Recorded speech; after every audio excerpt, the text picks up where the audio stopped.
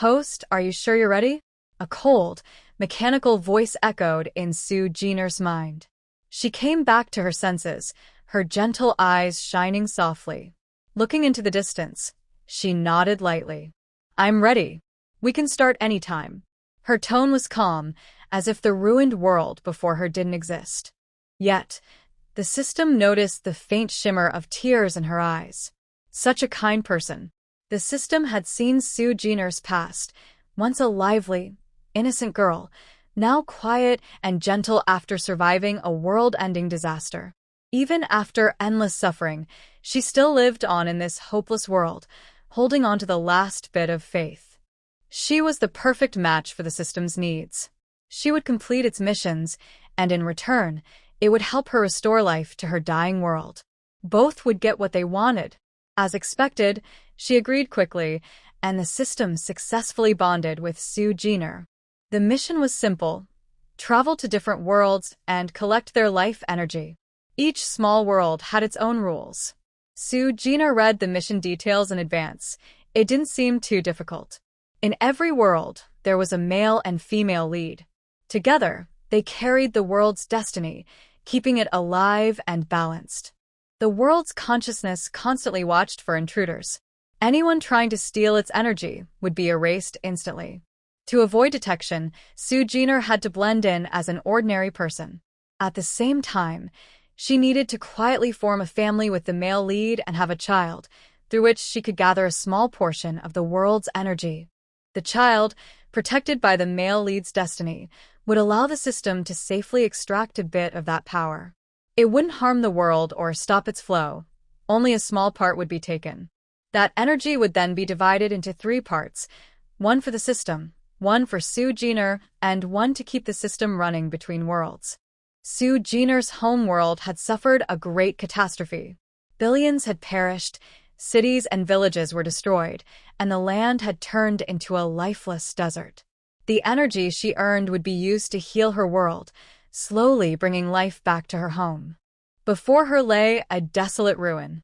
Sue Jenner stood on the broken stones of a collapsed building, her clothes torn into strips, her eyes filled with tears as she looked at the scene before her. She had no other choice. Closing her eyes, Sue Jenner tried to remember everything clearly. Though only 23, her soul already felt old and weary. She took a deep breath, tears sliding down her thin, sharp chin. Let's begin. I'm ready. Understood. Small world loading. Please receive initial character introduction. 1 glass of fruit wine, please. Sue Jenner sat down on a swivel chair, awkwardly observing the crowded place around her. It was the first time in years she had felt such liveliness, as if she had returned from darkness to the world of the living. Only after sitting at the bar for over an hour did the feeling of reality slowly settle in. Here you go. The bartender placed the drink in front of her, secretly glancing at the girl whose looks were not striking but whose presence was quietly captivating. She looked young. Her long, smooth hair fell to her waist, her forehead was clear, and her delicate features rested perfectly on her fair face, without a single flaw. She didn't have the gentle innocence of a young girl, but rather a calmness that seemed to embrace everything, as if she had seen through the world. Yet, in her eyes, there was still warmth and focus, a quiet love for everything around her. Just by sitting there, she gave off a peaceful, almost magical feeling. Thank you. Sue Jenner smiled softly, took the glass, and sipped her drink. The bartender felt as if she had looked right into his heart. His face turned red without him realizing it, and her gentle voice echoed in his mind, calming his earlier restlessness. I was wondering if... He wanted to ask for her contact, but before he could finish, the girl stood up with her glass, smiling faintly as if she had seen someone she knew, and walked away. A quiet sense of disappointment filled his heart. Sue Jenner didn't realize she had unintentionally caught someone's attention. Her eyes scanned the lively bar until she found her target. Front right, 2nd floor. The system's voice sounded. She looked up. On the 2nd floor balcony stood a man in a black suit, his expression cold and distant, as if he were a powerful decision-maker in a towering office building. He slowly sipped the wine in his glass, his whole body carrying a faint sadness that kept anyone with interest in him from approaching. Behind him, the lights in VIP room number 1 flickered. The door was slightly open, and the sound of a man singing could be heard from inside. Fu Minghan, the main character of this small world, a man blessed with great fortune, was only 27, yet already the president of Fu Group, one of the country's top real estate companies. He was the decision-maker of a large corporation and the current head of the Fu family. He was known for being cold and distant, uninterested in romance, and always kept a polite distance from everyone, focusing entirely on his work. He had been married to Chiyuan, the female lead of this small world, for 2 years, but their relationship remained lukewarm. At least, that was what it looked like on the surface. People said he didn't love his wife, but that wasn't true. Both of them were quiet and reserved by nature. They had secretly liked each other when they were young, but after going to different high schools, they lost contact. Years later, they met again at a class reunion after starting their careers. One night of impulse led to Chiyuan becoming pregnant, and they naturally got married. It should have been a happy ending, but their relationship didn't go smoothly. Or perhaps, that was exactly what this small world story required. After all, it was meant to be a tale of hardship and emotional struggle. 2 years after their marriage, Fu Minghan became busy taking over the family business, while Chiyuan quit her job to become a homemaker. His cold attitude and his parents' disapproval made her feel exhausted, and she eventually decided to ask for a divorce. That was where the real story began. The male lead, heartbroken by the divorce, slowly realized how much he needed her. He began to pursue her sincerely, changing little by little. A series of misunderstandings tested their relationship again and again, causing both pain and growth. Fu Minghan suffered deeply, while Chiyuan's heart, once cold, began to warm again. After his persistent efforts and honest pursuit, all misunderstandings were finally cleared, and the two started over, eventually remarrying. The current point in the story was when the male lead had just agreed to the divorce, and they had received their divorce papers earlier that day. Soon, Chiyuan would leave the country to pursue a PhD in architecture abroad. After enduring her husband's indifference and his parents' harsh treatment, she had spent 6 months studying her own, earning admission to a foreign university. She was ready to leave everything behind, the Fu family that had suffocated her, and the man she once loved. The male lead, Fu Minghan, only learned today that the female lead had planned their divorce 6 months ago. Feeling deceived, his emotions were complicated, part regret, part unwillingness to let go, but he couldn't bring himself to stop her from leaving. For the first time, he went to a bar where he had never stayed long before. In the original story, he would get completely drunk there, and one of his close friends would personally take him back to the Fu family villa, where the female lead would see him in such a disheveled state for the first time.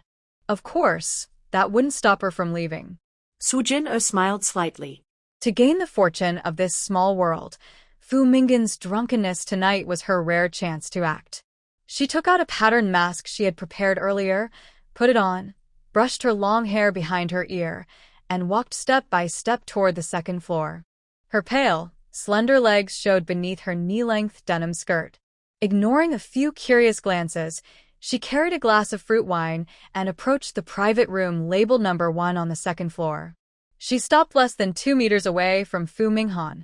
Feeling down? Su Jiner pulled down her mask slightly and took a sip of the fruit wine. It was very sweet, almost too sweet, but she liked it.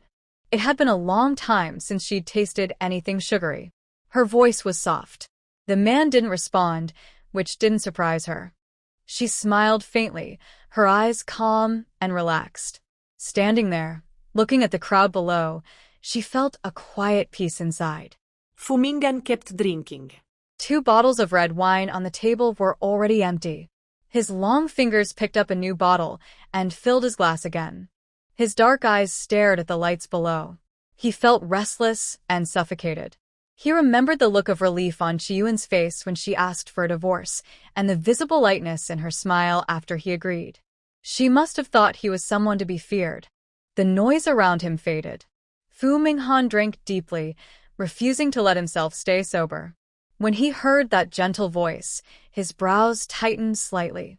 Su Jiner rested her chin on her hand, leaning against the railing, a faint smile on her lips. Her clear eyes reflected the man's sharp profile. In the dim light, his tall figure stood out, his narrow eyes glinting coldly. Sensing her gaze, he looked up sharply. He was handsome and carried an air of quiet strength. No wonder so many people downstairs were secretly watching him. But he didn't seem to belong to this chaotic world. Su Jiner wasn't afraid of his cold attitude. Her smile deepened, carrying a hint of calm and satisfaction. If she were to have a child with a man like him, perhaps it wouldn't be such a bad thing. Fu Minghan was very sensitive to the gazes around him. He noticed someone nearby watching him and turned his sharp eyes in warning, only to meet her gaze directly. Her eyes were bright and clear, like a gentle breeze over a cool stream, quietly easing the restlessness in his heart. He froze for a moment, then lowered his head, ignoring her presence. His throat moved slightly as he took another sip of wine. Su Jiner wasn't surprised by his reaction. In this small world, the male lead's heart and soul would always belong to the heroine alone. To take the world's fortune for herself, she had to give birth to his child. Host, the male lead is drunk. This is your chance. The system monitored his condition in real time and reminded her when it noticed he was no longer fully conscious. Su Jiner responded softly, finishing the fruit wine in her glass. A faint sweetness lingered on her lips. She adjusted her mask, covering her face completely except for her distinctive eyes. Then she stepped forward, walking casually past the door of a private room where two men were singing loudly. Moving on, she stopped beside the tall man and waved gently. "Are you okay?"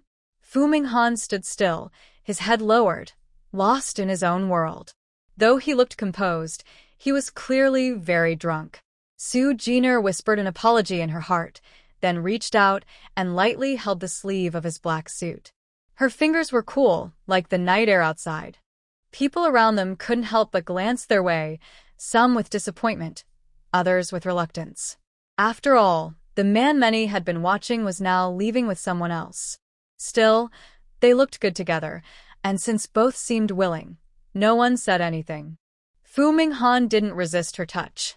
Though his steps were slow and unsteady, he followed her out of the bar and onto the main street. At a nearby mid-range hotel, Su Jiner used her remaining money to book the best room available, considering it a small gesture of kindness toward him. A billionaire like him had probably never stayed in a room of this level before. But this was all she could afford. In this world, Su Jiner's identity was that of an orphan. After working hard to graduate from college, she found a job at a state-owned company. The salary wasn't high, but it was enough to support herself. She currently had 100,000 yuan in savings. Considering she would need to raise a child in the future, she couldn't possibly spend several thousand on a presidential suite. Room 707. Here is your key card. The receptionist handed the card to Su Jiner, her gaze briefly shifting from the tall, handsome man beside her. She looked at Su Jiner with a hint of envy. Having such a gentle and considerate boyfriend, they must be very happy together. Su Jiner didn't care what the receptionist thought. She took the card, lightly tugged on Fu Minghan's sleeve, and led him into the elevator. They walked through the narrow hallway and entered the room. The 800 yuan room was already quite luxurious. The furniture was elegant and spotless, the lighting bright and warm, and the decor cozy and welcoming. The two large beds were covered with crisp white sheets, perfectly smooth and clean. Su Jiner glanced around, then guided the man to one of the beds and helped him lie down. No hidden cameras detected. You may proceed with your task safely. The sudden voice of the system startled her. Her delicate brows furrowed slightly. Hidden cameras? Yes. Some people secretly install cameras in hotels to record guests and sell the footage for money. Oh. For money. Her voice was calm, almost indifferent. Having lived through a world of great disasters, she had seen too much cruelty. Things like this no longer stir her emotions. Thank you, system. Even so, She smiled politely and expressed her gratitude. Then she took a disposable towel from the cabinet and went into the bathroom. A simple wash was necessary. She didn't feel embarrassed or hesitant about what was about to happen. For the sake of the world's survival, her body and so-called purity meant little to her. When she came out, her hair still damp, she climbed onto the bed. The man lay quietly with his eyes closed.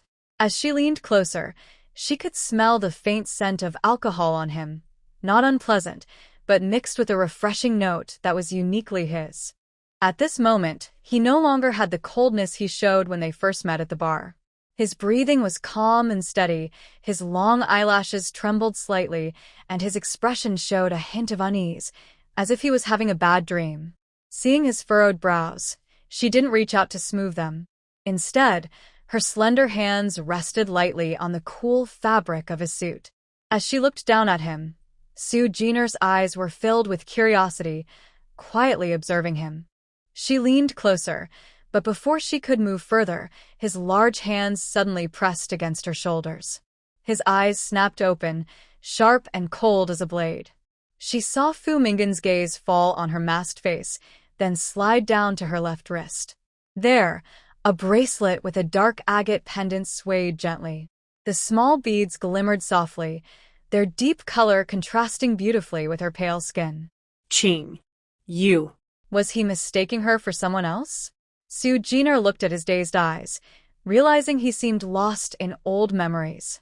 In truth, his wife's name was Chiyuan. Qingyu. Chiyuan. Maybe she had heard it wrong. Sue Jenner thought that being mistaken for someone else might not be such a bad thing. She smiled quietly, said nothing, and slowly lowered her hand. Perhaps because of the misunderstanding, Fu Minghan suddenly became more assertive. He turned over, his tall figure casting a shadow over her. The faint scent of his cologne filled the air, though her mask kept them apart. Sue Jenner met his gaze, without flinching. Their eyes locked, and the air between them grew heavy. Fu Minghan said nothing, but countless emotions flickered in his dark eyes. His lips parted slightly, yet no words came out. She knew then, he had truly mistaken her for someone else. A flash of sadness crossed his eyes, quickly replaced by anger. His grip on her tightened, as if afraid she might disappear. He lowered his head, resting it against her shoulder. His touch was warm but uncertain, leaving her both startled and confused. Sue Jenner stared up at the bright light above, her thoughts tangled and unclear. Her gaze slowly drifted downward, lost in the moment. Under the dim light, the person leaning over her moved with a mix of intensity and unexpected gentleness. He seemed to drop his cold mask, showing real human emotions, his actions growing more passionate and restless. Sue Jenner suddenly wondered if he treated the heroine the same way, cold and distant by day, but completely different at night. Or maybe it was the effect of alcohol that made him stop hiding his feelings. Was this just a moment of weakness he took advantage of? The thought made Sue Jenner feel awkward, but soon she had no time to think about it. The initial pain made her frown, and then the long night passed. The warmth around her made her breath quicken, and time seemed to lose meaning. When the quiet breathing in the air finally faded, she gently pushed away the man's arm that held her tightly. Her skin was damp with sweat, and the strange feeling made her uncomfortable. Without hesitation, Sue Jenner carefully got out of bed and went to the bathroom to clean herself up. "System, did it work?" she asked. After analysis, there is an 80% chance of success. Although it had just happened and nothing was certain yet, the system had its own way of judging. If it said it would work, then it probably would. It was more reliable than a hospital, she thought with relief. She touched the faint red marks on her neck, noticing the traces that stretched from her collarbone to her shoulder. Because her face had been covered by a mask, he could only leave marks on her neck and shoulders. There were a few more faint traces on her body, which made her feel uneasy. After cleaning up and putting on her clothes, Sue Jenner took a damp cloth and carefully wiped away the marks on Fu Minggen's skin. She worked so gently that the bed remained spotless, making it easier to tidy up afterward. His clothes were still on, only the buttons undone. She fastened them one by one, straightened his sleeves, and even put his shoes back on before letting him rest against the bed. Then she pulled the white blanket up to his chest. All done. Let's go, Sue Jenner said softly after checking the room one last time. Because of the lingering pain, her steps were a little unsteady. The night was deep, and the hallway was quiet and empty. Stepping out of the elevator, Sue Jenner glanced at the security cameras around her, then carried her small bag and walked out of the hotel. Everything else is up to you, system. She spoke silently in her mind, and the system responded with 2 short beeps. A few seconds later, it replied, "Surveillance footage has been handled." Her mission was halfway done. Sue Jenner's figure soon disappeared into the night. At 10 in the morning, Fu Minghan suddenly opened his eyes, scanning every corner of the room. A few blurry images flashed through his mind. He frowned, his sharp gaze turning cold as he searched for any sign of someone's presence, but found none. Looking down, he saw that his clothes were still neatly on him, making last night feel like nothing more than a dream. A sharp pain pulsed at his temple, the aftereffects of a hangover. Fu Minghan stood up, took a black phone from his pocket, and glanced at it. Just then, his assistant Peng Chin called. Hello. His dry voice was slightly hoarse, his eyes darkening for a moment. President, do you have plans this morning? Work started at 9, and it was already past that time. Fu Minghan's deep eyes flickered as he looked around the room that seemed untouched. No. Come here, I have something for you to do. Understood. Peng Chun hung up, then received a location from the president's private account. He was surprised to see it was a small guest house. When he arrived, Fu Minghan was standing at the door, his presence as cold and distant as ever. President, Peng Chun greeted with a smile. After years as his assistant, he was no longer nervous around him. Check the surveillance here. I want to know who brought me here last night, Fu Minghan said calmly. Peng Chun tried to hide his surprise and asked carefully, You didn't come here yourself? The tall man's sharp gaze warned him to stop asking. Peng Chun immediately straightened up. Understood, President. I'll handle it right away. Just yesterday, he had finished dealing with the president's divorce case. And now, the man appeared in a guest house, seemingly unaware of how he got there. Could it be that someone had taken advantage of the situation? Peng Chun shook his head. If that were true, it could only mean someone had acted without his knowledge. Fu Minghan knew very well how serious and loyal he was. It was impossible for him to do something like spending the night with a stranger. He barely even had time to be with his own wife. But when he saw the surveillance footage, he was shocked. Mr. Fu, there's a problem with the footage. Only a few short clips show a woman helping you upstairs, but she left after just a few minutes. So, anything like a one-night affair was clearly impossible. Was her face captured? Fu Minghan's expression turned cold. He recalled a few brief images, only a glimpse of a bracelet made of agate beads. Even though both the tidy state of the room and the footage showed that nothing unusual had happened, his instincts told him he had to find out the truth. And that bracelet. Qing Yao. Send me the video separately. I was at the Star Bar next door last night. Check there too. Keep investigating that woman's identity. Fu Minghan's dark eyes grew even deeper, filled with something unreadable. Peng Chun was surprised by his boss's unusual concern for this unknown woman and couldn't help wondering if Mr. Fu's feelings had changed. Keeping a calm face, he said, All right, I'll get on it. Fu Minghan nodded, then drove home. When he entered the empty villa and saw that all of his wife Chiyuan's belongings were gone, he stood there in silence. After a long time, his tall figure turned and went upstairs to his study.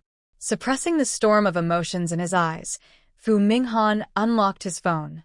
His long fingers tapped the screen, and his brows furrowed slightly.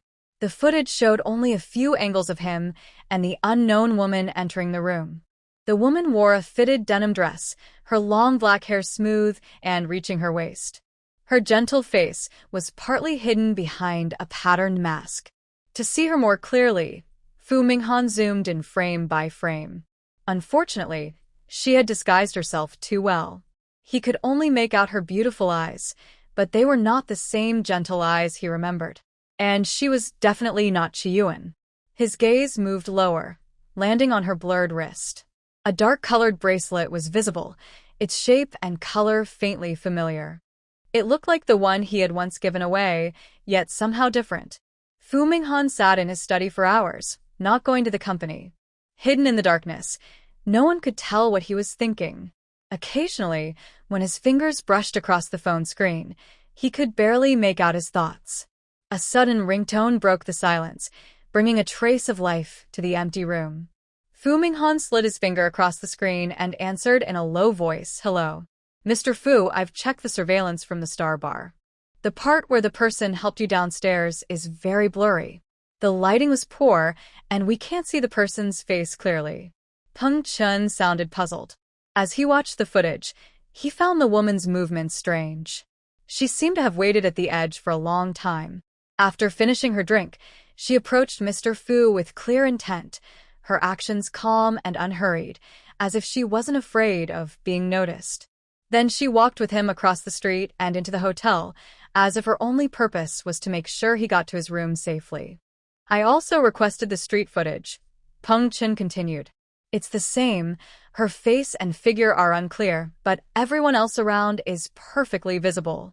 A chill ran down his spine. For a moment, he even thought of something supernatural.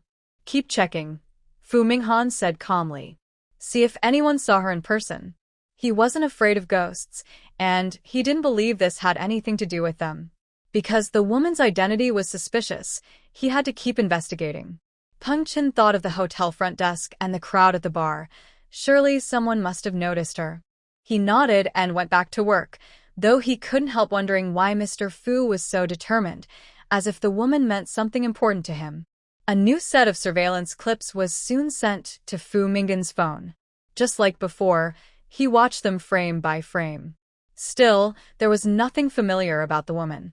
Could she really be a stranger? The darkness in his eyes slowly calmed. It wasn't the woman herself that mattered, but the bracelet she wore, something that reminded him of someone from his past. He had to find out the truth. He had been searching for that person for too long. It had even affected his marriage. But the system was thorough. Anything that could reveal Sue Jenner's identity had been carefully erased. The video was blurred. Unless someone had drawn her face on the spot, no one could describe what she looked like. After all, she had worn a mask that night to hide her features. As time passed, even those who had seen her in person began to forget what she looked like. In the end, Peng Chun's investigation led nowhere.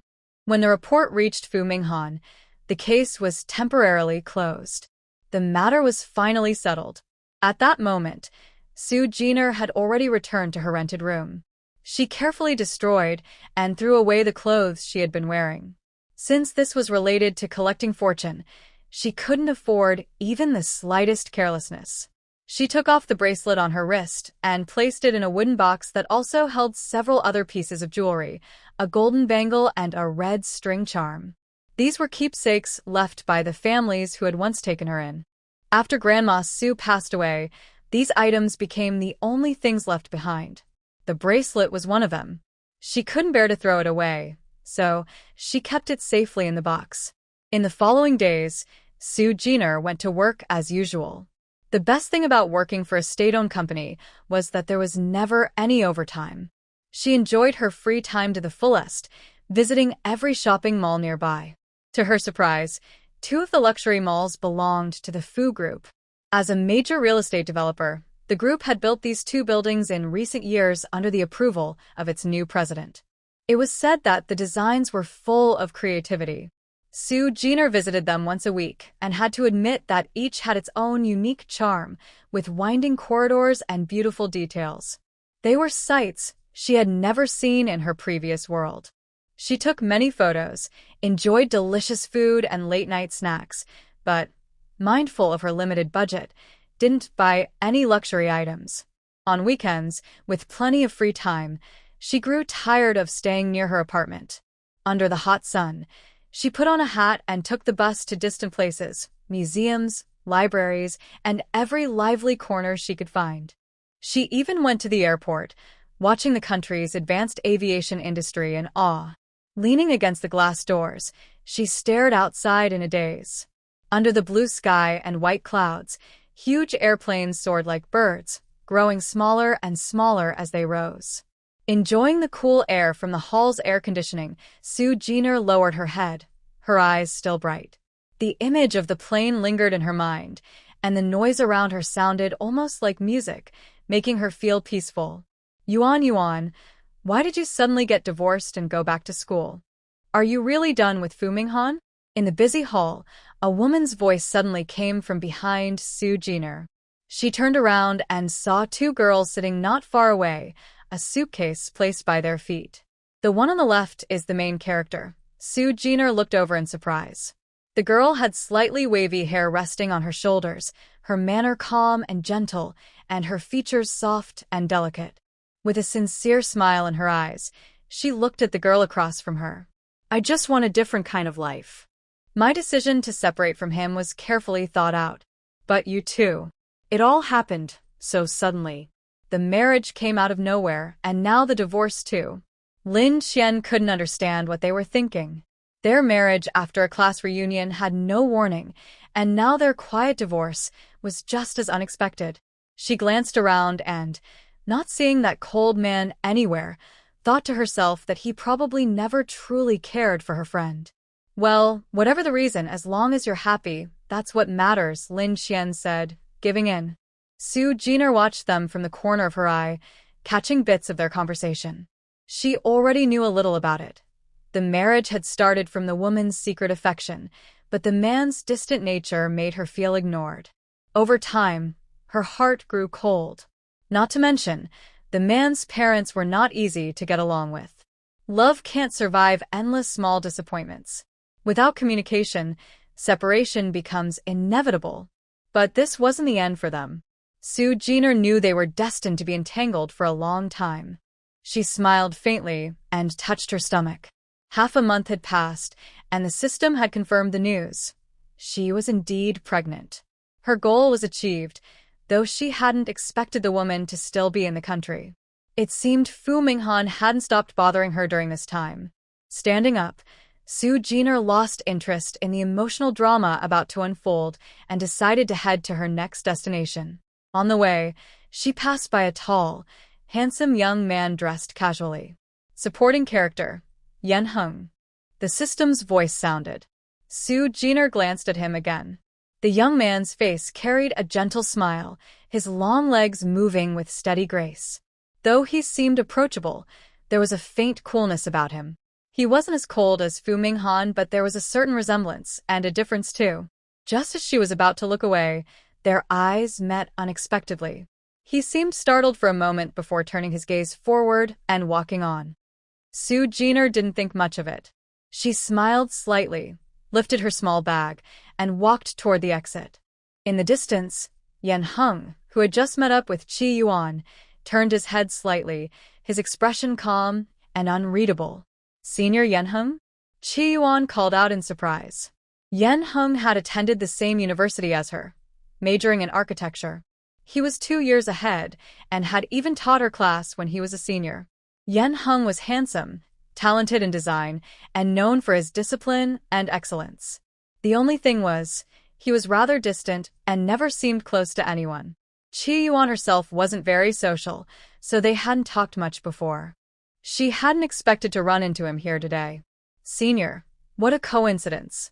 I didn't think I'd see you here. Lin Qian, who was with Qi Yuan, had also attended the same university and knew Yen Heng as well. It really is a coincidence, Yen Heng said with a small nod, glancing at his watch. What time is your flight? 3 in the afternoon. What about you, senior?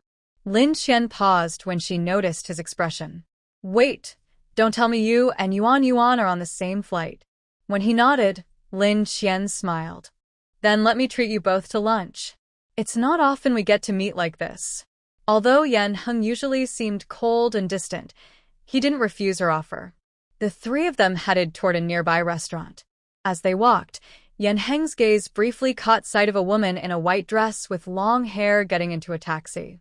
She disappeared from view a moment later. Their lunch, however, did not go as smoothly as expected. Meanwhile, Sue Jenner got into a taxi, put on a sun hat, and planned to take a walk in a nearby botanical park where it wasn't too hot.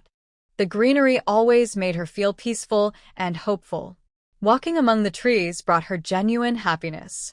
The driver drove steadily, but there were many traffic lights near the airport, which slowed them down. "Wow, a Maybach!" the driver exclaimed, glancing admiringly at the luxury car ahead. Men often loved cars. He couldn't afford one, but he could at least admire it. But that quick glance caused trouble. The taxi suddenly braked hard. Sue Jenner braced herself against the seat, but her forehead hit the metal handle in front of her. Ouch. Pain shot through her forehead as she looked outside. The taxi had bumped into the car ahead. Startled, the driver quickly turned around. "I'm so sorry, miss." "I really am. Please forgive me." He thought to himself that he was really unlucky. Serves him right for being distracted while driving. He carefully glanced at the passenger's injury in the back seat. Seeing that there was no bleeding, he let out a sigh of relief. If he had to take her to the hospital, the whole day's work would be wasted. "Sir, you were really careless," Sue Jenner said, rubbing her forehead. The driver gave her an awkward smile, pressing his palms together in apology. "I'm so sorry, miss." "How about I don't charge you for this ride?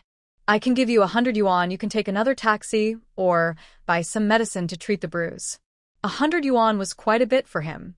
Sue Jenner took out a small mirror and checked her forehead. It was only a little red.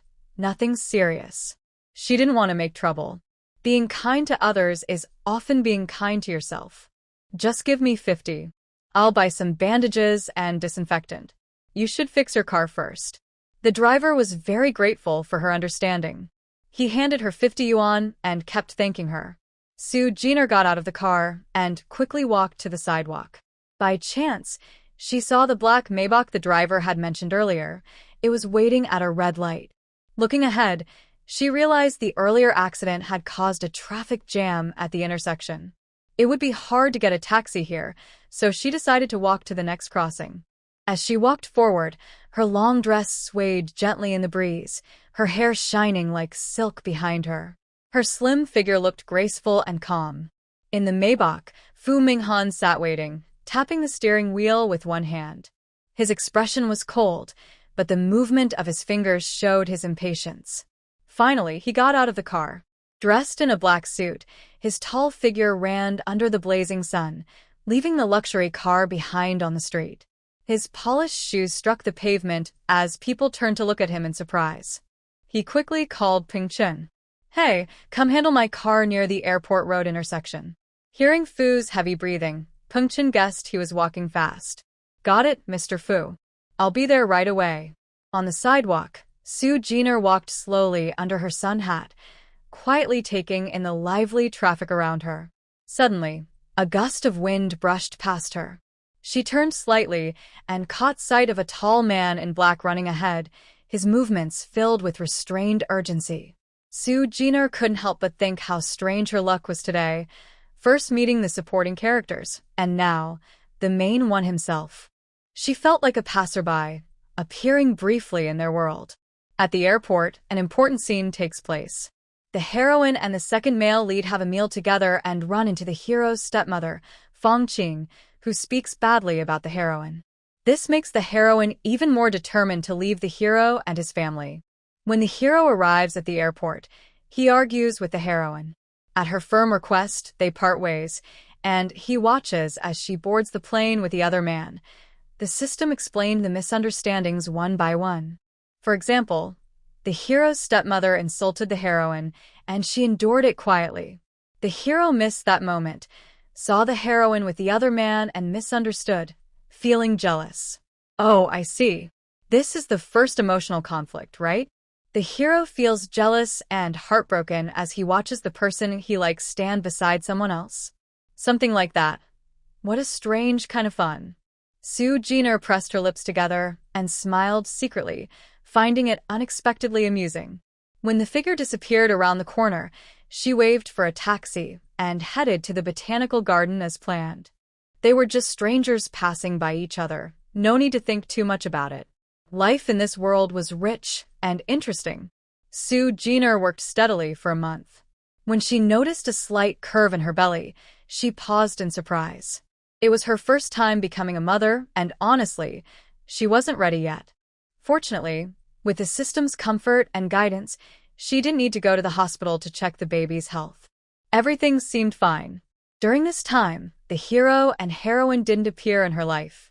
Instead, the system often told her about the progress of the story. The system only learned about upcoming events right before they happened and received the final results after they were completed.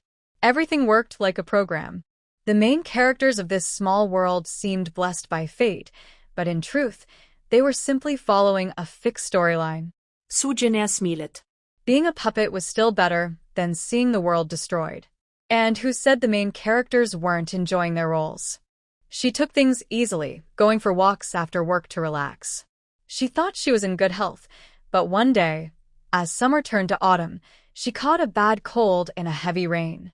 Please go to the hospital for treatment and medicine. The system can monitor the baby's condition, but it cannot fix your physical illness. Taking medicine without a doctor's advice may cause unexpected problems that could harm the baby. Please follow medical instructions when taking any medication. The system's mechanical voice reminded her.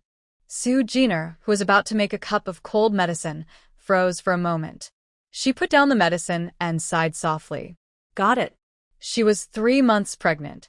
It was now November, and the weather changed between hot and cold every day, so she had prepared some medicine in advance. But now, when she needed it, she couldn't use it. Sue Jenner took her bag and asked the system to find the nearest hospital, then started walking there. Her nose felt stuffy, her head was hot, and the more she walked, the more painful her head became. It felt as if all her strength was being drained away. After a few steps, she had to lean against the wall to rest.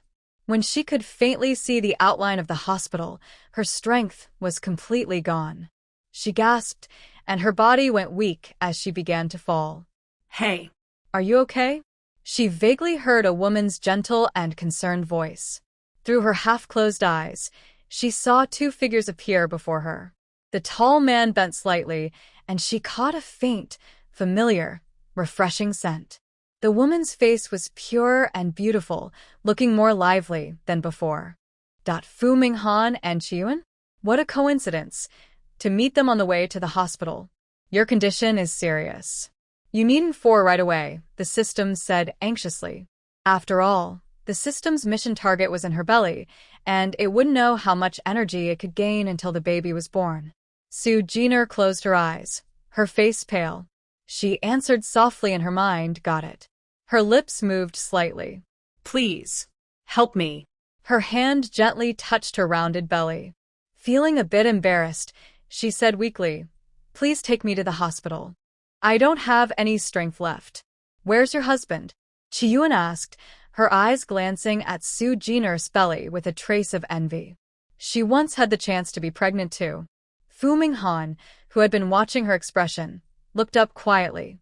He knew Chiyun's sadness had been touched, but now wasn't the time to think about that. Saving the woman came first. He bent lower, stretched out his long arms, and carefully lifted Sue Jenner into his arms. We'll take you to the hospital. His voice was a little cold, and with a slight effort, he easily lifted her into his arms. Sue Jenner remembered that he had always seemed to dislike physical contact, so she was surprised that he touched her directly. He seemed like a good person. She nodded, realizing he didn't really remember her, and gave a grateful smile. Thank you. I'm not married, and I have a bit of a fever. Sorry to trouble you. Not married? Chiyun was startled. She tugged gently at Sue Jenner's dress to straighten it, then asked softly, you. How many months along are you? Sue Jenner, who was always kind-hearted, appreciated her concern. She raised her cool fingers to touch her rounded belly, her lips pale from pressing them together. 3 months. 3 months and already this big? This time, Fu Minghan spoke. His cold voice carried a hint of surprise. He lifted her slightly by the shoulders and felt the heat of her skin. She really did have a fever. Ha. Sue Jenner could even feel the warmth of her own breath. She nodded weakly as the hospital came into view and murmured, T3 babies. The number was unexpected. At first, she couldn't accept it, but when the system told her that the more children she had, the more fortune she could gather, she accepted it. Fu Minghan and Qi Yuan were both shocked. An unmarried woman carrying triplets, with no one to care for her. It was hard to imagine. They exchanged a complicated look, both reminded of the children they had lost in the past. Back then, Qi Yuan had suffered a miscarriage due to health problems. Su Jiner could sense their sadness, but she didn't have the strength to think about it. As her discomfort grew stronger, her face flushed red, and a sudden illness hit her hard. System, are you sure this is just a normal cold? Not something contagious? She felt as if she were fading away. Her nose was blocked, her head heavy, and her vision blurry. Host, I suspect the world's guiding force has noticed something. You're carrying the main character's children, and it might be trying to interfere so that children not meant to exist in this world won't be born. The system's mechanical voice sounded uncertain. Su Jiner frowned. Then, what about my mission to gather fortune? As long as you make it through safely, everything will be fine. If anything seems wrong, seek medical help immediately. The world's guiding force can't completely control the actions of individuals in this small world.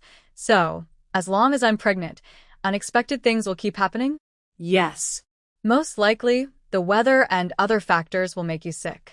After all, the child is the male leads and is protected by fate. I understand. Maybe this was the price she had to pay to reach her goal. Su Jiner closed her beautiful eyes, trying hard not to lean too close to the man beside her. Luckily, the female lead supported her, making her feel a little better. Fu Minghan looked at the woman in his arms, her face pale with discomfort.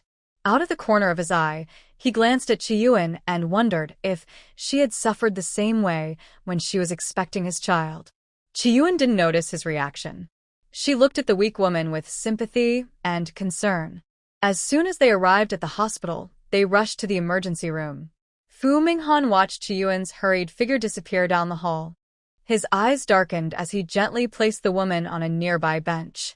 Just as he was about to stand, his gaze stopped on her wrist. Where did you get this? His voice was cold as usual, his eyes fixed on the red string around her pale wrist. It looked old, and a faint trace of silver could be seen inside. There was no answer.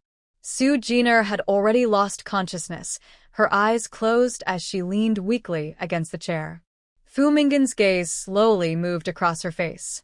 Her features were delicate, her skin fair, and her cheeks flushed from fever. Even in pain, her frown showed quiet strength. He compared her face to the young face of Qing Yao in his memory, but he couldn't find any resemblance. Another coincidence?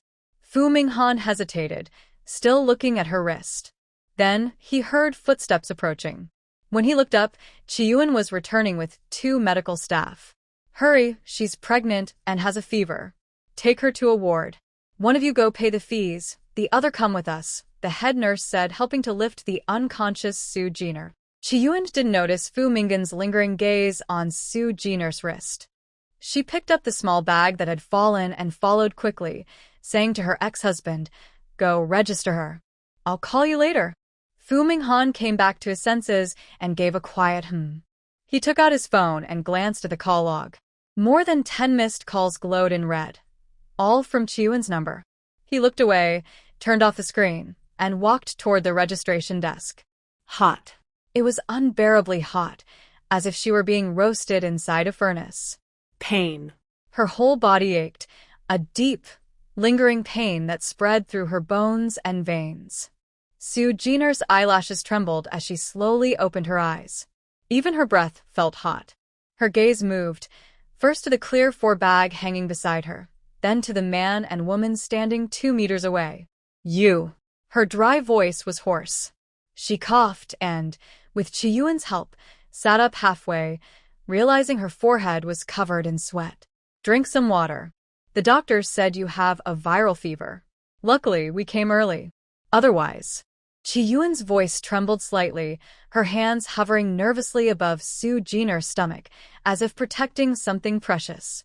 The heroine once lost her own child. The system's voice reminded her. Su Jiner suddenly understood Qi Yuan's reaction. She smiled gratefully. Thank you for helping me. Otherwise, my baby and I might have been in real danger. She never doubted that fate could be cruel to those who tried to take what wasn't theirs. If something happened to her, the baby might not survive either. No need to thank me. Chiyun smiled gently and wiped the sweat from Su Jiner's forehead with a tissue. If she knew that Su Jiner was carrying her ex-husband's child, she might not be so kind. The tissues quickly became damp. Su Jiner felt sticky and uncomfortable, but as her temperature began to drop, she finally relaxed a little. Thank you for the trouble. You must have things to do. I'll pay you back for the expenses later, or you can go ahead first. Su Jiner hadn't checked what was supposed to happen between the main characters today. She glanced behind Chiyun and met the man's deep, searching eyes. Instead of feeling nervous, she smiled politely and looked away. She didn't know what he was trying to see, but she was sure she hadn't revealed anything that night. Host, you didn't expose yourself. It's probably because of your identity. Su Jiner felt puzzled. Just then, Fu Minghan, who hadn't spoken since she woke up, finally said, Miss Su, why don't you call your family? Her bag, which held her ID card, was by the bed. They must have seen her name when handling her admission. His voice was calm, without any warmth, as if he had another reason for asking. Chiyun didn't notice the tone and nodded.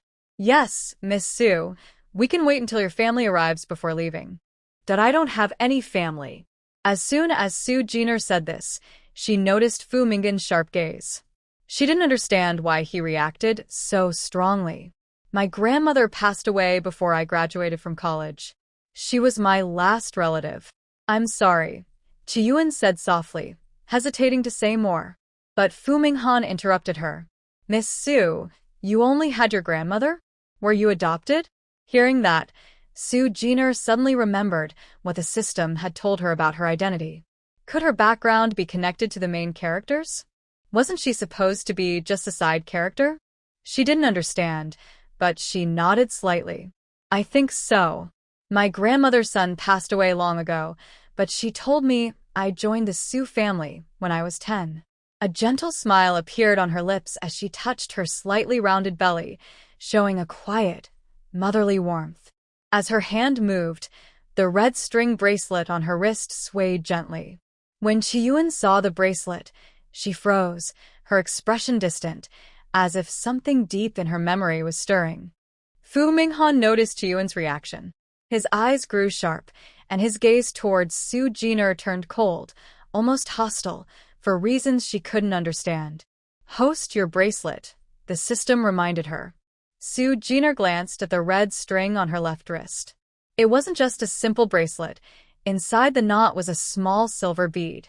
In her memory, this bracelet had been a gift from her grandmother. She had found it a few days ago and decided to wear it again. What does this have to do with the main character? She wondered, glancing at the dazed Chiyun, who seemed lost in thought, then at Fu Minghan, whose cold stare made her feel uneasy. I looked around. The heroine also has a red string just like yours. Maybe she felt something when she saw it? I heard that the male lead gave it to her. Oh, and the agate bracelet you wore that night when you went to handle that matter, she has one that looks quite similar. The system didn't find much useful information, maybe because the story hasn't reached that part yet. Su Jiner thought, what a coincidence. No wonder the male lead misunderstood. After all, he should remember what gifts he's given. Keeping a calm expression, Su Jiner quietly moved her left hand and pulled her sleeve over the bracelet, which startled Chiyun. She didn't think her bracelet had anything to do with the heroine. After all, she saw herself as just a passerby, not one of the minor characters. Even so, she kept an eye on the male lead's expression. The system had just reminded her that the bracelet she wore that night might reveal her identity. Luckily, she had changed to a new one a few days ago, so she hadn't been exposed. Are you okay? Seeing the heroine lost in thought, she asked with concern. I'm fine. Chiyun forced a smile and stood up from the bed. I'll go get you some hot water. Since we'll be staying in the hospital for a while, I can help take care of you. She left quickly, brushing past Fu Minghan's shoulder and slightly rumpling his suit. Soo Jiner watched her leave and understood her reaction. When she turned her gaze, she saw Fu Minghan walking toward her step by step. They were in a private hospital room, with no one else around. "Can I see your bracelet?" Fu Minghan asked, hands in his pockets, his eyes fixed on her wrist. Soo Jiner understood. He probably wanted to confirm whether it was the same as the heroine's.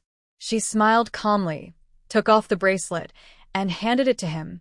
The deep red string stood out sharply against her fair fingers, bright as blood. "Here, take a look. Maybe you'd like to buy one too? But it's an old design. I haven't seen this kind of not sold online anymore," she said with a smile. Fu Minghan took the bracelet and, as if he already knew its structure, carefully untied the knot to reveal a small silver bead inside. She watched his expression freeze. After a few seconds of silence, he looked up at her, disbelief and unwillingness written in his eyes. "Host, it's possible that this item really belongs to the heroine." The system's reminder came a bit late. Seeing the man's expression, Soo Jiner had already guessed something. "Didn't you say I'm just a passerby? Why would I have something that belongs to the heroine?" She couldn't figure it out. If that were true, didn't it mean she was holding the heroine's item? But why hadn't Chiyuan said anything at the time? "Let me check again." Ah, found it. In the detailed plot, it says the heroine got lost when she was a child. That means she hasn't reunited with her family yet. Her family background is quite good, and it'll become an important turning point later. Soo Jiner felt both amazed and helpless at this dramatic twist. For a moment, she was stunned by how much it resembled a TV drama. When she came back to her senses, she saw Fu Minghan looking up. As for why she had the heroine's item, that remained a mystery. There are 2 letters carved inside this bead. QI. It's a bracelet I made when I was young and gave to my sister. Fu Minghan's tone was still cold, but he hesitated slightly when he said the word sister. "Qingyu? Or Chiyuan?" Soo Jiner remembered hearing those faint syllables that night at the hotel. It must have been the heroine's childhood name. She pressed her lips together, thankful once again that she had changed her bracelet and avoided revealing that she was the one who had accidentally ended up in his room that night. She didn't want to get too involved with him. But since this bracelet was something Fu Minghan had given to Chiyuan, and now it was on her wrist, his reaction made sense. Maybe he simply didn't feel any connection with her. She couldn't help comparing her face with Chiyuan's. They really didn't look alike. She had a calmness that came from enduring many hardships, a quiet detachment that made her seem distant. Chiyuan, on the other hand, was gentle and quiet, yet independent and intelligent. And since the hero and heroine were destined for each other, even if she wasn't just a passerby, she was probably only a supporting character in their story. "Your sister?" Soo Jiner showed a hint of surprise. "Could there be a mistake? How could I possibly be your sister?" "She's not my real sister." Fu Minghan adjusted his expression, trying not to sound too cold. He relaxed his frown, though his heart still felt heavy. "She's my friend's younger sister. She went missing when she was 7, and we've been looking for her for years. You once said you were adopted by Grandma Sue when you were 10. Do you still remember anything from before that?" As for those early memories, Soo Jiner didn't remember much, only that she had a high fever when she was little. But that didn't really matter. "Maybe proving my identity doesn't need me to recall the past?" she said with a faint, bitter smile. "This is quite unexpected. But if you want to confirm it, we can do a DNA test. However, I must say first, I don't plan to go back. And besides," her fingers gently touched her rounded belly. Carrying triplets at 3 months had already put a heavy strain on her body. Even her job at the state-owned company was becoming too much for her. "Host, you can take this chance to resign and rest. The money you've saved should be enough for now," the system reminded her. It never took chances when it came to managing her fortune. "I know," Soo Jiner replied silently, her face showing a trace of weariness.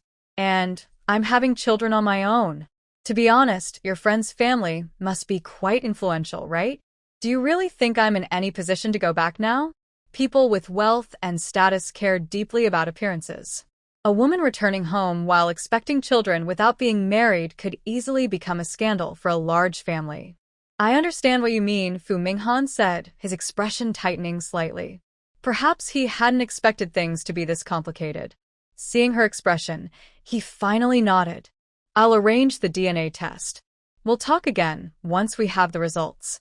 His tall figure moved slightly as he turned toward the door, the red string in his hand held tightly, with no sign of giving it back. Forget it, Sue Jenner murmured, her lips curving faintly. It was something that belonged to the story's heroine anyway. For her, it was only a small regret, nothing more. She didn't mind the DNA test. After all, a false identity couldn't become real. She wasn't the missing girl he was talking about, so she felt calm suggesting it. Once her checkup was done, she would leave and go her own way again, ready to focus on raising her children in peace. After graduating from university, Sue Jenner worked for 2 years and saved 100,000 yuan. According to the system's plan, that was enough for her to stay in the hospital and safely give birth. As for the later expenses, host, you're overthinking it. Things might not be that simple from now on, the system suddenly said. As for your worries about money, there might be an opportunity this time. Sue Jenner was puzzled. What opportunity? Do you know why you met the main couple? I don't. But you said before that they should be abroad right now. Fu Minghan had gone overseas to chase after his love, using a business trip as an excuse. He had been away for over a month, and the two had been in a complicated relationship. Chi-Yuan kept avoiding him, while Fu Minghan kept chasing her. It was indeed strange that they suddenly appeared here. After all, she lived in Yuqing's new district, about 7 or 8 kilometers from Fu Minghan's company.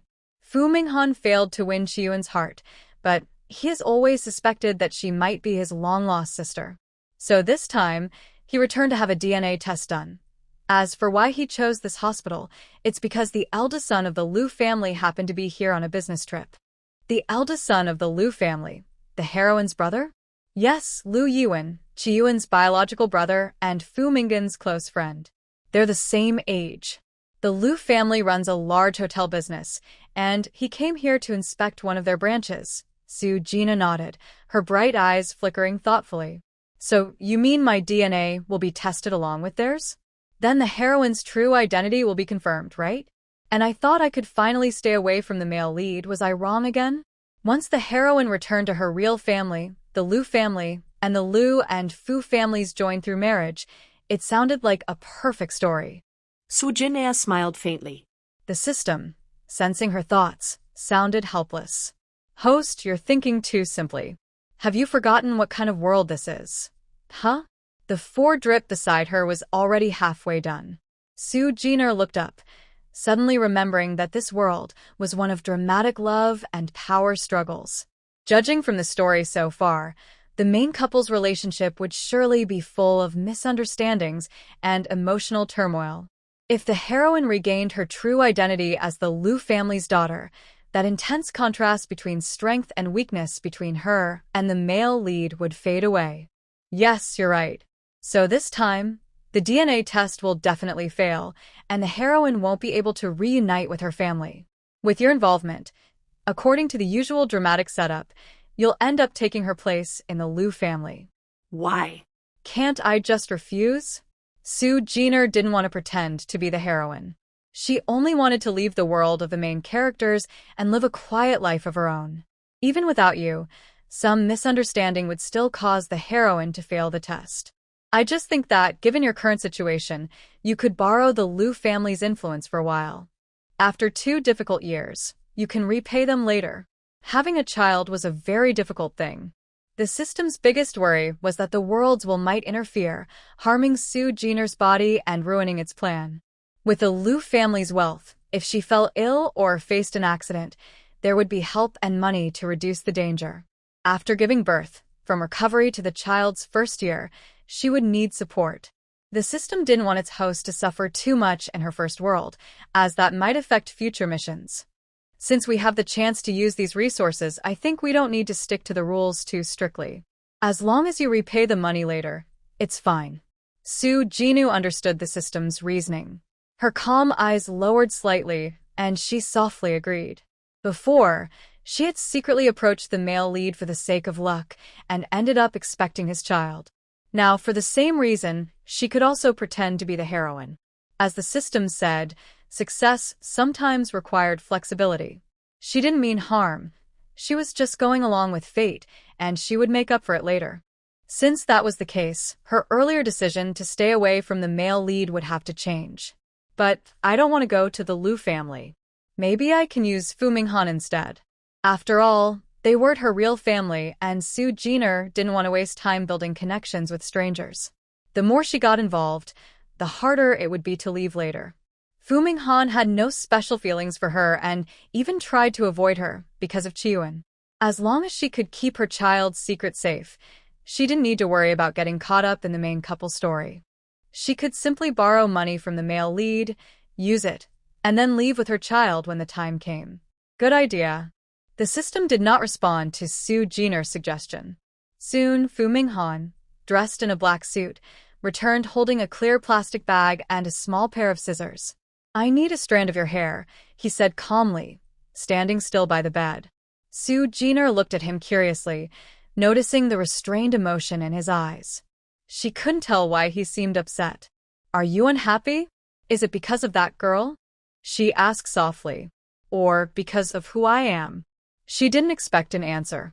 Instead, she turned slightly to the side, pulling a lock of her long black hair from behind her head. Here, I'll do it myself. All right. Fu Minghan's gaze shifted from her face to her hands. He was surprised by her calmness and by how perceptive she was. Pushing aside his unease about her identity, he quietly watched her movements. Because of her pregnancy, her fingers were a little swollen, but still pale and delicate. She held the scissors and cut off a small strand of smooth, shiny black hair that looked very clean. Su Jiner placed the hair into the clear bag. Wanting to test how dramatic the situation might become, she smiled and looked up at Fu Minghan. I think we should label it with a name, just to avoid confusion. What do you think? Okay. Fu Minghan nodded politely, his expression still calm. He took a marker from his suit pocket and handed it to her. Su Jiner. She wrote her name neatly on the bag. The 3 bold characters looked elegant and natural, carrying a quiet grace. Fu Minghan was slightly surprised by the beauty of her handwriting and glanced to her again. Here you go. By the way, my 4 is almost empty. Could you please call the nurse for me? She said with a calm smile. Her clear, confident eyes made him feel a little more at ease with her. Fu Minghan soon left the room.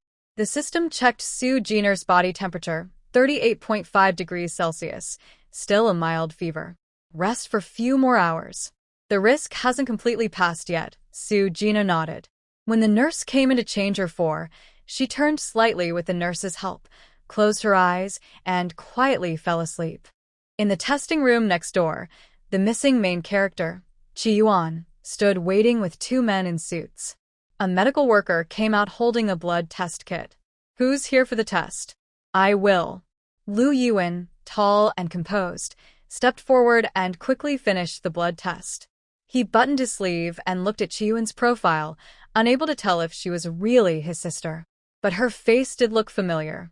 He wanted to say something, but Chiyuan gave a gentle smile and looked at him politely. Hello, Mr. Liu. She didn't seem excited or eager to acknowledge any family connection. Liu Yuan felt uncertain. In the end, he only nodded and turned to Fu Minghan. Dressed in black, Fu Minghan stood quietly, his eyes fixed on Chiyuan. Liu Yuan knew his friend was married, so this must be the same Chiyuan. If she really was his sister, then fate had brought them together in a strange way.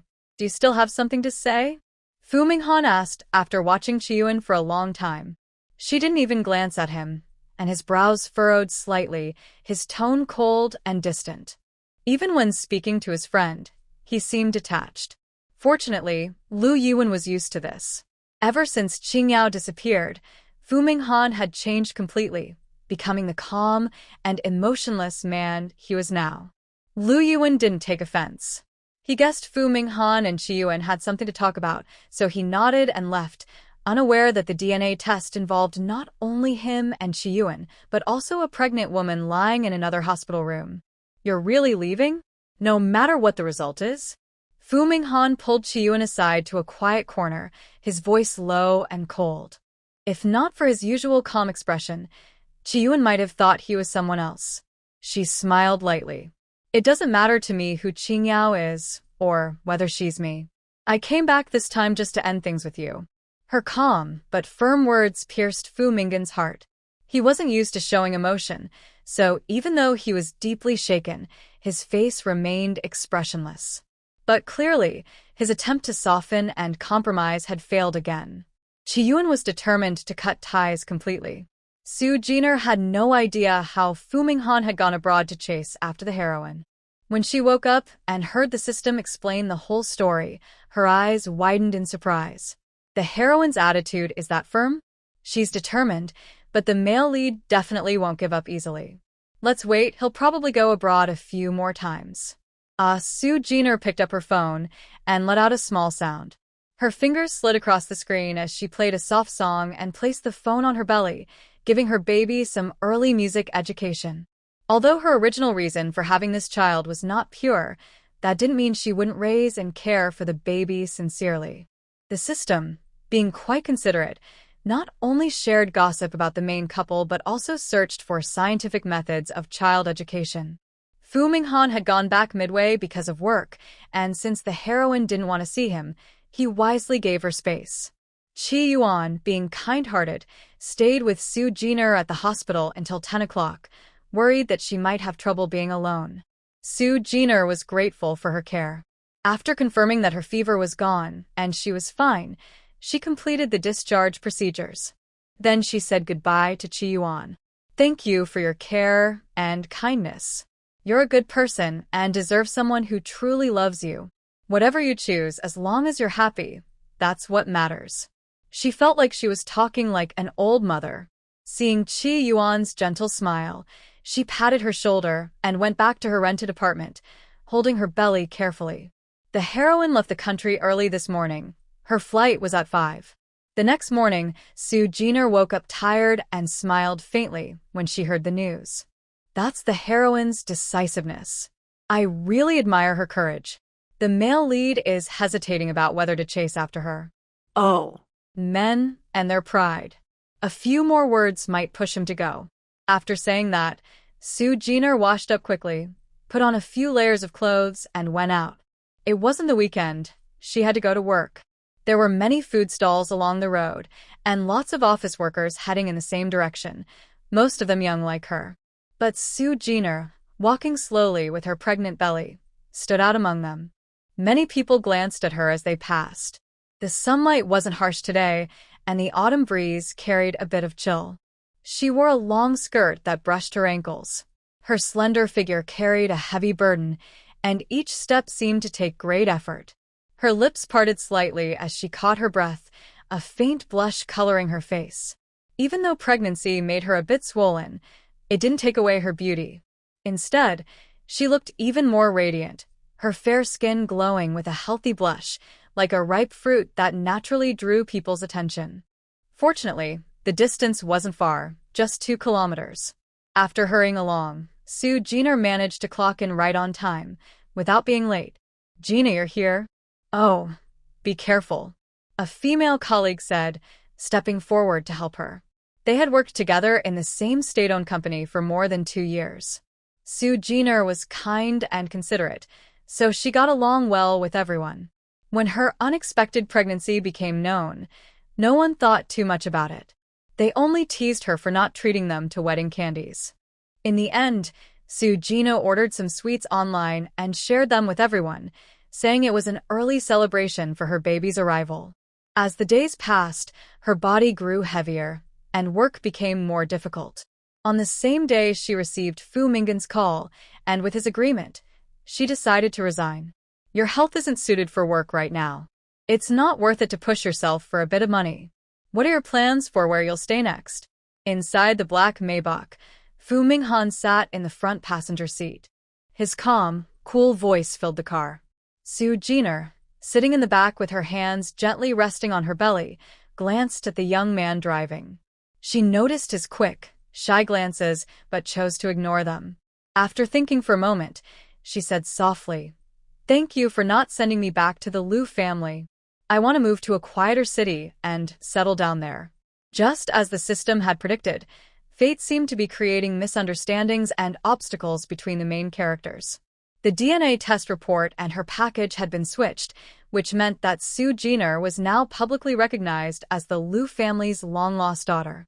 Although that wasn't true, as the system had told her, she needed to use this identity and rely on the male lead's influence.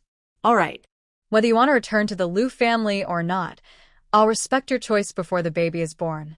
As for moving to a quieter city, we have a business branch in Ming City.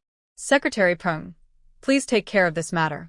Fu Minggen's eyes stayed on his laptop screen as he worked intensely, as if keeping busy could ease the pain and frustration in his heart. He had personally collected the DNA report. He had read the 2 pages over and over again, but the information never changed.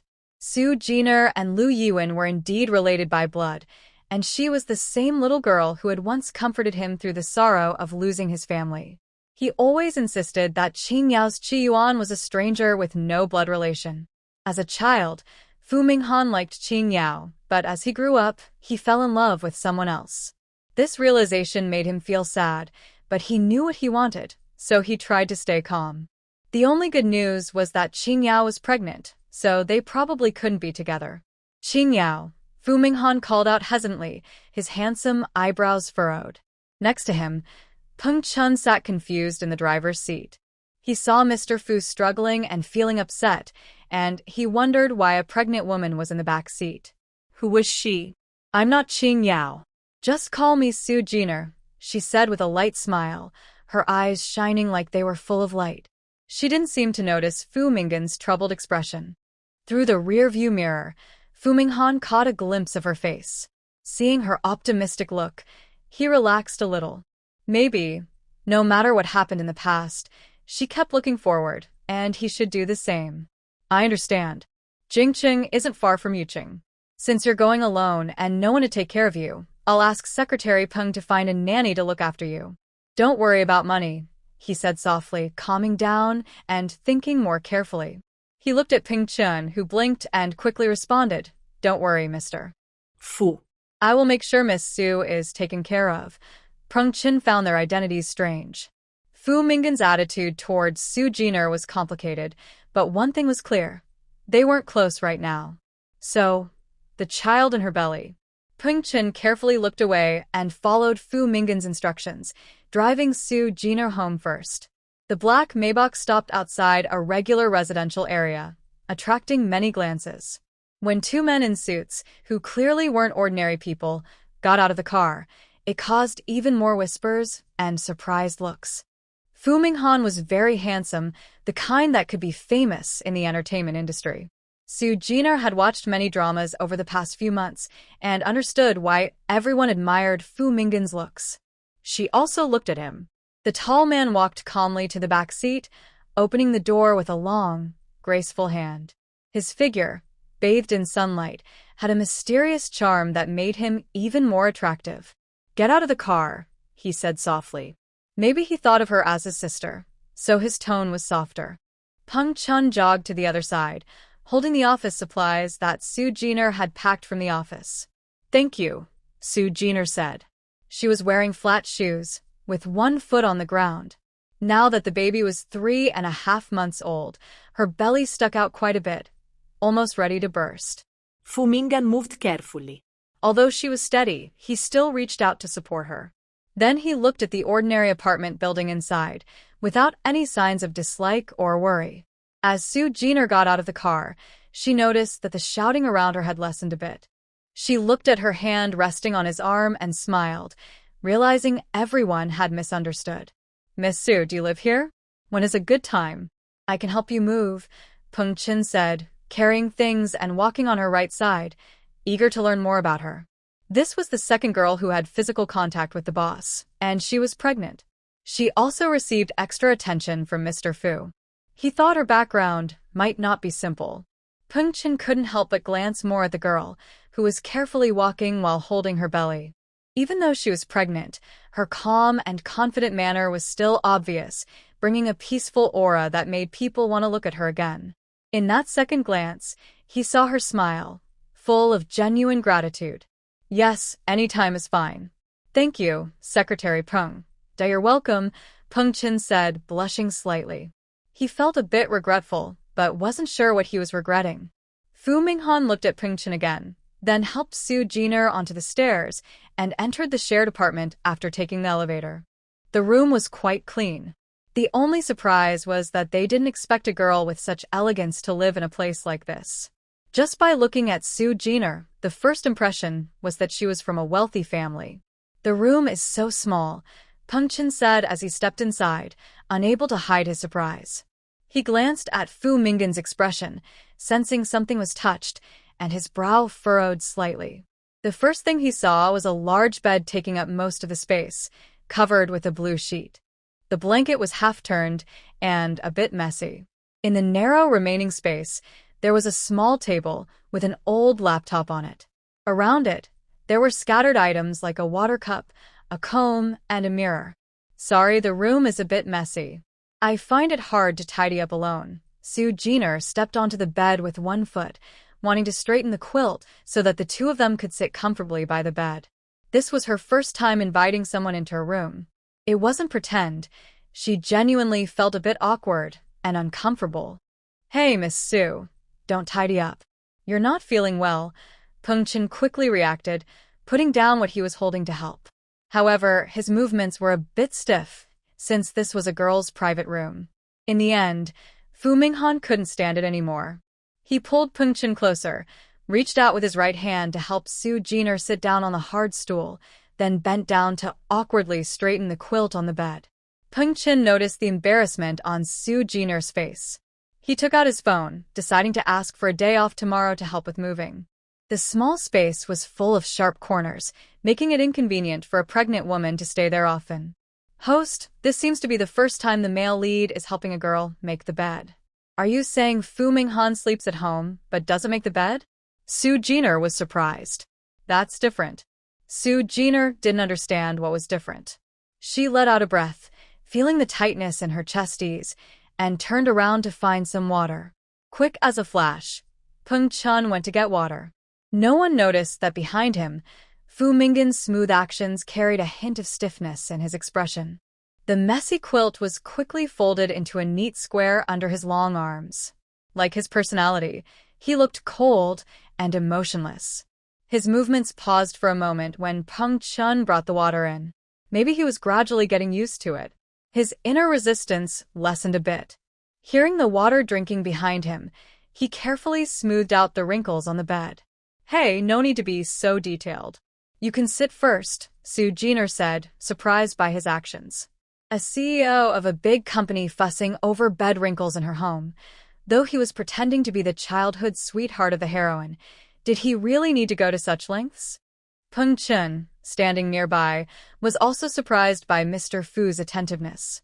He secretly wondered, was Mr. Fu a good man who used to do housework? Why did Chi Yuan break up with him?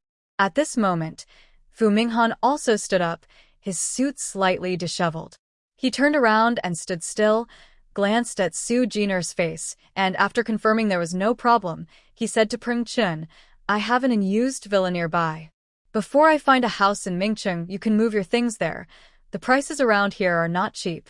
100 square meter house costs at least $1 million. But the Fu Group specializes in real estate, so they never lack a place to live. Got it, President Fu. Peng Chin was surprised by Fu's generosity and felt a little closer to Su Jiner and Fu Minghan. Anyway, they weren't strangers. Thank you, President Fu. Su Jiner didn't refuse his help.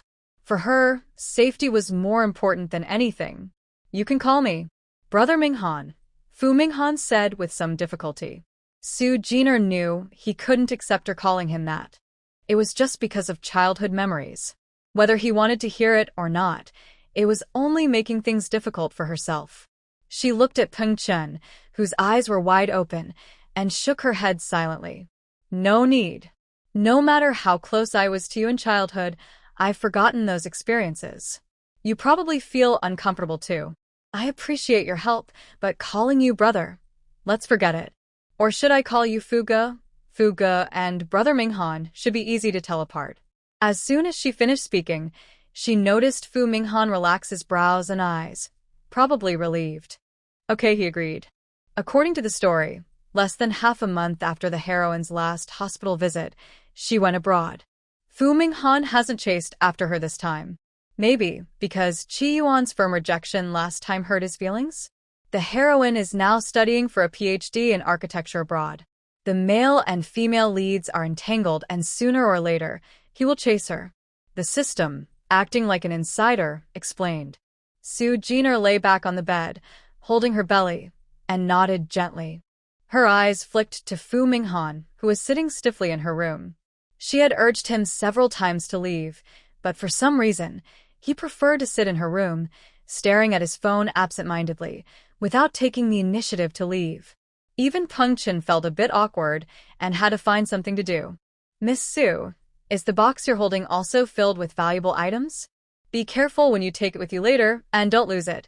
As Fu Minghan's senior executive assistant, Peng Chen never thought he would one day become a housekeeper. He looked resentfully at Fu Minghan's back and dutifully started tidying up the room. Since they were moving to a villa district tomorrow, he planned to help Su Jiner pack her valuables in advance. Seeing how pregnant she was, walking and climbing stairs seemed difficult for her, and he couldn't help but feel worried. Yes, this is from Grandma. Inside are some jewelry. Su Jiner nodded with a smile, noticing Fu Minghan's sudden gaze on the box. She understood immediately, sat up with her hand supporting her bed. Please, can you give me the box first? The wooden box was small, palm-sized, with carved floral patterns on the outside. Vines wrapped around the lock, making it look very delicate. She took the box, opened the lock, and looked inside with nostalgia. Then she raised her hand and handed the box out. Brother Fu, do you want to see? She wasn't sure how much of the contents were handmade by the male lead for the female lead, or why these items were in her hands. But her identity would be revealed sooner or later, so returning the items early was not a bad idea. Fu Minghan glanced briefly at the box, then looked at Su Jiner's calm expression. She seemed to have no memory of her childhood. For some reason, he felt both reluctant and relieved at the same time. He nodded, put down his phone carefully, and took the wooden box. His black eyes examined the small box, which might contain something he once made himself. The patterns were smooth, clearly touched often, showing the owner's care for it. He pursed his lips, his heart fluttering slightly, and gently opened the box. The first thing that caught his eye was a deep green color. His body stiffened, and memories flashed quickly, scenes from the hotel after leaving the bar. Although he had no evidence or traces of that strange woman, and nothing proved she had done anything to him, his cautious habit made Fu Minghan instinctively suspicious. But if the person in front of him, Qing Yao, had done something that night, her expression wouldn't be so calm and normal. Fu Minghan believed he could easily see through a person's emotions. He looked carefully at Su Jiner. She was smiling softly, her eyes full of innocence. His eyes suddenly turned cold with suspicion. Then he quickly suppressed his doubt and picked up the familiar agate bracelet. The patterns on it were just like the ones from his childhood, with a tiny black in the center of the high-quality agate. Brother, this looks like a little chick, young Qing Yao cheerfully said. The black dot's shape was exactly the same. He pursed his lips, tightly clenched the bracelet to suppress his inner unrest, and didn't even glance at the shiny gold bracelet beside him. This wasn't a gift from him to Qing Yao. It was left by Grandma Su, who adopted Su Jiner.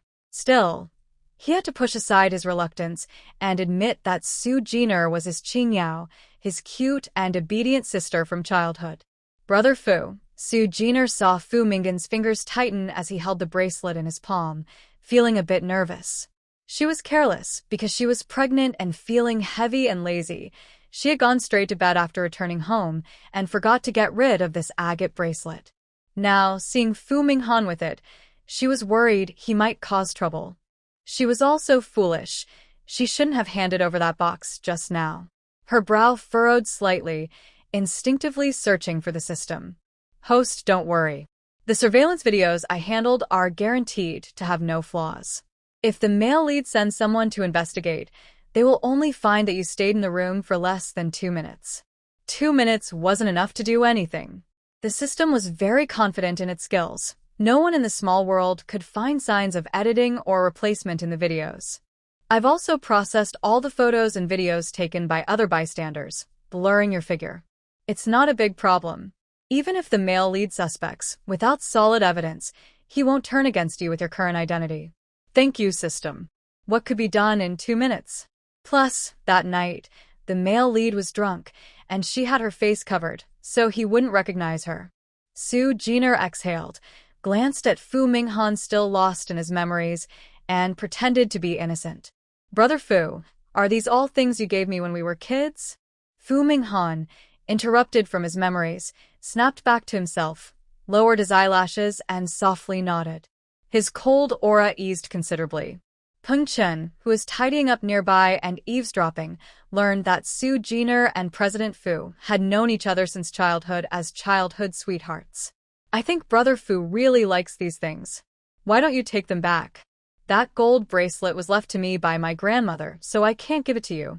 Soo Jin-er's big eyes sparkled with light, and she spoke sincerely to him, ending with a hint of playfulness. Fu Minghan was momentarily stunned. He subtly hid a strange look in his eyes but didn't reject her suggestion. Returning things to their original owner might be a good idea for both of them. She had no memories of him and no attachment. He also no longer had feelings for her, those childhood feelings. And now he had fallen in love with someone else. Thank you. You will always be my sister. I will buy you lots of jewelry. This was his way of making amends. There's no need for that. A sister can't be without a sister. Soo Jin-er understood his meaning and smiled softly, nodding in agreement. She took the small wooden box with only a gold bracelet left inside, her eyes and brows lowered, hiding her emotions. Fortunately, he didn't suspect anything. Of course, maybe he simply didn't remember that night at the hotel. That was a good thing for her. Fu Minghan put the agate bracelet back into his suit pocket. He held his phone, his expression still cold, but he felt more relaxed. This place is too small. Let's move tonight. I'll help you pack. Peng Chen, go find a moving team. Soo Jin-er's proactive retreat made Fu Minghan feel a bit guilty. If he hadn't been so nervous and focused on her earlier, he might have been more willing to accept her situation. After all, he was still reluctant to fully accept her identity, even with the DNA test results. Now, he just wanted to make up for the sister who had helped him overcome the pain of losing his family in childhood, trying to make her life more comfortable. Peng Chen hesitated for a few seconds, then nodded and hurried out to make a call. He naturally noticed the change in Mr. Fu's mood. Before getting out of the car, he still felt some pressure from him, but now it was clearly easing.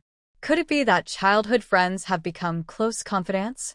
It seemed that Soo Jin-er and Mr. Fu were truly unlikely to become anything more. After all, Mr. Fu was very attached to his ex-wife Chi-Yun.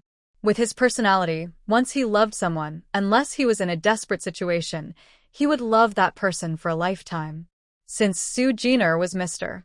Fu's sister, he really should pay more attention to her. Soo Jin-er didn't expect her small act of retreat would have this benefit. She could move out tonight. Plus, the CEO personally came down to help her pack her wardrobe. She wondered if, after the truth was revealed to the main characters, they might be angry with her. Let me handle this. These are personal clothes, usually worn daily, kept in the nearby cabinet, and the bags below also contain some items. Refusing the others' help, she struggled to stand up and took out a black bag to pack her intimate clothes. Fu Minghan's hand paused slightly. He nodded and turned toward the cabinet beside him. Some loose summer dresses and autumn jackets hung in the wardrobe, while most winter clothes and summer dresses that couldn't be worn anymore were packed in bags. Unlike the messy outside, everything inside was neatly organized. Although Fu Minghan rarely did housework, he knew how to fold clothes. His gaze carefully scanned the dresses inside, but didn't find anything that looked like denim fabric. There were only the two of them in the room now. Only the soft sounds of their movements made his doubts resurface, once again. Fu Minghan hesitated for a moment, then reached up to take down a suitcase from above. His face looked calm as he asked, I remember you're about 3.5 months pregnant. Can you tell me who the father is? Sue Jenner lowered her eyes suspiciously. Looking into his calm, water-like eyes, she couldn't tell what he was feeling. Her heart skipped a beat. Pretending to be confused, she thought carefully and then shook her head with a smile. I don't know. Don't know? Did someone bully you? I can help you teach them a lesson. Fu Minggen's tone was partly inquisitive, partly sincere. Even though he didn't love Sue Jenner now because of past feelings and his current kindness toward her, he wanted to help. No matter his motives or whether he truly cared, Sue Jenner couldn't tell him the truth. She sealed the bag of clothes and sat on the edge of the bed. She moved a few times, and her forehead started to sweat a little. It was an accident. I met my first love and had a one-night stand. After we parted, I got pregnant. First love. Fu Minghan was momentarily surprised, feeling a bit uncomfortable. He hadn't expected someone to leave such a deep impression on Qingyao before he did. Jis, Sujin Ismail. It was just to fulfill a dream. I don't plan to get married in this life. If I have children, I will have them. I had 3 in one pregnancy, so I feel fulfilled. That's not easy to do alone. Fu Minghan silently felt a strange ache. It's nothing, she said. When I got pregnant, I already thought about it. It was just a bit harder. I can get through it. In Jinger's eyes, there was a bright light, as if the hardships she faced were nothing worth mentioning. Her lively expression touched Fu Minggen's heart. He pushed aside his doubts and furrowed his brow, unable to help but glance at her swollen belly. I will help you. I am your brother. Jinger didn't know what he was thinking. She only knew that for her world to recover, enduring the pain of childbirth was just a small sacrifice. After a few years, she could live peacefully in this world, so it wasn't really hardship for her. She thought openly and kept a positive attitude. Even the system was affected by her mood and fell silent. Thank you. I might need to trouble you for a while. No need. Without me, the Liu family can help you too. The Liu family and the Fu family are close, and my brother Liu Yuan is also a good friend of yours. It's only right to take care of you. Fu Minghan calmed himself, set aside his small doubts, and fell silent, maintaining his usual cold exterior. The two sat quietly in the room, neither speaking. Fu Minghan occasionally looked at his phone, thinking about Qi Yuan, and also distracted himself by passing water to Jinger and caring for her small movements. Jinger didn't mind how cold he was. Once a person's personality is formed, it's hard to change most of the time. Besides being poor at expressing his feelings, Fu Minghan was very careful and cautious. When he wanted to care for someone, he could even sense if something was wrong with their breathing. From this, his strengths were clear. However, the heroine was concerned that Fu Minghan was not good at expressing himself and didn't know how to handle his relationship with his wife and parents, which disappointed her. Jinger believed in the power of the story. After a few years of their entanglement, Qi Yuan would train Fu Minghan well, and then they would be a happy family. Host, do you envy? Jinger was confused. The male lead belongs to the female lead. What do I envy? Don't you envy? I think the male lead is already pretty good to you. Who knows how good he'll be later in the story. Even if he's good, he belongs to someone else. Don't think about it. Our goal is to complete the task, live well here, and then move on to the next world. That's the end. Jinger dismissed the system's idea and spoke her true plan. When the child is a bit older, she will leave this city and never appear in the main character's world again. She will quietly live her own life. Host, I knew I made the right choice in choosing you. The system sighed in relief. Its previous words were just a test, worried that the host might get too involved in the main character's story. If the Heavenly Ways consciousness notices, it could cause a lot of trouble. Without enough luck to protect the host, both the system and the host risk being pulled out of the small world. After all, it just helped the host travel to this world, and they are still poor and have no income. It doesn't have the confidence to fully protect the host. Staying low-key is the safest way. Pring Chen's moving team arrived quickly. He handled the paperwork himself, so Sue Jenner didn't have to worry much. She handed over her documents to them. With Fu Minggen's support, she stepped out of the elevator. When they reached the neighborhood entrance, She overheard some residents whispering nearby. Look. The girl married such a good husband. He takes good care of her. Yeah, I usually see her going to work while pregnant, which always worries me. Today, I finally saw her husband. They're such a handsome couple. Maybe there's some misunderstanding. Su Jiner. She awkwardly glanced at Fu Minghan, who looked at her coldly. They're just talking nonsense. Don't mind them. Fu Minghan didn't bother to look at the others. He walked slowly beside her, very patient. No wonder people who don't know the truth might misunderstand. Peng Chun carried a box with important items and came down, amused by the neighbors' gossip. He had only heard that President Fu was cold and boring, but this was the first time he heard someone praise him as a good husband. All right, you drive, Fu Minghan said, lifting his chin. His sharp features appeared in the night. Su Jiner, supported by him, got into the back seat. She was a bit surprised when she noticed him stopping outside the door, but she still sat inside. Then Fu Minghan's long left leg stepped in, his black suit still slightly wrinkled. When his whole body sat beside her, and the door was closed, she smiled at him. Brother Fu, you're being too cautious. I can handle myself. Your belly can't be squeezed. It will be very uncomfortable. Peng Chun, drive more slowly. Fu Minghan's voice was calm. He raised his left hand, hesitated for a few seconds, then placed it beside Su Jiner. His eyes looked serious. If the car goes too fast, you might not react in time. So, it's better for you to hold my hand, and there's a place where you can feel the force. Although he had a cold face, he was surprisingly thoughtful. Peng Chun, who was driving ahead, was surprised by his actions and words. His regard for Su Jiner deepened. He was only slightly less attentive than the former CEO's wife, Chi Yuan. Su Jiner tilted her head and saw Fu Minghan's stiff body. She seemed a little nervous. She didn't make things difficult for him. Instead, she relaxed and leaned back on the soft seat. I'll sit like this for now. If it's really uncomfortable, I still have my hands. Thank you, Brother Fu. That was her way of refusing. Fu Minghan's gaze briefly swept over her face. He saw her calmness. His finger paused, and he nodded slightly. Peng Chun saw their interaction and thought to himself that Miss Su knew her boundaries and had no intention of developing feelings with Fu. No wonder Fu was so confident in taking care of her. He started the car and drove smoothly. As Fu Minghan's personal secretary, driving was not difficult for Peng Chun. The car went through a tunnel, then passed a forested natural park and finally entered the Luan Villa area. The area was made up of detached two-story villas, each over 300 square meters, with private large gardens. And this place wasn't just for anyone with money. Am I going to live here? She looked out the window at the carefully landscaped scenery, full of curiosity and observation. Miss Su, do you like it? This is the closest villa area to our company.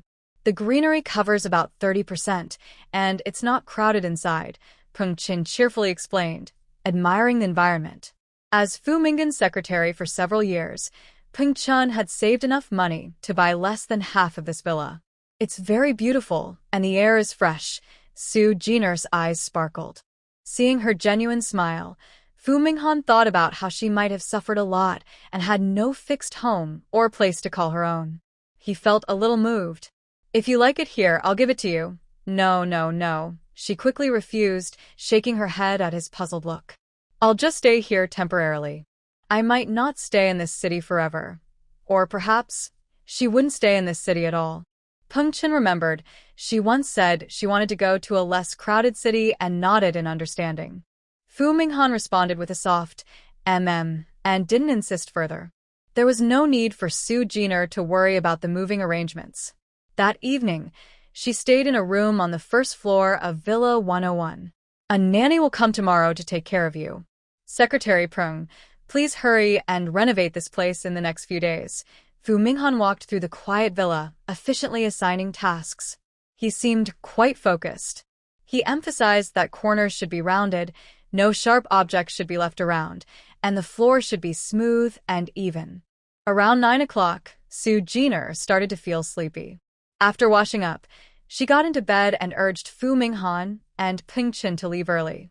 They had to go to their company during the day, unlike her. She felt a bit embarrassed after making them stay up so late. Plus, Fu Minghan was busy worrying about chasing after the female lead. It didn't seem right for him to focus all his attention on her. Soon, Su Jiner fell asleep. The door gently closed, and Fu Minghan and Peng Chun left the villa together, feeling the coldness of the night. Be more careful here. I'll double your salary this month, a low voice sounded. Peng Chun listened and nodded excitedly. Don't worry, President Fu. You know I always do my job well. It'll be fine. He hesitated slightly. President Fu, you...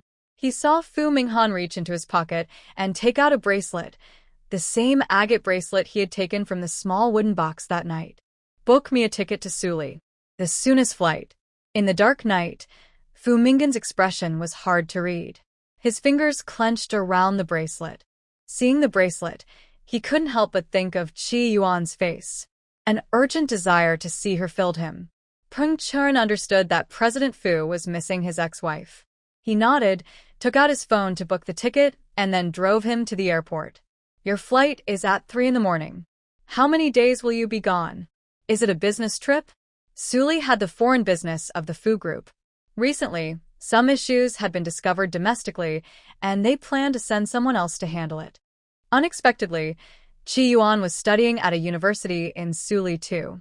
Fu Minghan used the excuse of a business trip to go abroad as the company's CEO. He stayed there for over half a month, but the results weren't good. Now he was chasing after her again. Peng Chun had no right to object. He just helped him complete the procedures. Yes, I am on a business trip, Fu Minghan said as he stepped out of the car with long strides. Suddenly, he paused and looked to the side. You should visit Su Jiner from time to time. Does that mean the return date is uncertain? Peng Chun was not very optimistic about Fu Minghan going abroad this time. He remembered how much Fu Minghan cared about Su Jiner and thought that if he had known Qi Yuan first, perhaps Fu would not be suffering so much now. Love doesn't have ifs. Fu Minghan left and took a flight to Suli. The next day, Su Jiner learned everything through the system, but didn't react much. Just go if you want. It's none of my business. She sat on the sofa in the villa, where workers were busy with light renovations everywhere. Peng Chun didn't go to work. He supervised the work all day before leaving. The rooms on the first and second floors were decorated beautifully. Sharp corners were softened with plush foam. The floors were smooth and new, with textured anti-slip material. Money really is free to spend. Su Jiner admired this. That afternoon, a nanny started working, with a 3-day trial period. After Peng Chun left, her life returned to normal. She didn't need to go shopping anymore. Every day, she just watched TV and played on the computer on the sofa, occasionally taking a walk around the area. She also listened to the system talk about the main character's love story. The female lead threatened the male lead by using her break from school. If he disturbed her again, she would drop out and disappear completely. Such decisiveness. Su Jiner was surprised at Qi Yuan's ruthlessness, as if she had no feelings for Fu Minghan at all. The male lead agreed. He was afraid the female lead would give up her future because of him, so he booked a flight back this afternoon. That makes sense. After all, Fu Minghan loves Qi Yuan. Love. This word felt somewhat unfamiliar. Su Jiner understood only part of it. She loved her own world, but her feelings for Fu Minghan and Qi Yuan seemed similar. Both wanted the other to be happy and hoped they would become better. Fu Minghan returned after less than 2 days, but he was defeated and didn't plan to go abroad again anytime soon. After all, the female lead had used herself to threaten him. With Fu Minghan's personality, he probably wouldn't cling stubbornly, only waiting for the next reunion.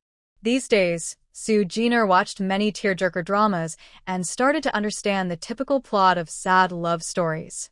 The more misunderstandings, the better, especially those that torment the male lead. To her surprise, Fu Minghan came to see her again in the afternoon. He smelled dusty and tired, and his mood seemed low. He sat next to her on the sofa and watched a scene where the male lead cried and tried to win back the female lead. He probably felt some empathy because she saw his eyebrows furrow and anger flash in his eyes. Watching the TV drama unfold nearby, was quite a strange feeling. He didn't stay long. After about half an hour, he left, seeming to have come to a decision and calmed down. System, did I do something wrong? Sue Jenner felt something was off. Host, you just sat here watching TV and didn't even talk to him. The system didn't seem concerned and didn't see anything strange. Sue Jenner thought about it and realized maybe watching a sad drama made her feel more awake. She looked at the figure disappearing around the corner for a few seconds, then turned her attention back to eating fruit prepared by the housekeeper. Fu Minghan returned to the country full of frustration and anger. He couldn't shake the feeling of being trapped. In such a big world, he suddenly felt like he couldn't find a place to belong. He remembered Qing Yao from his childhood, who had helped him get through the pain of losing his mother. So, he went to Luan Villa. At first, he hesitated. Sue Jenner was so different from the Qing Yao in his memory that he felt unfamiliar. But in the end, he still went inside and saw those eyes full of understanding and kindness. They were different from the ones in his memory, but strangely, his anger and frustration quickly eased. In those eyes, he saw more than just kindness. He saw a kind of calmness that comes from experiencing life's hardships, a perspective that accepts everything. It made him feel that everything he had gone through was just a small matter not worth worrying about. The sofa was soft, and he sat on a nearby single chair, but the noise from the TV's romantic drama was loud in his ears. The characters' anger, confrontation, hugging, and entanglement reflected his own yesterday. He saw the smile in Sue Jenner's eyes and wondered if he was being too childish. But undeniably, after half an hour, his turbulent emotions had completely calmed down. Fu Minghan loosened his collar button and looked up at the starry sky. Memories of Qi Yuan kept flashing through his mind, but eventually, they were pushed to a corner of his mind and covered with dust. For the next month, Fu Minghan was completely absorbed in work. Sue Jenner hadn't seen him, and even the system's updates on his storyline had stopped. Sometimes, she would contact Peng Chen briefly to check on her health. Counting everything, today marked the 5th month of her pregnancy. She needed to go for a checkup with a nanny accompanying her. Actually, it wasn't necessary, but she went to reassure others. The baby is fine, but as the mother, you seem a bit fragile. I suggest eating more and gaining some weight to be healthier, said the kind doctor in a white coat. She looked curious and asked, Your 3rd pregnancy, and your belly is so big. Isn't your husband coming with you? Also, some daily massages might help. During pregnancy, leg cramps and swelling are common and often need help from others to ease the mother's burden. The young girl in front of her looked so young and pretty. It was surprising to learn she was here with her nanny.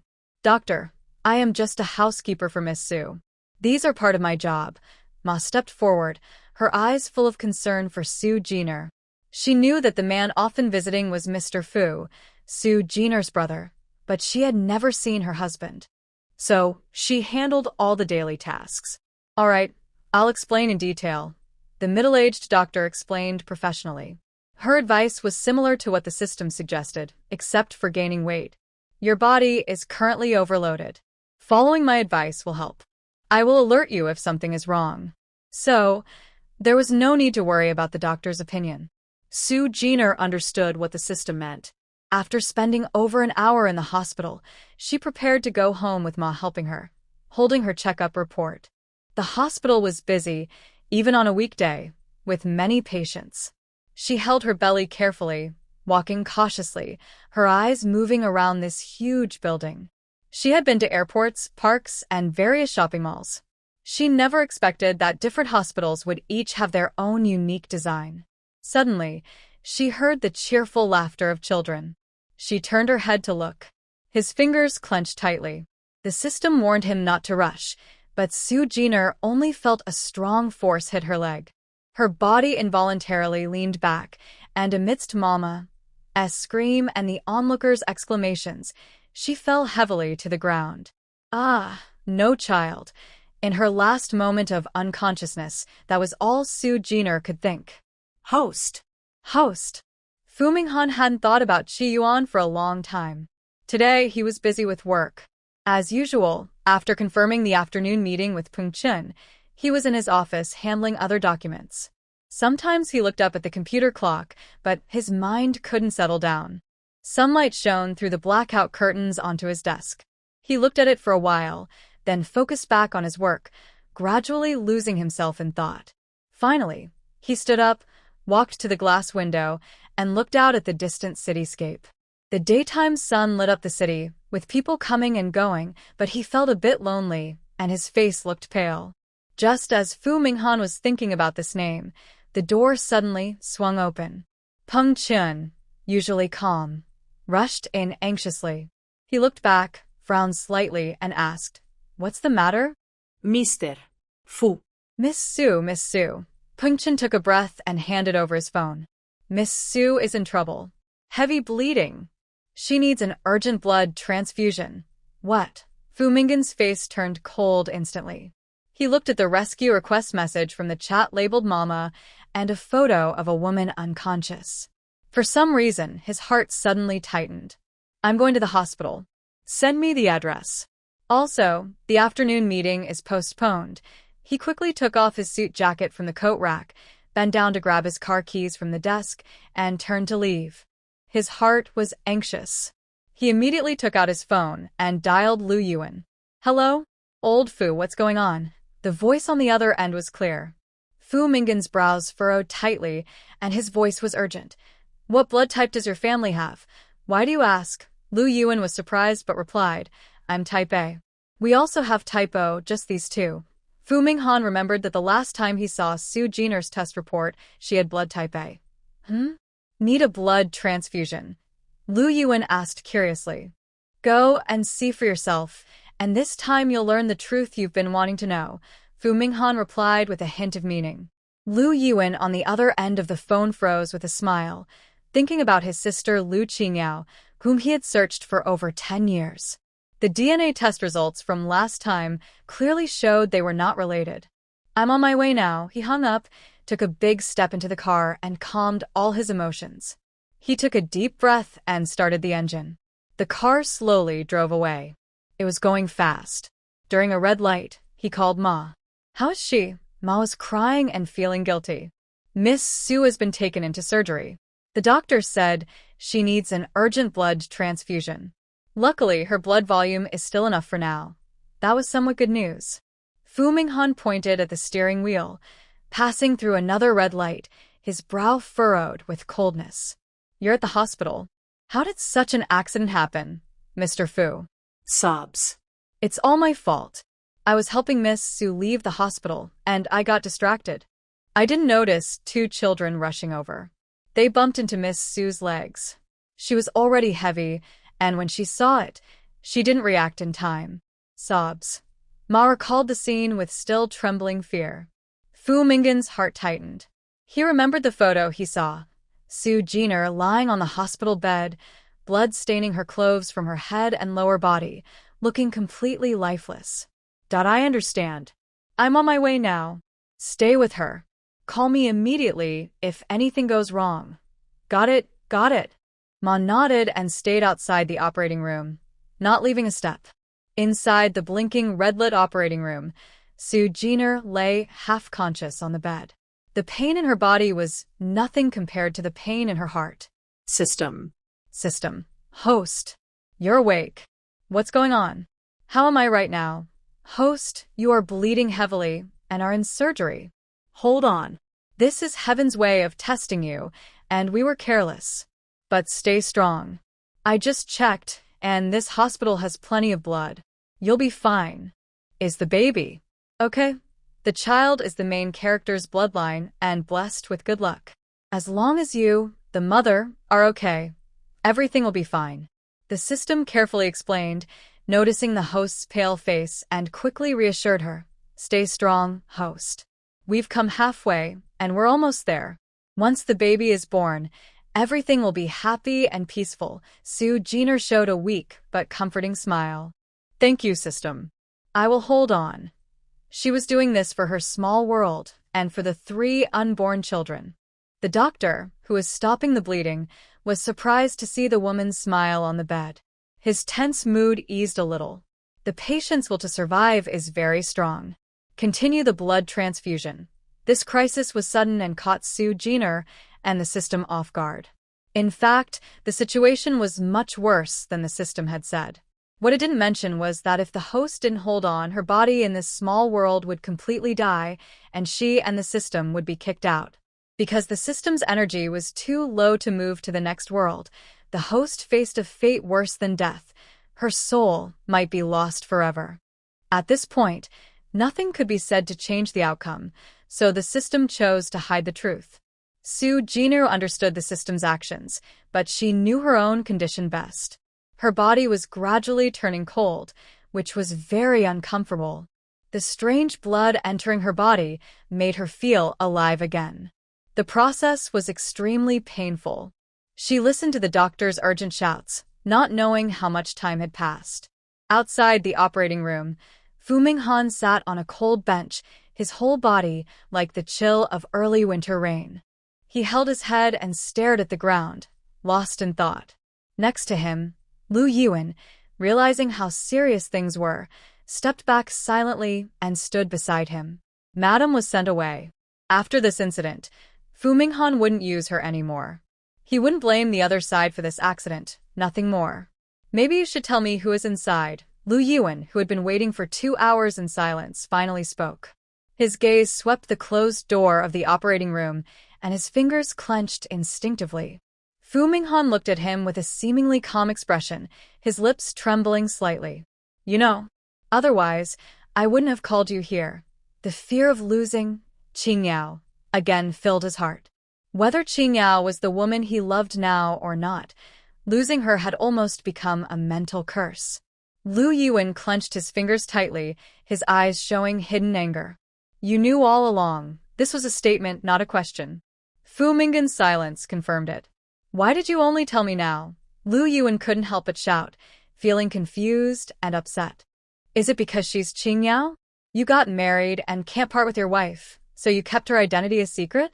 Just because of her engagement to you. Fu Minghan was divorced, but he loved his wife very much. He even went abroad to find her. He had heard about this.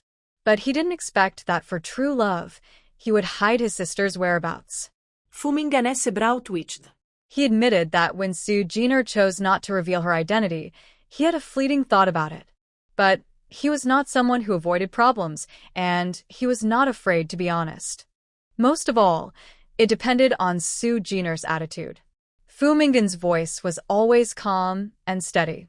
Not true? Then why? You'd rather have me wait here to see Qingyao one last time, even though I wasn't allowed to tell my parents. What else could it be? Lu Yuan's voice was full of anger. Fu Minghan looked directly at him. Seeing the burning anger in his eyes, he suddenly turned his head aside. Because she is pregnant. The hesitation lasted a bit too long. Lu Yuan, waiting for an answer, froze in place, his eyes wide with shock. Why her? After your divorce, you immediately got involved with my sister? He couldn't believe that Fu Minghan, usually so devoted, would turn around and cause trouble for his sister. After that, he tangled with his ex-wife. He was so surprised he didn't know what to say. He saw Fu Minghan's calm expression, with no change in his face. Understanding his friend, he realized he had misunderstood. So, it's someone else's? Fu Minghan looked away, his long fingers massaging his temple. Suddenly, fragments of that night at the bar flashed through his mind. Even though he knew it was fake, he couldn't help but recall it a few times. Finally, he exhaled deeply, stood up, and said, I don't know. She doesn't want to say. She said.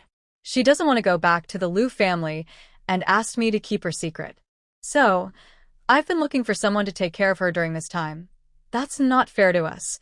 Liu Yuan tried hard to forget about his sister being pregnant with someone else's child. It was very difficult. Fu Minghan knew it was hard for him to accept and said nothing much. I just respect her choice. Also, she has forgotten me and the Liu family. She doesn't care who she is. A long silence grew between them. Liu Yuan calmed down and sat with his arms crossed. 2 hours later, the door to the operating room opened. They hurried over looking at the lead surgeon. The patient lost a lot of blood and is in serious condition. We tried stopping the bleeding and gave transfusions. For now, the bleeding is under control. Luckily, the patient has a strong will to live, or else a pregnant woman bleeding heavily can be very dangerous if not careful. Fu Minghan and Liu Yun frowned, feeling worried. The doctor looked at them. Who is the patient's family? Please go pay the bill first. The patient will be moved to the ward for observation for 2 days. I'll go, Liu Yun said, quickly leaving with the information Fu Minghan gave him. 2 medical staff pushed the hospital bed out. The person lying on it was still unconscious. Fu Minghan stepped forward, his brow tightly furrowed.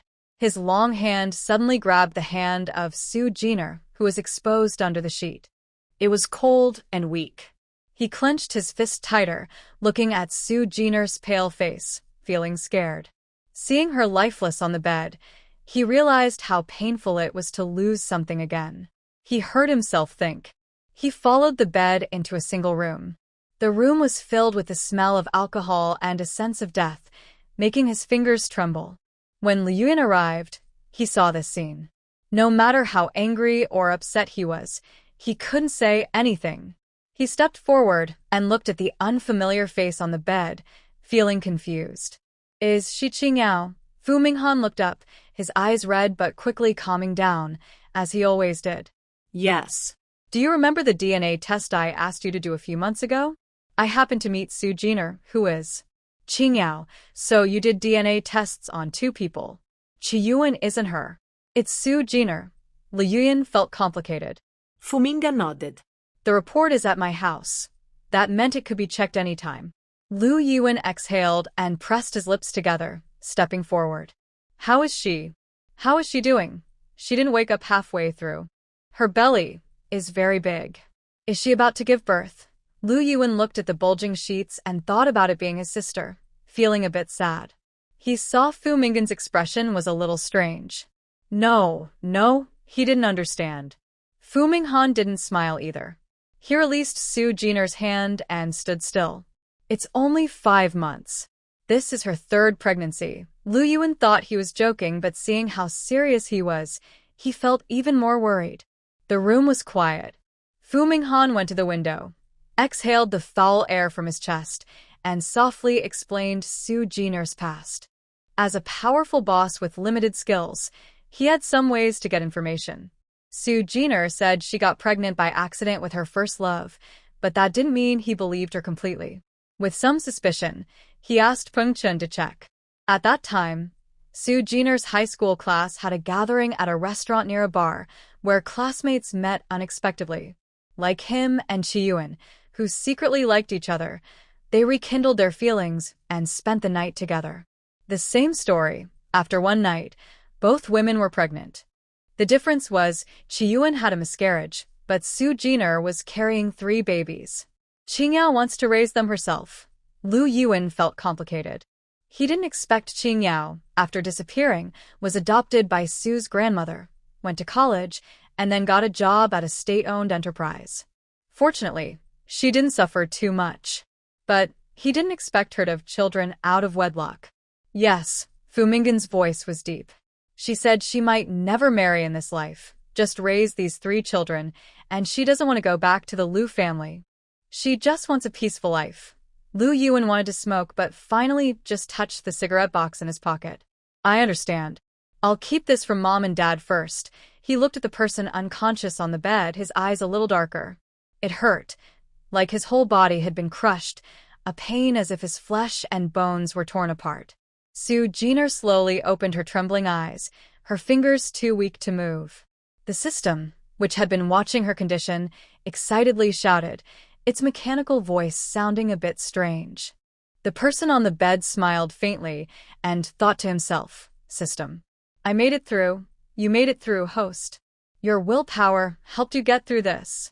Even death couldn't defeat Su Jiner, and at this moment, the system feels very confident. It believes that future tasks will go smoothly.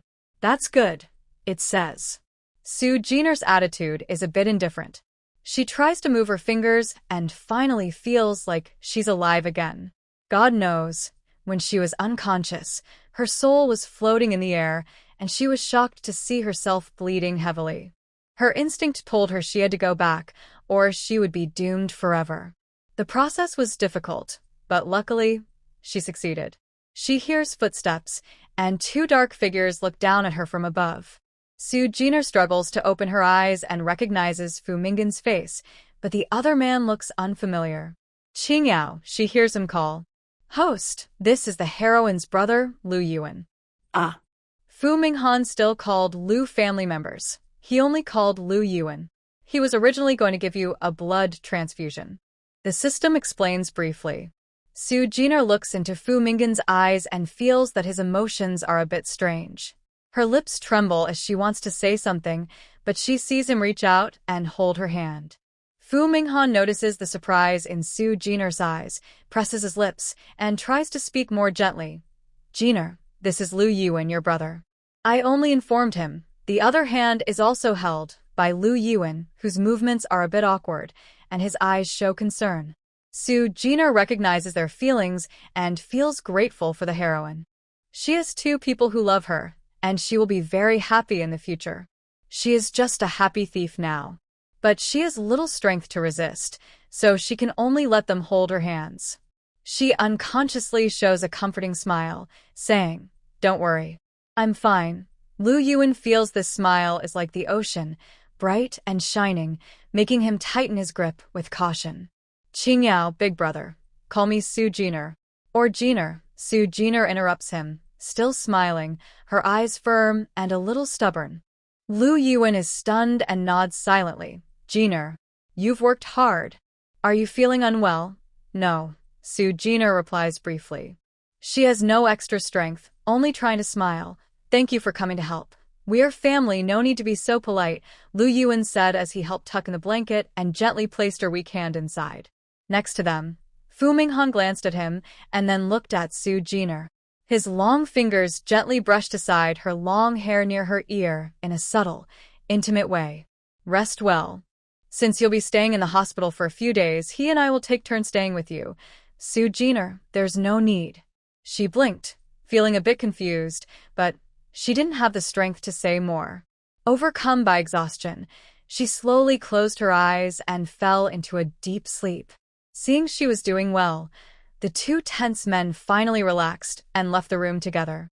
Since they were there to keep her company, some things were not suitable for men to do. After learning that Fu Minghan had just fired the nanny, Lu Yuan took the initiative to call someone over. Is your company okay? You can leave now, he said, thinking of Su Jiner as his sister, and started to ask her to go. Fu Minghan didn't get angry. He glanced at him coldly and said, I will go back. I will come here tonight to switch shifts with you. Lu Yuan wanted to say something, but he continued, Jiner is also my sister. Indeed, even if they couldn't be a couple, their childhood friendship remained, and they could still be siblings. He nodded, accepting this. Meanwhile, he made a phone call to his assistant to cancel his afternoon work. The surgery lasted over 5 hours. The two endured a tough noon, and only now had time to eat. Lu Yuan specially ordered some special meals and kept them warm in a thermos. Then he sat beside her, observing the face of his sister, whom he had lost for more than 10 years. He always felt she looked a bit unfamiliar, but he thought it was just the distance caused by the years, and soon he ignored the strange feeling in his heart. Su Jiner woke up after 5 in the afternoon. Her stomach was growling with hunger, but her strength had somewhat returned. You're awake. A man's voice came from beside her. She turned her head and saw Lu Yuan smiling at her. I'm Lu Yuan. I know I might seem unfamiliar to you. You call Fu Minghan Brother Fu, so you can call me Brother Yuan, or just Brother if you like. His expression was very kind. Su Jiner looked at him and silently felt sorry. Just call me Yuan Ji. Were you here all afternoon? She asked. An aunt dressed neatly approached, helping her sit up slightly on the bed. She looked at her a bit more carefully. This is a new caregiver, Aunt Lu, whom I have arranged for you. She will accompany you to the villa to take care of your daily needs from now on. Lu Yuan looked at her with a smile and took the insulated container nearby. He opened the lid, and a strong smell of chicken soup wafted out, with a layer of lean meat porridge on top. The doctor said you shouldn't eat too greasy food. You need to stay in the hospital for 2 more days for observation. Here, have your meal. He picked up a spoon and pretended to feed her himself. Su Jiner frowned and shook her head repeatedly. No, I can do it myself. I have a little strength now. This wasn't a lie. She tried to reach for the bowl and spoon, her eyes determined. Soon, Lu Yuan gave up on feeding her. He looked at her pale face on the bed. Her lively expression just now made him understand her more truly, and he felt a bit more relaxed. No talking while eating or sleeping. Su Jiner ate bite by bite, and after feeling full, she put down her bowl and chopsticks. You're welcome. Lu Yuan put away the lunchbox and looked at the unfinished porridge, deciding to have someone prepare it differently tonight. The system had been watching the story while she slept. There was little progress. The only thing known was that Lu Yuan had guarded her all afternoon. Brother Wen, you can go back now. With Aunt Lu here, it's fine. I feel pretty good now. She felt a little embarrassed. She wasn't her brother, so she didn't need to drain his feelings and energy like this. She also felt guilty inside. No, Lu Yuan insisted. After losing his sister for over 10 years, her sudden return was a big warning. He wouldn't leave until he was sure she was safe. Fortunately, Su Jiner wasn't someone who disliked talking. To pass the time and to give Lu Yuan some mental support, she opened her heart and talked with him for an hour. At first, Lu Yuan instinctively accommodated her. But as they talked, he was surprised to find that Su Jiner was broad-minded and that he was also surprised by her attitude toward the person responsible for her heavy bleeding. Children make mistakes mainly because their parents didn't teach them well. Just give their parents some lessons. Few children are born inherently bad. Most are shaped by their environment, lacking proper guidance from family, or being deliberately indulged. That's how many troublemakers come about. I understand what you mean. Don't worry, I know what to do. Lu Yuan relaxed his expression. He thought that only his sister could be such a cheerful girl he could communicate and get along with so easily. Fu Minghan came to shift change at 10 o'clock at night, still dressed in a black suit, tall and elegant. Brother Fu, did you rush over after work? Su Jiner looked at him curiously while eating the late-night snack Lu Yuan had sent her. His furrowed brows seemed worried, lingering for a long time. Yes, I didn't finish my work this afternoon. Fu Minghan exhaled and took off his coat, patting it outside. He looked at his friend. It's raining outside. You should have someone pick you up. No need, I'll drive your car. I'll come to pick you up tomorrow morning. Lu Yuan said this naturally, not feeling tired at all. Both of them were wealthy men, and Su Jiner couldn't understand why they came personally. Brother Wen, you have to work tomorrow, right? You don't need to come all the time. I added your number, so I'll contact you if anything comes up. Don't worry, I'm not a kid, and Aunt Lu will be here during the day. She then looked at Fu Minghan. Brother Fu, you should leave soon too and go home to get a good sleep. He still looked tired, needing rest. But you, Lu Yuan wanted to argue. He glanced at Fu Minghan, who said nothing, and met Su Jiner's determined gaze. After a few seconds of silence, he sighed. All right, after tomorrow's busy day, I'll come see you. After spending an afternoon and evening together, he knew that Su Jiner was not someone easily swayed. She often had her own beliefs. This was very different from Qing Yao when she was young. Lu Yuan left, and Fu Minghan sat in his seat. Aunt Lu had just left when Fu Minghan arrived, so now only the two of them were in the room. He sat silently, his gaze fixed on her pregnant belly. I just asked the doctor. He said the baby is very healthy. Is this just small talk? The system found strange. Su Jiner saw his tense hands, pursed her lips, and was confused. Are you okay? Fu Minghan looked up at her, his lips moving slightly. I was just thinking. When you suddenly disappeared as a child, you vanished from my world.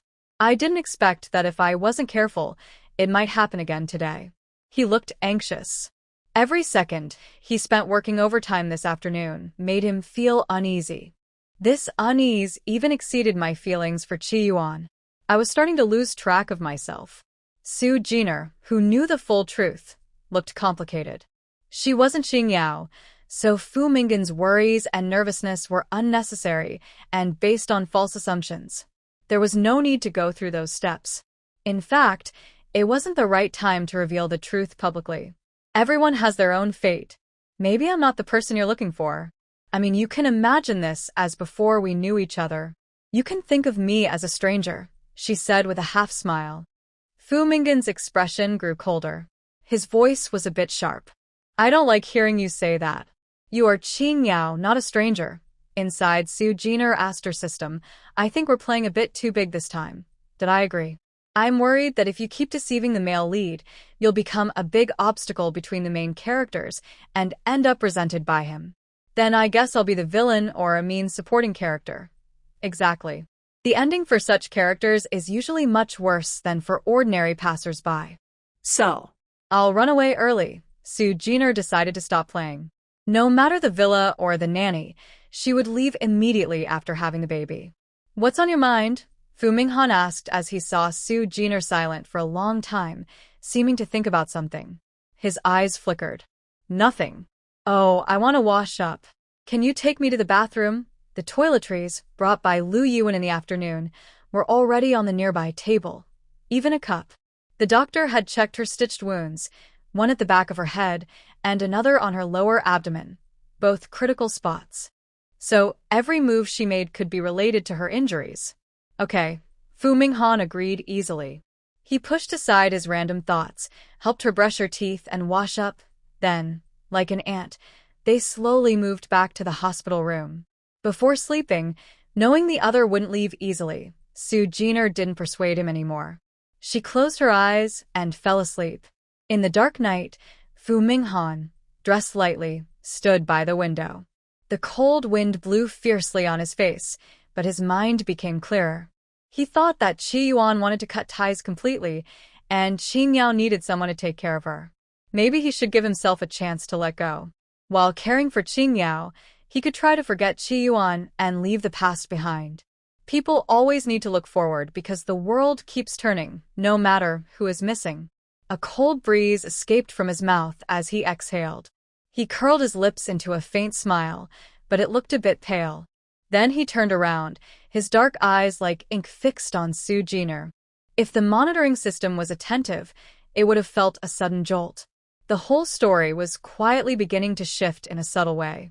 Because she had slept well in the afternoon, Su Jiner woke up several times in the middle of the night. She saw Fu Minghan, wrapped in a blanket, stiffly sleeping against a bench. He was indeed cold and distant by nature, but when he truly cared about someone, he was genuinely concerned. Staying through the night in the winter ward was something many people probably couldn't do. Although it's only December, the weather in Yuqing is at least 8 or 9 degrees at night. Sleeping like this might cause a cold. The system muttered. Not just a cold. Probably my bones will creak when I get up in the morning, Su Jiner joked softly. Fu Minggen's sleeping posture was stiff, and there was nowhere for him to lean on. Su Jiner thought for a moment, cleared her throat, and reached out with her warm hand. Sensing her movement, Fu Minghan suddenly opened his eyes sharply, and his body stiffened. Take it slow, your bones might be stiff, she said gently.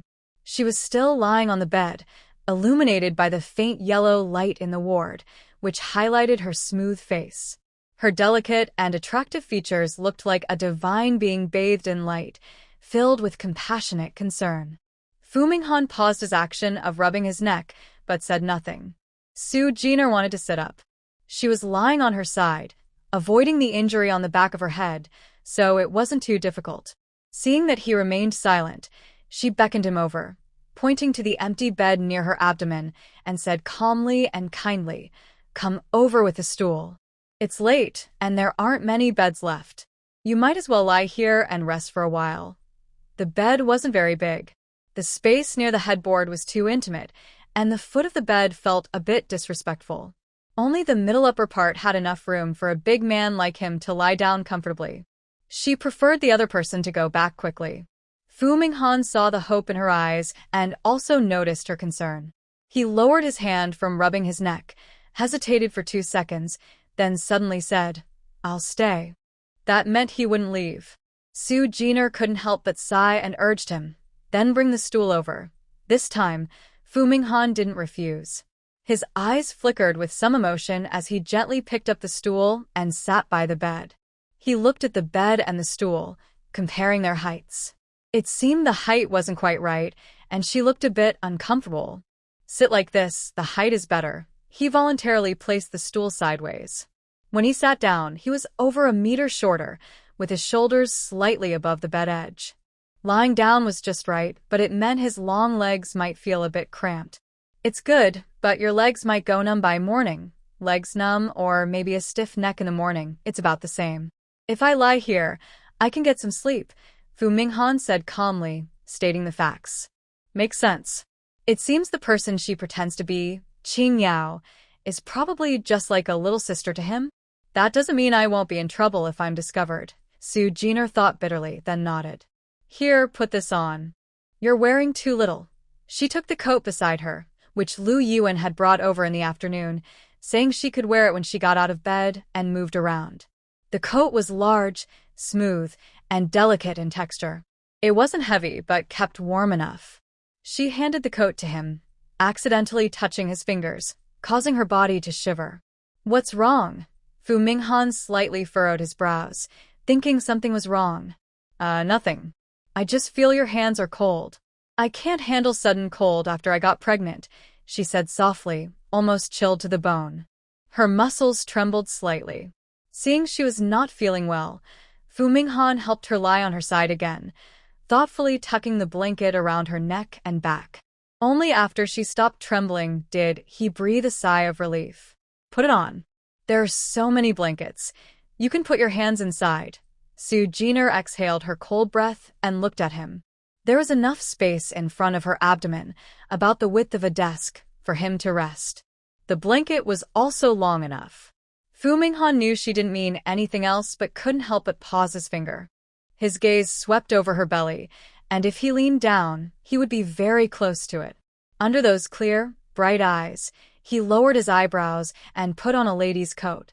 Suddenly, he felt a warm feeling all over. Then he carefully leaned down, his hand not inside the blanket but resting on top of it. His fingers felt as if they had been scalded, and he couldn't help but bend his index finger. As night deepened, Su Jiner yawned. A strange tiredness made her close her eyes again. Listening to the breathing nearby, Fu Minghan's restless heart gradually calmed, and he fell asleep in the faint warmth. Daddy, Daddy, Daddy. 3 small children ran over clumsily, their happy voices ringing in his ears. Fu Minghan held one child in his left arm and another in his right, giving them heavy kisses on their soft faces. His heart was full of warmth. His chest was filled with hot love for his children. He opened his eyes and looked ahead. Standing there was a beautiful woman in a long dress with long hair reaching her waist, holding the remaining child in her arms, smiling at him with gentle eyes. Qing Yao. He thought he had never smiled happier than now. Even his usually stern face seemed to carry a smile. Daddy, the child in the woman's arms shouted loudly, piercing his dream. Fu Minghan suddenly opened his eyes, sitting up quickly with his pupils tightly locked. He ignored the soreness in his legs and stood up. Huff. Huff, he gasped fiercely, his usually cold gaze filled with shock as he looked at Su Jiner's belly. Then he suddenly opened his eyes wide and turned to look out the window. The winter rain was falling softly, washing away the hot love from his dream. Daddy. Children, Fu Minghan muttered, but the dream was fading further away. After a few breaths, his face became calm. It's just a dream. He loved Qiyuan. How could he suddenly? Although he couldn't see the woman's face clearly in the dream, he somehow associated her with Su Jiner on the hospital bed. But everything was just an illusion. He probably wanted to have his own children too much, so he had this false impression. What's wrong with the male lead? The system noticed Fu Minghan glancing at his host from time to time, feeling very strange. Su Jiner was also awakened by a series of sounds. She felt a kick in her belly, and before she could understand what was happening, she couldn't help but cry out. What's wrong? Fu Minghan walked over with a cold air, still looking calm, but with concern in his eyes. It's nothing. Did you wake up? I don't know which naughty kid kicked me in the stomach, Su Jiner replied with a smile, sitting up slightly. She looked at her phone and saw it was only 6 a.m. Maybe you should go to the office first? Getting there early means you can sleep a little longer. Fu Minggen's eyes looked a bit dark under his eyes, showing he hadn't slept well last night. No need. Are you going to sleep a little more? Seeing Su Jiner's gentle smile and hearing her soft, caring tone, he couldn't help but think of his dream from last night. When Su Jiner shook her head to refuse, he nodded slightly. Then I'll go buy breakfast for you. I'll come back after you eat. He left in his suit from last night, as if someone was chasing him. Su Jiner looked at the pink coat hanging on the shelf nearby, puzzled about what he was thinking. After a day of medication and rest, she felt much better. It was easier to get out of bed, so she did some simple washing up. When she returned to bed cold, Fu Minghan also happened to come back. Soy milk and steamed buns, just to fill your stomach. I told Yuan and he said Aunt Lu will bring breakfast to you. Thank you. Have you eaten? Su Jiner held her warm soy milk, looking at his empty hands. I'm going to the office to eat. Since there's no one to help here, I'll leave now. Fu Minghan avoided her gaze, his expression almost cold. If not for his words, she might think he didn't want to see her. That's fine. Su Jiner nodded and let him go. The doctor came in the morning to check her, confirming her condition was stable and that she could prepare to leave the hospital. When Lu Yuan came at noon, she told him about this. According to him, she would probably need to stay a few more days, but Su Jiner refused. She didn't want to relive the awkwardness of last night when Fu Minghan had to lie on her bed. Seeing how he avoided her this morning, she guessed he didn't want to see her either. Unable to persuade him, Lu Yuan agreed and personally drove her home. He was accompanied by Aunt Lu, who replaced Ma to take care of Su Jiner's daily needs. Following Su Jiner's wishes, Lu Yuan did not tell the Lu family about her whereabouts. Fu Minghan had not visited the villa for several weeks. It was January now, 6 months into her pregnancy, and Su Jiner's belly was as round as a ball. From this time on, she could only walk in the garden of the house. She couldn't go far, and she was afraid that the natural instincts might cause trouble again, making her feel like she was escaping from danger. Miss Su, let me handle the teacup. You sit quickly. Aunt Lu hurried over, carefully helping Su Jiner sit on the soft chair and quickly tidied up the things. Aunt Lu, thank you for all your hard work lately. Aunt Lu is a kind person, very attentive to caring for others, and her attitude towards Su Jiner is sincere and kind. There's no need to thank me. I get paid for this and I have social insurance and savings. Many people envy my job. Besides, Miss Su, you're easy to take care of and there isn't much to do, right? Aunt Lu smiled warmly. She came from the countryside, not afraid of hard work, and as long as she earned enough money, she was happy. Su Jiner admired her contentment and nodded with a smile. Miss Su, the new year is coming soon. Do you have any plans? February is the new year, so about a month left. Aunt Lu, I'll give you a half-month holiday in advance. Your home is far, and you usually don't have time to go back. You can stay a few extra days during the holiday. The Spring Festival is a big event for all families, and everyone wants to reunite at home. It's all about family happiness. Su Jiner hadn't celebrated the new year in a long time, so she didn't feel much about it. Aunt Lu's excitement flickered briefly, then she hesitated. But if I leave, there will be no one to take care of you. No, I'll leave the day before the holiday. No need. I've talked to my brother about staffing, so you don't have to worry. Su Jiner lay on the lounge chair, wearing a gentle smile. Aunt Lu was surprised and couldn't help but say, Miss Su, you look so beautiful. I don't know which lucky person will marry you, huh? Su Jiner's smile froze, but she quickly reacted and said nothing. Aunt Lu didn't know about her pregnancy before marriage. She probably thought her husband was working outside. Who knew? That night, just as she lay in bed, Su Jiner called Lu Yuan. Gina, what's wrong? Lu Yuan's voice was gentle. Su Jiner didn't beat around the bush and told Aunt Lu in advance about her early leave. I understand.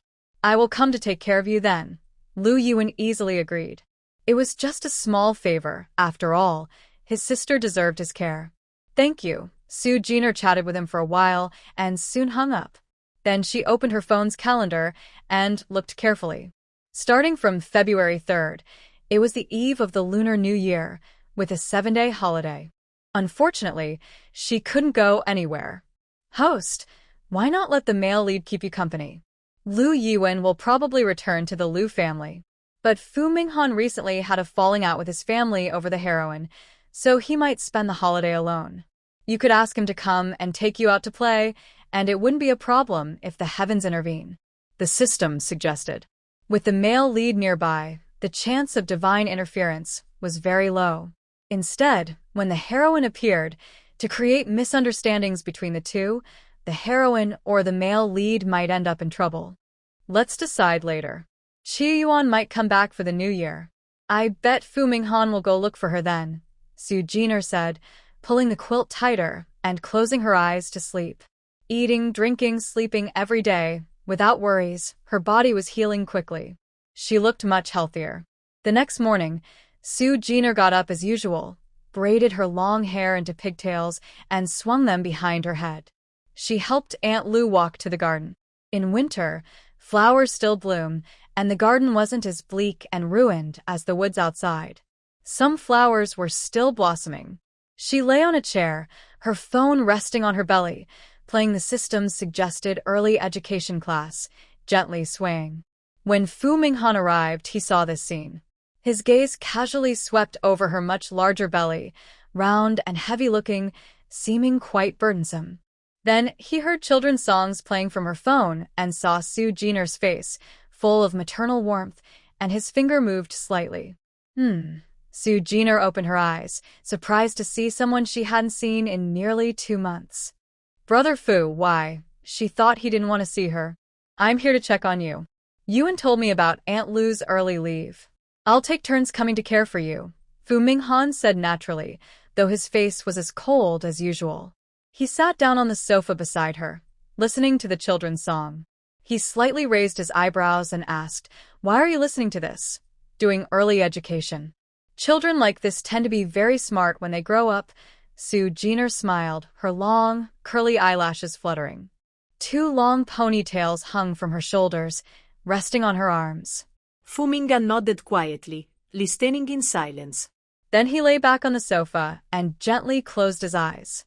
The children's song played softly in his ears, and his long-held, dull heart finally calmed down. Is the male lead coming here just to sleep? He's really got nothing to do. If I remember correctly, today is Friday, and the workday just started. Who knows? As long as I don't cause trouble. Su Jiner exhaled and closed her eyes, pretending to sleep. Aunt Lu bought groceries and, seeing the two resting in the garden, didn't disturb them. She carefully tidied up and cleaned the room. By noon, seeing that Fu Minghan didn't seem to be leaving, she took the initiative to prepare his meal. Brother Fu, are you not working today? Fu's group operates across the country, so he rarely has free time. During the day, he takes an extra hour to rest, but in the evening, he makes up for that hour. Compared to Su Jiner's relaxed attitude, he was truly busy. No, I took half a day off, the CEO said. Taking half a day off was basically skipping work for half a day. It seemed Peng Chun had some busy days ahead. Su Jiner chuckled secretly. They had lunch together, chatted for a while, and then he left. They met again after half a month. Aunt Lu took an early leave, received the year-end bonus from Lu Yuan, and went home early to celebrate the spring festival. Fu Minghan came over with a suitcase and checked into a room on the first floor. The house could only produce a limited amount of trash daily, and she had few things to move. So, after staying a few days, the place wasn't messy. All Fu Minghan needed to do was tidy up a bit and throw out the trash daily. It didn't interfere with his work schedule. The only trouble was helping her reduce swelling in her limbs. Lu Yuan hadn't moved in, but he came over every morning and evening to help Su Jiner massage her cramped legs, regardless of her refusals. When asked why, he simply said he was her brother. If they were truly siblings, she wouldn't have much to say. But since she was pretending, she couldn't help but feel uneasy. It's over, host. You've also offended the male lead's friend and rival. If your true identity is exposed, he will definitely hold a grudge against you. The system clicked its tongue, already starting to worry about the host in advance. Then maybe I should ask Fu Minghan to give me a massage? or call a maid for in-home service, but they wouldn't do it. Su Jiner's eyebrows furrowed, showing a childish expression. Fu Minghan, standing nearby and watching Lu Yuan's movements, stared quietly for a few seconds, then looked away. That's not impossible. Since you've already offended the male lead, you might as well take full advantage. The identity isn't suitable. Neither Fu Minghan nor Lu Yuan's identities are appropriate. On the third day, Su Jiner directly called a local girl to come help. She was also doing part-time work, and her massage skills were very professional, much more comfortable than Lu Yuan's amateur attempts. With her help, all three of them were finally free. During the day, she stayed home alone, waiting for the local girl to come and give a massage. The girl could leave by 5 o'clock. Fu Minghan returned at 7 in the evening, sometimes with Lu Yuan, and both stayed overnight at the villa. At the end of January, most employees of the Fu Group had their holidays, and Lu Yuan was also preparing to go home for the new year. "Are you sure you don't want to go back with me?" he asked for the third time, unable to hold back. Su Jiner's face was smiling, but her eyes were cold. "Sorry, I don't want to go back." Lu Yuan was silent for a few seconds, then looked at Fu Minghan. "Got it, Minghan, I leave her to you." He knew in advance that Fu Minghan wouldn't go home for the new year. Leaving her here was also part of their plan. And the man, still dressed in his black work suit the day before the new year, nodded with a cold expression. His eyes were unfocused, his mind already drifting far away. Su Jiner thought he was probably thinking about Chi Yuan, wondering if she would return to the country for the new year, giving him a reason to meet her. As she guessed, nearing the 30th, Fu Minghan often thought about Chi Yuan's whereabouts at work, wondering what she might look like now. He was here physically, but his heart was far away. That night, on the eve of the new year, Lu Yuan stayed to count down with Su Jiner and Fu Minghan. At 10 minutes past midnight on the first day of the new year, he drove away from Luan Villa. Su Jiner lay on the swinging sofa, her calm gaze falling on Fu Minghan's strong profile, interrupting his hesitation. "Go see whoever you want. Don't worry about me." "A few days ago, I saw the doctor, and they said I was recovering very well." Fu Minghan quickly looked over, his dark eyes carrying a cold expression. He stared for 10 seconds before he nodded slightly through his nose. I will come back soon." He stood up, put on his wool coat hanging nearby, and, before leaving, checked the air conditioner temperature in the room. He had taken care of her for so long. Now, he seemed more approachable than the cold, unfeeling boss he used to be, and looked more down to earth. "Hope everything goes well for him," she said with a smile, kicking the ground and rocking in her chair. But of course, things didn't turn out as hoped. That night, Fu Minghan drove along the route he remembered. He went to the small house where Chi Yuan used to live alone. The lights were off, and there was no sign of anyone nearby. Then he visited Chi Yuan's close friend, Lin Qian's home. He only saw Lin Qian, but Chi Yuan was nowhere to be found. She said she wouldn't come back for the new year. "Don't bother looking for her. Just go home." Although Lin Qian felt Chi Yuan was a bit harsh to her ex-husband, she didn't say much. Her heart was clearly with her best friend. Fu Minghan's brows furrowed tightly, silent, then turned and disappeared into the darkness. The lively fireworks and laughter filled the night, but the festive atmosphere didn't affect Fu Minghan. He returned to his car, feeling as if his fire had been extinguished again, cold and unfeeling. His eyes, icy enough to freeze, looked down at his phone. He saw the contact labeled Chi Yuan, and his finger trembled slightly before he finally pressed it. No answer, or perhaps his number had been blocked. Fu Minghan's dark eyes were deep and unfathomable, like a dark pond. His gaze fell on the contact named Chidawei. This time his finger didn't hesitate. He pressed the call button with firm resolve. The call was quickly answered. A cautious voice of a middle-aged man came through. "Hello, is this Minghan?" Chidawei looked at the contact name with disbelief, his breathing becoming cautious. Nearby, his wife Feng Qing and son Qi Fei remained silent, their faces tense. "Yes." After a moment, a cold voice responded from the other end, powerful like the Fu Minghan they knew. Just one look was enough to startle them. Without waiting for them to speak, Fu Minghan asked directly, "Has Qiyuan come back, Yuan? She hasn't returned." Qi Dawa stammered, with Fang Qing showing a look of displeasure beside him. Their family knew that Qiyuan and Fu Minghan had filed for divorce. Now, when Fu Minghan called, he might just be trying to reconcile with Qiyuan. So Fang Qing couldn't help but speak up. Minghan, you want to see Qiyuan, right? Don't worry, I'll call Qiyuan now and ask her to fly back tomorrow. She spoke in a flattering tone, calling Qiyuan repeatedly, and her attitude toward Qiyuan was obvious. Because Qiyuan was adopted by their family, she was not close to them. Fu Minghan frowned, showing displeasure, but he didn't say anything.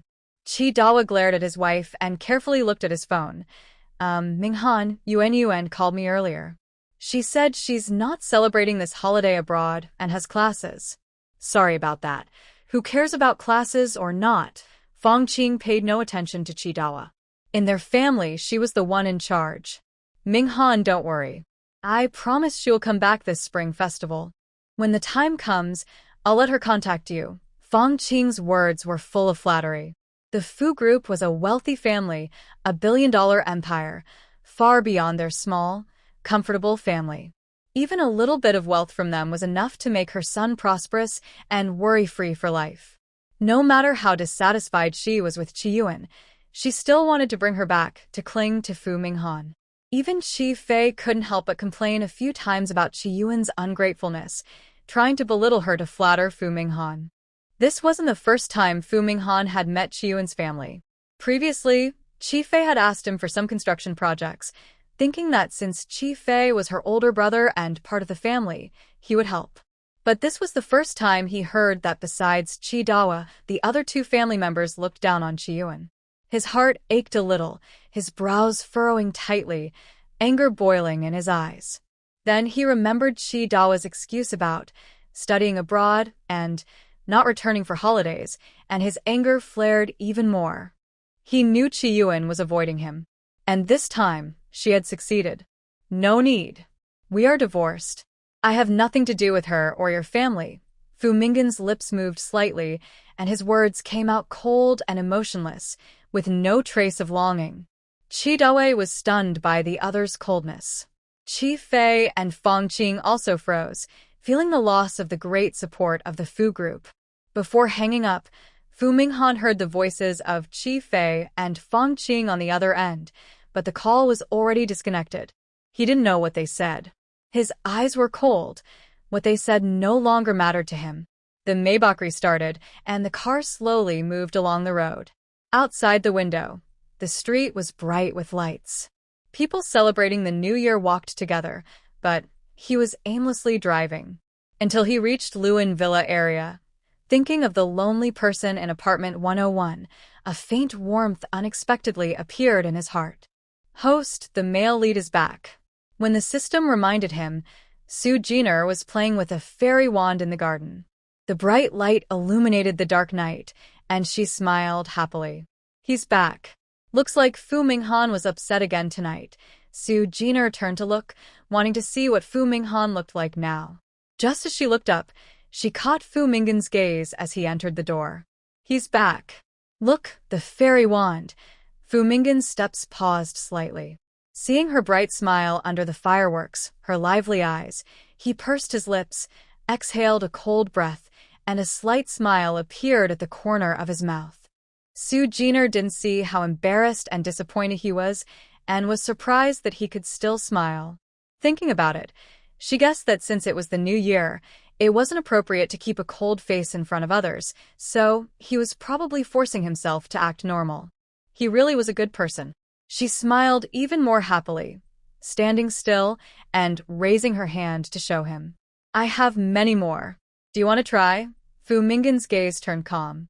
He looked at her face, slightly turned his head, then looked back at her and softly nodded. His tall figure walked over, taking the tiny fairy wand from her palm. Su Jiner took out a lighter and lit one for demonstration. She shook the burning fairy wand, sparks flying, making the entire night sky sparkle. She shouted happily, unable to hide her joy. System, this is the first New Year I've spent here. It will get better and better. My world will also get better. Right? Yes. Host, you should be happy.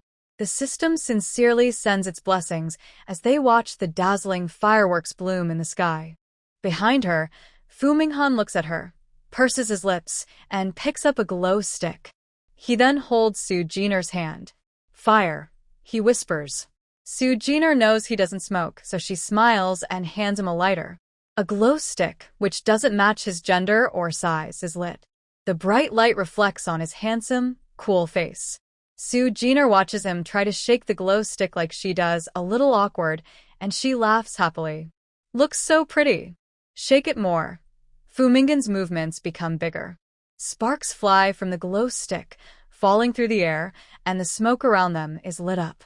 But after a few seconds, the sparks die out. This time, without her urging, he lights another glow stick himself. Wow. So beautiful, Su Jina laughs loudly, feeling it's 100 times better than the wild world she saw before. In the bright light, Fu Minghan looks at her shining, happy face. It's as bright as stars in the night sky, and her smile seems to light up the whole world. For some reason, his feelings settle down. He feels as if everything is clear, all worries fading away, leaving only her beautiful, radiant smile. His cool eyes warm up gradually, and his smile becomes softer. A box of more than 20 glow sticks burns out quickly. Su Jiner has watched enough and feels tired. She stretches her waist, about to speak, but Fu Minghan gently supports her arm. Yeah, we've played for over 20 minutes. I can't stand anymore, he says. With his help, she walks to the sofa and sits down, glancing at the time on her phone. It's already 2 a.m. Are you going to stay up for the new year? Su Jiner yawns, feeling sleepy. No, let's rest. Tomorrow, I'll take you shopping at the mall. This is such good news. As expected, when the main character doesn't follow the usual plot, they can take better care of you. The system feels happy. It hopes the host can be happy and go out more. Su Jiner is a little surprised but also very happy, so she nods. She climbs onto the bed, waves at Fu Minghan by the bedside, and closes her eyes quietly. The lights go out. Fu Minghan gently closes the door and sits down on the sofa in the living room. His furrowed brow relaxes without him noticing. He feels a bit more relaxed and comfortable inside. But he still instinctively glanced at his phone. Resisting the slight reluctance, he finally placed the phone on the table and went into the room to rest alone. On the first day of the new year, Yucheng, a well-known big city in the country, still had some top supermarkets open around it. There weren't many people wandering inside. Compared to usual days, it was much quieter and more peaceful. At 2 p.m., Su Jiner woke up from her nap. She looked around the somewhat quiet space with a bit of confusion. On this lively New Year's Day, the surroundings were surprisingly silent. She stepped out of the room and found Fu Minghan working in the living room. When he saw her come out, he looked up. Still busy during the holiday. Her voice was a little hoarse. Fu Minghan handed her a glass of water. He stood straight at the edge of the desk, dressed in casual clothes and a coat, looking very indifferent. Just checking things early, to prepare for work after the holiday. Noticing that Su Jiner seemed a bit uncomfortable, he turned on the TV, and the room gained some lively activity. The male lead is really dedicated. No wonder he can take over the Fu group. The system sighed. Su Jiner nodded silently and sat down on the sofa nearby, smiling at him. Then you keep going. Being a company boss isn't easy. It really takes more time. Fu Minghan nodded and sat back in his chair. The replay of last night's New Year's gala played in the background. The cheerful music sounded a bit loud in her ears.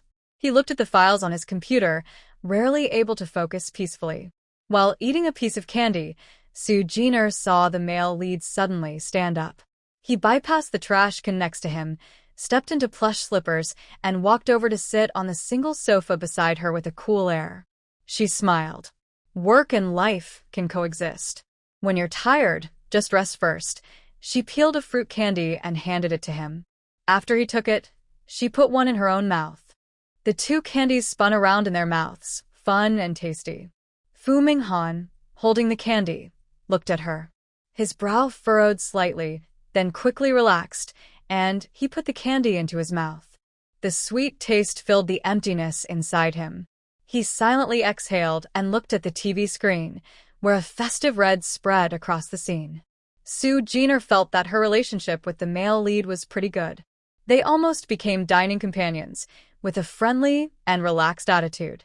After 4 p.m., she put on slip-resistant flats and got into his car. The car drove smoothly, and after 1 kilometer, they arrived at the nearest shopping mall. They got off in the underground parking lot and took the elevator to the 3rd floor, planning to watch a movie to relax. "Let's watch this one. It looks like a family-friendly comedy, sure to be funny." Sue Jenner pointed at a red poster and glanced at Fu Minghan.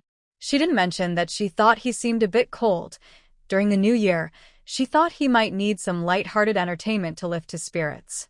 "Okay," Fu Minghan replied casually, paid for 2 tickets. The cinema was crowded, with couples and friends leaving happily, all smiling. Sue Jenner sat on a bench, hugging her stomach, and reached down to loosen her light blue down jacket to let some heat out. The sweet smell of popcorn wafted to her nose, and she swallowed hard. "System, is this popcorn tasty? I don't know, I don't eat food. But if you want to eat, you can buy some yourself." "That's right," Sue Jenner said, taking out her phone to check the time, then prepared to stand up. Suddenly, Fu Minghan, who had been quietly playing with his phone, stood up. She looked at him. Fu Minghan, tall and broad-shouldered, blocked most of the view from others. He slightly curled his stiff lips and said in his usual calm voice, "I'm going to buy some snacks." He took long strides and squeezed into the snack counter, where she saw him order a bucket of caramel popcorn and 2 cups of different-colored milk tea. Throughout, his brows remained furrowed. When he left with the snacks, Sue Jenner felt he probably let out a sigh of relief. Such a coincidence. Fu Minghan also wants to eat. The male lead is a person, not a god. Of course, he needs to eat too. The system sounded a bit naive. Sue Jenner pursed her lips, clearly remembering that Fu Minghan didn't usually eat this kind of junk food. He had only eaten 2 candies in the afternoon, which he had agreed to, out of extra interest. "Don't overthink, host. You and the male lead don't have much of a relationship. At most, he sees you as a little sister. Even if he bought popcorn for you, it doesn't mean much." The system's words were convincing enough to persuade Sue Jenner. Fu Minghan approached with the snacks in hand. His figure, backlit and shadowed, made it hard to see his expression. He was handsome, causing some young girls nearby to keep glancing at him. Someone tried to approach him for contact information, but seeing the pregnant woman in front of him, they had to give up helplessly. "Hold this," Fu Minghan said. Sue Jenner lifted her swollen hand, her eyes shining with restrained happiness, and took a cup of milk tea. "This is for you too." Fu Minghan handed over a large bucket of popcorn, glancing at her sparkling eyes. The popcorn wasn't sealed, and she couldn't hold both items at once, so she set the milk tea aside and used both hands to hold the popcorn. The fragrant, sweet smell filled her nose. She licked her lips and pinched a piece of popcorn to put in her mouth. Fu Minghan saw her eyes brighten, and a small smile appeared at the corner of his mouth. He picked up the milk tea from the stool, both hands occupied, then bent down to sit, looking straight ahead. His arm was pushed slightly, and he turned his head to look. His dark eyes reflected a soft glow, a mirror of the lights. "Try some. This is what you bought." Sue Jenner pushed the box toward him. "Dad, I don't want to eat." "I bought it for you." Fu Minghan refused. Seeing his usual attitude, with no sign of anger and seeming to be in a good mood, she nodded and took back the box, not being polite. They were just eating companions, sharing meals and watching movies together. She hadn't done anything that could easily cause misunderstandings. After 10 minutes of silence, she picked out the caramel popcorn one by one and ate it first, as if selecting gifts. Fu Minghan sat nearby, looking at his phone, casually opening the milk tea and passing it over. When the broadcast announcement came on, they both stood up and slowly walked toward the screening room. It was a bit dark inside, so Sue Jenner had to hold Fu Minghan's arm and, with his help, descended the stairs. Fu Minghan, bent over, reminded her softly, his voice close to her ear. He held her hand, and a cool aura approached. Gina looked at him with a neutral expression but said nothing. The screening room wasn't crowded. They chose a late time, so the seats weren't very good. Gina sat on a seat near the edge, adjusting her posture several times before finally feeling comfortable. She felt a bit regretful, thinking she came here to suffer. If you can't stand it, we can go back. There's a big screen on the second floor. Tell me what you want to watch, and I'll find someone to buy the rights. Fu Minggen's voice suddenly sounded again, as if he saw through her thoughts, offering the simplest solution. She couldn't help but glance at him again. The cold light from the movie screen illuminated his face. He was looking straight ahead, not at her, but she felt like he was paying attention to her. No need, just watch for now. If you can't, we can leave, she said hesitantly. Psychological inquiry system. Is he focusing his concern on me instead of the heroine? Host, you're playing the role of the young lost heroine. It's normal for the male lead to care about you. Plus, buying the rights isn't a big deal for him. The system casually replied, confident that everything was under control. Gina was reluctantly convinced. After all, he didn't know she was pregnant with his child. Surely, the male lead wouldn't want to wear a green hat, right? Fortunately, after the show started, Fu Minggen's attention was no longer on her, which eased Gina's worries. The uncomfortable seats made her unable to sit still after an hour. She held her stomach and, with Fu Minggen's help, left the screening room, her forehead sweating coldly. Not feeling well? I'll take you to the hospital. No, Gina said, pulling out a tissue to wipe her face, smiling to comfort him. It's just sitting too long. A walk will do. Fu Minghan looked calm and nodded silently. The two strolled through the mall. Shopping is a woman's nature. After enough rest, Gina's patience was finally better, and she couldn't resist when Fu Minghan quickly paid for a hat and 2 thick cotton jackets. They weren't cheap. She put the shopping list in her pocket, remembering to pay him back later. Then they entered a mother and baby store, where they were warmly greeted by staff at the door.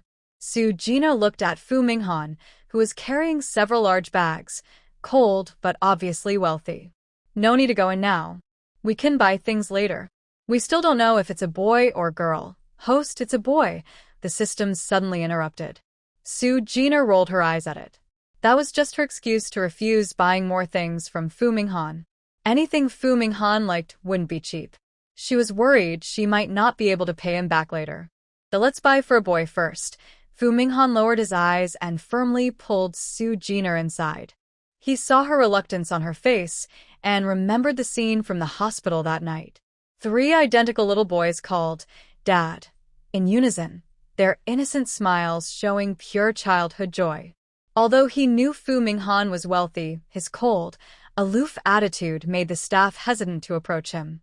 Instead, they focused on Gina, who looked gentle and smiled softly, carefully introducing various children's products. From clothes and diapers to milk powder and strollers, everything was available. The high prices made her gasp in surprise. No need, it's too expensive. We'll come back another time, she said, pulling on Fu Minggen's sleeve, wanting to leave. If she bought these, her 10,000 yuan in her pocket wouldn't last a month. The man behind her stopped her, blocking her way. She looked at him in surprise. His handsome side profile faced her. He looked at the products around and, without hesitation, chose the most expensive items, 2 strollers, 6 sets of different baby clothes. Wow. Very good, sir. The shop assistant thought the deal was over, as the man's attitude had been cold since entering.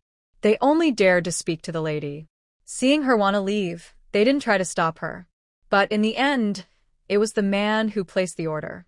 The shop assistant smiled brightly. Sir, you are so good to your wife and children. He's not my husband, Gina frowned. The assistant's smile froze. She looked at Fu Minggen's expressionless face and explained, he's my brother. Oh. Sorry.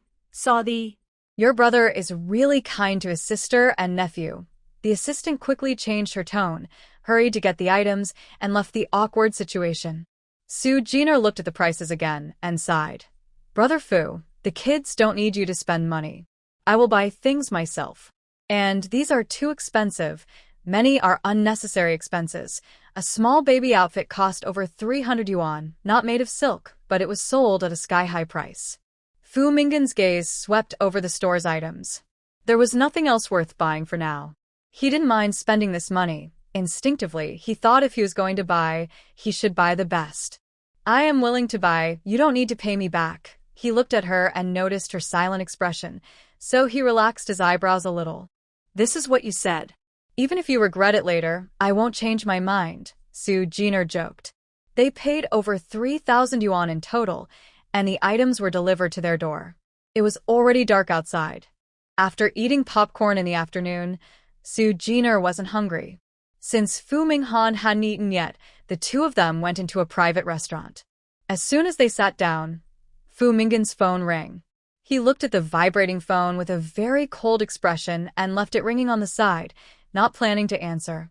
Su Jiner took a sip of milk tea and looked up at him from the menu. Host, it's the male lead's parents. The system explained just in time. Su Jiner suddenly understood. The main reason Fu Minghan and Qiyuan divorced was because his parents didn't treat Qiyuan well. Qiyuan was from an ordinary family, and his parents looked down on her. The main characters live in a separate place. Fu Minggen's stepmother, Lu Yuqin, sometimes came to visit and mocked the female lead, who stayed at home full-time. Over 2 years, the female lead's heart grew cold. After the divorce, the male lead realized that his parents had caused problems in his relationship with Qiyuan. When he tried to go abroad a few times to find the female lead, Lu Yuqin caused trouble again. Then the male lead and his family started a cold war, and chaos broke out in the Fu family. Even this new year, Fu Minghan didn't plan to go home. Instead, he stayed in a villa with her, claiming it was to take care of her. It seemed that Fu Hailin and Lu Yuqin couldn't sit still anymore. Su Jiner thought about this and lowered her head to order food again. The Fu family's issues had nothing to do with her. Fu Minghan could handle it himself. I'll order these dishes. Do you think? Fu Minghan couldn't eat spicy food, but recently his appetite had increased a bit. So she ordered 2 non-spicy dishes, a braised lion's head, and a soup to drink after the meal. The phone on the table stopped ringing. Fu Minghan opened his phone and sent a short message to the contact labeled Fu Hailin with a calm expression. Fu Hailin, who didn't answer his son's call, took a deep breath, looked at the message, and then heavily threw his phone on the ground. Rebellion. Not coming home for the new year. He really doesn't want this family anymore. Calm down, calm down. Lu Yuqin gently patted Fu Hailin's back, worried he might get upset. Guess Minghan is at a friend's house. It's normal for kids to have their own lives when they grow up. Normal? No way. Who spends New Year's Day at someone else's house? I think he's gone abroad to find Qiyuan. Fu Hailin was annoyed, his eyes showing disdain. The chief family members are always trying to take advantage of the Fu family. Kids from ordinary families just can't compare. Especially Chief A, who even came here wanting to get a project, not realizing how capable we are. He snorted coldly. Lu Yuqin didn't think he was wrong, but as a stepmother caught in the middle, she couldn't say much about Minghan. She could only pat her husband's back to comfort him. Fu Minghan never talks much during meals. He placed his phone aside, holding chopsticks with slender fingers, eating small bites of rice. Su Jino ate a few bites and then stopped, leaning back in her chair, quietly playing with her phone, not noticing the occasional glances from nearby. System, help me find something suitable for studying. I need to find a job eventually. No problem, host. In your situation, working from home is best. Let me see. Oh, how about opening an online store? I can help reply to messages and handle data. Is that possible? What should I sell? You could sell children's clothes. I can also help take photos. Su Jiner was surprised, not expecting the system to be so helpful. Of course, she agreed. Since she wanted to start a business, the next step was to choose products in advance. The system can search and compare data online, so she didn't need to worry much about that. She gave the system 2 days. After dinner, Su Jiner didn't delay. She went back with Minghan, washed up, and went straight to bed. Minghan sat alone in the living room, doing who knows what. She quickly fell asleep. The next morning, she woke up early to find no one in the room. It seems the male lead has come home. He'll probably come back soon. I saw him. Sue Jenner put down her phone, went to the kitchen, took out the prepared breakfast, and reheated it to eat. At noon, Minghan didn't come back, but someone delivered lunch. Sue Jenner didn't ask much. After eating a few bites, she went for a walk in the small garden. Around 8 p.m., Fu Minghan returned, soaked from the rain. His coat was wet, so he hung it on the rack to dry. He still looked as cold as usual. "You're back? There's food in the kitchen." Of course, it was food he had someone bring back. Fu Minghan nodded and glanced at the woman half lying on the sofa, suppressing his anger. He took out the food and ate quietly alone.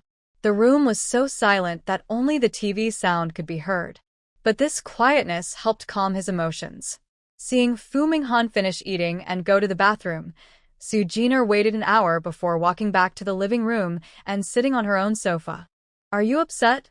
"Yes, I saw my dad." Fu Minghan looked at the TV with a calm expression. Sue Jenner nodded.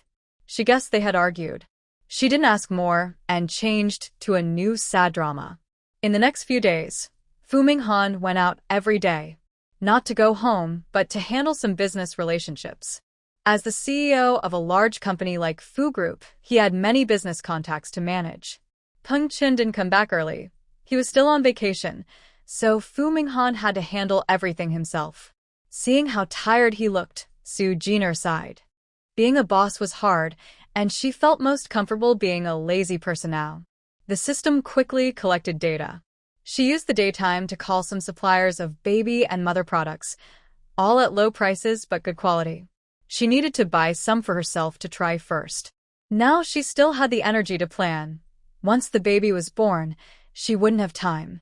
But before confirming the orders, she had one more thing to do: decide where she would settle down.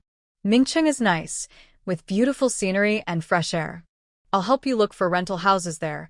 The system started working again, even taking real photos from surveillance cameras. Soon, it chose a residential area on the outskirts, with good nearby amenities. The house isn't old, on a low floor, and has an elevator. Living costs are low, and most importantly, delivery people bring packages right to your door. Sounds good. But what about medical resources? Recently, there is a community hospital where, once a child is born, major problems are unlikely. Only occasional minor illnesses occur, and the hospital is sufficient. The system is very thoughtful, and Sue Jenner looks at the information, feeling that this place is indeed good. She plans to visit sometime first to find a house. She also wants to leave quietly when Fu Minghan is not around. The opportunity comes quickly. On the 7th day of the Lunar New Year, Fu's group is about to resume work. Fu Minghan needs to go abroad for work and will be away for at least 10 days to 2 weeks, so she won't see him during that time. Aunt Lu, who is on holiday, will return, and there are 2 days of free time in between. Louis Wang has been calling her often these days, but he won't come over soon. Going out alone is a bit difficult, so I can ask the girl I did part-time work with last time for help. She made a call, and the girl, a university student from the same city with a long holiday, quickly agreed when she learned of her needs. That afternoon, right after Fu Minghan left, she took a ride with the help of the student and arrived in Ming City in an hour and a half. The house viewing was scheduled in advance. The landlords she contacted were nice. When they saw she was a pregnant single woman, they even reduced the price by 100. She finally chose a residence near the Riverside Park, a 3-story building with 2 families per floor. She wanted the second-floor suite. The room was large enough for her to store supplies and live comfortably. The rent was affordable, 2,400 yuan per month, with a minimum 2-year lease. Property fees were waived, and utilities were paid by her. Living in such a decorated villa area at this price was very cost-effective. After signing the contract, she immediately returned to Yucheng with a university student that same night. Fu Minghan stood at the gate of Su Li Architecture University, looking from afar with dark, unreadable eyes. He sat in the car, fingers gripping the steering wheel tightly. After a long pause, he finally decided to drive away. Qi Yuan, who was smiling on campus, seemed to sense something. She looked toward the gate, but saw no one there. She felt a bit disappointed but quickly regained her calm. Fu Minggen's business trip this time was very long, more than a month. Peng Chun, following his instructions, visited once a week. Lu Yiweng also occasionally came by. Although they had acknowledged their relationship, he still felt somewhat unfamiliar with Su Jiner and couldn't quite act like true siblings. That is certain, since Su Jiner is not really his sister. Every time he visits, she tries her best to send him away. Days pass quickly. Her belly is changed from round to oval, looking very strange. She also stays indoors more often. The room is filled with many baby items, all samples she bought herself. By mid-March, almost 9 months have passed. Yuqing enters spring. With Aunt Lu helping her, Su Jiner struggles to go outside and see the lively spring scenery, full of new life, making her eyes sparkle like stars. "Miss Su, be careful where you step," Aunt Lu warns. Su Jiner stops walking, looks at the ground, then lifts her foot to step out. Last month, she was wearing a thick cotton coat, but now she has on a stylish windbreaker, though it's a size larger. The park is crowded with many elders bringing children. Everyone instinctively avoids the two of them. Thinking about the hospital incident, she remembers how a mischievous kid caused chaos there, almost leading her to a dangerous situation. In the end, Fu Minghan and Lu Yiwen sued the other parents and received 20,000 yuan in compensation, which is in her bank account now. Seeing so many children on the street, she feels a bit worried. "Let's not walk around anymore. Let's go back," she says. Aunt Lu helps Su Jiner turn around. Just as she steps forward, she looks up and meets a pair of deep, dark eyes like a quiet pond. "President Fu, Aunt Liu exclaims happily. Fu Minghan nods, with his hands in his windbreaker, crossing his long legs as he walks over. Finished work so early, Su Jiner looks at his outfit, white shirt and gray vest in a British style, paired with suit pants, making him look very professional. He always has a cold expression, seeming distant. But as soon as he appears, everyone's eyes are drawn to him. "Just took leave. I'm taking you home," he says. A CEO wanting to leave early must ask for permission, and only Fu Minghan can do that. Su Jiner smiles at him. Then Assistant Peng must be very busy. Fu Minghan lowers his head, looking at her smiling face. His heart is very calm. He presses his lips, touches her arm, and his voice is deep. "I gave him a raise." Indeed, she needs to stay long. Peng Chin not only handles his company's affairs but also takes care of personal matters, often coming to see her. He is like several people in one. Su Jiner shakes her head, feeling admiration for him. In the 9.5 month, Fu Minghan took another day off and took Su Jiner to the hospital to confirm the due date. The baby was growing well. In contrast, Su Jiner's slightly thin body looked a bit worn out. Someone needed to support her to help her move long distances. "It should be soon," the doctor said while looking at the checkup report, adjusting his glasses with a wise look. "The baby's position is good. Do you want a natural birth or a C-section?" "Host, I suggest a C-section." "Why?" Su Jiner wondered. "To avoid the final challenge from the heavenly path consciousness. Giving birth is very risky. If there's heavy bleeding during a natural birth, you might not make it." The system warned cautiously, learning from past experiences. Su Jiner nodded, her lips moving slightly as she saw Fu Minghan looking at her. "I want a C-section. Are there any side effects? As long as you recover well after surgery, there won't be any problems," the doctor replied, then looked at Fu Minghan standing nearby. "It will be hard for your family to take care of you afterward. You probably won't be able to get out of bed." Fu Minghan moved his hand slightly and nodded. Understood. He looked somewhat helpless and humble. Su Jiner felt that. When giving birth, he seemed more nervous than she was. From that day on, Fu Minghan would leave work early every day and come to the villa to stay with her since they didn't live together. Su Jiner couldn't care less about him. Every day, she felt drowsy, as if her energy was drained by the baby inside her. She couldn't sleep well or eat properly. In early April, the weather grew warmer. Su Jiner moved into the hospital early, waiting to give birth. The contractions came suddenly and intensely. Aunt Lu noticed something was wrong and immediately called for help. It was just morning when Aunt Lu's call went straight to Fu Minghan's phone. Having just finished a meeting, Fu Minghan raised his hand to look at the caller ID, frowned slightly, and answered immediately. The meeting room, which had just been lively, suddenly fell silent. Peng Chen stood beside Fu Minghan, watching him answer the phone. As he heard the faint words, "It's born," Mr. Fu suddenly stood up quickly. "The meeting is paused. Peng Chen, in the afternoon, take the documents and go to the hospital to find me." After saying this, Fu Minghan quickly disappeared from the conference room. Peng Chen watched him leave with eager eyes, feeling puzzled. He thought to himself, could it be his child is born?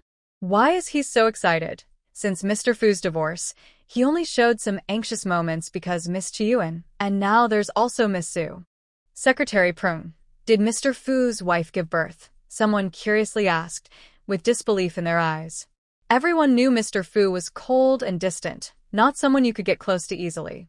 No one expected he was already married. They wondered which girl could handle his temper. Really had a baby? I see Mr. Fu is so anxious, another person whispered, feeling curious. Peng Chen organized the documents, feeling annoyed. He looked around and said, "Go on. Those who need to improve the plans, keep working on it. This afternoon, I need to take them to Mr. Fu. He was usually patient, good at communicating with Fu Minghan and getting along well with colleagues. Everyone knew he was respectful and didn't make trouble." He thought to himself, the child might not be Mr. Fu's, but it was true that Mr. Fu had remarried and divorced. But as an assistant, he couldn't reveal Mr. Fu's private matters. At the hospital, when Fu Minghan arrived, Su Jina was already in the delivery room. She had given local anesthesia, watched her swollen belly be cut open, and saw 3 bloody babies being taken out. System, they look so ugly. She talked to the system inside her mind, trying to ease her nervousness. Having her first child made her feel strange inside. The first few days will be like this, host. Don't worry, the male lead's genes won't be bad. They will definitely be 3 handsome boys. The system was happily thinking. Once the babies were born, its goal was mostly achieved. If the male lead finds out about these children, will he fight me for custody? Su Jiner's mind flashed with Fu Minghan's cold face. She felt he might be capable of doing such things. The system reassured her. He still needs to reunite with the female lead. You don't have a big role. Don't worry, the male lead won't find out. The pull of the story is very strong, and she knows it well. As long as the host leaves here, everything will be successful. Su Jiner let out a soft sound. Her eyes widened, and as the weight on her body was removed, she felt much lighter. The lead surgeon, who was performing the operation, glanced at the girl lying there. Her eyes showed concern and confusion, as if she hadn't fully realized what had just happened to her. Don't worry, it will be stitched up soon. The surgery was very successful, said the middle-aged man. Su Jiner looked behind him. 2 nurses were holding a baby, gently patting its wrinkled bottom. Maybe because of the pain, the baby suddenly cried out loud. The other 2 babies were also crying loudly at the same time, filling the room with sharp sounds that gave Su Jiner a headache. Maybe it's better if the main character takes them away? I feel like I've gotten myself into big trouble, she thought. Her eyes showed some regret, but it quickly disappeared. Hee, the system sneered. It's always like this at the beginning. Su Jiner listened quietly to the crying, watching the babies being wrapped in special blankets and then placed in a stroller to be pushed out together. The doctor was finishing the last stitches. Outside the door, Fu Minghan and Aunt Lu waited. When the door opened, they immediately moved closer. The sound of the babies crying reached their ears. Fu Minghan's eyes first focused on the 3 wrinkled babies. Are you the father? All 3 are boys, and they're very healthy. Do you want to take them now or send them to the nursery? He asked. Wow. These babies are really cute, Aunt Lu exclaimed, stepping back to look, covering her mouth in surprise. Fu Minghan didn't correct her. He looked down, his gaze falling on the 3 babies with their eyes closed, crying softly. His finger moved slightly. The mother of the children. She's doing the final stitches now. She'll be out soon, and then she'll be sent back to the ward. Yes. Let's send the babies to the nursery first. Aunt Lu, please stay here and watch over them.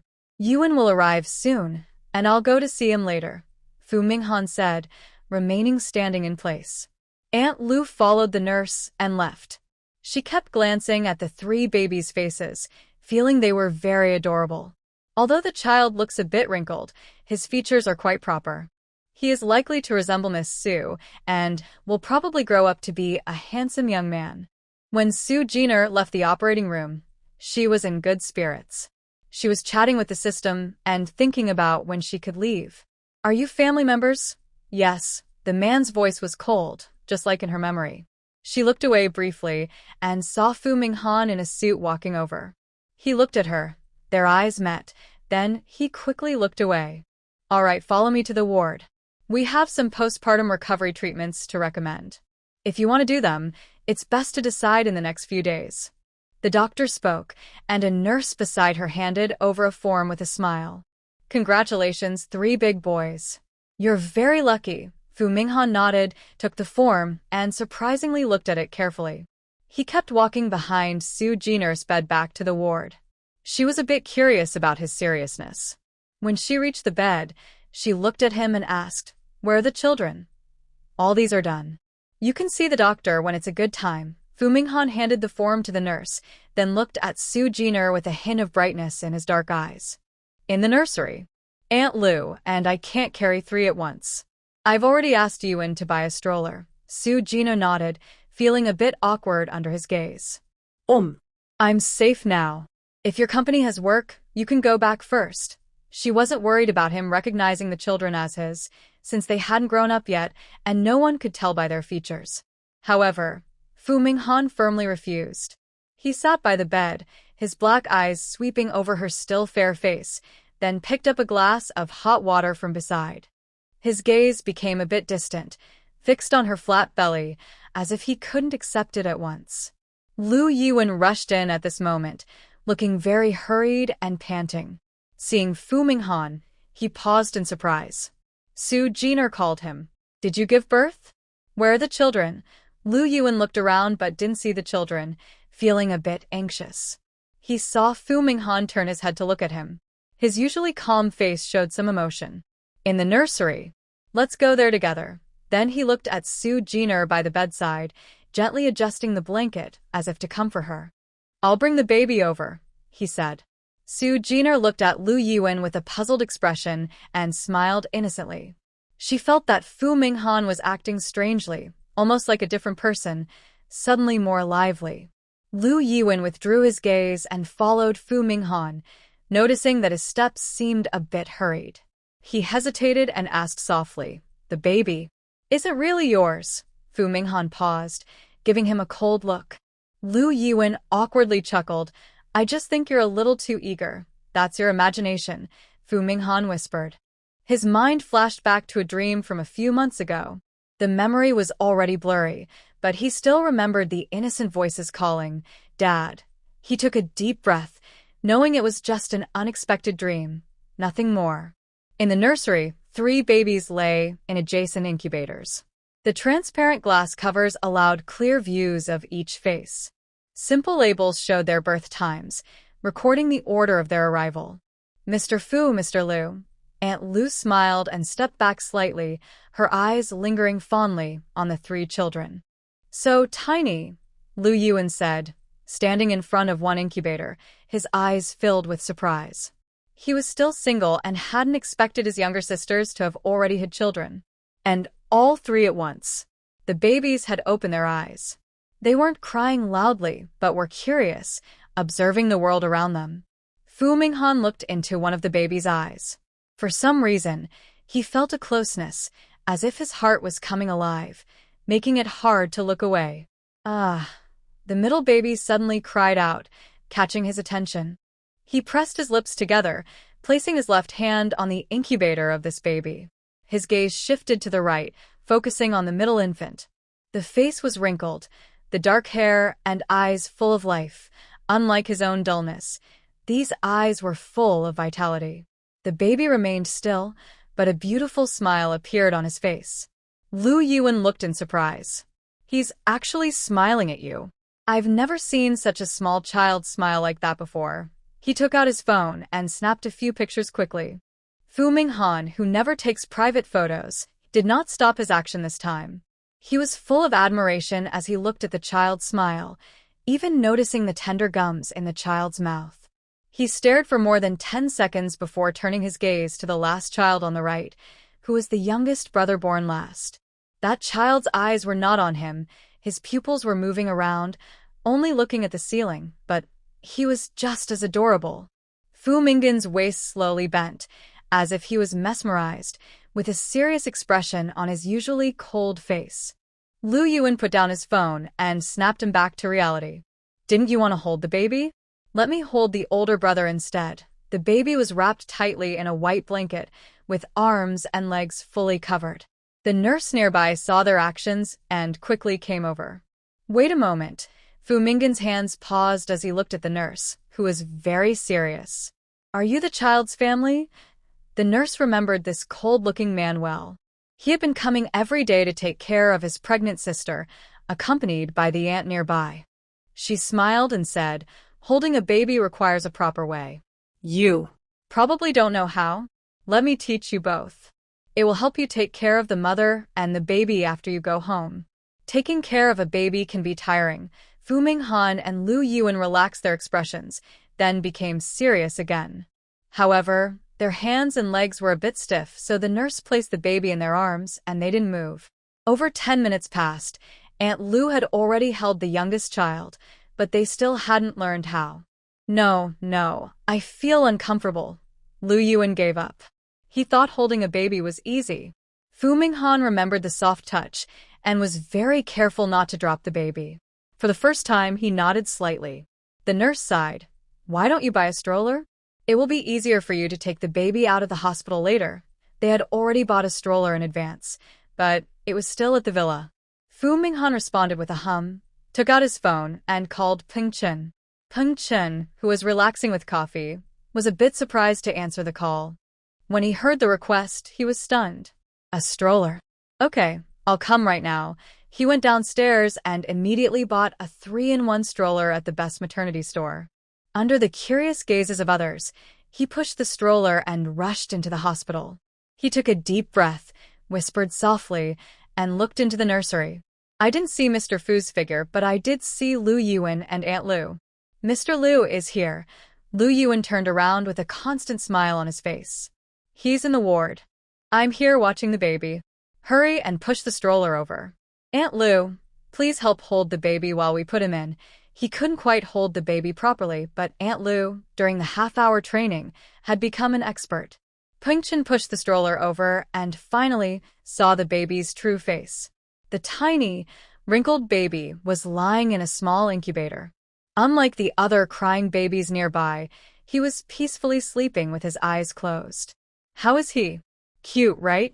The nurses said other babies are usually noisy when born, but these 3 only cried briefly when they came out.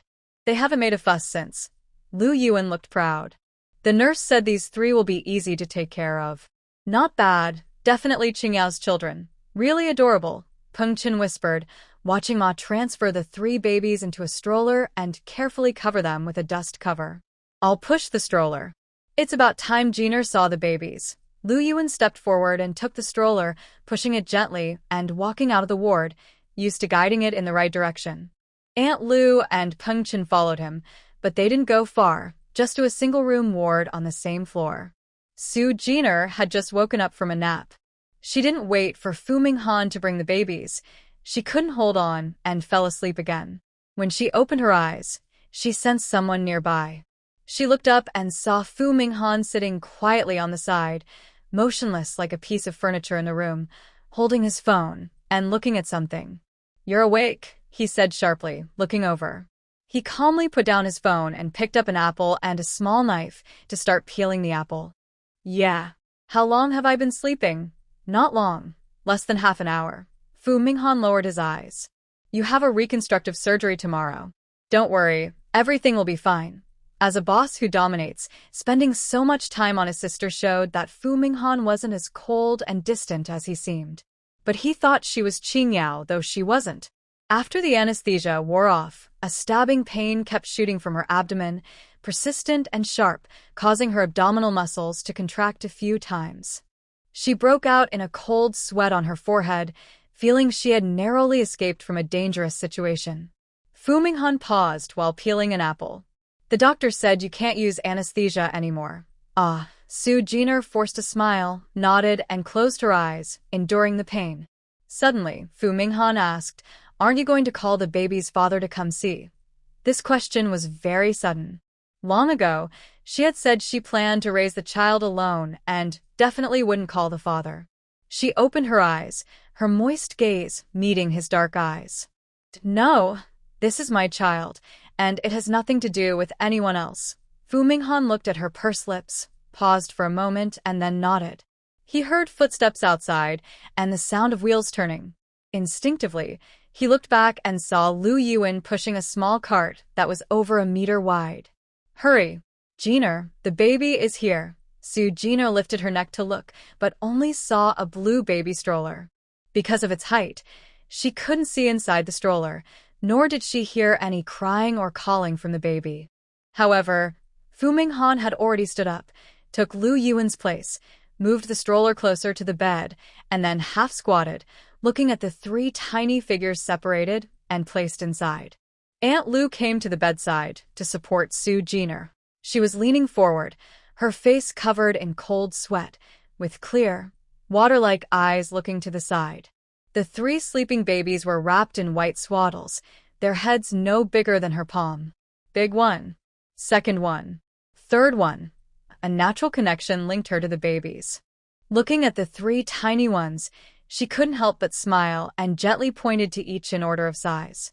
Because she was so focused, she didn't notice she had moved much closer to Fu Minghan. Their heads almost touched.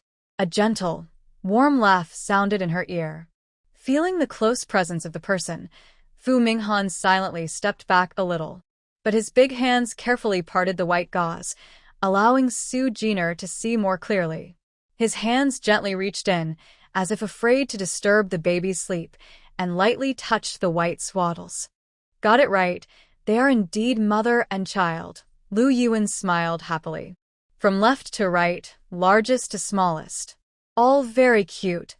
As he spoke, he glanced at Fu Minghan, who was kneeling quietly without feeling embarrassed about lowering himself, and felt a bit surprised. Looking at him, he seems more absorbed in his role than even his own uncle. Peng Chun, standing nearby, also sighed.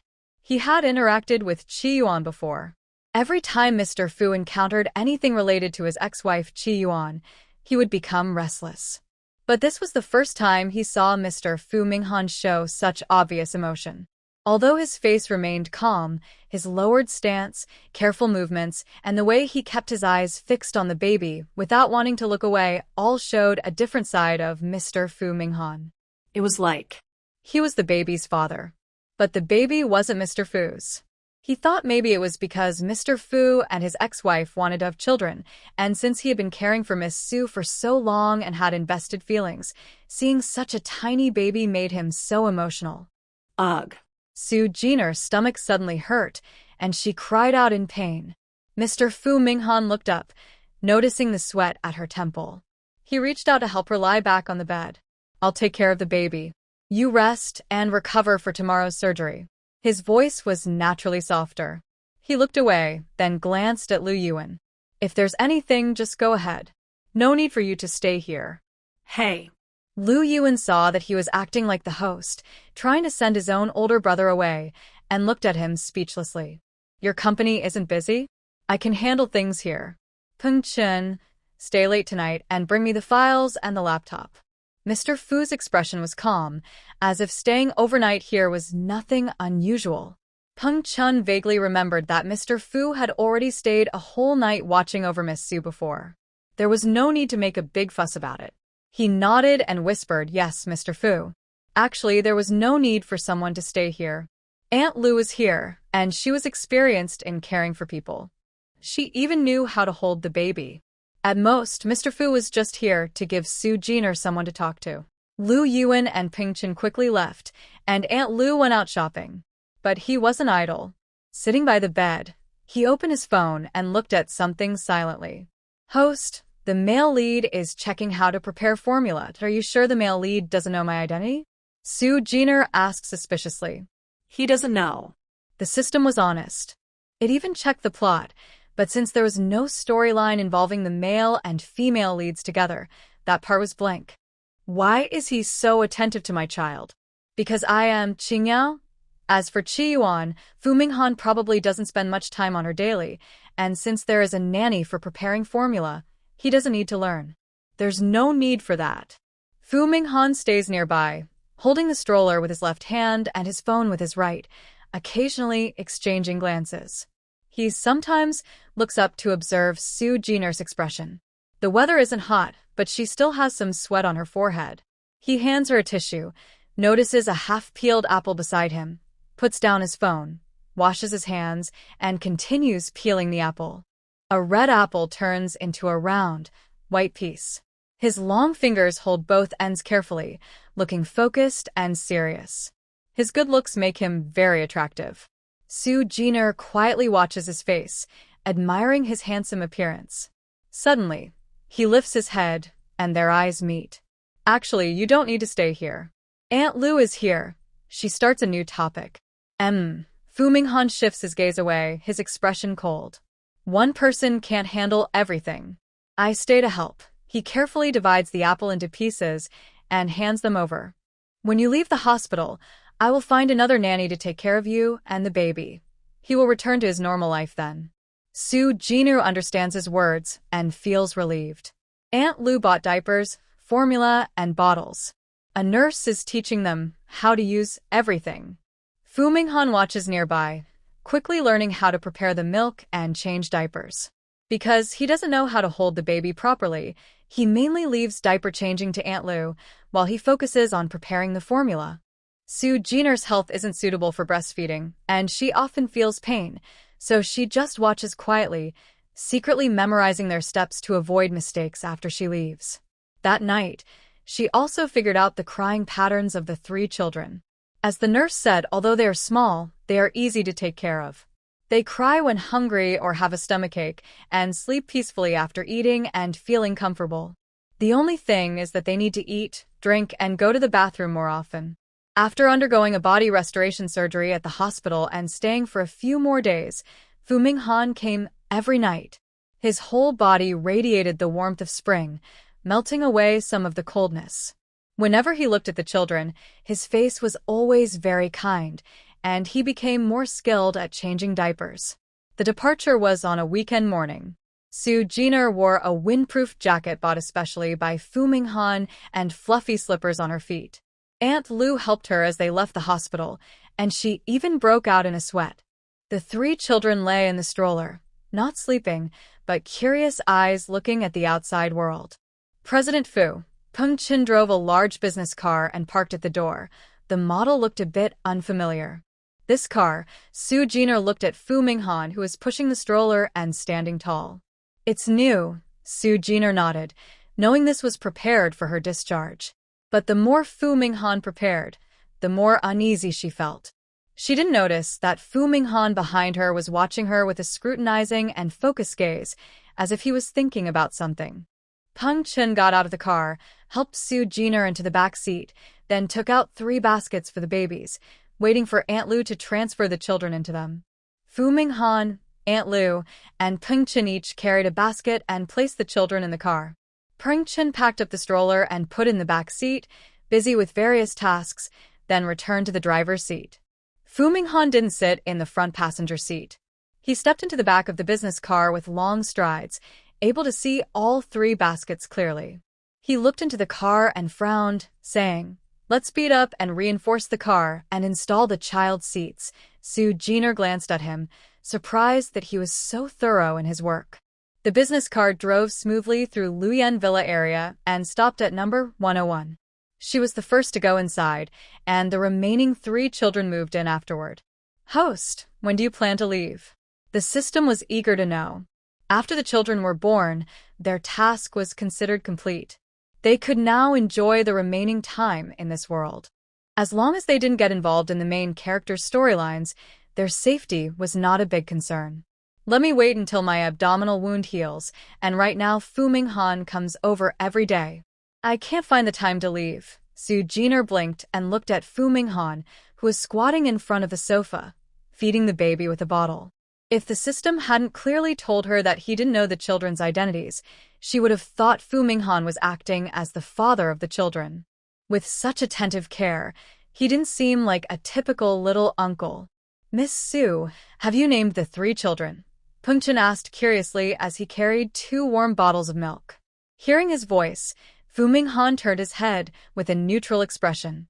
Su Jiner was momentarily stunned, feeling that he seemed to want to say something but didn't speak. She pursed her lips, picked up her phone from nearby, and looked at her notes. Then she glanced at Fu Minghan, who had already lowered his head, holding the little finger of the eldest child. Let's go with the surname Su. The oldest is Suzy Han, the second Suzy Xuan, and the youngest Suzy Cheng. Is there a story behind the names? Peng Chen asked. Su Jiner shook her head. Just randomly chosen as long as they sound nice. There's also the character Han in the names, which is nice, Peng Chen said, secretly flattering. Although Su Jiner didn't originally think of Fu Minghan when naming the children, after his comment, it felt a bit off. Haha, she awkwardly smiled. Just then, Fu Minghan stood up. He placed the bottle on the table and skillfully took out a diaper to change the crying 3rd child, Suzy Cheng. The smell was a bit unpleasant, but he remained calm, using a tissue to clean the dirt on the child's bottom. It was clear he genuinely liked children. Hopefully he and the main girl could have a child someday. Peng Chen watched Fu Minghan's actions, feeling increasingly amazed no matter how many times he saw it. A cold, aloof CEO actually changing a baby's diaper. He never dared to imagine this scene before, and now he dared even less. Dinner was prepared by Aunt Lu. Peng Chen stayed to eat with them. The table was full, and there was a stroller beside it. The new nanny wouldn't arrive until tomorrow, so Fu Minghan had to stay tonight to help watch the children. Su Jino ate until she was full, then went to the bathroom to check her wound. A faint scar was visible on her stomach. After having 3 children, her stomach skin had loosened significantly, bunching up unattractively. The plastic surgery she had done removed the excess skin and tightened her abdomen. If the host rests well, her body should recover in about half a month. The system chuckled, its mechanical voice sounding a bit more human. She smiled, lowered her skirt, and left the room. As she looked up, she saw Fu Minghan standing at the door with his arms crossed, as if waiting specifically for her. His face was calm, but his eyes were carefully watching her. Brother Fu, Su Jiner paused briefly, then continued walking forward. Yes. What are your plans for the future? Fu Minghan was straightforward. Except for the matter of Qi Yuan, which kept bothering him, he usually did what he wanted without hesitation. Su Jiner turned her head to meet his gaze. After a few seconds of silence, she smiled and said, I want to go to Ming City. We agreed before, don't you remember? It seemed like her words didn't quite sit well with him. She saw his eyebrows slightly furrow, so she continued, I want to go once I'm better. Fu Minghan, standing by the door, looked at her determined expression. His fingers clenched tightly, and his voice was cold. If you don't like it here, then change to another place. I will buy you a house you like. You can't take care of the children alone. Also, it's too far away. Far? It's not far, less than 2 hours by car, right? Su Jiner didn't back down and wasn't willing to let him interfere with her future. Leaving him was inevitable. She didn't need his approval. And the children. Fu Minghan loosened his hands, his expression uncertain. You're going, and the children are so young. You can't take care of them alone. Su Jiner didn't understand. But you said you would arrange for help. She didn't know how to do it herself. I was just going to relax. Aunt Lu can go with me. If you like, I'll bring the 3 kids to see you later. She casually made a big promise, wearing a gentle, charming smile. Seeing her like that, Fu Minghan pursed his lips, his tense back slightly relaxing. The surrounding air seemed to loosen a bit. After your injury heals, stay there for half a month. I'll take you and the children over then. Aunt Lu will come too. He finally agreed. Su Jiner turned her head to look at him and nodded. That strange feeling grew even stronger. She was afraid Fu Minghan wouldn't let her go. After he finished speaking, Fu Minghan's face looked much paler. But Su Jino knew that sometimes, the calmer his expression, the more turbulent his inner feelings were. When he left, she finally felt a sense of relief. He's so difficult. When will the female lead come back, and when will the story really start? To give Fu Minghan something to do, maybe he won't focus so much on her and the children. At least wait until the female lead graduates. Do you think this is just a simple love story? The female lead also needs to earn a diploma to have something to prove herself and face others confidently. Alright, then let's plan. After going to Yucheng, once Fu Minghan leaves, we'll leave immediately. System, you need to hide my whereabouts then. Don't worry, I will handle it. Fu Minghan, walking out the door, felt uneasy inside. His hand pressed against his chest, and when he heard Su Jiner mention leaving, he felt a strange tightness. But he didn't pay much attention to it, just thinking it was his own disappointment about Qingyao leaving for the third time. The first time was when she disappeared completely as a child, and he searched for her for over 10 years. The second time was when she was hit and bled heavily in the hospital. Both the mother and the baby were close to losing their lives. The third time was just now, when she suggested leaving. He didn't think this was love or any deep feelings. His heart only belonged to Chiyuan, so he believed this was just a subconscious physical reaction after multiple emotional shadows. So he restrained himself and agreed with Su Jiner's idea of leaving. Thoughts of 3 adorable children, all grown up now, flashed through his mind. They weren't identical, but all had dark, black eyes like his. However, their eyes were full of vitality and energy, unlike his own cold and lonely gaze. He exhaled the frustration from his chest and went to the nursery next door to help Aunt Lu. The 3 children were already asleep again, their innocent faces white and tender, fingers almost breaking through their skin when poked. He carefully touched the new hair growth on their heads, unable to resist taking out his phone to snap a quick photo. Suzihan, Suziwan, Suziheng. All surnamed Su. The next day, new nanny Aunt Lee arrived. She had rich experience in childcare, looked very gentle, and was cheerful. She worked well with Aunt Lu. After Fu Minghan left, only Su Jiner and the 2 of them were at home. They were busy on one side, while Su Jiner watched nearby, using the system's tutorials to help develop the intelligence of the 3 little babies.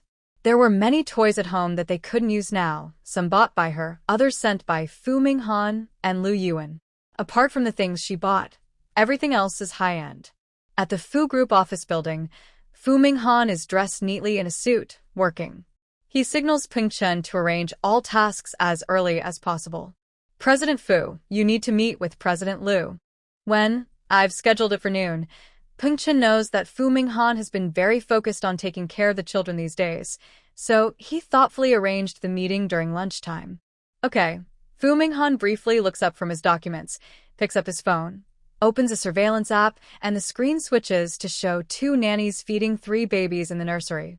Nearby, Su Jiner is holding 2 cymbals, singing and jumping happily to entertain the children who don't understand anything. He quietly watches this scene, gradually lost in thought. Peng Chen notices the faint smile on President Fu's face and feels a bit nervous. It's been a long time since President Fu smiled naturally. Was it because he saw the babies smiling or? He dares not guess, knowing how much Fu Minghan loved his ex-wife Chiyuan, even chasing her abroad multiple times to confess his love, only to be heartbroken. He's aware of all that. Try to schedule work earlier during the day in the future. If it's not possible, let me know in advance. Fu Minghan has seen enough. He puts down his phone, glances at his assistant, then gets back to work. His workday is packed with 8 hours of tasks, plus 2 hours for lunch. All the employees see Fu as a workaholic, only working, even during meals. They're busy meeting clients. But at the same time, he leaves work exactly at 6 o'clock, walking quickly as if he's heading somewhere important. Some people notice him carrying a few children's toys when he goes home, and his quick, clever mind links this to a suspicious phone call about a new baby he overheard in the meeting room. President Fu might be a dad now. Wasn't that not his child? That's not certain. Why else would he be so attentive? I really want to see what the baby looks like. Pengchen watches the group of employees joking around in the chat, forcing a polite smile. Since the boss leaves early, he has to work overtime. But luckily, he gets triple pay for overtime and a bonus each month, so he doesn't complain. Plus, when the boss is in a good mood after seeing the children, life feels a lot better. In a foreign country, at Su Li's Architecture University, Chi Yuan was walking with a new friend across the campus. For some reason, she had been feeling uneasy for the past 2 weeks, as if she was about to lose something very important. Yuan, are you okay? Mei Li looked at her with concern. Punto a infine, Lily. I need to go back and rest now. I can't go to the library with you. Chi Yuan forced a small smile. Mei Li blinked. All right, take good care of yourself. I'll go ahead now. After her friend left, Chi Yuan raised her hand and gently covered her chest. Suddenly, a cold figure she hadn't thought about in a long time appeared vividly in her mind. She opened her eyes in confusion and slowly crouched down. Before long, a pair of leather shoes appeared in front of her. She looked up and opened her mouth slightly. Senior Yen. Yen Hung was backlit, his aura distant and cold. He crouched down beside her, and for a moment, Chi Yuan thought she saw Fu Minghan. Are you okay? Should I take you to the infirmary? His voice was different from Fu Minghan's usual cold tone, more clear and gentle, with concern in his eyes. She slightly pulled at the corner of her mouth, shook her head for no reason, and said, No, I just need to rest at home. Then I'll take you back, Yen Hung said, standing up and offering his hand. His gaze was warm like sunlight, but she still felt cold inside. Still, she reached out and took his hand, standing up. They didn't talk much on the way. After sending her to her dormitory, Yen Hung left. He walked for a while before turning back to look at her, lost in thought. Back home, Fu Minghan was playing with 3 children. On a smooth leather sofa, the 3 kids lay in a row, like cats, their eyes following the bell in his hand. Sujin Air sat nearby, silently watching everything. She glanced at Fu Minghan, who still had a cold face, but her expression showed she was relaxed and happy. She looked away and picked up her phone to scroll. On the screen, the newly renovated online shop had already listed over 10 items, all of which she had pre-selected earlier. In the beginning, we need some money to buy traffic for advertising. Although I've already directed traffic to other high-selling products, the number of visitors is low because there are no reviews or comments. I contacted several moms groups online for you. Please give me access to your bank card, and I will help you assign tasks. Don't you already have permission? Why do you need my approval? In fact, as long as the system has enough power, it can control many things in the invisible online world, including freely transferring money from others' accounts. However, this is illegal, and the system has its limits. It won't do such things unless the task specifically requires it. You are my host, so I must get your approval before doing anything.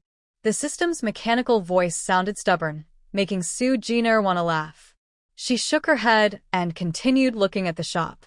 Can't you learn from other shops and copy their reviews? But doing that would make your shop's data fake, and since the quality of your products is good, I think there's no need to use such methods. Su Jiner took the lead. She enjoyed being the boss. With the system managing the shop and data, she only needed to give a verbal command to open permissions, and most of the work was handled by the system.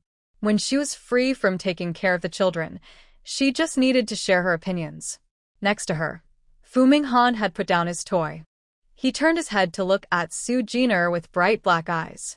Tomorrow is Saturday. Huh? Su Jiner was confused. Tomorrow, I'll take you to the nearest museum. The day after tomorrow, you'll leave, Fu Minghan said directly. Su Jiner looked into his eyes, but he quickly looked away and picked up a baby, placing him on his lap, moving more skillfully.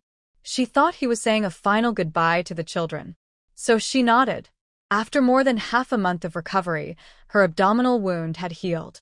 The stitches had been removed, leaving only a faint black scar. Daily ointment application would restore it to normal.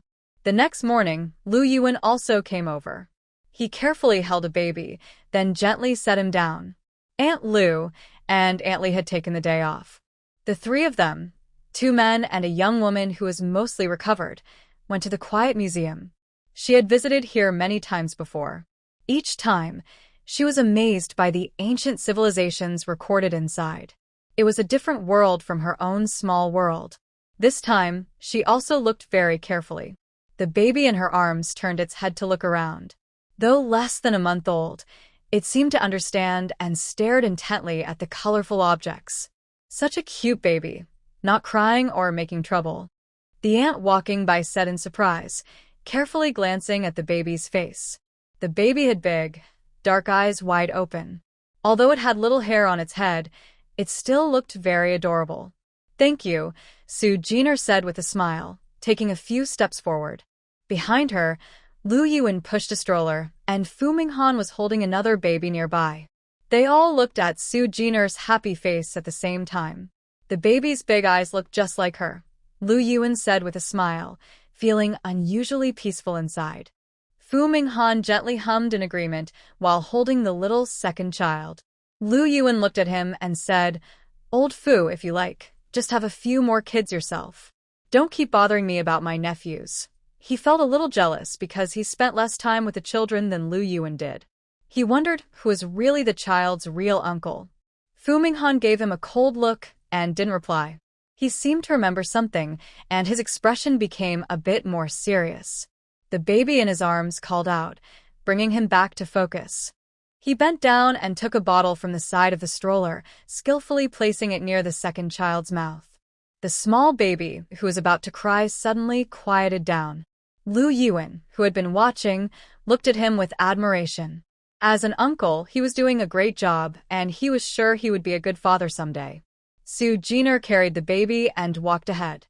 She didn't need to worry much because Fu Minghan was feeding all three children one by one, then they went to the bathroom to change diapers after a while. His actions didn't stop even when passers-by looked at him with surprise. He remained calm and composed. They ate lunch at a private restaurant, and everyone left early in the afternoon. Most of the things they brought home were packed up. Some of them would be shipped out later that afternoon. Early the next morning, on Sunday, Peng Chun worked overtime again to help the boss. 2 moving trucks were loaded up, followed by several business cars. Su Jiner sat in one of the cars, which had reinforced fixtures and a special space for the baby's cradle. When the car door opened, Fu Minghan sat down beside her. This time, they sat surprisingly close. Her gaze was fixed, and she looked at the space between their legs, which was less than a fist apart, then glanced at his expression. Fu Minghan was fully focused on the child. When he noticed her glance sideways, he remained calm and indifferent, as if he hadn't seen anything.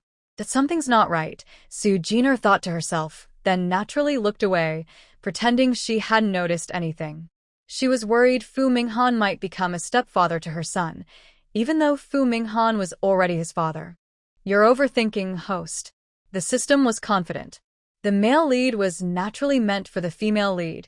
He wouldn't be interested in anyone else. There was always a faint gaze from the side. She turned her head to avoid it and looked out the window, her thick eyelashes fluttering like butterfly wings. Then she turned back. Fu Minghan saw a hint of mischief in her eyes, and the slight smile on her lips made him frown. "Brother Fu, you, and that girl from before," she said. Who could that girl be? Naturally, it was Chiyuan. But based on her current outward appearance, she didn't know that Chiyuan was his ex-wife. So she smiled and asked, "Is that girl upset with you? Why haven't I seen her for a while?" Suddenly hearing about Chiyuan, Fu Minghan's eyes paused. He looked at Su Jiner thoughtfully, then turned his gaze forward. His voice was cold. "Why bring her up? I broke up with her." "Break up? I think she's quite nice, good-looking, kind, and caring. Did you do something to make her misunderstand?" Su Jiner subtly poked at his sore spot, pretending to be understanding. Fu Minghan looked at her expression, feeling a mix of emotions. But when he thought of Chiyuan again, only fleeting memories seemed to surface. It wasn't as painful as before, but it wasn't as easy to forget as he had hoped. He closed his eyes to hide his feelings. When he opened them again, he appeared normal, but his face was much paler. Seeing him distracted, Soo Jiner felt relieved. Just as she was about to look out the window, she caught Pung Chen's gaze fixed on her. Realizing she had been noticed, he quickly looked away. Pung Chen stared at the road ahead, heart pounding. Since the new year, he had rarely heard Mr. Fu mention Chiyuan.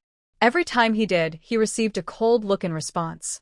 Recently, President Fu has been busy raising children and has forgotten about his complicated feelings with Chi Yuan. He thinks he has let go of those feelings, but today, Soo Jiner suddenly mentioned them during a car ride. Surprisingly, Fu Minghan did not glare at her. Oddly, he seemed to sense some hidden tension or conflict between the two. Miss Su appears to be somewhat dissatisfied with President Fu. Peng Chin felt curious, but focused on driving carefully. Yuqing is a well-known, developed city in the country, home to many big company headquarters. Many workers live there, and the housing prices are high. Mingcheng is not far from Yuqing. It is a famous green city with beautiful scenery and many tourists. The houses in the city center are also quite expensive. But for the Fu family, finding a good location for a house is not difficult. The car stopped in a villa area. Inside, there are many man-made gardens, and each villa has a much larger garden. The houses are 3 stories tall. If someone lived alone here, they might feel scared at night. Soo Jiner got out of the car, holding her youngest child. She looked at the luxurious single-family villa, with the car parked nearby. Workers were putting things away inside. Pring Chun helped push the baby stroller, standing behind with Aunt Lu and Aunt Li. "Do you like it here?" Fu Minghan stood in the sunlight. For a moment, the darkness around him seemed to disappear. "Yes, I like it. Brother Fu, thank you for arranging this," Soo Jiner said sincerely. Of course she liked it, being cared for with genuine attention. Who wouldn't like that? But she wasn't Qing Yao. She felt guilty about taking over someone else's place, so she liked it but didn't feel overly happy. She stepped inside. The house already had some furniture, mostly things the children were used to, along with some stockpiled diapers and other supplies. The living room was spacious, and surprisingly, the 3-story villa had a small elevator. "Your room is on the 3rd floor. The children's rooms are on the 2nd floor. Both are reinforced for safety." Fu Minghan walked beside her, turned to the side while going up the stairs, and didn't greet her in advance. He directly took the youngest child from her arms. She even felt his long fingers brush her cheek. If his actions hadn't been so natural, she might have thought it was her imagination. Big brother and second brother were being held by Aunt Lu and Aunt Li. He had already stepped forward, and she could only follow helplessly with the others. Glancing around, she noticed several white, round-headed cameras placed in obvious spots. Her gaze paused. According to Fu Minghan, each room was very well decorated, especially the children's room on the 2nd floor, which had all kinds of equipment, with sharp corners covered for safety. In the room they stayed in, there were even many well-fitting clothes and long dresses for her, quite expensive. Did I feel like I'm being taken care of? Maybe because of my son? Maybe because of Qing Yao's identity. The system guessed. Soo Jiner glanced at the tall man's back, but didn't reply. That afternoon, Aunt Li and Aunt Lu tidied up downstairs, while Fu Minghan stayed in the children's room playing with the kids. She used the excuse of going to sleep to return to her room and asked the system to scan the surrounding cameras. Not too far away, within 500 meters, the system could control the cameras in advance and find a spot where she couldn't be filmed. "All set, host." "Good, get ready. After Fu Minghan leaves, I will find a chance to leave immediately." The more she interacted with him, the more dangerous she felt. The system didn't understand her unease, but leaving early was definitely a good idea. That night, Fu Minghan and Peng Chin didn't leave. Soo Jiner found it normal and everyone had dinner together. They each went to their own rooms. Aunt Li and Aunt Lu took the children away. Soo Jiner was on her balcony looking at the stars. It was almost June again, another summer, making her feel like it was a different lifetime compared to last year. She heard faint footsteps behind her, but didn't turn around, lying on a lounge chair and gazing at the sky. The dull footsteps continued, and a tall figure appeared in her peripheral vision, bringing a cold feeling. "What are you thinking about?" Fu Minggen's voice was as calm as usual. Then he bypassed her and sat on another lounge chair nearby. She turned her head to look at him. He mimicked her pose, lying down and looking up at the sky, relaxed in a way she had never seen before.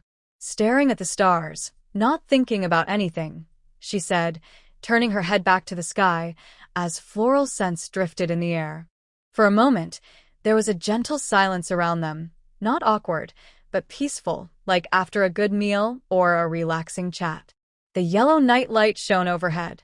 Fu Minghan silently turned his head to the side, gazing at Su Jiner's smooth face.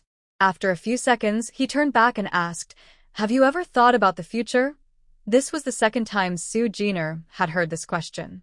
The last time was at the Yuqing villa, when he had come to see her alone. Her answer then was to live quietly in Mingcheng. "What do you mean?" Her eyes showed a hint of doubt as she sat up slightly, looking at him. His handsome face had a straight nose, and his dark eyes revealed no clear emotion.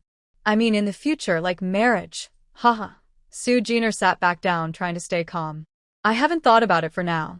But you're not so young anymore. I think that girl before was pretty good. Maybe you two could." The air around them grew tense.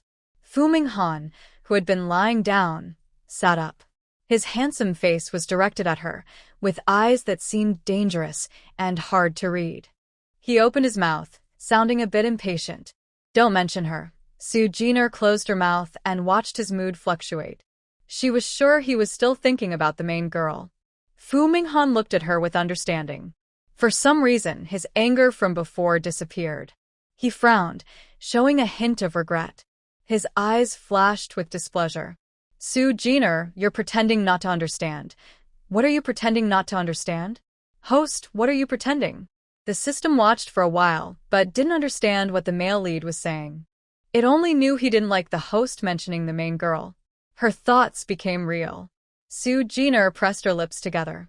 She didn't reply to the system, but felt that this was indeed the case.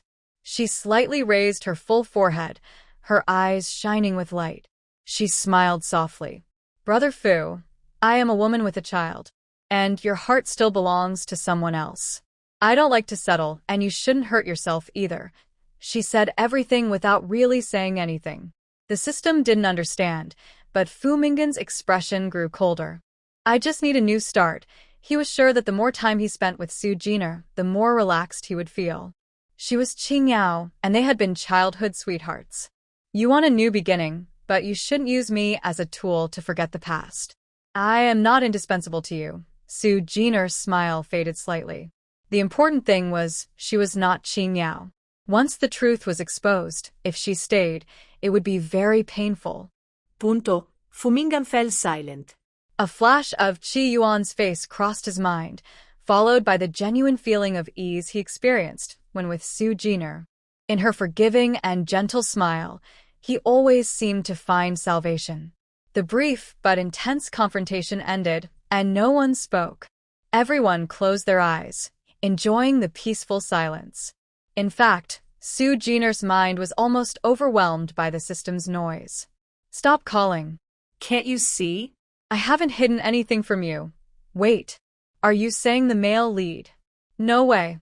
The male lead belongs to the female lead." "Yes, I know. That's why I was afraid, and just refused him." "When did you realize?" You kept saying something felt off before." "Finally, I understand now. Sometimes, the robot truly differs from humans. Many subtle emotions are hard to sense." She smiled softly. "Don't worry. I can tell that the male lead just wants to forget the female lead. He feels comfortable around me, maybe because he likes my son, so he often comes to see me. When I leave, the female lead will definitely return to the main story." The system was convinced by her perception. After that encounter, it firmly believed Su Jiner's conclusion. Su Jiner herself was also confident in her judgment.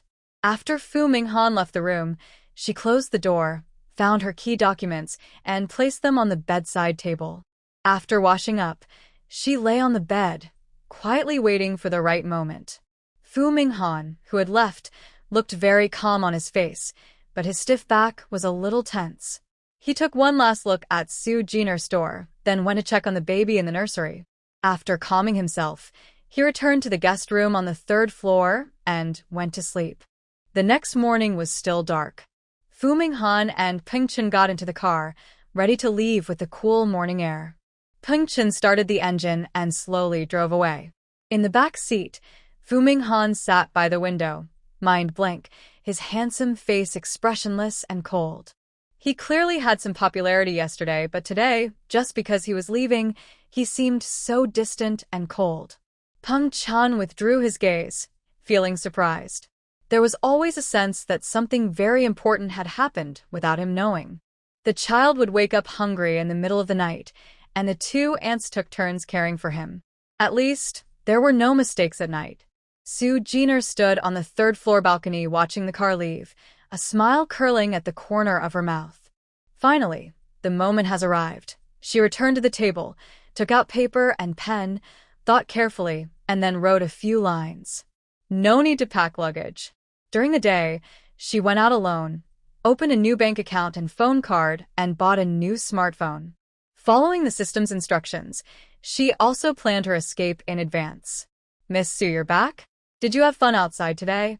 Aunt Lee brought the food to the table, smiling and chatting with Su Jiner. Just okay.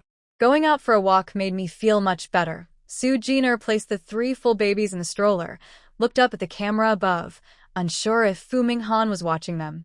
It's good to go out more. Miss Su's brother cares about you. He just wants you to be happy, Aunt Lu said with a smile. Su Jiner responded with a soft, her trembling eyelashes hiding her emotions. She ate the food on the table, her fingers tapping the surface lightly. As she recovered, she gained some weight, no longer looking so thin. Her full cheeks puffed up with chewing, like a hamster. Suddenly, she heard a baby cry. She turned her head to see 3 babies with dark, shiny eyes staring at her motionlessly in the stroller. They looked nothing like Fu Minghan's cold demeanor. Little rascal. After eating, she sat on the sofa holding the eldest, following her usual routine of teaching the children. Her gentle voice read long stories softly and soothingly. Fu Minghan lay quietly in his room, with a phone nearby playing a video. The calming voice came from the screen. He closed his eyes and listened, feeling as if his painful stomach was being comforted. Gradually, he fell asleep. In the following days, Su Jiner went out for several hours each day, planning her escape carefully. Until she got through her first weekend in Ming City, she once again saw Fu Minghan off. On the second Monday night, while Aunt Lu and Aunt Lee were asleep, she began her plan. All set, host. I've directed the camera to look in another direction. Late at night, Su Jiner carried 2 swaddled babies on her back and held one in her arms. She quietly stepped down the stairs. The villa was dark inside, but the smart lights along the way turned on naturally as she approached, guiding her path. No one saw her about to leave. Only a camera at the door kept working. In the footage, the woman reached the door, took a piece of paper from her bag, and placed it on the shoe cabinet. She looked at the camera with a gentle smile and then pushed the door open. She quickly disappeared from the camera's view. Su Jiner left secretly that night according to a prearranged plan. She walked 1 kilometer along the dark road, then arrived at a hidden forest where she rode a fully charged electric bike. Behind her, a large box was attached. She placed her 3 children side by side inside, carefully covered them with a warm, breathable blanket, and wore a summer dress as she sped down the street, eventually disappearing onto the main road. What? Fu Minghan, half asleep and half awake, suddenly sat up. He held his phone but couldn't calm himself as usual. Merfu miso. She seems to have run away from home. She took the children with her. Aunt Lu's voice trembled as she spoke. She was always afraid of Fu Minghan. When did this happen? On the other end, Fu Minghan turned on the speaker and checked the surveillance footage. No one was there, only 2 anxious-looking aunts standing in front of the phone. He frowned and, when Aunt Lu couldn't explain clearly, he decisively hung up. His fingers swiped across his phone, searching through the videos one by one. Finally, he opened the video marked at 2 a.m. His hand froze. His cold eyes turned icy, sharp enough to hurt anyone. Seeing the back figure with 3 babies, leaving without hesitation, he couldn't hold back his anger. Once again, she left again. She chose to leave him. The room was eerily silent. After taking a few deep breaths, Fu Minggen's gaze grew calm. He dialed Peng Chen's contact number. Before the other could speak, his deep voice, filled with anger, said, "Peng Chen, immediately investigate the surveillance footage at Yuding Villa in Mingcheng. Find out where Su Jiner went." What? Peng Chen paused while washing up, but the call had already ended. He felt something was wrong. Spitting out the foam in his mouth, he rushed outside. Meanwhile, Fu Minghan hadn't even changed his clothes. With a cold face, he headed out the door and drove his Maybach straight to Mingcheng. 1 hour later, he stood at the door with a cold air, holding the thin piece of paper from the shoe cabinet. Looking at the elegant handwriting on it, his eyes paused. "Hello, Mr. Fu. First, I want to apologize to you and Louis Weng. I think it's time to be honest with you. I did get lost when I was young, but I did not lose my memory. I come from an ordinary family and was adopted by the Su family when I was 7. I used you both because I was pregnant and had no other choice. I will leave now, and when I earn enough money, I will compensate you. The child is not related to you, so please don't worry." Fu Minggen's face was serious as he stared hard at the words, "did not lose my memory," and "used you." He knew that Su Jiner might have her own secrets. Many times, when she was deep in thought, he couldn't quite understand her. He didn't expect her to have planned such a big scheme, hiding herself and the Liu family. His gaze shifted to the words, "the child. Child. Su Jiner, how long will you hide this from me? How much have you lied to me?" His anger burned fiercely, swallowing his usual calm. He couldn't tell if it was because he was reluctant to part with the child or for other reasons. All he knew was that his anger and frustration needed to be released. He wanted to find her and confront her clearly to calm his heart. Peng Chen took a step forward. On the way, he had asked Aunt Lu about the whole story and heard how Su Jiner had left home in disbelief, her eyes wide. No wonder Mr. Fu was so angry. He carefully looked at Fu Minghan, who was checking the surveillance details nearby, unaware that there was a deeper reason behind it all. For 2 full days, Fu Minghan didn't go to the company. Peng Chan was busy running around, working and helping investigate the nearby surveillance cameras. The more they looked into it, the stranger it became. The nearby cameras only captured a shadow of Miss Su leaving, but we couldn't find more footage, so we can't confirm which direction she left. All surveillance videos had to be obtained through legal means. Within their reach, they did their best. People don't just disappear into thin air. Do her bank accounts show any activity? Fu Minghan sat coldly on the sofa, the cold air feeling like a blazing fire, making Peng Chen stand uncomfortably nearby. No activity. All of Miss Su's accounts have no login or transaction records after that day. In other words, Su Jiner had planned this for a long time. He glanced at Fu Minggen's cold face and continued, "I checked the surveillance footage from a few days ago, but I still can't figure out where Miss Su went." This familiar feeling always made him vaguely remember something. Fu Minghan raised his eyebrows. It seems all the cameras deliberately avoided her. This kind of trick. Mr. Fu, are you saying Miss Su is a hacker? Maybe. Otherwise, it's hard to explain why all the cameras seem to avoid her traces. A few scenes flashed through his mind, but Fu Minggen's breathing grew a little faster. His anger faded, and he began to sense something. But he quickly pushed it aside. His sharp gaze looked at Peng Chen.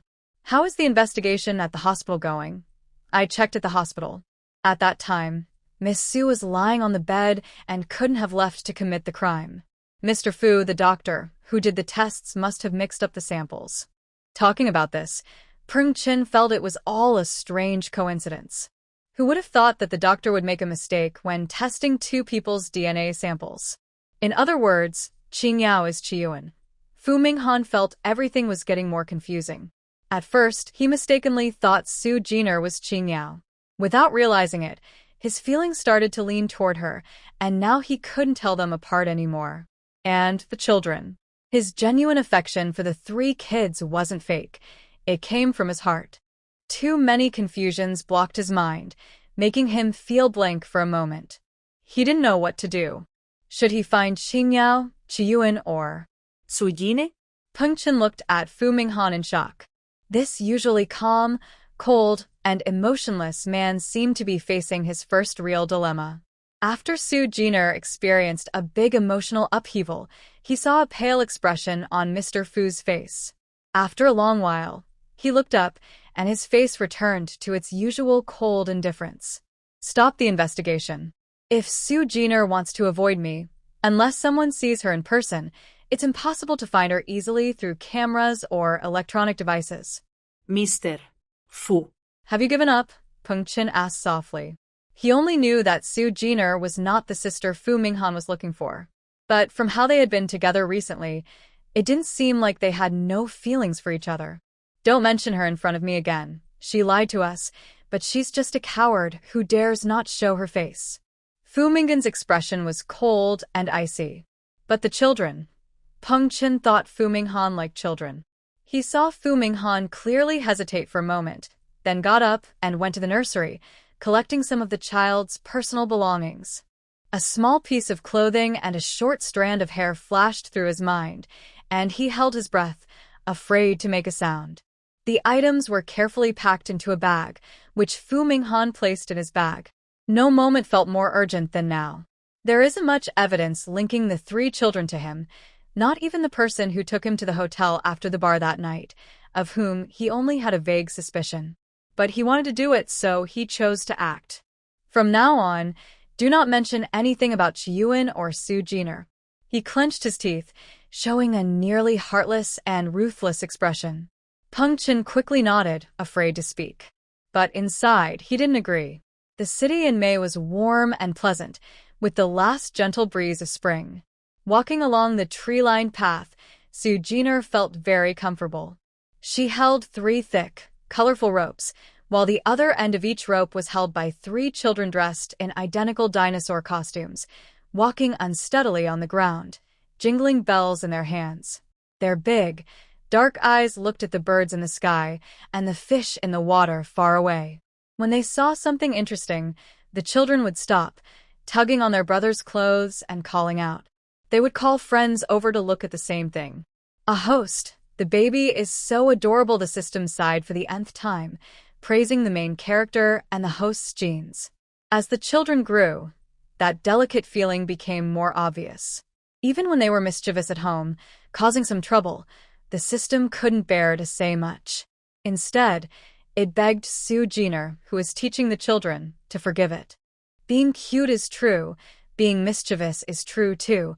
The house was lively every day, like a heavenly palace in chaos. They didn't cry much, just a bit mischievous, interested in everything. Whatever she did, they wanted to learn. Children are naturally active. They will get better and better in the future. Sujine smiled helplessly. In the year she took care of the children, she not only had to manage her online store shipments, but also take care of the 3 kids' eating, drinking, and bathroom needs. Only with the help of the system could she barely manage everything. Regarding the main male and female characters, even if the system wanted to speak, she had no intention of listening. Since that day she left, Fu Minghan completely disappeared from her life. Apart from the chaos brought by the children, her life was quite smooth for a year. Using her baby and personal experience, she started selling maternity and baby products online. She ran her own business and earned over $1 million in savings this year. In the future, she will have enough money for her child's education. I heard that there is a new large traditional-style resort project in Mingcheng. It has classical garden architecture and offers entertainment, food, and travel. It seems very lively there recently. Maybe I can find time to visit and explore. Over the past year, her only hobby besides work was traveling around nearby areas, enjoying local scenery and customs without going too far. Mingcheng is a livable city focused on tourism, with beautiful scenery. She enjoys living here very much. She definitely plans to visit the new resort project to join in the excitement. Oh, I know about that. I watched many videos. The place has a strong traditional Chinese style. When you wear one of our newly purchased ancient costumes and dress the babies in different outfits, we will likely get a lot of orders. The system, supported by data, is very professional when it comes to business ideas. Sue Jenner is happy to earn this money. She smiles and feels like a rope in her hand is being pulled straight. She looks up. A child in a blue dinosaur costume is reaching out to grab a branch by the river, but accidentally squats down in surprise. Ha ha ha. Next to her, Susie Han and Susie Xuan are holding hands and giggling, amused by their silly little brother.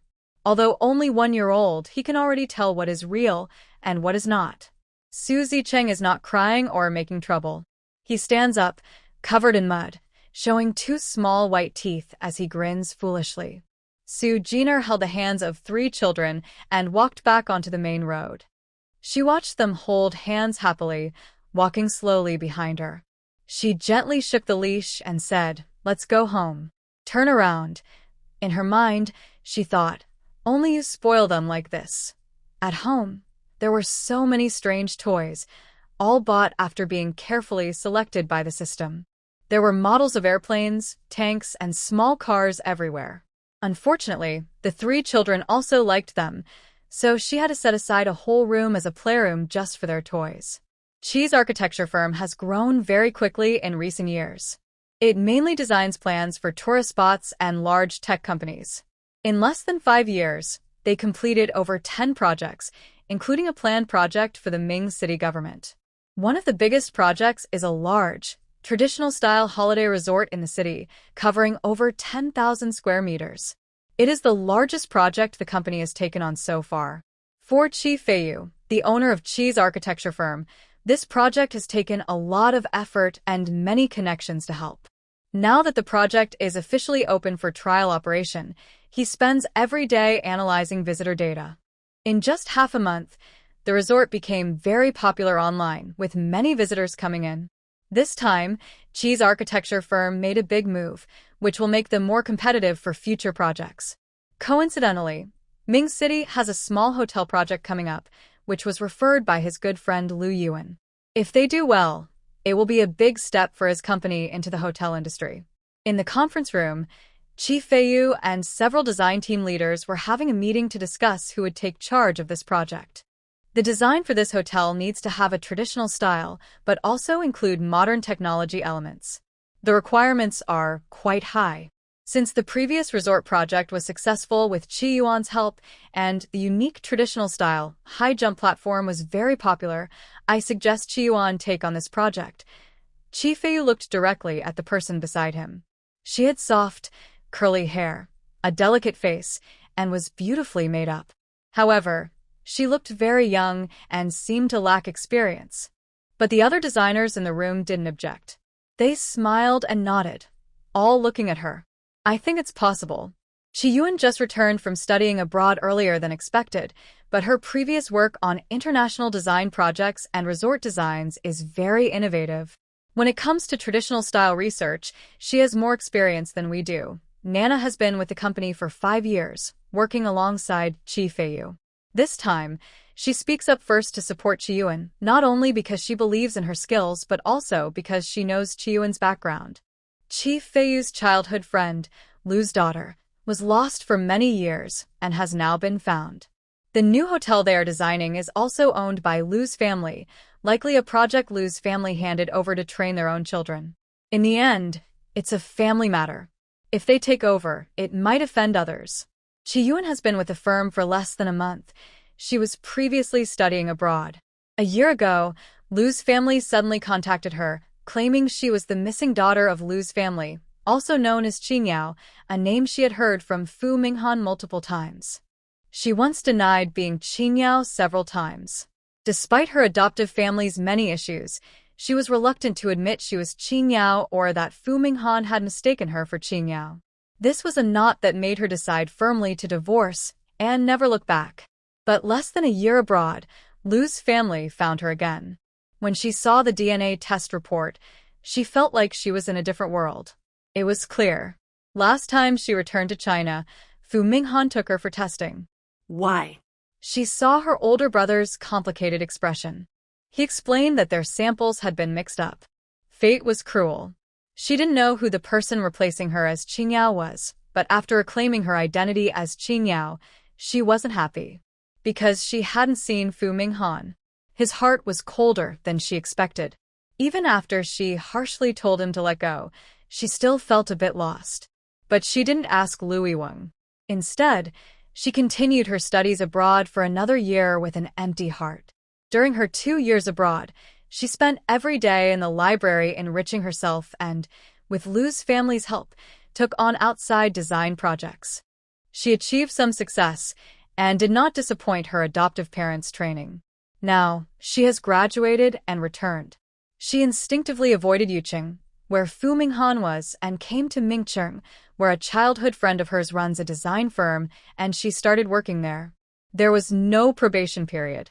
After participating in the design of a small building at the resort and receiving good feedback, she was promoted to be the leader of her own design team.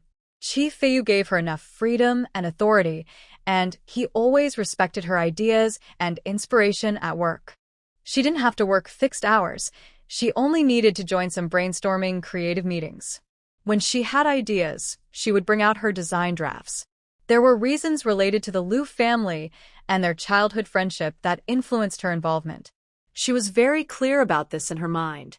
She was somewhat interested in designing the Lu family hotel because it was her family's hotel, and she also had a special affection for traditional Chinese styles. After thinking for a while, she carefully asked, "I can provide the design plan, but I won't stay full-time. Is that okay?" Qi Feiyu smiled and nodded. Of course. The design plan is the most important. When it comes to construction, you can assign your team to handle it. Within half a month of becoming the lead designer, she had already hired 2 assistants. Qi Feiyu took care of her and brought in 2 experienced helpers. According to Qi Feiyu, Qi Yuan was not only his good friend Lui Weng's sister, but also his childhood playmate. And third, she was old Fu's ex-wife. Taking care of her was no problem. Moreover, Qi Yuan had studied abroad and had done some good projects, showing her talent. She was exactly the kind of person he needed. The hotel project details were finalized. After everyone left the office, Qi Feiyu turned on his phone and smiled as he dialed a number saved under the name Old Fu. Peng Chen followed Fu Minghan out of the meeting room quickly. Fu Minghan's expression was cold, and the gloomy atmosphere made others in the office feel it too. They all lowered their heads, pretending to work seriously. The 2 entered the CEO's office. The glass door closed, and the blackout curtains were drawn down at the same time. Fu Minghan sat in the chair, his dark eyes cold and distant. "Fu Hailin is looking for you?" Fu Ailin, Fu Minghan's father. Peng Chen was not surprised to hear him call his father that way. He clenched his fist, coughed softly near his mouth, and looked up at his calm eyes, feeling a little tense. "Mr. Fu." "Your father asked if you could come home for dinner tonight. Is that all?" Fu Minghan's expression was cold, just like the many times before when he rejected such requests, completely unyielding. "No, I refuse." "Well, it's..." But he also mentioned something else. Peng Chen carefully looked at Fu Minghan and quickly lowered his head. "Speak," came the cold reply. Peng Chen hesitated and said, "Your father said..." "Qing Yao." "Qiyuan. Miss Qiyuan has returned from abroad and is in Mingcheng." The words Qing Yao, Qiyuan, or Mingcheng had been taboo for a long time after an incident a year ago. Whenever Fu Minghan was mentioned, people looked at him with cold eyes. As Qiyuan regained her status as a Lu family member, the wealthy parents who once looked down on her as a former daughter-in-law surprisingly started to support their reconciliation. He couldn't understand Fu's thoughts, but he knew Fu was against it, especially since he has 3 children. Peng Chen lowered his head, recalling the recent events, and now felt that life was unpredictable. Fu personally brought the clothes of his 3 children to the hospital for DNA testing, and the result was a 99% chance of kinship. His ex-wife failed to win over someone abroad. His sister, who had made a mistake, was pregnant with his child. Then she hid the truth and took the child away, leaving only Fu. Now, Fu's parents wanted him to reconcile with his ex-wife. All of this was too complicated, and he didn't want to think about how tangled it all was. "Huh." A cold laugh sounded in his ear. He looked up carefully. Fu Minghan's face was cold. "It has nothing to do with me." From now on, if similar things happen, just push them away. Yes, Mr. Fu, Peng Chen nodded. Go out first, Fu Minghan said, turning around. His gaze swept over the desk calendar, pausing slightly. May 20th. Peng Chen's eyes fell on the calendar. That date was probably the child's full moon. Counting from then, she should be about a year and 2 months old now. Mr. Su was with him throughout the birth, and seeing this date must be very painful. It seemed that every time this day came, Fu Minghan would become distracted, almost as if it had become normal. He worked even harder than before, almost 24 hours a day at the company. He was becoming more cold and silent, and for a month, he hadn't even smiled once. Work had become his everything. Whether it was Chiyuan, Fu Hailin, or Lu Yiweng and Qi Feiyu from the Lu family, none of it caused him any emotional fluctuation. He seemed to have locked himself away, often lost in thought, and no one could open him up. Peng Chen wondered what had changed during the 2 years Miss Chiyuan was gone. Mr. Fu also found someone he cared about more. But that person left, and even with the large network of the Fu family, no trace of her could be found. It was as if she had vanished into thin air. So, he dared not mention or speak about the rumors that seemed to suggest Su Jiner. The door gently closed. Fu Minghan stared steadily at the closed door, his calm brows gradually furrowing. He knew Chiyuan had returned to the country, learned about it a month ago from Lu Yuan. But he didn't want to see her. Even though his heart felt a little stirred, more often he felt rejection. Even though he once loved her deeply and had repeatedly put aside his pride to chase her abroad, begging for reconciliation. She was Qing Yao. When they divorced, he held on to that hope, so he took her for final DNA test. Perhaps it was fate's cruel joke, a twist of misfortune, that Su Jiner appeared in his life. For a long time, he clearly knew she had replaced Chiyuan, though she was pretending to be Qing Yao. Until he discovered that this wicked woman was impersonating Qing Yao, he was furious, but more than that, he felt heartache. During the year he knew and spent time with Su Jiner, it seemed that only Qing Yao and Chiyuan existed in his life, but in reality, Su Jiner occupied most of his heart. Whenever he felt deep sadness, sitting with Su Jiner always helped him relax. Moreover, she had 3 adorable children. No, they were his children. He thought Su Jiner was a woman skilled at hiding and deceiving, not as gentle and innocent as she appeared. She possessed incredible hacking skills to conceal her tracks and had a cold, decisive heart. More ruthless than Chiyuan, with many methods that left him no chance to find her. She even dared to let the 3 children grow up without a father. All his anger, combined with the results of long investigations that found no trace of her, made all his hatred and frustration settle into silence. But in the end, things were different now. He and Chiyuan could never go back to how they were, and finding Su Jiner was hopeless. Fu Minghan looked at the calendar, his dark eyes slowly closing. His fingers tapped rhythmically on the table as he recalled the 3 white swaddles. That was the last image in his mind. Since the other person doesn't want any connection with him, being alone is also fine. Fu Minghan opened his eyes, his handsome face cold again, and he focused on his work. Outside, the night deepened.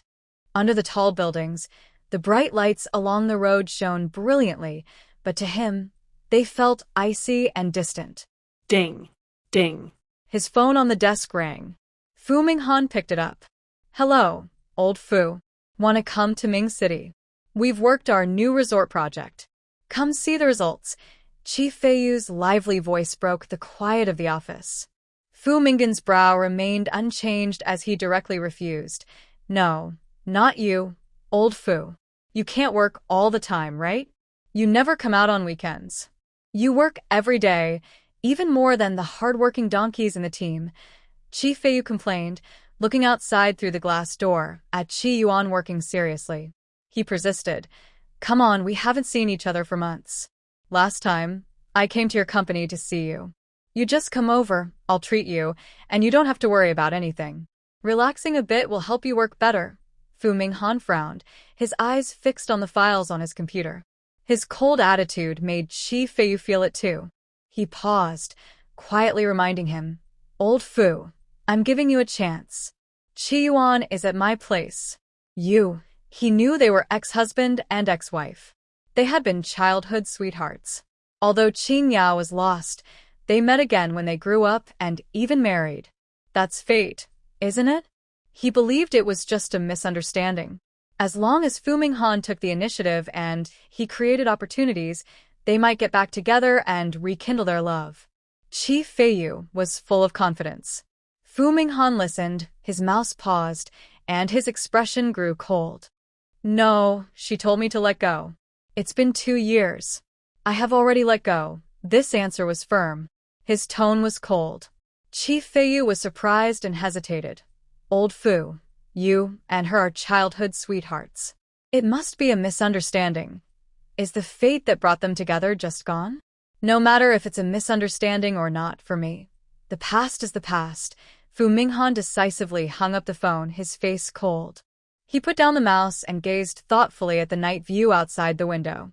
Meanwhile, Qi Feiyu looked at the hung-up phone, then glanced at Chi-yuan, who was unaware. After a moment, he put down his phone and left the room. Oh well, feelings are always unpredictable. Mingcheng is a well-known tourist city, and summer nights are a great time for a walk to cool down. There are many parks here, all lit up, and children playing inside without worry. After sending the order from yesterday, Su Jiner prepared milk for the 3 children, letting the little boys hold their bottles and drink. She then ordered a single meal for herself and ate. Mom, I want to eat. The oldest, Su Zihan, held a large bottle bigger than his head, staring intently at her rice bowl with dark eyes. Eat. Eat. The second, Su Zishuan, was drinking milk and occasionally burped. Only the youngest, tired from playing, was more obedient.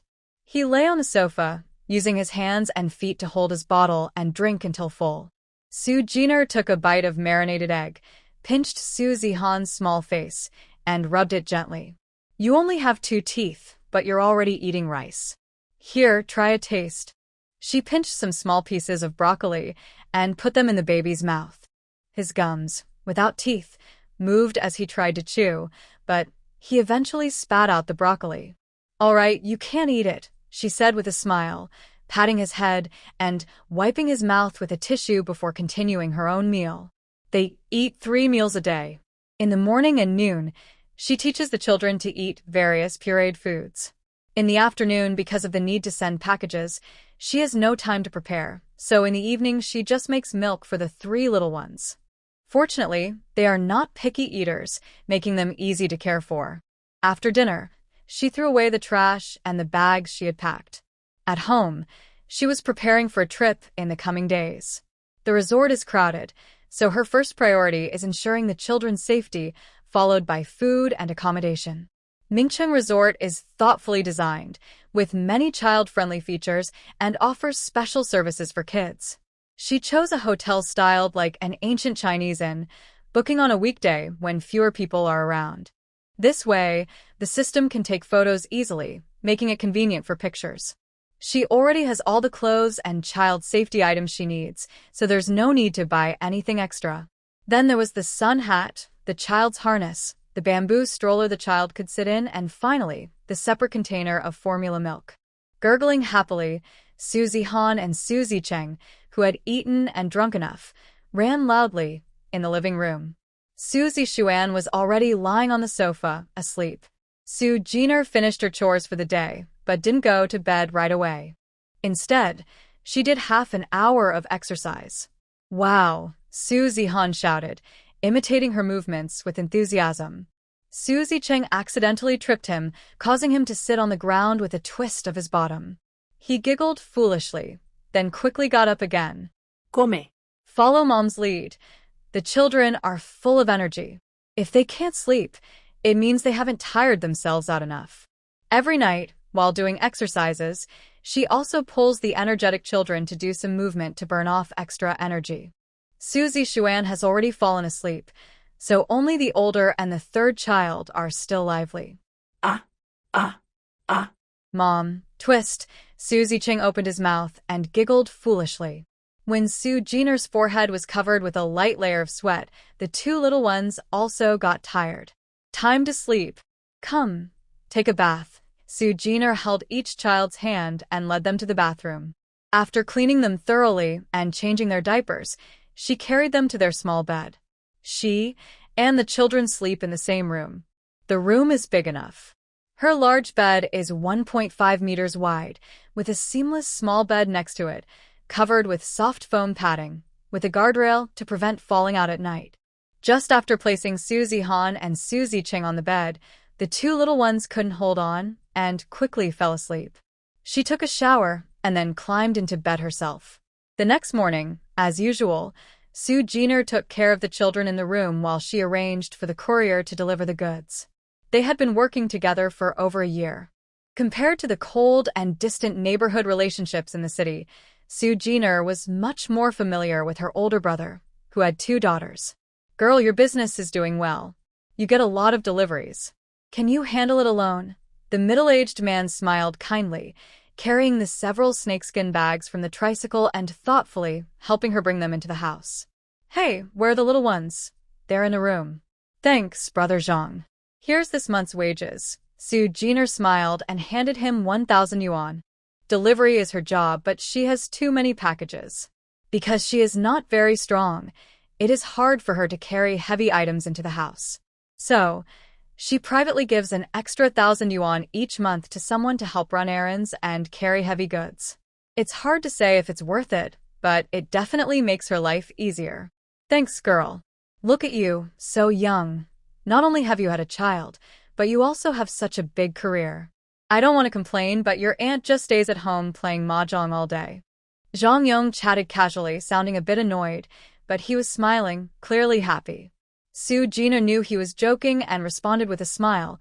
I just happened to get this job, and the timing was right. With you here, Auntie is lucky and Brother Zhang treats her well. That's right. Zhang Yong moved everything inside without entering the room to see the baby, then turned and waved outside the door. Okay, I'm leaving now. If you need help, just call. I'll come back tonight to pick up your packages. She planned to take a 3-day break from Monday to Wednesday. Before leaving, she asked the system to post a delay notice on her shop page. She hurriedly shipped the orders she had placed earlier. On Sunday afternoon, after finishing her chores, Soo Jiner felt very relaxed. Driving her electric car with her 3 well-behaved sleeping babies in the back seat, she headed to the resort. Tonight, they would sleep a few kilometers outside the resort, park the car, and then go inside the next morning. Mom. Car.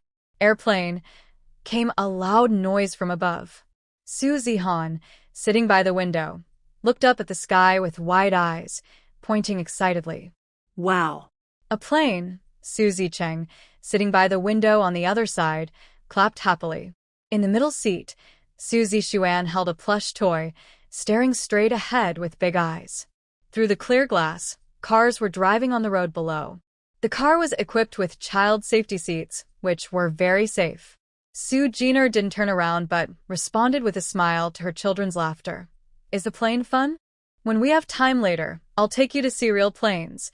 Okay. Suzy Han clapped his little hands loudly. Maybe he didn't understand everything his mom said, but he still responded happily. Although the 3 children are lively in different ways, they are very different from Fu Mingan's cold personality, like night and day. The system quickly controls the connected camera to take photos, capturing the adorable smiles of the 3 babies. She is very busy multitasking. Soo Jiner doesn't pay it any mind. Now it's Sunday evening rush hour, and most people who went out to play have returned. Traffic is heavy, so the cars move slowly. She focuses on the passing vehicles, hearing a sharp, piercing sound, like the screech of brakes in an emergency stop. Her heart skips a beat. In a flash, she glances in the rearview mirror and sees a large truck losing control, rushing toward the back of her car with unstoppable force, like a destructive storm. Host, quickly get out of the way. The system yells. Soo Jiner reacts quickly. She turns the steering wheel, presses her right foot down hard, and the car suddenly speeds up, slipping into the gap between the cars ahead. Coincidentally, there is an intersection ahead, with cars stopped at the traffic lights, making it impossible to escape. Host, there's a flower bed on the right side. Drive through that. The system quickly checks the surveillance footage for a safe escape route. Okay. Sue Jenner holds her breath, quickly turns the steering wheel, and accelerates again amid the children's screams, steering toward the flower bed on the roadside. The brakes screech loudly behind her. The small electric car slides to a stop at the curb. Children's crying fills the car. Mom. Ah. Wah. Mom. Sue Jenner gets out of the car, her limbs trembling so much she can barely stand. She struggles to walk to the back door, opens it, and bends down to hold her crying child, Suzy Han, tightly, her chest tight with emotion. System, what's going on? Is this some kind of divine intervention targeting me? Isn't it said that the male lead son is protected by divine power? Host, it was probably an accident. The truck hit someone else. The system, frightened, looks at the surveillance footage. It seems the truck's brakes failed, and the car it hit is fine. Zihan, don't cry. Mom is okay. Are you hurt? Sue Jenner patted Suzy Han's back, took a step forward to get the seatbelt for Suzy Xuan in the middle. His little face was full of tears, and he looked at her with a sad expression, reaching out for a hug. On the other side, Suzy Cheng was even farther away and couldn't reach her. This is the trouble with having only one person. With 3 babies, she was a bit overwhelmed. Mom, hug. Suzy Cheng cried loudly from afar, looking at her pitifully. Suzy Han in her arms didn't want to let go, holding onto her shoulders and refusing to come down. Sue Jenner was busy and overwhelmed. Luckily, she wasn't hit by the car, but she was feeling quite stressed. Let me do it. A clear voice suddenly came from behind. A pair of fair, slender hands reached out and held Suzy Xuan, who was running toward the car door.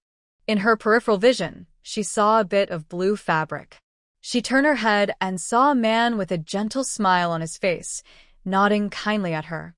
Suzy Xuan was still in his arms, but he kept struggling, wanting Sue Jenner to hold him. Thank you. She didn't have time to worry about Suzy Xuan's fuss. She circled around the car and opened the door on the other side. Then she noticed that Suzy Cheng had a small cut on his forehead. Cheng, does it hurt? Don't cry. Mom will hold you, she said, reaching out her right hand to pick up the little bundle who had just let go of the seatbelt, filling both her shoulders. Host, this is Yen Hung, the male supporting character. Got it. Sue Jenner sighed. She knew who he was, but she didn't care at all. Mom, hug. Hug. My head hurts. Wah. The car is broken. Suzy Han was scolding the car for being broken, and Suzy Cheng was crying about his headache. Sue Jenner frowned, kissed each soft cheek on either side, and gently comforted them. Don't cry, little ones. You're brave boys. Didn't you say you would take care of Mom? Come down first. Mom will go get Xian, and then we'll go to the hospital to check you, and later call the police to catch that bad car, okay? Mom, my head. Suzy Cheng wiped his tears with his small hand, a big bump on his forehead. Hearing her words, he tried hard to hold back his tears. Sue Jenner kissed him again, then looked at Suzy Han. Henins, look at your second brother. Mom hasn't held him yet. Don't cry anymore. Let's hug your second brother together, okay? Suzy Han looked up with teary eyes, her chubby little face staring across. Sure enough, she saw her brother being held by a stranger. She shouted loudly, Mom. Kidnapper. Let me down. Someone's kidnapping me. Sue Jenner often told her children not to go with strangers because there are kidnappers. But they are too young. Any unfamiliar person who gets close makes them shout for help. Sue Jenner looked apologetically at Yen Hung, gently set down both children, and took their small hands to walk toward him. It was like the first time they met a year ago. Now, seeing him again, he didn't seem so cold.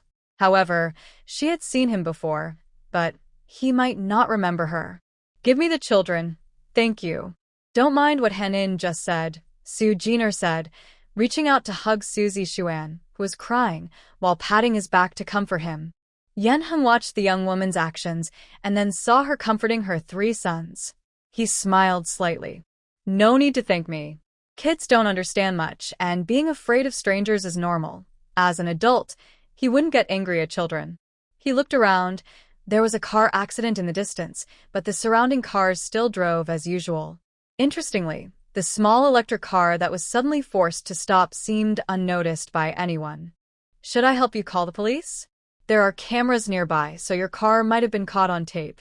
It's better to report it, or the traffic police might come looking for you, which could be troublesome. Su Jiner just finished comforting Suzy Xuan. She wiped the face of the 3 children's buns and nodded at him. Thank you. Then she took 3 candies from her pocket, squatting gently. Don't cry anymore. Eat a candy to feel better. After the police come and finish the report, I'll take you to see a doctor. Suzy Han and Suzy Xuan had no big problems, but Suzy Cheng had a cut on his forehead that needed to be treated at the clinic. Seeing his face all torn up made her feel very distressed. She fed each child a candy, and Suzy Han and Suzy Xuan held Suzy Cheng's hands, obediently waiting by her side. Yen Heng finished his call and looked over, thinking this was truly a family of 4, all looking good from big to small. All right, the traffic police will arrive soon. He looked down at the child named Qingqing's forehead, his eyes thoughtful. After glancing around, he raised his hand and said, "There is a private clinic nearby. Otherwise, you should take the child there first. The child's illness can't wait. I don't have anything urgent right now, so I can watch over them for a while." Yen Heng is a pretty good person. Someone who can be a minor character in a small world probably has a kind personality. Su Jiner confirmed that he was genuinely helping and, without overthinking, agreed. They walked about a few hundred meters, crossing the zebra crossing to the other side, and went into a small clinic to get the wound cleaned. The problem isn't serious. Just put on a bandage to prevent water and bacteria from getting in. It will heal in a few days, the old Chinese doctor said with a smile. He was quite interested in the triplets, looking at them with curiosity. Su Jiner paid the money, and the 3 children politely said thank you. She then held the little kids and headed back. The traffic police had already arrived and checked the surveillance footage just now. Yen Heng talked with the police officer for few words. When he turned his head, he saw Su Jiner running over with the 3 children, all shorter than his waist. "People are here, officer." The police officer turned around and saw a woman with 3 identical children. He was momentarily stunned, but quickly reacted. "Hello, car owner. Nothing serious happened, right?" "Hello, no big problem. Just a small injury on the child's head, but it's not serious." Su Jiner nodded politely. Suzy Han and the other 2 children often heard stories about police officers appearing. They liked police officers very much, seeing them as angels who could defeat big villains. They had almost run across the street, walking and running quickly. After just a few words with the police, the 3 children rushed forward, one on each side. "Uncle! Uncle! Hug! Police officer, uncle, I have a headache." "Hug, hug." The little ones clung to the police officer's pants like ants, their eyes innocent and looking at him. The police officer was momentarily at a loss. Yen Heng watched nearby, feeling a strange pang of jealousy for some reason. If he hugged them, he would be called a kidnapper, but the police officer was just an uncle? Okay. Okay. Uncle will hug. Seeing Su Jiner smiling, the police officer relaxed. He picked up 2 children, spun around, and after hearing their cute laughter, put them down and held the remaining one. Work hadn't been finished, and most of the time was wasted. "Uncle, the car is broken. Catch him." The last person to be carried away was Suzy Han, who complained, believing that police are all-powerful and that anyone scaring children should be taken away. "Okay, as long as the car made a mistake, Uncle will take it." Ah. "So cute." The traffic officer pinched Suzy Han's smiling face, smiled as he put her down, feeling more relaxed and speaking gently. "I checked your car's safety features. The baby seat is there, and the child's injuries are minor. I'll record this here.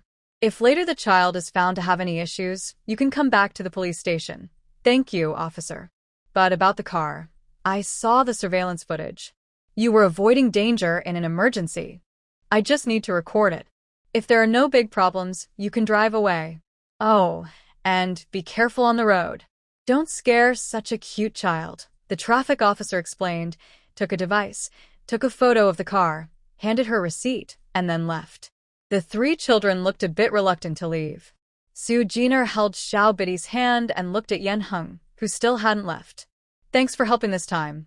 No need to thank me. Just think of it as helping because the kids are cute, Yen Heng smiled. He looked at the three adorable children and frowned at her. Are you alone with the kids? I'm a single mother, Su Jiner said with a small smile, not explaining much. She looked at him curiously. Are you from around here? No, I just returned to the country. I plan to visit some scenic spots and do some research, he replied. Maybe because he found Su Jiner easy to get along with, Yen Heng added more.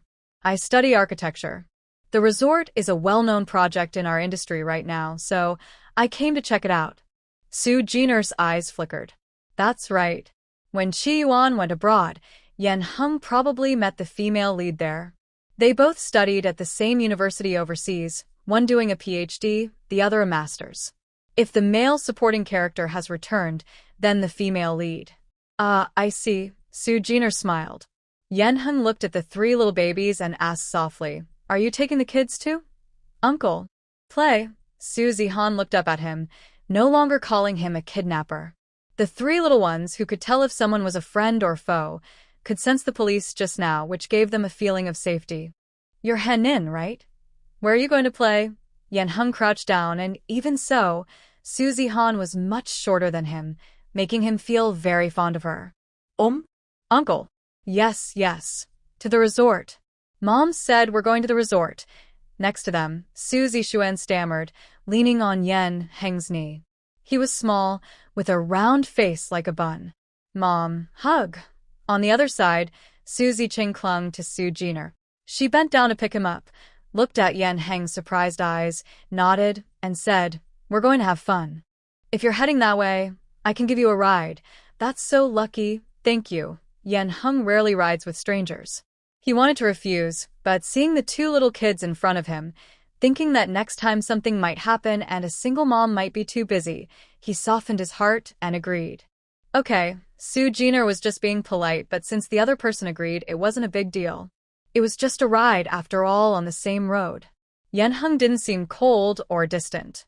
Instead, he took the initiative to help Su Jiner put the three children back in their seats, then sat in the back, saying it was easier to handle emergencies. It was clear he liked children quite a lot. The car, which had just experienced that minor accident, was still in good condition. It was a high-quality electric car worth over 200,000. She started the engine and slowly drove away. The city streetlights had already turned on. Amid the busy traffic, the frightened children had fallen asleep. Yen Heng sat quietly in the back seat, occasionally chatting with Su Jiner. He didn't ask much or go into details, just to keep the atmosphere from feeling awkward. Host, the main story between the male and female leads is still stuck, but the female lead has already returned to the country and is working as a designer at her good friend's company. I guess later, the two will meet again because of this good friend. After learning that Yen Heng had just returned to the country, the system immediately checked the previous plot. It could know the character's thoughts, but the main storyline was roughly clear. Stuck? The female lead doesn't want to see the male lead? Yes, but the male lead also doesn't want to see her right now. They are probably having a fight. You previously replaced Qing Yao, so that must be a sore spot in both their hearts. The system said casually. Su Jiner touched her nose and suddenly remembered she still owed Lu Yuan from the Lu family and Fu Minghan some money. Forget about those for now. Anyway, the main characters will get back together. So, you transfer 40,000 and 20,000 yuan from my account to Fu Minghan and Lu Yuan as compensation. This way, I won't owe them anything in the future. I haven't touched the money Fu Minghan gave me before. I kept it in that bank card. The money I returned was mostly for emotional compensation and some toys and items I bought. Although it's not as much as the Fu and Lu family's wealth, I did my best. No problem. The system quickly agreed and started working. Fu Minghan, who often works overtime at the Fu Group, heard a familiar notification sound from his phone, an alert for a message. He didn't look up and kept working on his tasks. In less than 2 minutes, his phone rang again. He glanced at it and saw the name Fu Hailin, and his eyes turned cold. During the ringing, he put down his mouse, crossed his arms, leaned back in his chair, and looked expressionless. The screen went dark, then the phone rang again. It stayed dark and kept ringing. On the fourth call, he picked up the phone with his long fingers. "Hello," he said calmly. His dark eyes looked out at the tall buildings outside. Night had fallen deeply. "Hello." Minghan Liu Yuqin's gentle voice came through, sounding cautious and eager. "Minghan, aren't you coming home for dinner even on the weekend?" The call was very close, clearly from Fu Hailin's number, but no sound of Fu Hailin's voice was heard. Fu Minghan didn't care about this. He was cold and distant. "I have my own home. You have yours. We can't all eat together." He hung up and looked back at his computer, but his phone rang again. He looked annoyed. "Hello," he said. "Fu Minghan." Fu Hailin's voice was angry. "Have you gotten so bold that you ignore your father calling you to eat? Also, Qi Yuan has returned from abroad and is now in Ming City. Shouldn't you see her? She's your ex-wife, after all." He scoffed. For the first time, some anger escaped from Fu Minghan's chest, though it was only a little. His eyes showed mockery. "In the past, you looked down on Qi Yuan because she came from an ordinary family. I warned you and Liu Yuqin many times, but you refused to change your arrogant attitude. Now she's back with the Liu family as Qing Yao, and you're pushing me to go back? Fu Hailin, don't you think you're both foolish and mean? Why do you believe everything will go according to your plan? Why must everything follow your script? By the way, have you apologized to Qi Yuan?" Fu Minghan, hidden in the dark shadows, looked expressionless. His cold voice shattered Fu Hailin's illusions mercilessly. He hung up the phone, walked out of the shadows without a smile, turned off his computer, picked up his coat from the shelf, frowned, and left.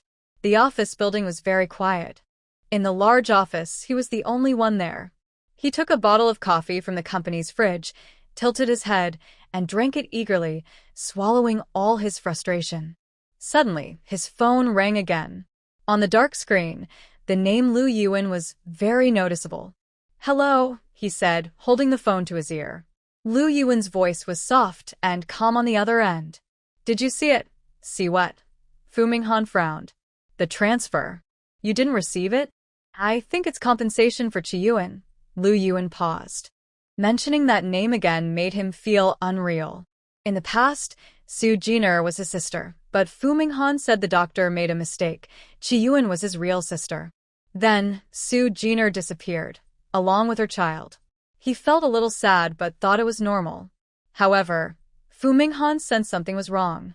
He even chose not to go see Qingyao with them. He hadn't contacted them for a whole year. Instead, he kept looking for news about Su Jiner. So, when he saw the deposit in his account, he immediately called. "Transfer." Fu Minghan remembered the chime he just heard. He pursed his lips, his trembling eyelashes lowered, and his dark eyes fixed on the message that opened. "Your gold card account received 40 million yuan. Minghan, tell me, you and her." Liu Yuan noticed Fu Minghan was becoming more silent. He felt it was related to Su Jiner. "I have nothing to tell you about her for now. Maybe later." "I'll hang up now," Fu Minghan said, ending the call. He returned to his computer and checked the transfer record. The name on the account was marked as Su Jiner, the same bank card that hadn't been used for a year. 40,000. "After leaving Yucheng, it seems you are doing well," he whispered softly, his gaze fixed on that name. He picked up his phone and sent a message to Pring Chun, then sat in the office waiting. Half an hour later, he received a reply. "Mr. Fu, we can't check the other person's login information. We don't have permission. Also, Miss Su has definitely hidden her identity," Peng Chun said carefully. He didn't expect that Su Jiner, who had disappeared for over a year, would have any new activity. But it seems her action is just to repay money, and she doesn't plan to show herself. Okay. Even though he had expected this result, Fu Minghan's face remained calm. He looked at the small street scene outside the building. Unconsciously, he opened his phone, revealing the photos he had carefully stored in a private album, some clear, some blurry.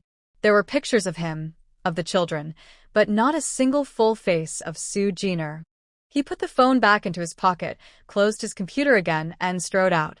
The Maybach was driving on the highway on a Sunday night. Fu Minggen's expression was calm.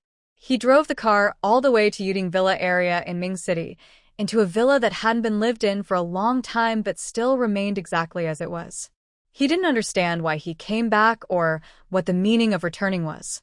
This house looked new, but like a memory, it had become a lifeless place without vitality. No children's crying, no busy maids, not even lights on.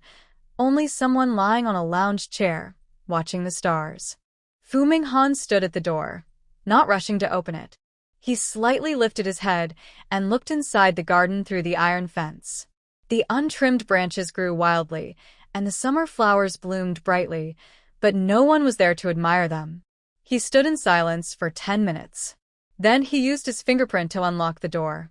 With a soft beep, he pushed the door open and stepped inside.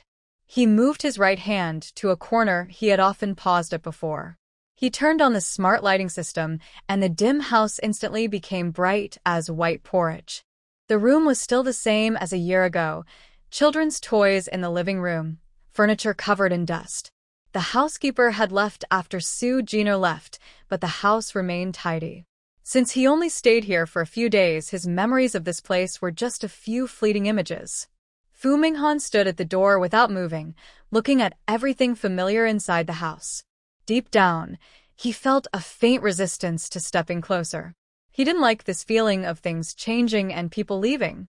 At that time, he almost forgot Qi Yuan, truly feeling the warmth of home and finally moving on.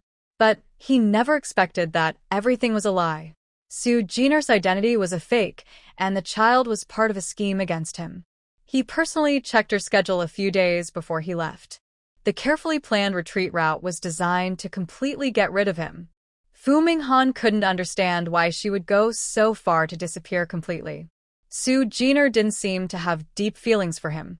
When Qi Yuan left, he understood her reasons and her firm decision to divorce him. She even used her degree to threaten him, so he wouldn't follow her abroad. So he let her go. But what about Su Jiner?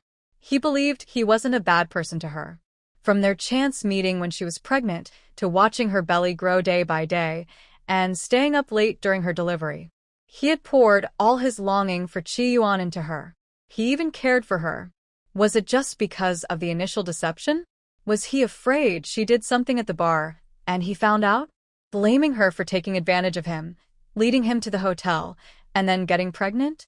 Fu Minghan thought he was somewhat angry, but after Su Jiner disappeared, everything seemed to become less important. His gaze fell on the sofa in the living room.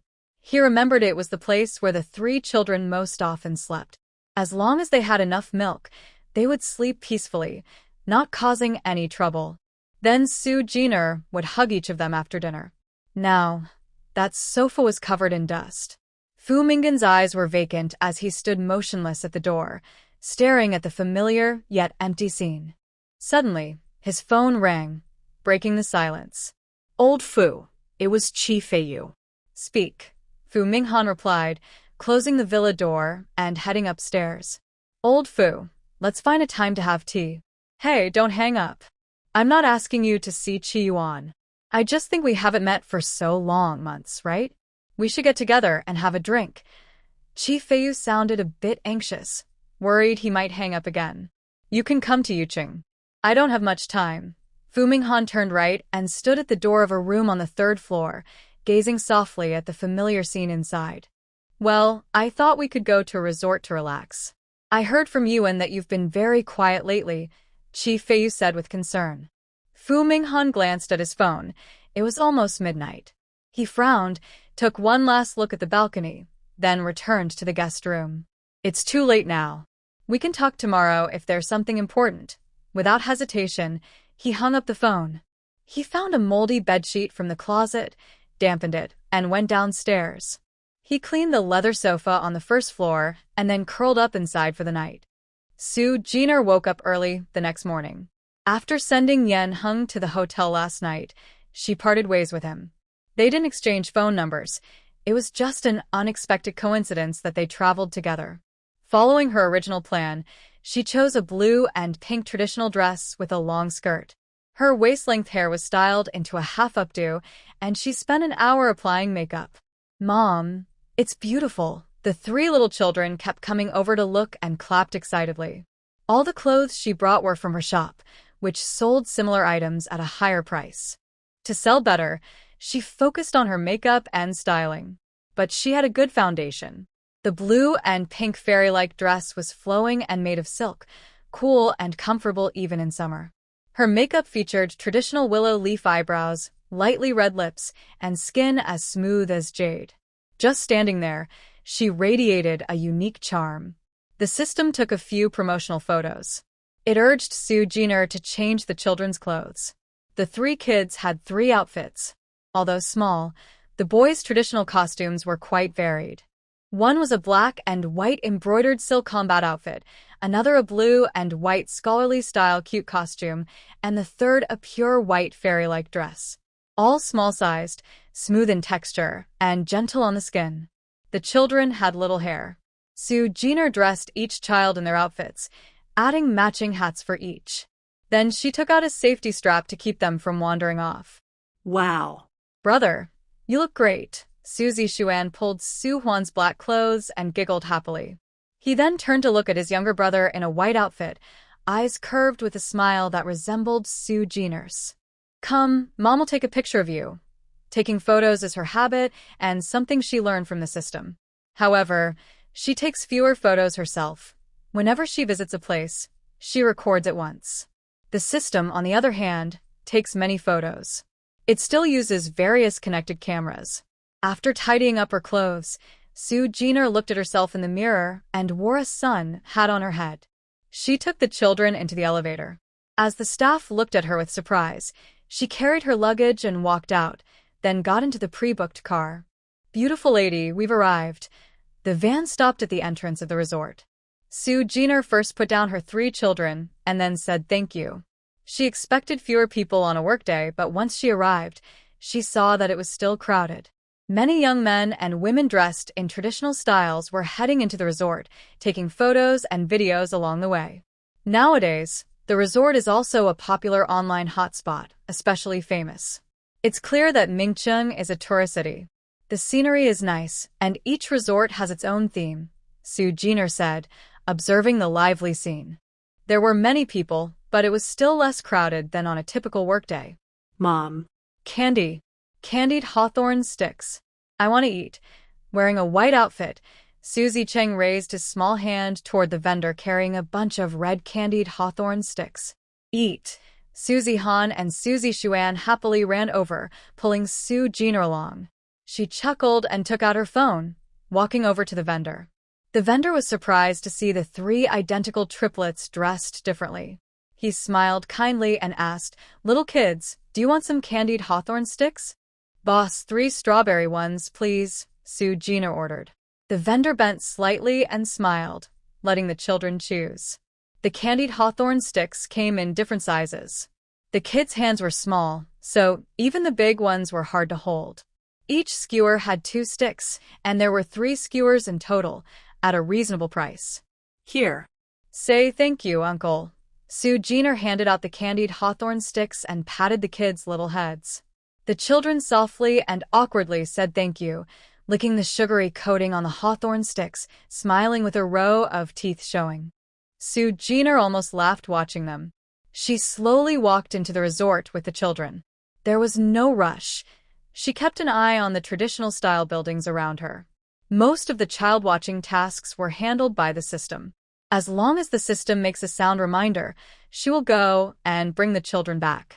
People come and go around her. Many people's eyes fall on Sue Jenner, who is carrying 3 children. The woman wears a traditional style outfit, with her hair and features also showing an ancient charm. She walks gracefully, her steps slow and steady, like a lotus flower, making others look at her more. Her beautiful face is not the most outstanding among young people, but her unique temperament makes her stand out. She is holding 3 loose ropes, each with a different outfit but the same face, which makes many people envy her. Be careful, little one. Watch your step. The girl helps Suzy Han, who has just fallen on her bottom, up with love. Thank you, sister. Suzy Han looks at her with innocent eyes, smiling, with a cute round face. Many people around are secretly taking pictures. Sue Jenner stands still, lifts her beautiful eyebrows, and nods at her. The distance of less than a kilometer takes them almost an hour to reach the scenic area hotel. This hotel is one of the designs by the Liu family. It is said that the main character's style is also reflected inside. The overall style is antique and elegant, with staff dressed in traditional costumes. As soon as Sue Jenner and the children enter, staff come forward to help. Hello, Mom. I can help you with your luggage. Do you have a reservation or want to book a room? I have a reservation, room number 1 on the top floor. Thank you.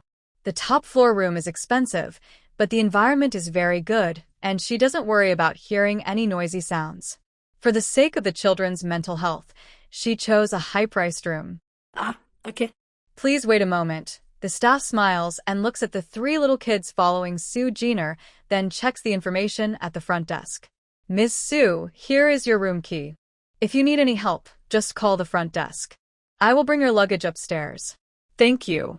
Sue Jenner has stayed at Liu family's hotel several times. The service has always been very good, which is not surprising given the Liu family's success. She takes the 3 children into the elevator. The little ones sit on the ground, not caring about their image, happily laughing and playing with each other. When the elevator reaches the 5th floor, it makes a ding sound, and she steps out first. Chung Chung, Han Han, Xian, come out quickly.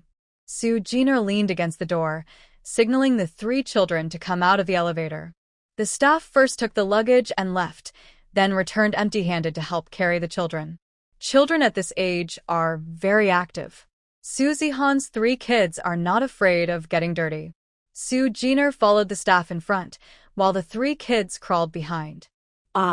Xian, Han Han crawled a few steps using all 4s, smiling as she looked back at Xian, who was falling behind. Candied hawthorn. Xian shouted, dropping the candied hawthorn on the ground. Chung sat cross-legged on the ground, not moving anymore. He kept licking the strawberry filling on his candied hawthorn, and the fruit was getting pretty mangled. Sue Jenner looked back helplessly. Seeing that the room was nearby, she signaled the staff to open the door first. She turned around, walked to Chung, bent down and picked him up, then carried him into the room. The door to the next room opened. Chi Feiyu came out, and it was obvious even without looking hard. 2 small children sitting on the ground caught the eye. Whose kids are these? Or twins. One was dressed in black, the other in blue, both in traditional style outfits, looking very adorable. He smiled kindly, took out his phone, and snapped a couple of photos. Then he crouched down, pinched Xian's hand holding the candied hawthorn. Little one, this fell on the ground. You can't eat it now. Xian thought the candy was dirty after falling, and when his hand was pinched, he looked up with wide eyes and shouted, Hey! Chi Feiyu chuckled, surprised by the look in his eyes. He instinctively took a photo, mumbled, Good boy, then put down his phone, grabbed the candied hawthorn from Xian's hand, and threw it into the trash. You can't eat it, it's dirty. Uncle bought you a new one. At that moment, he felt a bit like a kidnapper. But Xian refused to give up. His eyes welled up with tears, and he started crying loudly. Wow, Mom. Bad guy. Kidnapper. Wah. Hey? Don't cry. I'm not a kidnapper. Chi Feiyu, young and a bit flustered. Next to them, Han saw her brother crying so sadly. She crawled over with her hands and feet, and with sticky hands from the candy, she slapped Chi Feiyu's expensive suit. This was the suit he had specially bought for an important meeting this afternoon. Bad guy. Bad guy. Let go of Xian, Hanin shouted loudly, her black eyes full of anger. Chi Feiyu snapped back to himself, looking at the angry face that was exactly the same as Xian's, and he was stunned again. She looks so much like, but not as silent, not as cold. Bad guy. Henan saw the adult holding Xian without letting go, thinking he was trying to take the child away. She suddenly felt anxious, her eyes turning red. 2 identical familiar faces made this expression in front of her, like memories from childhood flooding back. Chi Feiyu's body instinctively trembled, and he quickly let go. Sorry, he heard sounds from the room next door, guessing the child's family was coming. He didn't need to run, but felt guilty. With a jolt, he rushed back into the room and shut the door with a bang. Outside the door, the child's crying continued. But soon, he heard a gentle female voice. He couldn't hear what she was saying, only that the child was probably taken away. Sue Jenner didn't expect that in less than half a minute, the two children could be upset by strangers. She glanced at the closed door, wondering which adult would bully a 1-year-old just for fun. Her brow furrowed. Woo-woo. Xian and Hanin buried their heads in her shoulders, sobbing and stumbling over the truth they believed. Sue Jenner held the children and went back to the room, dismissing the staff. She roughly understood what had happened. Some uncle didn't let them eat candy, or was trying to take Xian away. It was probably a misunderstanding. The plan was to go out in the evening because the afternoon was too hot for the 3 children. Lunch was provided by the hotel, and the chef was good. They specially made food suitable for children. After a simple meal to fill their stomachs, she took the children upstairs. She passed by Chi Feiyu's room again, then returned to her own room for a short nap. Less than 5 minutes after she left the room, Chi Feiyu, dressed in a new black suit, opened the door, took his phone, and went downstairs. He remembered the faces of the 2 children and couldn't help but open his phone, clicking on the chat window labeled Old Fu. Do these 2 children look like you when you were young? When I saw them, I thought they were you. They look so similar. He sent 2 photos he had taken. When looking at the picture, his finger paused. That shouldn't be. I took a clear photo. Why is it so blurry? Feeling helpless, he withdrew the photo and added, the photo is too blurry, so I'm pulling it back. But those 2 kids really look like you when you were about 7 or 8 years old. However, young Fu Minghan was more quiet and reserved. When he didn't want to talk, his eyes would stare straight at people. By the time his mother passed away, he had become even less lively. If it weren't for the comforting company of the adorable Qingyao from his childhood, he might have become a withdrawn child by now. Fu Minghan didn't reply to the message from the other side. He wasn't surprised. He guessed they were busy with work. Chi Feiyu put away his phone and quickly walked out of the hotel. The Fu Group's office building was a tall office tower. Like most big companies, it had a staff passage and a special CEO-only passage. Except in emergencies, Fu Minghan rarely used the special passage. Usually, he took the elevator with everyone else when needed. Now, the elevator wasn't crowded. With a ding, the doors opened and Fu Minghan's tall, straight figure stepped out. Behind him, Peng Qin followed quickly, occasionally saying something. Mr. Fu, Mr. Yen scheduled a meeting with you at 4 p.m. Do you want to go now? Walking ahead, Fu Minghan looked at his watch and responded coldly, yes. Okay, I'll contact the driver. Peng Qin carefully took out his phone and messaged the driver. The driver replied quickly. After confirming the message, he turned off his phone and looked at Fu Minghan's face. Since Mr. Fu arrived at the company this morning, his mood had been very strange. If before it was just cold and distant, now he seemed unpredictable, with just a glance making people feel uneasy. At this moment, Mr. Fu was gazing at the distant street view, seeming a bit lost in thought. After blinking a few times, he lowered his eyes again. The driver drove the company's black business car to the front of the building.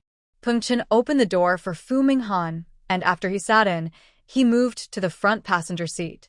Take us to Hanli Hotel. The driver started the car, and the black business vehicle headed forward. Fu Minghan sat in the back seat, staring blankly out the window. His lips were pressed flat, showing no emotion. After a while, he took out his phone, hovered his finger over the glowing screen for a few minutes, and finally opened the photo album. No matter how many photos there are, they can't compare to the clear images once seen in the mind. He frowned, closed the photo album, and casually swiped on the screen, noticing several unread dots on the chat app. He opened the chat, feeling indifferent. Chi Feiyu was usually talkative and sent him a few silly messages every day. But when he saw those words, his gaze paused. Exactly the same. 2 Children. Blurry photos. A familiar feeling surged in his heart. He picked up his phone and decisively called Chi Feiyu. The call was answered quickly. He heard Chi Feiyu's smiling voice on the other end. After apologizing, he moved to a quiet place. "Where are you?" Fu Minghan asked, his dark eyes deep like a quiet pond. "Ah, I'm at the resort, Mingqing Resort." Why? "Do you need something?" Chi Feiyu sounded surprised by the sudden call. "Where did you see the children?" 2 or 3.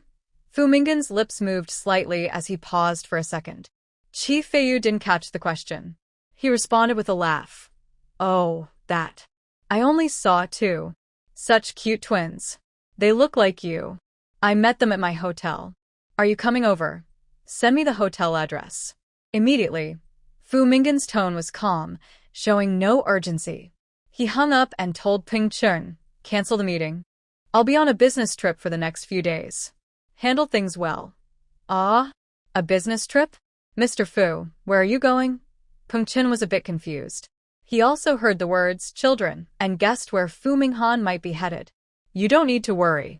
Just take care of the company matters." Fu Minghan lowered his head and reopened Chi Feiyu's chat, asking him to resend the photos. Even the faintest hope wouldn't be missed. "Understood, Mr. Fu." Peng Chun nodded and glanced at the cold, serious Fu Minghan. He sighed inwardly. They said not to mention Su Jiner's name. The girl had been missing for a year, but Mr. Fu hadn't truly let go. It's probably because of the children. Chi Feiyu quickly sent the location and 2 blurry background photos, barely showing a silhouette. They looked exactly like the photos taken during the investigation of Su Jiner before. Fu Minghan's brow twitched slightly. He got off the car halfway and waved for a taxi to leave across the city. His face was very cold, but his eyes became deep and mysterious, giving off a chilling aura that kept others at a distance. The driver looked carefully at the back seat, feeling like the passenger might be seeking revenge. "Drive faster," he heard the passenger say. The driver was startled and instinctively nodded. The trip took 2 hours, but they arrived in an hour and a half. Fu Minghan paid 1,000 yuan for the fare. With a smile that didn't reach his eyes, he got out of the car and strode toward the hotel. He was dressed in a black suit, which looked out of place against the traditional background here. His black leather shoes clicked on the stone pavement, making him seem tense. But he was still handsome, with a cold, striking look that drew many people's attention. Fu Minghan didn't look at anyone unnecessarily. When someone blocked his way, his cold gaze and slightly furrowed brows made them step back. After 20 minutes, he entered a charming, old-fashioned hotel. "Hello, sir. Are you staying here?" A staff member greeted with a smile. Seeing his strong presence, the staff's smile froze. "Liu's Hotel." Fu Minghan glanced at the sign on the wall, nodded at the staff, and took out his phone to call Lu Yuan. "Hello, Lao Fu." Lu Yuan's voice was calm, probably busy with work. "I need to check the surveillance footage of your resort's inn. Call the front desk for me," Fu Minghan said directly. The staff nearby exchanged surprised looks. On the other end of the call, Lu Yuan paused, looking into the distance with a blank expression. "Lao Fu, are you at the resort? Are you still looking for Su Jiner?" "Not her, the kid." "Hurry up. I'm right at your front desk," Fu Minghan replied coldly and hung up.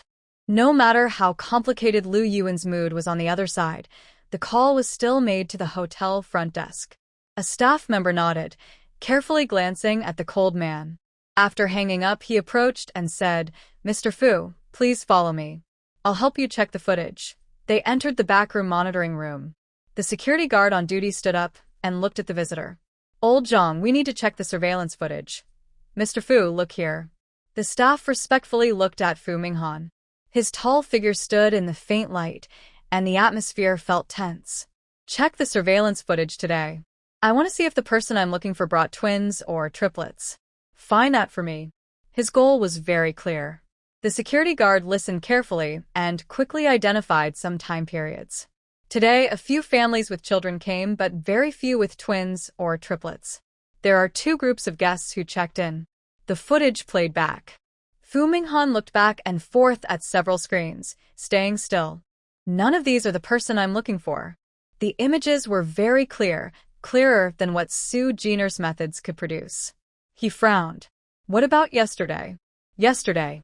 Oh, yes. There was a mother with triplets staying in room Tiancher number 1. The staff suddenly remembered the guest from yesterday. I personally delivered her luggage.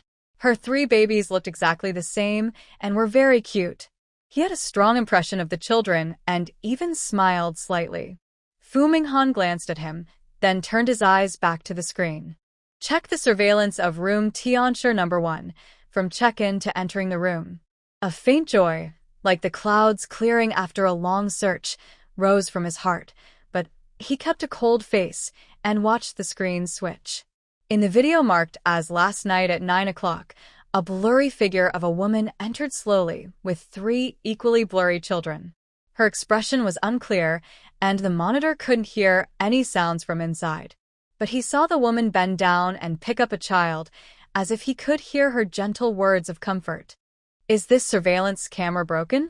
Why is the footage so blurry? The staff wondered, but the figure inside was very clear. I don't know. Look, the elevator screen and corridor screen are also very blurry. The security continued to check the footage.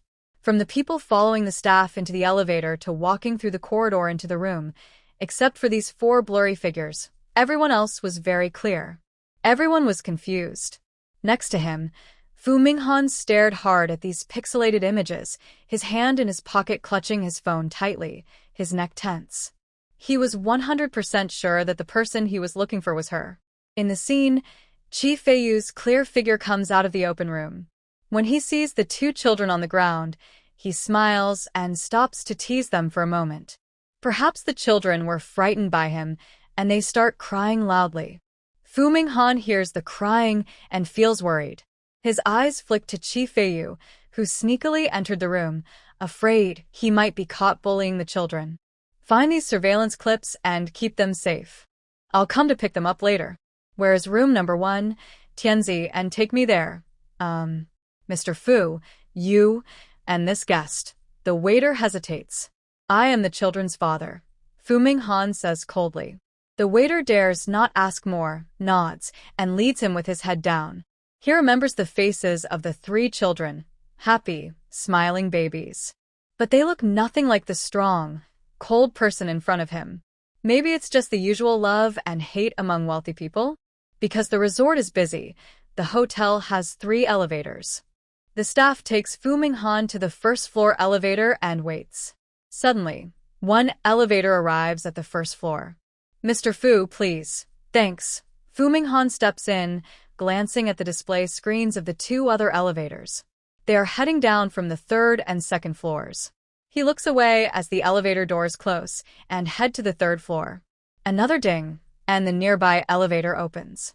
Sue Jenner, wearing a sun hat and holding the hands of 3 similarly hat-wearing children, runs out. Yay.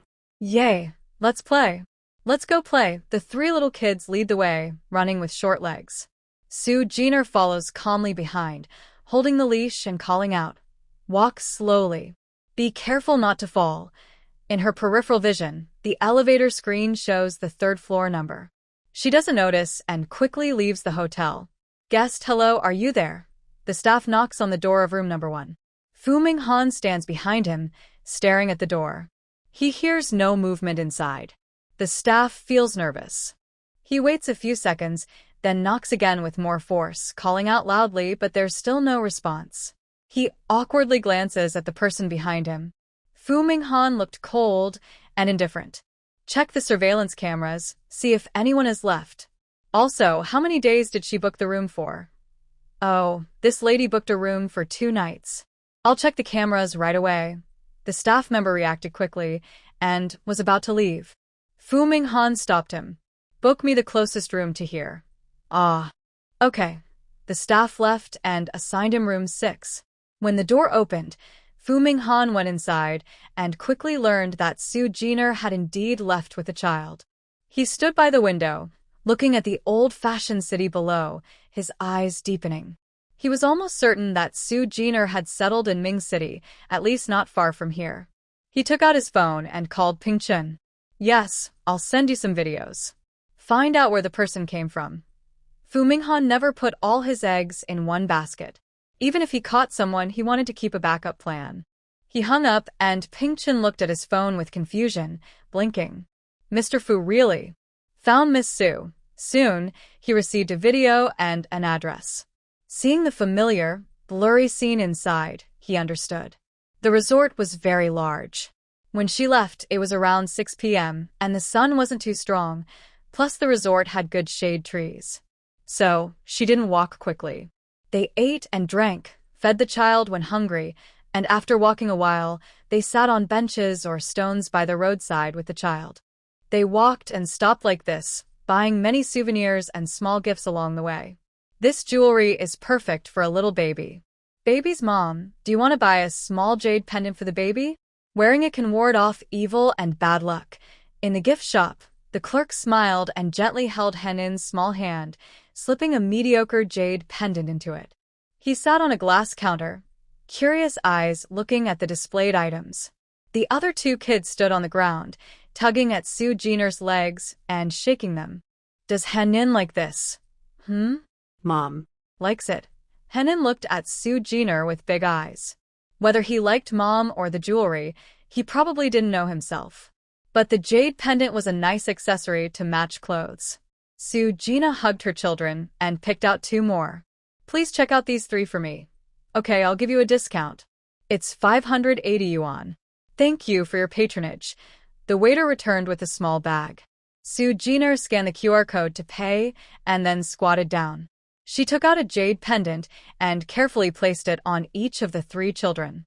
Mommy, are you here alone with the kids? It must be tiring on this trip. The staff leaned in curiously, looking at the 3 adorable children and smiling kindly.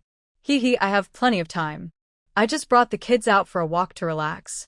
It's not really tiring, just requires a bit more attention. You're really capable and you're so pretty. The kids are cute too. The staff looked at Su Jiner's lovely face. She appeared young and gentle, with a slim figure, and showed no signs of having had children. Su Jiner politely smiled, and then left with her children. The steps outside the shop were a bit steep. She held each child's hand, helping them down one by one. Finally, she straightened up and looked ahead instinctively. She saw a woman in a white work dress walking with Yan Heng, who was dressed casually in black. They were passing by on the street. Both looked relaxed. After exchanging a few words, the woman waved at Yan Heng, and they parted ways. Is that Chiyuan? Su Jina stared at the woman's back, standing still. The 3 little children beside her babbled happily. Yes, she's probably here for a walk too. Yan Heng is a supporting character, so maybe they're developing a relationship? She's changed a lot. Su Jiner held Henin's small hand and looked away. If the old Chiyuan was sweet and gentle, now she had a more professional look, with a refined makeup and calm speech. Everything about her was different from before. That's the power of time. Host, haven't you noticed you've changed a lot too? I've changed? I don't think I've changed much. I just have a few more little kids in my life, so I'm more careful. That's just one part. Host, you've become softer and more gentle than before. When the system bound to Su Jiner, it was right after the great disaster in that small world, almost on the verge of destruction. At that time, Su Jiner was full of despair, but her despair was mixed with gentle resilience. She also felt a kind of cold indifference toward the people in this world, a sense of detachment and distance. Until her child was born, the longer she stayed here, the softer her heart became. She started to feel more connected to this world, and even became genuinely kind to the people around her. Maybe people always change and grow, she said with a gentle smile, lifting her noisy child Ching-Ching, who refused to walk, and pulling the other 2 children along with a rope, continuing toward the ancient street. As Yan Heng was about to leave, he heard the children's shouts. For some reason, he instinctively looked back. He saw a pink long-sleeved shirt disappear into the crowd, but he didn't see any children nearby.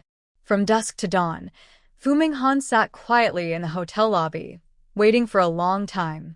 His brow furrowed as he looked around, searching through the crowd entering and leaving the hotel, but he saw nothing. There were many women dressed in ancient costumes, but none of them were with children. On the table was a cup of coffee brought by the waiter, but he hadn't touched it.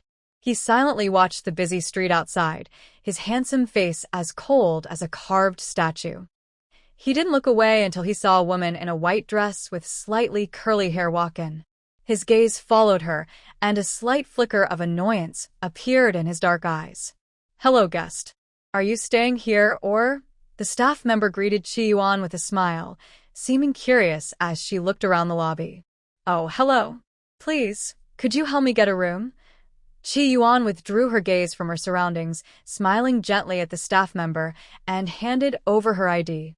She also explained that she wanted to visit the place. The Liu family had put a lot of effort into the hotel at the resort, and many of its designs were praised online. Some people even came specifically to stay for the hotel's design. Requests to tour the hotel were quite common. The staff member happily agreed, saying, "Of course. Just please be careful not to disturb other guests while moving around, and some closed doors might not be accessible." "Yes, thank you." Chi Yuan nodded, feeling a bit excited. She took out her phone, first took a few photos of the lobby, and precisely found her own design elements inside. She was involved in the design of this hotel, but her role was small. She spun around, took a few steps forward, and then turned sideways to meet a gaze that was fixed on her. Chi Yuan's smile froze on her face. She put down her phone and stood there, unsure, making eye contact with the man. She looked at Fu Minghan sitting on the sofa, still dressed in his usual black suit, with a sharp, handsome face expressionless. His deep black eyes looked at her like a predator, making her feel nervous. He just looked at her without speaking. After a few seconds of eye contact, Chi Yuan lowered her hand that was holding her phone. Her heart beat faster, and her palms felt strangely moist. Her eyes showed confusion and uncertainty. "Long time. No see." She hesitated to speak, surprised that she had unexpectedly met Fu Minghan here. Since returning to the country, Fu Minghan had never appeared again. Just as she had said when they were abroad, he had completely let go of her. In her mind, even if they met occasionally in the future, they should greet each other openly. She had indeed done that, but for some reason, she wanted to run away. Facing his cold gaze, she felt very awkward inside. Fu Minghan moved slightly, then turned his head away after withdrawing his gaze, looking out the window again, more indifferent than before. It was as if he was facing a stranger. Chi Yuan's heart tightened. Her eyes showed a hint of panic. She clenched her phone tightly, wanting to escape, but her body didn't move. It was as if once she left, she would never see him again. So she stood there, frozen. The receptionist at the front desk looked at this scene in shock. First, she glanced at the cold, distant man, then looked thoughtfully at the girl who appeared afterward. Their states, one a stranger, the other a memory, clearly indicated a past connection. But that man said he had a child, and his current partner might be the woman in traditional costume. Things were too complicated. The staff withdrew their gaze, reminding themselves not to pry. By the window, Fu Minghan looked at Chi Yuan standing in the hall through the reflection on the glass. He noticed her clenched fist holding her phone but made no move. He had known Chi Yuan had returned to the country and was living in Mingcheng, but he never reached out to her first. Even when he occasionally thought of the past, he felt a mix of feelings, but it was just regret over missed opportunities. Too much time has passed since they parted. Fate seems to play tricks on them. Even if he once liked her deeply, learning about her connection to Qingyao made it seem impossible to go back to how things were before. Meeting Chi Yuan again was truly a surprise. He looked away, lowering his eyes to hide his feelings. His long hand reached out and picked up the coffee on the table, taking small sips. Out of the corner of his eye, he saw a figure approaching step by step. It wasn't a straightforward approach. There was some hesitation. "Is there something?" he asked Chi Yuan, his expression cold. She paused, pressed her lips together, and said, "No, I just thought I should say hello when I saw you. Thank you for telling my brother the truth, which helped me find my home again." Apart from Chi Dawa, everyone in the Chi family saw Chi Yuan as a cash cow. Chi Fei thought of her as a phoenix soaring high, using her as an excuse to ask the Fu family for projects. But he only set up a useless construction shell company, lacking the ability to take on real projects. Fan Qing looked down on her adopted daughter, criticizing her daily, and after she married, she even forced her to pay money back from the Fu family. Originally, Qi Yuan didn't plan to return to China. She was living abroad alone, occasionally sending money to Chidawa, and her life was relatively easy. But the Liu family came looking for her. She and the Liu family did a DNA test again, confirming their blood relation. The Liu family treated her well, and after leaving the Fu family, she finally had a real home of her own. Fu Minghan was a very important part of this story. At first, he had her do a DNA test, but the results were not satisfactory. Later, she found out that the mistake was because multiple people had their DNA tested at the same time, and the doctor mixed up the samples. Qi Yuan exhaled deeply, feeling that life is full of twists and turns. She once thought she was Qingyao's stand-in, but later realized she was truly Qingyao. She looked at Fu Minghan sitting across from her and remembered the childhood stories Li Yuyan had told her. Unfortunately, she had forgotten most of them. "You and Minghan promised to marry when you grew up," Li Yuyan's voice echoed in her mind. Qi Yuan's already restless heart stirred again. But she hadn't forgotten that she had let Fu Minghan go, and he kept his promise. Now they're no longer playmates, but more like strangers. "You're welcome. What's yours is yours," Fu Minghan said as he put down his coffee, recalling the woman who once replaced Qingyao's identity and now stood between them. His expression gradually softened, his furrowed brows relaxing, calm like a still lake. Qi Yuan looked at his face, forcing a smile. "Well, I won't bother you. I'll go upstairs first." She turned and took a few steps away, glancing back behind her until she walked more than 10 meters, but there was no movement. Her face looked a little grim, and she felt she shouldn't feel that way. It seemed she cared more than she thought about Fu Minghan treating her as a stranger. The elevator doors opened and closed, and Qi Yuan's figure disappeared into the lobby. Fu Minghan looked away, picked up his phone, and checked the message from Peng Chen. "Mr. Fu, we found suspicious footage at the resort entrance. The person seems to have come along the way. There are many villages nearby, so it will take some time." He tapped on the screen. No rush. You can finish work and rest."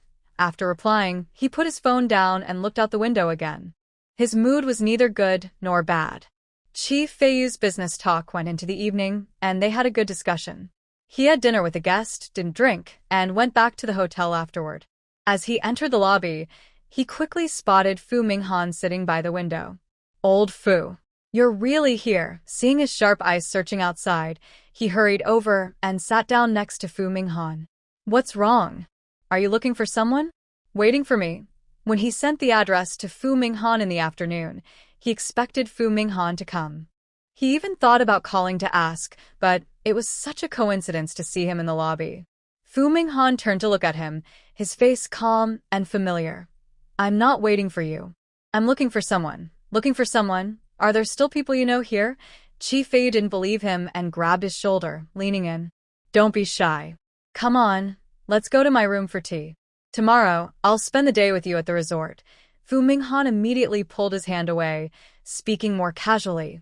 "No need to flatter yourself. I was just looking for someone, and seeing you here was just convenient." He called over staff and signaled for a fresh cup of coffee, his eyes still watching the window. Seeing his attitude, Qi Feiyu believed him and pouted. "Are you kidding me? Are we good friends now?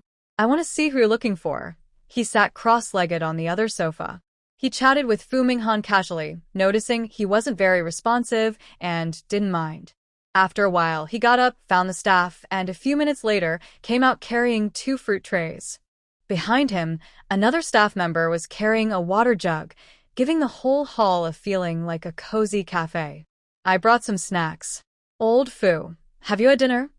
Qi Feiyu placed the fruit tray on the table, poured a glass of water for him, and set it down. "People who drink coffee all the time can't sleep. You should sleep earlier, or you'll lose your hair.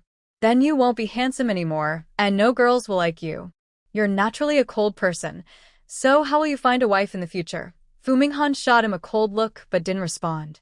"Compared to me, you should worry more about yourself. You're almost 30, and still haven't found someone. Your parents might think you like men. Hey, old Fu. Chi Fei looked at him with a smile. I'm just busy. No time for dating. Unlike you, with your childhood sweetheart. He saw Fu Minggen's expression turn cold, and his words stopped. He was surprised inside. Qiao had clearly come back, so why did old Fu seem so troubled? He didn't even want to talk about Qi Yuan when others mentioned her. Qi Feiyu didn't understand. He looked at the man staring out the window again, as if he had some secret thoughts he couldn't understand. Sometimes his gaze would drift off. Forget it. Come, eat something to fill your stomach. You probably haven't had dinner, have you? You've been waiting here all this time. Another hour passed. Qi Feiyu watched as Fu Minghan sat like a statue, staring out the window. Unless he occasionally took a sip of water, he thought he was a piece of wood. Finally, feeling very bored, he had no choice but to take out his phone. He played with it while waiting, curious about who had such strong energy that made Fu Minghan, the boss, wait here for so long. The sky was completely dark, but the lights outside were bright as daytime. Fu Minggen's gaze passed through the glass reflection, watching the people coming and going outside. At this moment, a small figure appeared on the left side of the road, staggering as it walked forward. He was dressed in a black traditional outfit, with a round head showing a little patch of hair, and carried a bag slightly bigger than himself. Not sure if he was walking too fast or if the bag was too heavy. After a few steps, the child suddenly fell flat on the ground. The bag in his small hands pressed down on him like a cushion, and his little face was full of confusion. Fu Minghan instinctively stood up, looked at the child lying on the ground, and quickly walked out. Hey, where are you going? Qi Feiyu turned to look at the rapidly disappearing figure and hurried after him. Fu Minghan reached the main road, where a tall figure was crouching down, seemingly holding something. People passing by looked in his direction. When Qi Feiyu caught up, he saw that he was actually supporting a child who was not even knee-high. Getting closer, he couldn't help but laugh. It's you, little one. Where's your brother? Why are you alone? The little one was about 1 year old, dressed in a blue and white traditional outfit. His chubby face had big, black eyes, and he wasn't wearing a hat, revealing a fluffy patch of hair. He looked unusually cute and delicate. Qi Feiyu glanced at Fu Minghan and noticed that he seemed a bit lost in thought while looking at the child. He couldn't help but worry and asked old Fu Yu. He saw Fu Minghan reach out carefully with both hands, gently holding the small child from the ground. Their faces drew close, and Qi Feiyu felt that the two looked somewhat alike. See? I told you, you look very similar. If I didn't know your situation, I'd think you're father and son. Qi Feiyu said with a smile, earning a strange look from Fu Minghan. His smile froze, and his eyes widened. Fu Minghan looked at him with a mysterious expression. As he held the child, he felt an inexplicable sense of closeness. It was a feeling he had since the child was born. He let the child sit on his left arm, bent down to pick up the bag, and looked inside through the gap. There was a light-colored hat, some small stones, and toys. He handed the bag to Qi Feiyu, wrapped his right arm around the child's back, and looked in the direction the child was facing with gentle, shining eyes. In the crowded crowd, he searched but didn't see any other children or their possible parents. Xian leaned on the tall man's shoulder, still a bit stunned from falling. He reached forward with his small hand, looked at Qi Feiyu approaching, and his lips pressed tight as tears fell from his eyes. Sniff, sniff. Kidnapper. Stole the bag. Give it back to Xian. Sniff, sniff. He reached out to grab Qi Feiyu's bag, but was held tightly by Fu Minghan, unable to get it. Fu Minghan turned to look at Qi Feiyu, who was holding the bag with a helpless and awkward expression, and frowned. Qi Feiyu forced a smile. Haha. Wasn't that just a joke this morning? A little kid was eating a candied fruit on the ground. I was worried about getting sick. Kids don't understand. It was just a misunderstanding. He didn't expect that such a young child would hold a grudge and remember him. Fu Minghan withdrew his slightly cold gaze, skillfully patted Xuan's back with his right hand, and asked softly, Is your name Xian? Sniff, sniff, Mom. Xian turned around to look behind him, seeking help. but he didn't see his mother. He was a little scared, with eyes looking at the tall man holding him. Uncle, Mom. Mom is gone. He slightly tilted his head, crying in a soft, babyish voice. Since his language skills weren't fully developed, his words weren't very clear, and he struggled to say each word. While crying, he tried to reach back to grab Chi Feiyu's bag. Fu Minghan looked steadily at the child's small face, feeling a gentle warmth in his heart, and his expression softened a bit. He looked ahead. The person stood still without moving and spoke gently. Xian, do you live in this hotel? Yes. Mom. Older brother, younger brother. Here. Live.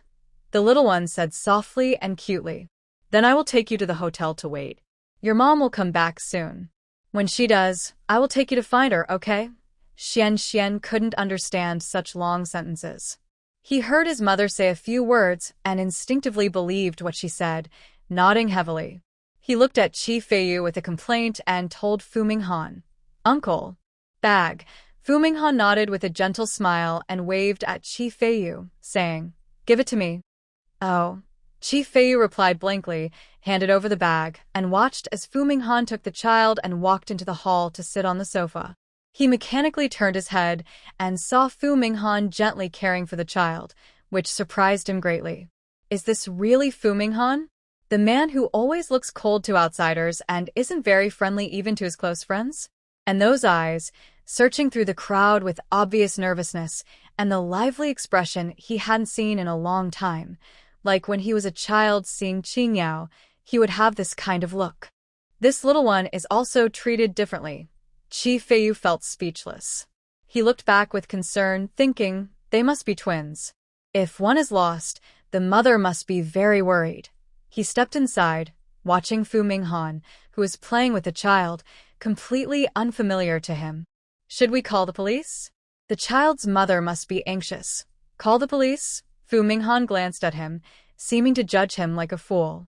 Who do you think I came to find? Who? Chi Feiyu looked confused. He lowered his eyes to the child sitting on the sofa, whose eyes were still a bit moist but who was already playing with toys. Suddenly, several memories flashed through his mind. Did you come because of the messages I sent? For these children? Because of the messages he sent, he wanted the address, got the address, and came looking for someone. His goal was clear, and he had been waiting in the hall for hours, as if convinced the person would appear. And now, it seemed like he had really waited. Otherwise, you came because of me. Fu Minghan's words were a bit cold, but gentle because the child was nearby. He took out the things from the bag, examining each piece carefully, occasionally touching the child's head, with a gentle look. But Chi Feiyu was startled. Are you really? The child's parent. When did this happen? It hadn't even been 2 years since he divorced Yuan.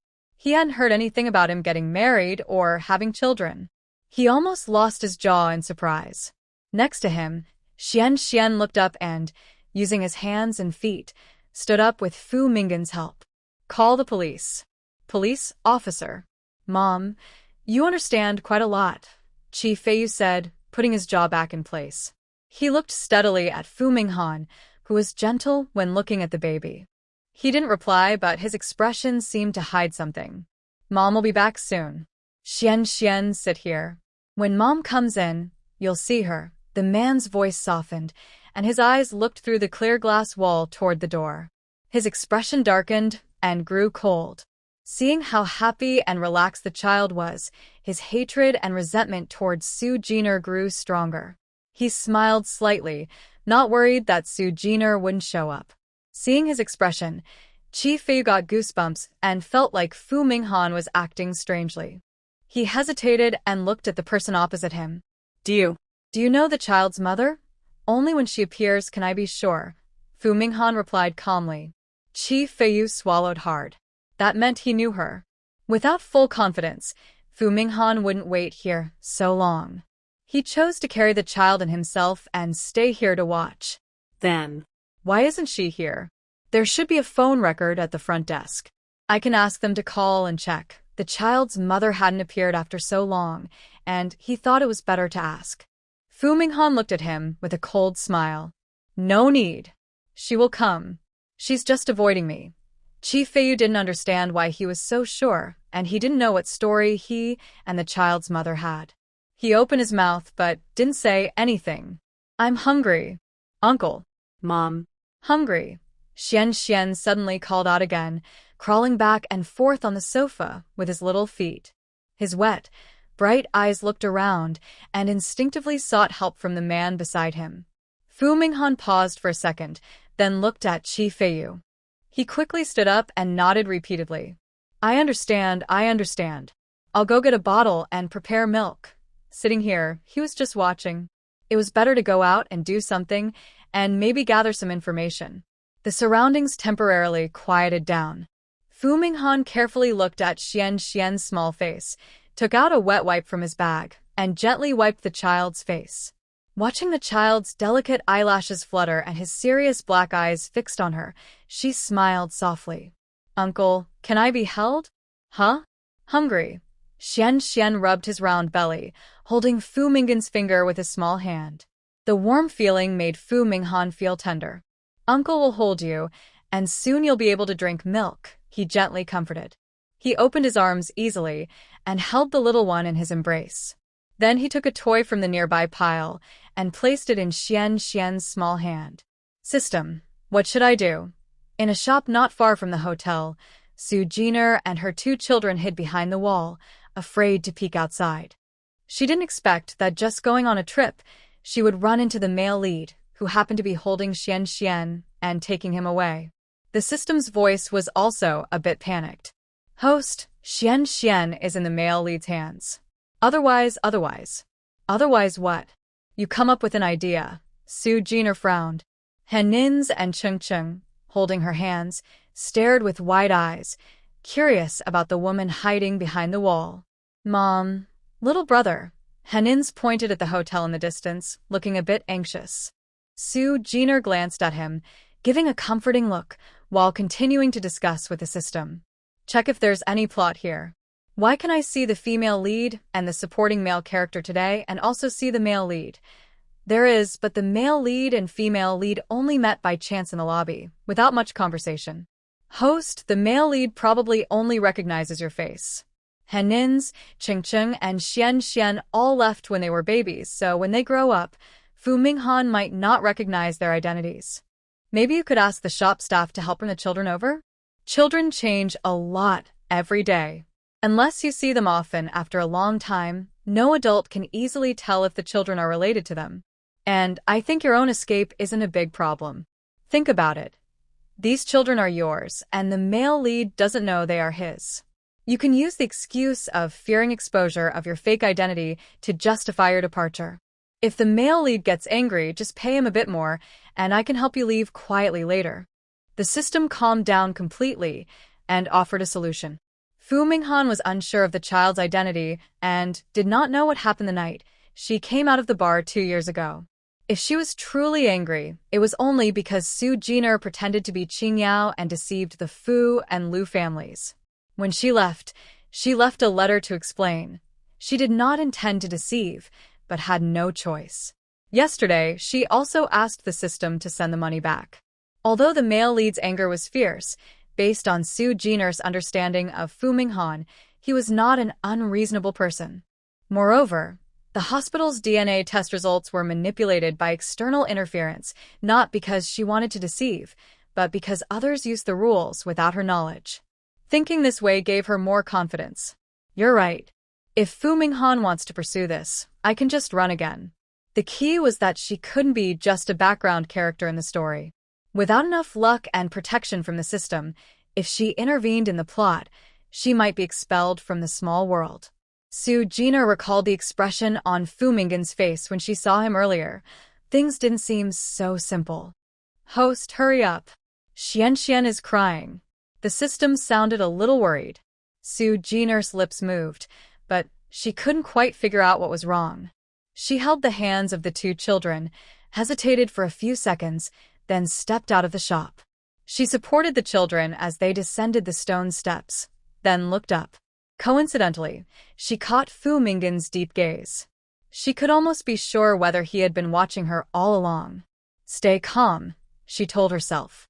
Then she bent down, using both hands to hold Henin and Chungchung, each on a shoulder, with their small hands around her neck. She looked ahead.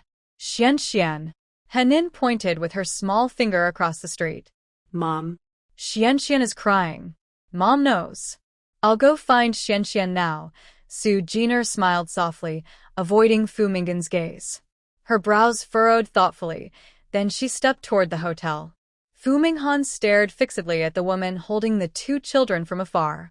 He stood up from Xuanxuan's side and walked to the hotel entrance, his eyes locked onto her without blinking. Watching her walk gracefully, her blue-pink skirt swayed with her movements. The white dress she wore made her bright, clear face look even more striking. She has slender, curved eyebrows and looks at the children in her arms with a gentle gaze. Her smile seems warm and inviting, making those around her keep looking. Like a year ago, whenever someone catches her eye, they stay close to her, feeling relaxed and happy. But her gaze isn't on him. It's as if she's seeing a stranger she's never met before. However, he knows she recognizes him. Mom, Xuanxuan shouts happily, uging Fu Mingan esenek. Su Jiner looks up and notices Fu Mingan's cold expression, then she offers a gentle smile to Xian. She steps closer and stops about a meter away. What a coincidence, she says, meeting Fu Mingan's icy eyes, but she also sees the anger inside. System, are you sure he doesn't know anything else? Su Jine feels uncertain. She pauses, trying to keep her smile. Fu Minghan doesn't speak. He just stares at Su Jiner intensely. Seeing this, the system feels a bit scared and hesitates to speak confidently. He probably doesn't know. I can only track the main storylines involving the male and female leads, but not the detailed inner thoughts or specific events. Su Jiner's heart skips a beat. She knows that the direction of the story depends on details, and small details can change a person's mind. For example, Fu Mingan's strange behavior now isn't part of the main plot, so the system can't detect it, but it clearly shows his changing attitude. Maybe during her disappearance, the system missed many such moments. Su Jiner feels the system is unreliable. She doesn't know where it gets its information from, but the story might be going way off track now. The system probably just reports that it hasn't detected any storyline. Not going to speak? She asks, looking at Fu Mingan's cold face. She decides to show weakness first, knowing today might be harder to handle. Holding the children for a long time makes her arms tired. Regardless of his expression, she kneels down first and puts Han Hang and Chungchung down. Xian. Chungchung raises both hands and waddles toward Fu Minghan, grabbing his suit and shouting, "Uncle." Xian. Put Xian down. Ah. Brother. Xian leans down in Fu Mingan's arms, calling out a few times. Su Jiner looked at him for a few seconds and showed a helpless smile. Fu Minghan frowned, moved his lips, but still squatted down. However, he did not put down Xian. Instead, in this position, he opened his large hand, like a vine, and hugged the two small children leaning against his knee. The children were very young, and he easily held them in his arms. "You lied to me," he said coldly. His head hovered over the three children, smelling their milk scent, and he looked directly at Su Jiner. Su Jiner didn't know what he was talking about. She calmly smiled and said, "Leaving a year ago was my mistake. I feel guilty to you and Lu Yiweng. I am willing to make financial amends." Not enough. Fu Minghan lowered his eyelashes, suddenly stood up, and carried the three children toward the hotel. After walking a few meters, he stopped, looked back at her, with half of his face in the shadow, making his expression unclear. "You can choose not to follow, but I must take the children." Su Jiner's heart sank. Her smile faded as she watched him continue forward. Han, Chungchung, and Xian in his arms were calling out to her, reaching out to touch her, but he did not stop walking. Host. The system felt something was wrong. It sensed that something was slipping beyond control. It sought Su Jiner's help, just like a year ago when the other person discovered the male lead's feelings had changed. People are always sensitive to emotions. But it was only a program. Phew. Su Jiner took a deep breath. Her experience through the Great Disaster era helped her stay calm quickly at any time. A smile reappeared on her lips. She stepped forward, and her skirt fluttered. Don't worry, Fu Minghan just cares about his son. The system's data flashed rapidly in its mind. After a minute, it analyzed her hidden meaning. He found out about the children? Then that day at the bar. But I clearly handled the surveillance videos, and I also processed the data of you and the children. Fu Minghan has many ways to find someone when he wants to. He's very smart. Maybe just a suspicion is enough to make him investigate. Su Jiner followed Fu Minghan into the elevator and pressed the number 3. The clear elevator walls reflected their faces. He was still looking at her, his arm firmly holding the 3 children. It seemed as if they were afraid she might run away at any moment. Su Jiner helplessly smiled at him, thinking to herself, he probably came here today just to wait for me. I guess. He has his spies here. She tried to remember more details. The system was already checking the surveillance footage. When the elevator doors opened, the system spoke. Got it. The main character's good friend lives next door on the 3rd floor. It must be him. He took pictures of the baby. See? Sometimes, fate really can't be explained. Su Jiner glanced at Fu Minghan, who was shivering with cold. She wanted to reach out and hold a child from his arms, but he avoided her and refused. She felt speechless and asked the system, maybe you should figure out where this story came from. Why is it so unreliable? There are so many gaps missing. Life isn't a novel. Without detailed writing, anything can happen and things can change constantly. The story is automatically generated. I stole it from the Heavenly Path consciousness. It creates text based on what happens. It should be fine, right? So, does that mean that during the 2 years the heroine disappeared, if the hero didn't appear, the story just skips to 2 years later with that phrase? Exactly. Otherwise, our system wouldn't be able to work around it, the system admitted casually. Sujinazite. It seemed there was no real pattern to this story. Forget it, let's take it one step at a time. The system worried. Host, only after this world ends can I have enough energy to protect you. You must be very careful, seeing that the main character was acting strangely, and if she got involved in the hero and heroine story, the Heavenly Path consciousness would definitely intervene. Su Jiner didn't reply. She had already reached the door of room number 1. Standing beside her was the tall Fu Minghan, waiting silently, his dark eyes unreadable. Open the door, he said. Then he bent down and placed the child on the ground. Mom. Han and Ching clung to Su Jiner's skirt, watching Fu Minghan warily. Seeing the children like this, Fu Minghan's heart was tumultuous, feeling uncomfortable. Su Jiner took her small bag from her back, pulled out her phone and room key, unlocked the door, and went inside. Xian rushed into the room first, followed closely by Han and Ching. Once inside, they immediately hid by the bed. Fu Minghan entered quietly, gently closing the door. His eyes swept over the slightly messy room. On the nearby table, there was a suitcase with a few small children's clothes inside, along with some makeup products used by girls. The double bed in the room had been tidied up, made neatly, with no signs of use. He watched as Su Jiner placed her things on the table, walking into the bathroom to wash her hands as if she hadn't seen him. Sit down. Did you come here on purpose to see me? Fu Minghan didn't sit. He stepped behind her, standing at the door with his arms crossed, his gaze cold. You don't need to pretend you don't understand. Su Jiner moved her lips, looking at him through the reflection in the mirror, then suddenly smiled. What are you talking about? I don't understand what you mean. She walked to the bathroom door, blocking his tall figure. She tilted her head. Move aside. Fu Minghan's eyes fell on her curved eyebrows and bright, clear eyes like spring water. His eyes held a smile, but also a fortress that wasn't easy to break. He finally took a few steps back, giving her space. Su Jiner went to the bed, took 3 baby bottles from her small bag, and approached Fu Minghan. Her face was calm. Sorry, the kids are hungry. Could you prepare some milk? The powder is in that box. He didn't reach out. She simply handed the bottles to him, then turned around to find a bottle of makeup remover. re-entering the bathroom. The water in the bathroom was flowing loudly. The woman bent over, unconcerned with her surroundings, wiping off her makeup, revealing her naturally flawless skin. Her wide sleeves covered her face when she bent down. Fu Minghan looked at her through the mirror, lost in thought. After withdrawing his gaze, he went into the room. Under the wary eyes of the three children, he picked up Han Han, who was dressed in black. Mom. Han Han reached out for help.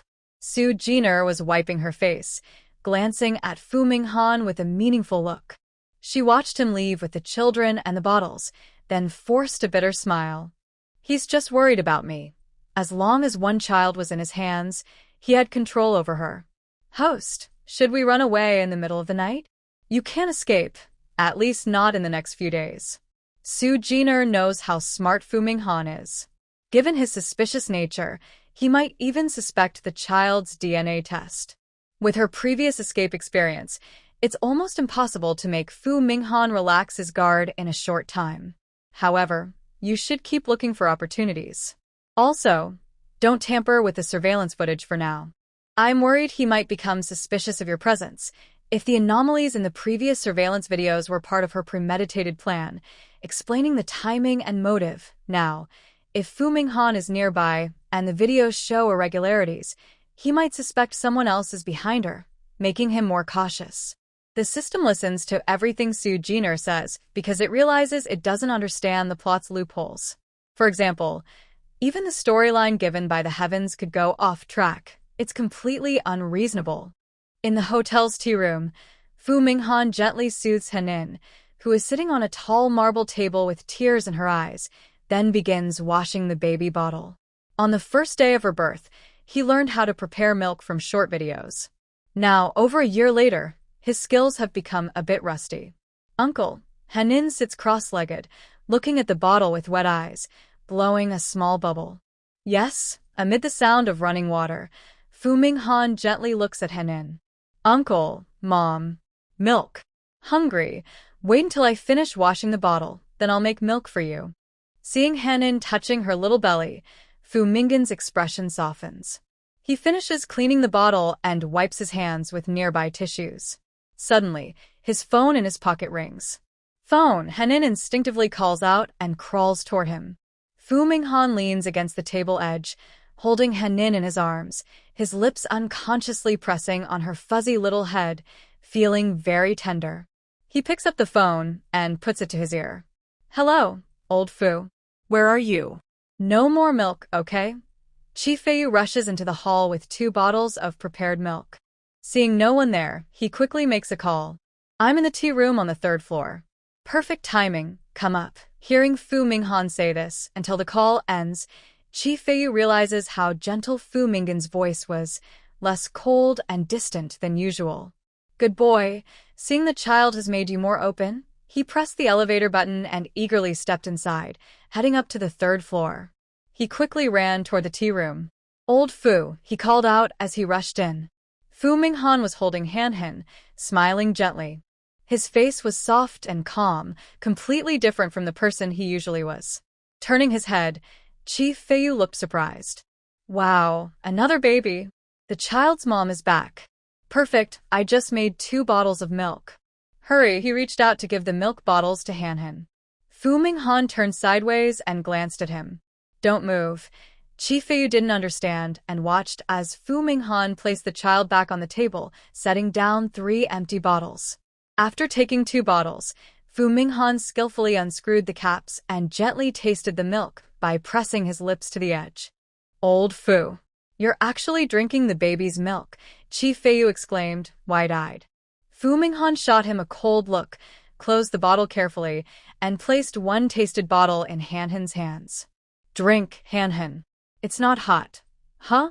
No, I won't. Han, who had just reached out, crossed her arms and suddenly threw a tantrum.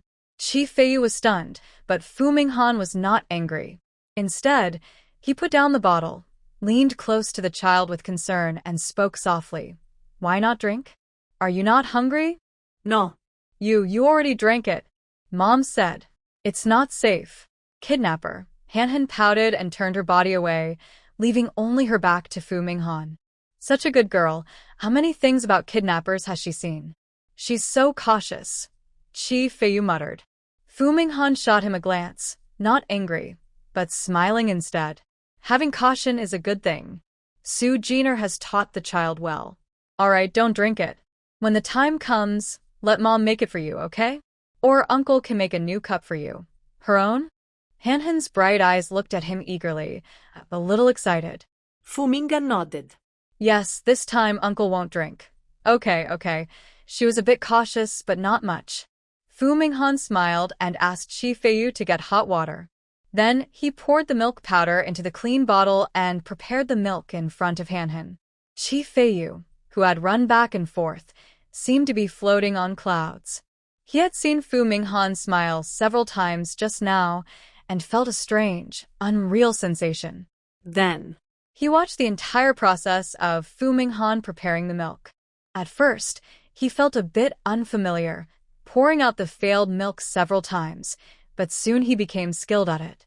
Su Zihan held his warm milk bottle, lying in Fu Minghan's arms, drinking. Maybe because Fu Minghan had made the milk for him, he was willing to smile at Fu Minghan a few times, occasionally showing his two little teeth and looking at him. Old Fu, can you hold me? Chi Feiyu envied so much. His small, cute bag was adorable, and it was a young version of old Fu, who loved to smile. It almost melted his heart. He followed behind the big and small figures, his eyes shining with excitement. He saw them walk through his room and arrive at room number 1. Is this the child's mom's room? He asked, a hint of excitement in his voice. Considering Fu Minghan's strange behavior tonight and what he said in the hall, he had reason to believe that this child was really old Fu's. Now was the time to meet the child's mother. The door of room number 1 was open, and Su Jiner hadn't closed it. She was in the bathroom applying a face mask. The two children, seeing Fu Minghan leave, were no longer afraid. They sat on the tiled floor playing with toys, forgetting their hunger. When they heard the noise outside, the two babies immediately became alert. Fu Minghan carried the children inside and instinctively looked toward the bathroom. He saw two identical, adorable faces staring at him with wide eyes, looking scared and confused. Afraid of scaring the children, he gently smiled, crouched down to their level, and said, Cheng Cheng, Xian, time to drink milk. 2 bottles of milk were placed on the ground by a stranger's hand. At this moment, Fu Minghan appeared to the children as a smiling angel. But Cheng Cheng and Xian didn't move directly. Instead, they pulled on Su Jiner's skirt. Their voices overlapped as they shouted. Su Jiner finished her face mask, turned around, and looked at the door. Her eyes met Fu Minghan's shining eyes. She was stunned for a second. In a daze, she had the illusion that he was not the cold Fu Minghan she knew. At this moment, he radiated warmth, and his inner softness was fully revealed. Go ahead, this is Uncle Fu, she said. She turned her head away, avoiding Fu Minghan's intense gaze, and did her final hydration routine. The two children crawled on the tiled floor, using their hands and feet. Fortunately, the floor was very clean. Since it was summer, there was no need to worry about the children catching a cold. Uncle, I'm hungry. Xian knelt on the ground, raising both hands. Cheng Cheng sat against the wall, staring steadily at the baby bottle. Fu Minghan looked at the two identical faces, carved from the same mold, but dressed in different traditional children's clothes. Each was adorable in their own way, and it softened his heart. He placed Han on the ground, first handed Xian a warm bottle of milk. After watching him drink, he then picked up Cheng Cheng, the baby dressed in white, whom he hadn't hugged alone before, and placed the bottle into his small hand. In a moment, he wanted to hold all 3 babies at once. Next to him, Chi Feiyu was already stunned. He had been following Fu Minghan inside and was unsure when he heard the overlapping sounds of 2 babies in the bathroom. It wasn't until he saw the 2 children crawling out that he felt dizzy. 3 triplets? Old Fu, you're amazing. At this point, he was almost certain these were Fu Minghan's children. After all, Fu Minghan was usually cold and distant, so even if he liked children, he wouldn't be so affectionate, feeding milk and kissing their hair. His eyes looked like they were about to smoke, and his gentle demeanor was almost too sweet. He also thought that having twins was impressive enough, but there was a third baby in white clothes. No wonder the two kids were crawling on the ground earlier. His mother couldn't keep up with all of them. Chi Fu looked at Fu Minghan. The other person heard what he said but didn't argue, almost confirming that these children belonged to him. This made him very curious about the children's mother. Thinking back, the voice he heard in the bathroom sounded young. Given Fu Minghan's standards, it probably wasn't worse than Qi Yuan's, right? Fu Minghan. Suddenly, a female voice called out his name again from the bathroom. Qi Feiyu stared toward the bathroom. Noticing Fu Minghan stood up. A woman dressed in pink and blue traditional clothing stepped out of the door. Her face was covered with a mask, so her features were unclear, but her overall aura was very unique. Su Jiner saw Qi Feiyu and realized this was the male lead's friend mentioned by the system. She was also one of the characters originally meant to help connect the male and female leads. She nodded to him as a greeting, then turned to look at Fu Minghan, who was holding Cheng Cheng. It's getting late. Thank you for your help. You should go rest early. Fu Minghan's expression remained calm. He glanced at her with a distant look. I'm not tired. After taking care of the kids all day, it's normal for me to put in more effort at night. The kids can't leave me, Su Jiner said, her long sleeves flowing as she clasped her hands. Her slender eyelashes blinked through her face mask. Her meaning was clear. So I won't leave, Fu Minghan said directly, showing he intended to stay, regardless of her words. Su Jiner knew he cared about the children, so she wasn't surprised. She looked at him with a half-smile. Do you know what you're doing? I'm not married, and you're a grown man staying in my unmarried woman's room. Aren't you worried about your brother's misunderstanding? Her gaze flicked to Qi Feiyu, who was watching the scene. He froze for a few seconds when pointed out. Before Fu Minghan's cold stare, he quickly shook his head. Unmarried man and unmarried woman. He suddenly remembered Qi Yuan, his childhood friend Qingyao. He couldn't bring himself to say it. Because of this daze, he didn't see Fu Minghan's cold glance. When their eyes met, Fu Minghan showed no hesitation. You're not married, but you had my child. I'm also unmarried and currently have no romantic relationship, so I don't think there's anything inappropriate. We're not suitable, Su Jiner frowned, her face mask slipping slightly. As she expected, Fu Minghan had indeed investigated her relationship with the child. Seeing his expression, she knew she might be drawn into the situation. But she couldn't understand why he would so easily step away from the plot. Was it because he was hurt from being deceived? Did it leave a deep impression? Fu Minghan noticed Su Jiner was momentarily lost in thought. His lips tightened, his expression unchanged, but a hint of displeasure appeared in his tone. I don't care about love or family. I only want the child. His dark eyes seemed to swirl with a layer of ink, as black as a winter night sky. Cheng Cheng and his arms struggled, but couldn't make him retreat.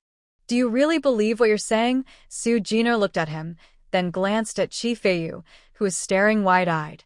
She lowered her head again and pressed her fingers on her face mask. A year ago, she chose to leave early because of changes in Fu Minghan's feelings. But she didn't expect that a year later, he would still be so persistent. I did not show anger towards her as I had expected. Instead, I remained very firm, using the children to make her stay. Where is Qi Yuan? Did you forget her? Su Jiner chose to poke at Fu Minghan's past wounds, his ex-wife, the woman he once loved most. You love Qi Yuan. Our relationship was just an accident. No, I was just using you to have a child. I don't even have real feelings for you. Her words were shocking. Fu Minghan listened, his eyes gradually turning cold. He stared at her steadily. For a moment, he seemed to pause in his memory, but soon, anger and resentment surged in his eyes. However, he quickly suppressed these feelings with her calm and cool gaze. He put down Cheng Cheng, grabbed Su Jiner's hand forcefully, and after leaving a message to Qi Feiyu to take care of the children, he pulled her out strongly. Hey! Qi Feiyu watched as they left, seeing Fu Minghan's intense emotions and being stunned by Su Jiner's bold words. He didn't know what to say. Mom. Boo-hoo. Chengqing saw her mother being taken away, her eyes turning red with worry, and she hurried to follow. Hanhan and Xianxian also stopped drinking milk and tried to run after them. Qi Feiyu quickly closed the door, hugged the 3 children to comfort them, and his heart was pounding. Wow, this woman is tough. These 3 children are actually just used to have a child? Su Jiner struggled, urgently calling the system, worried that her words might have upset the main character. The system's voice, filled with crying, said, "Host. I just looked at the plot and you've been written into it. Trouble always comes one after another." Su Jiner sighed bitterly, gave up struggling, and followed Fu Minghan out. They went to room 6, where he opened the door. It was dark inside. She and Fu Minghan's hands were intertwined as they rushed in without turning on the lights. The door was slammed shut with a loud bang. In her ear, Fu Minghan's restrained, deep voice sounded. He suddenly raised his hand and tightly embraced her. "I and Qi Yuan.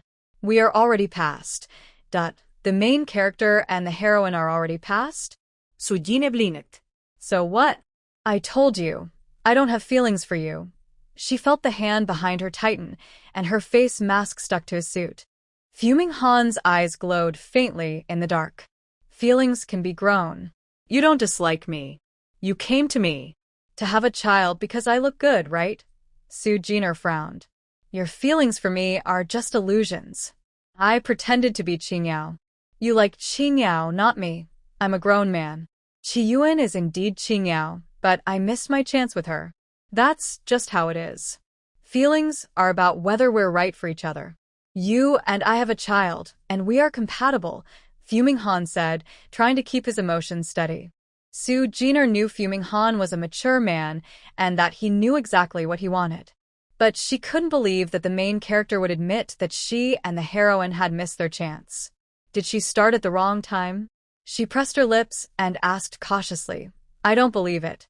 You don't have feelings for Qi Yuan. Maybe you just see me as a replacement for Qingyao." "I won't be a substitute. You're not a replacement," Fu Minghan blurted out. He frowned as he looked into the night, tightening his grip a little. Their bodies still didn't touch completely. It was the first time he held this woman like this, but he felt a bit reluctant to be too forceful. "You and Qi Yuan are different from the start. I never mistook you for her. I admit, at first, I saw you as Qingyao like a sister. But I believe you felt my changing feelings." He took a deep breath, smelling a natural, fresh scent. In his memory, Su Jiner's eyes were always gentle but clear. Her every move carried a unique charm, making him look at her more often without realizing it. Over time, his feelings changed as they spent more time together. Until today, when he saw Qi Yuan again, he did feel a bit of longing for her, but the strange feelings he once had were gone. He thought that he and Qi Yuan had truly cut ties with the new year they spent with Su Jiner. That day, she searched everywhere: Qi Yuan's family, friends, even teachers. She called Qi Yuan's phone countless times and sent messages, but no matter what, she couldn't contact her. That feeling of despair and coldness in his heart still made him feel a little numb now. Spending the new year with Su Jiner filled the emptiness inside him. When the child was born, even though he knew the child might belong to someone else, that natural feeling of family happiness made him gradually become addicted. He tried several times to find Su Jiner. She sensed his feelings but avoided him. At that time, he didn't force her aggressively. He thought that over time, she might gradually accept him. But he never expected that she would run away with their child, disappearing from his world. Hatred often comes with love. He hated Su Jiner's deception, but he also remembered the good times they shared with their child, and he even actively looked for her. "You and I, after I divorced her, when you were pregnant, I was with you. When you had heavy bleeding, I was there. Even when you gave birth, I stayed by your side most of the night. The child is mine. I won't let go of you." Fu Minghan spoke in a deep, stormy voice. His tone was not as cold as he remembered, but urgent and determined. Su Jiner was held tightly in his arms. For some reason, she felt a mix of helplessness and amusement. Because she invested so much, because she gave so much, and because they had spent so much time together, the man's feelings shifted. He deliberately avoided her and focused his gaze on her instead. You haven't answered me. Do you still have feelings for Chi-yuan? Feelings are complicated. Sometimes it's hard to let go, but other times, turning away can make you forget everything behind. Su Jiner wanted Fu Minghan to think clearly about his feelings and forced him to make a choice. She didn't want to be a target of divine judgment. It would be best if the scene ended quickly and she could leave. His voice remained calm. After hearing her words, Fu Minghan's expression softened slightly, and he loosened his grip. What do you want to hear? Do I have feelings? I just want you to understand your own feelings, Su Jiner said, removing her mask. Her hands and face were sticky. She pushed him away. In the dark room, she couldn't see his expression. I won't let you take the child and leave, Fu Minghan said quietly for a few seconds, then his tone turned cold again. He opened the door and quickly walked out. The system appeared tremblingly. Hearing the sound of water in the bathroom, it stammered, the male lead. Is he confessing to you? Probably. I didn't agree, but it might be a bit difficult, Su Jiner said as she washed the mask off her hands and face. She threw the trash into the bin based on her feelings, then turned on the light and came out to look around the room. This is the male lead's new room. It was just mentioned in the story. The system carefully observed its host's expression. Si Jiner nodded. Did Chi-yuan appear in the story? Yes. She appeared during your argument. Host, I think the will of heaven will soon notice you. This isn't good. The system sounded nervous and a little discouraged. Once the will of heaven noticed someone, trouble was only a matter of time. Su Jiner smiled, wiping her fingers with a tissue as she gently comforted it. I've known for a long time that hard work doesn't always bring good results. When I sensed something was wrong a year ago and left Fu Minghan early, I already knew this world wouldn't be easy. I just didn't expect it to come so soon. She walked around the room, found a clean bed, and lay down, closing her eyes to clear her mind. Let's take things one step at a time. Do my best and leave the rest to fate. The male lead's child carried the world's fortune. To absorb that fortune, she had to stay by the child's side as they grew up. If Fu Minghan insisted on taking the 3 children away, she couldn't leave either. For the sake of her own small world, she wouldn't give up her mission until the very end. Sensing her determination, the system stayed silent for a long time before speaking again. Host, I'll stay with you. Actually, I don't have the ability to take you to the next world. If something happens to you, I'll be destroyed too. You won't be alone. Su Jiner couldn't help but laugh as she sat up, gripping the blanket and leaving a few wrinkles on it. Since you said that, I guess I'll have to live a bit longer. She wasn't a pessimistic person by nature, and finding humor in hardship was something she often did. Her light-hearted tone made the system relax as well. Help me check what Fu Minghan is doing. I can't, host. There's no camera over there.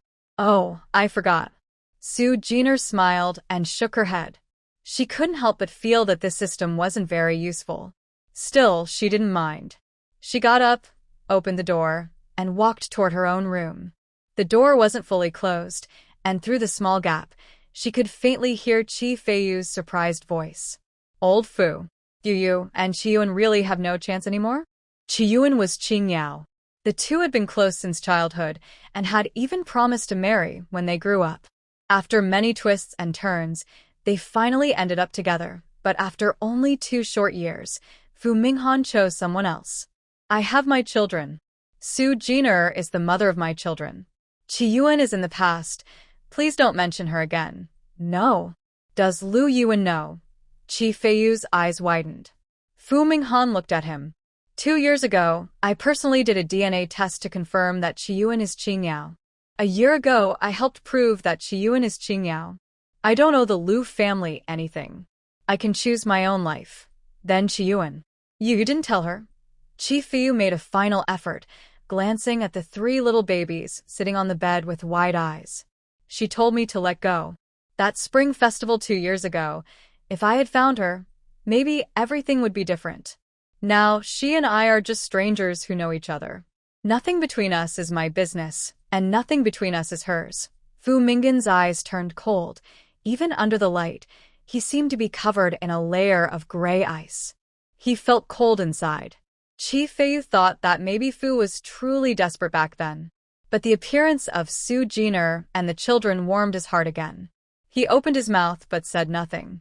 Outside the door, Su Jiner heard the decisive words of the man, almost as if she was about to abandon the heroine Chiyuan and even her childhood friend Xinyao entirely. She bit her lip, reached out, and gently pushed the door open. Two pairs of eyes, one cold, one surprised, looked at her. She smiled softly and walked in as if nothing was wrong. Mom. Hug. The three little babies, now dressed in regular clothes, climbed onto the bed, each holding a small bottle. Su Jiner sat on the bed under Fu Minggen's gaze, smiling gently as she held the children. Are you full? If you're full, it's time to sleep. No.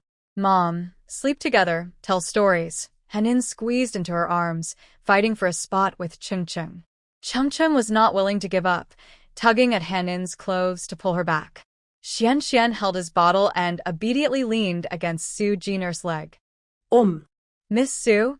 Chi Feiyu looked at the three adorable children clinging to their mother. He couldn't help but glance at Fu Minghan. His face was cold, but his eyes on the children and Su Jiner were gentle.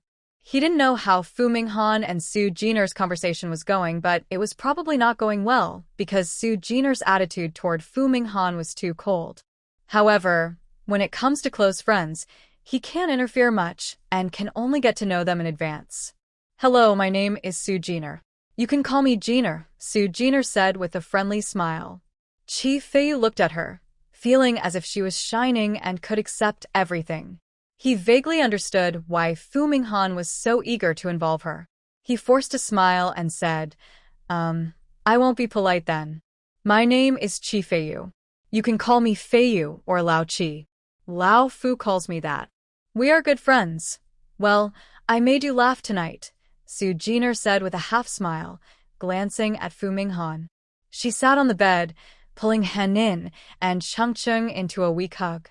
The two small children snuggled in her arms, smiling happily. Fu Minghan looked at the children's expressions and moved his lips. It's late. You should go home. Huh? Chi Fei looked at him. After receiving a cold look, he nodded repeatedly. Yes, I'll go now. He looked at Fu Minghan again, surprised that he was staying overnight. He then glanced at Su Jiner, who still had that warm smile, and looked very calm. He walked to the door, gently closed it, looked around to make sure no one was there, then ran back into the room. He took out his phone and immediately called Lu Yuan. After about 10 seconds of ringing, the call was answered, and Lu Yuan's voice came from the other side. Hello, Lao Chi, Lu Ge. Do you know Su Jiner? The thing I asked you about this afternoon is related to her. Chi Feiyu explained. Lu Yuan paused for 2 seconds, then exhaled and said, You're asking about the child. Yes, I know Su Jiner. When we confirmed Chi Yuan's identity a year ago, we also learned about Su Jiner's child. It's Fu Minggen's. You didn't tell me this afternoon, Chi Feiyu said, holding his head. What do you mean? Are you saying Fu Minghan was unexpectedly set up and had an affair? Or that the woman was forced to pretend to be Qing Yao under the doctor's operation? Or that Fu Minghan, after being rejected by Qi Yuan several times, grew cold and fell in love with this woman? The woman called Qing Yao at that time? Even after her identity was exposed, Fu Minghan, who should have been angry, found out the child was his? Lu Yuan chuckled softly, but his smile quickly faded. His voice carried a sense of helplessness. It's like the TV dramas my mom loves to watch, full of exaggerated scenes that make you feel uncomfortable, yet you can't blame anyone involved, just because of a twist of fate. Brother Lu. Chi Feiyu hesitated. He thought that if anyone should be blamed, it might be that woman with the gentle smile, someone who would normally do something like borrowing seeds. But in this world, there are no what-ifs or possibilities. Things have already happened, and no one can change what has occurred. Maybe in those soap operas, the male lead always stays loyal to the female lead. But Fu Minghan is different. You and I both know what kind of person he is. Once he's married and has children, he can't get involved with others. So I'm happy he's not in contact with Qing Yao. And Fu Lao should also have his own happiness now. Louis Yuan stood by the window, a cigarette in his hand emitting white smoke. The red sparks burned down to his fingers. He seemed unaware, pressing out the cigarette, then smiling faintly. So, we shouldn't interfere in their matters. We'll always be good brothers. But Fu Lao and Xingyao just weren't meant to be. After hanging up the phone, Chi Fei sat on the bed, lost in thought. A few minutes later, he angrily held his head, then got up to wash up. What is this all about? He muttered, trying to clear his mind. Louis Yuan was right. He just needed to be a good uncle. After all, the 3 children were adorable, and children are innocent. Room number 1. Su Jiner gently placed the children down, then walked over to the suitcase to pick out some clothes. She looked back at Fu Minghan. Are you staying overnight? Fu Minghan only glanced at her without speaking, clearly giving his approval. She nodded. Then you sleep in this bed with the kids. I'll sleep in that one. Room number 1 was a luxury suite, with 2 beds, each 1.5 meters wide. Last night, Su Jiner and the children had shared one bed, leaving the other empty. But since Fu Minghan wanted to be close to the children, she willingly gave up that chance. Fu Minghan was surprised to look at Su Jiner again. She smiled softly. You're right. You're always the kid's father. As they grow older, they'll start asking where their dad is. It's good to get closer now. After speaking, she took her clothes and went into the bathroom, disappearing behind the closed door. Water sounds echoed in the bathroom. Fu Minghan absent-mindedly looked for a moment, then withdrew his gaze. He looked at the 3 babies on the bed with eyes, sitting in a row, wearing small tank tops and diapers, curiously observing him. Uncle? Xian looked at him. Yes, Fu Minghan smiled, trying to appear friendly. He then stood up, removed his black coat covered with mask residue, and carefully leaned over the bed. He remembered what Su Jiner had just said. She only acknowledged him as the children's father but avoided talking about anything else. But he wasn't in a hurry. This time, he wouldn't let anyone leave so easily. Xian, call me Dad. Hiccup. Han suddenly hiccuped, his big eyes showing confusion.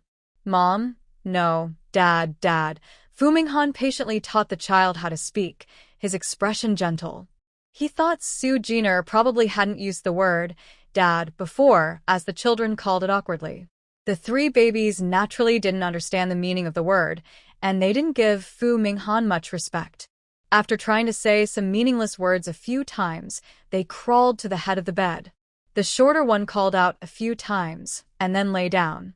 Sleep. Han, wearing a diaper, lifted his small and closed his eyes, pretending to sleep. Cheng and Xian watched his actions, giggling a little, and imitated closing their eyes. Fu Minghan half sat up on the bed, shook his head gently, thought for a moment, then took out his phone from his pocket. Just as he was about to open a web page to find some bedtime stories suitable for children, he saw a message from Pringchen. Mr. Fu, these are tasks that require your personal approval. Some work needed Fu Minghan to unlock permissions and be aware of it. Business trips didn't mean he didn't need to review documents. He frowned, looked at the small babies peacefully lying on the bed, and replied to Pringchen with an understood. He then asked someone to prepare the house at Yuqingluan Villa, focusing on getting some children's toys and transforming the house into a suitable place for infants. Pengchen on the other side of the phone looked at the pile of messages and was stunned for a moment. Is this really found? Su Jiner finished cleaning and walked out of the bathroom naturally toward another empty bed. She turned her head, met Fu Minghan's gaze, lifted her skirt, and got into bed. She smiled calmly, seemingly unaware of the fact that they were alone now. Fu Minghan looked at her fair face and long, smooth hair that was casually draped over her shoulders. This simple style made her seem gentler and more obedient, making her appear more approachable. Are you planning to play for a few days? He asked her. Su Jiner's eyes flickered. She brushed aside her long hair and placed her slender, fair fingers on her cheek. I was planning to play for 3 days. Today is the first day. All right then, 3 days. The day after tomorrow, you and the kids will come back with me to Yuqing. Fu Minghan stood up, his tone firm and unyielding. He walked to the door, took out a pair of disposable slippers, and was about to leave. Su Jiner smiled at him. "Aren't you staying? That was a good time to leave." Fu Minghan looked at the sleeping babies on the bed and smoothed his expression. "You just reminded me." He closed the door, looked back at Su Jiner with a heavy gaze, and a mischievous smile appeared on his face, one that was out of character. Then he reached for his collar, unbuttoning his shirt one by one until his upper body was fully exposed. He also reached for his waistband. Su Jiner's smile disappeared. She looked at him and asked, "Aren't you being a bit too open?" "You've already seen what you needed to," Fu Minghan said calmly. 2 years ago, it was your careful planning. Why pretend to be innocent now? She knew he was difficult to deal with. Su Jiner slightly curled her lips. "It was me who planned against you before, and you took the initiative. But now it's different. If you take this step, maybe there's no chance with Qingyao." The system had said that both the male and female leads were each other's first love, and that they were both pure when they got together. There is a fundamental difference between taking initiative and being passive. "I know what I am doing." Fu Minghan saw her scheming and did not back down. "After the divorce, I haven't been with anyone else, including Qiyuan." That sounded more like a promise.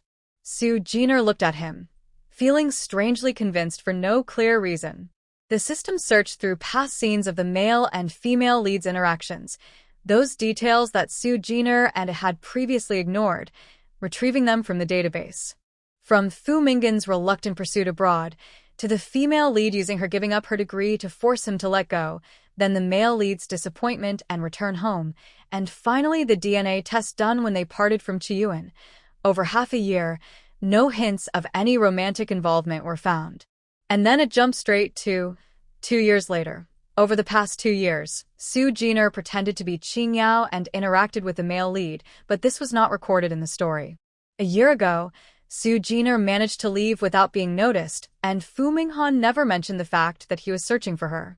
Suddenly, the story only mentioned Qiyuan was confirmed to be from the Liu family and returned to be their daughter. Meanwhile, the heroine Qiyuan did not return to the country, and the male lead did not go abroad. They were separated by distance until today's scene, when they finally met. Fu Minghan did not look at Qiyuan. He drank his coffee coldly and expressionlessly until she left and disappeared into the elevator. Then he turned his head to glance. Host, only this sentence. Then it shows Fu Minghan finding the person pretending to be Qingyao, and they argue in a dark room. Does it describe his inner thoughts? Su Jiner asked herself. Fu Minghan had not taken off his pants just now. He went straight into the bathroom, and the sound of water could be heard. Fu Minghan's expression was uncertain in the dark room. When mentioning Qingyao, his eyes turned cold. He tightly embraced Su Jiner, who had once pretended to be Qingyao. It seemed to be hatred, but also love. Does this count? Is this description about Fu Minghan's feelings toward Qiyuan? Probably, since the heroine is Qiyuan. The system replied without much thought. Su Jiner blinked, feeling something was off. A flash of memory crossed her mind.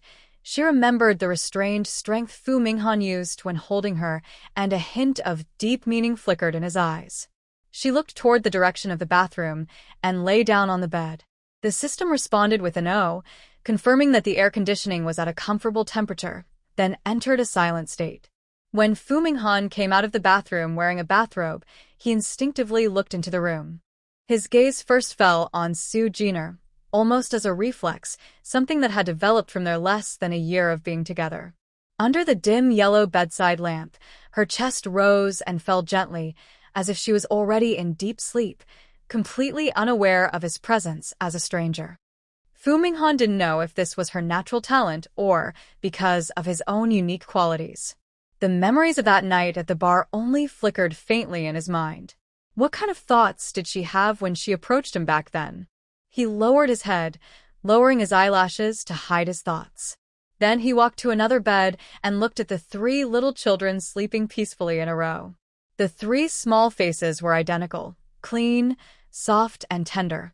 Their sleeping positions were very neat, and there was still half a bed space left for him. This was the first time Fu Minghan shared a bed with the children. As he looked at their faces, a strong feeling of warmth filled his heart. All the frustration and anger he had felt before suddenly disappeared. He took a final look at Soo Jiner on the other bed. It seemed his gaze was too sharp. She closed her eyes and turned over in bed, leaving only her slim back visible to him. He slightly frowned, then quickly relaxed, pulled back the blanket, and lay down. The summer quilt was light, and the air conditioning was on in the room. Fu Minghan carefully checked the baby's blanket a few times. After sending a few messages to Chi Feiyu on his phone, he closed his eyes.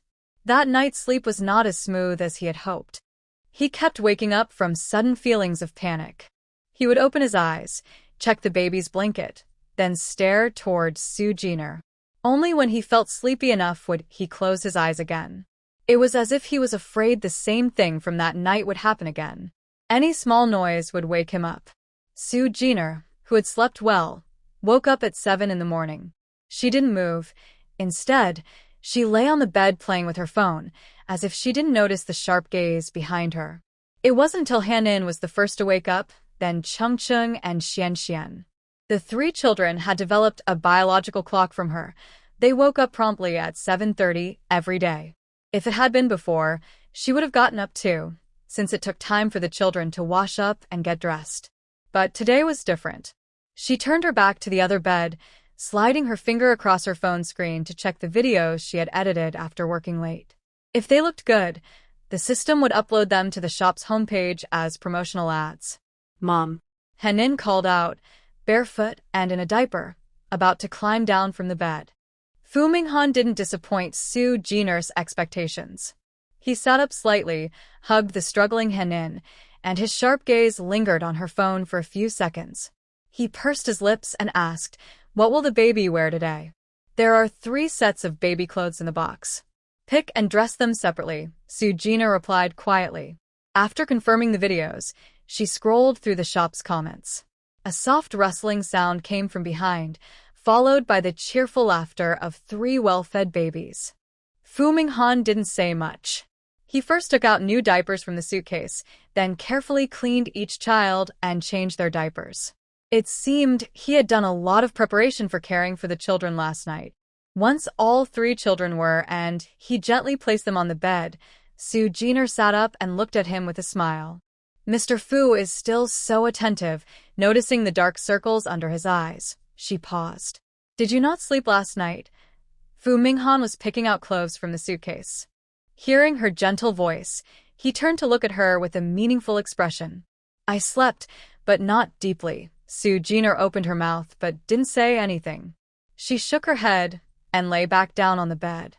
"Thank you for taking care of the babies. I have a day off today. How about you rest too?" Since the babies were born over a year ago, Soo Jiner had spent most of her time caring for them, rarely getting a day off. When the children were in swaddles, Fu Minghan was very attentive. Now that she handed the children to him, she felt very at ease and was happy to rest for a few days. Fu Minghan didn't speak. He looked steadily at Soo Jiner lying on the bed for a few seconds. There was a subtle sense that they were like an old married couple. She was not shy or unfamiliar with him, but he still showed concern and longing for her. "From now on, you can rest every day," he said softly as he started dressing Han-in, his voice gentle and warm. Soo Jiner's ears twitched, but she said nothing. Suddenly, a child's voice called out from the bed. Mom. "I'm hungry." Han-in, dressed in a new traditional outfit, wobbled over to Soo Jiner's bed, touching her rounded belly and shouting. Chung-chung struggled in Fu Minghan's hand. Seeing that the uncle was no longer a stranger, he remembered that it was him who had prepared the milk last night. He also touched his belly and called out, "Uncle, I'm hungry." Xian-xian, wearing a diaper, crawled on the bed and was about to get down barefoot. Fu Minghan reached out with one big hand and pulled him back, smiling as he looked at Chung-chung. He couldn't resist giving him a quick kiss on his little face. "Dad made the milk for you." "Xian-xian, don't run around. Come, put on your clothes first." Hearing him call himself Dad, Soo Jiner couldn't help but sit up. She had prepared herself mentally for the night and already started encouraging the children to call her Dad. Noticing Soo Jiner's gaze, Fu Minghan kept busy with his hands and looked at her with a cold expression. Is that strange? No, it's not strange. Your child should call you Dad. Su Jiner smiled softly, her eyes a little deeper. The system didn't know what the host was thinking. When she admitted Fu Minghan's identity, it felt anxious but helpless. After all, the male lead wouldn't easily let the child go, and to gain good luck, the host couldn't leave the child either. This means that for a short time, they would definitely be connected. Fu Minghan, as a new dad, was very responsible. He took care of everything, including cleaning the child's bottom and helping the child brush his tiny teeth. When Su Jiner woke up, it was around 8 o'clock. The 3 little babies sat on the bed, drinking milk from bottles. Fu Minghan was nowhere to be seen. When he returned, he was dressed in a casual t-shirt and loose pants, even wearing sneakers. Su Jiner looked at him in her t-shirt, eyes wide. Where did you come from? Fu Minghan looked at her calmly. Kafi, you bought it. We're going out to play today. Seeing how he seemed to want to follow all the way, Su Jiner couldn't help but smile. Mr. Fu, your company is so big. Don't you need to work? I'll handle company matters when I have free time, he frowned. The children only sleep when you have free time, Su Jiner said with a gentle smile, not mentioning that she would help him. Since they had children, they had to accept the hardships that came with it. Fu Minghan's dark eyes remained steady. I know how you took care of the children before. I will do the same. He was determined and wouldn't easily give her a chance to leave. Su Jiner understood his feelings. Her face fell, her smile disappeared, and she just looked at him. Her usual dark eyes were now filled with intense, overwhelming passion. She didn't understand why he was so persistent, but she couldn't help but turn her head away, avoiding his gaze. I'm going to wash up. You take the children downstairs for breakfast. I'll come find you later, she said, then walked into the bathroom and gently closed the door. Fu Minghan stood still for a few seconds, as if suddenly regaining awareness. He exhaled and found the small bag that Su Jiner had carried on her back yesterday, hanging on his arm. Inside were the necessary items packed in advance. Then, coaxing and persuading, he helped the children put on cute little shoes and took them outside. Chief Feiyu was standing at the door, smiling warmly. When he saw them come out, he quickly squatted down and opened his arms wide. Wow. Henin, Chengcheng, and Xianxian are all awake, drinking milk. Come, uncle will hold you. Huh? Henin, holding her bottle, stared at him with wide eyes, then looked up at Fu Minghan. Without much hesitation, she grabbed Fu Minghan's pant leg. Uncle. Kidnapper. This kid really can't hold a grudge. I'm a good person. Chi Feiyu smiled bitterly and exchanged a look with Fu Minghan. He watched him squat down, one arm holding Henin, while the other pulled the remaining 2 children closer. This is Uncle Chi, a friend of Dad's, not a kidnapper. His expression was gentle, perhaps unconsciously, a natural smile curved at the corner of his mouth.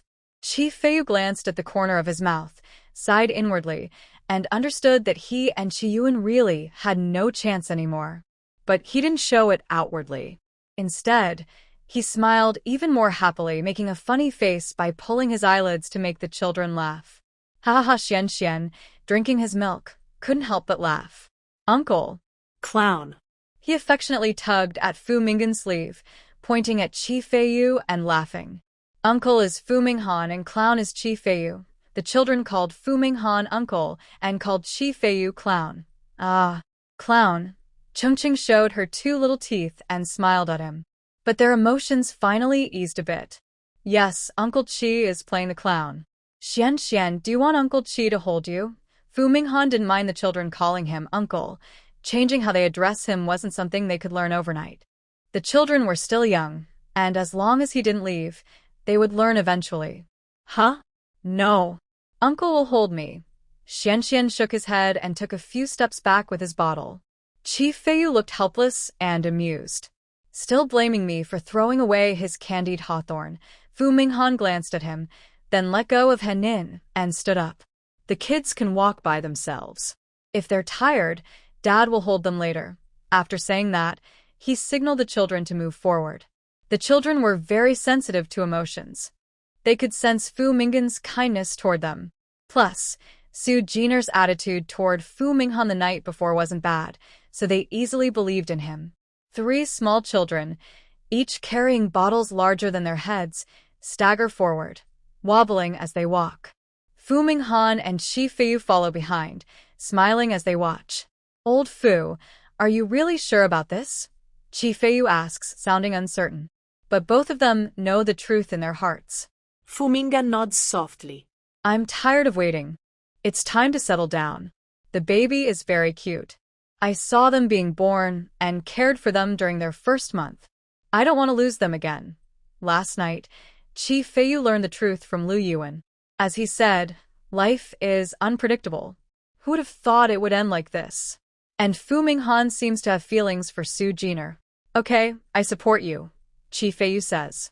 Fu Minghan quietly responds, standing at the elevator door. Her sudden arrival doesn't change Su Jiner's original plan. The 3 days of sightseeing remain the same. She finds a new set of ancient-style clothes in her suitcase, mainly blue, with a martial arts look. The only thing missing is a weapon, as she can't carry too much.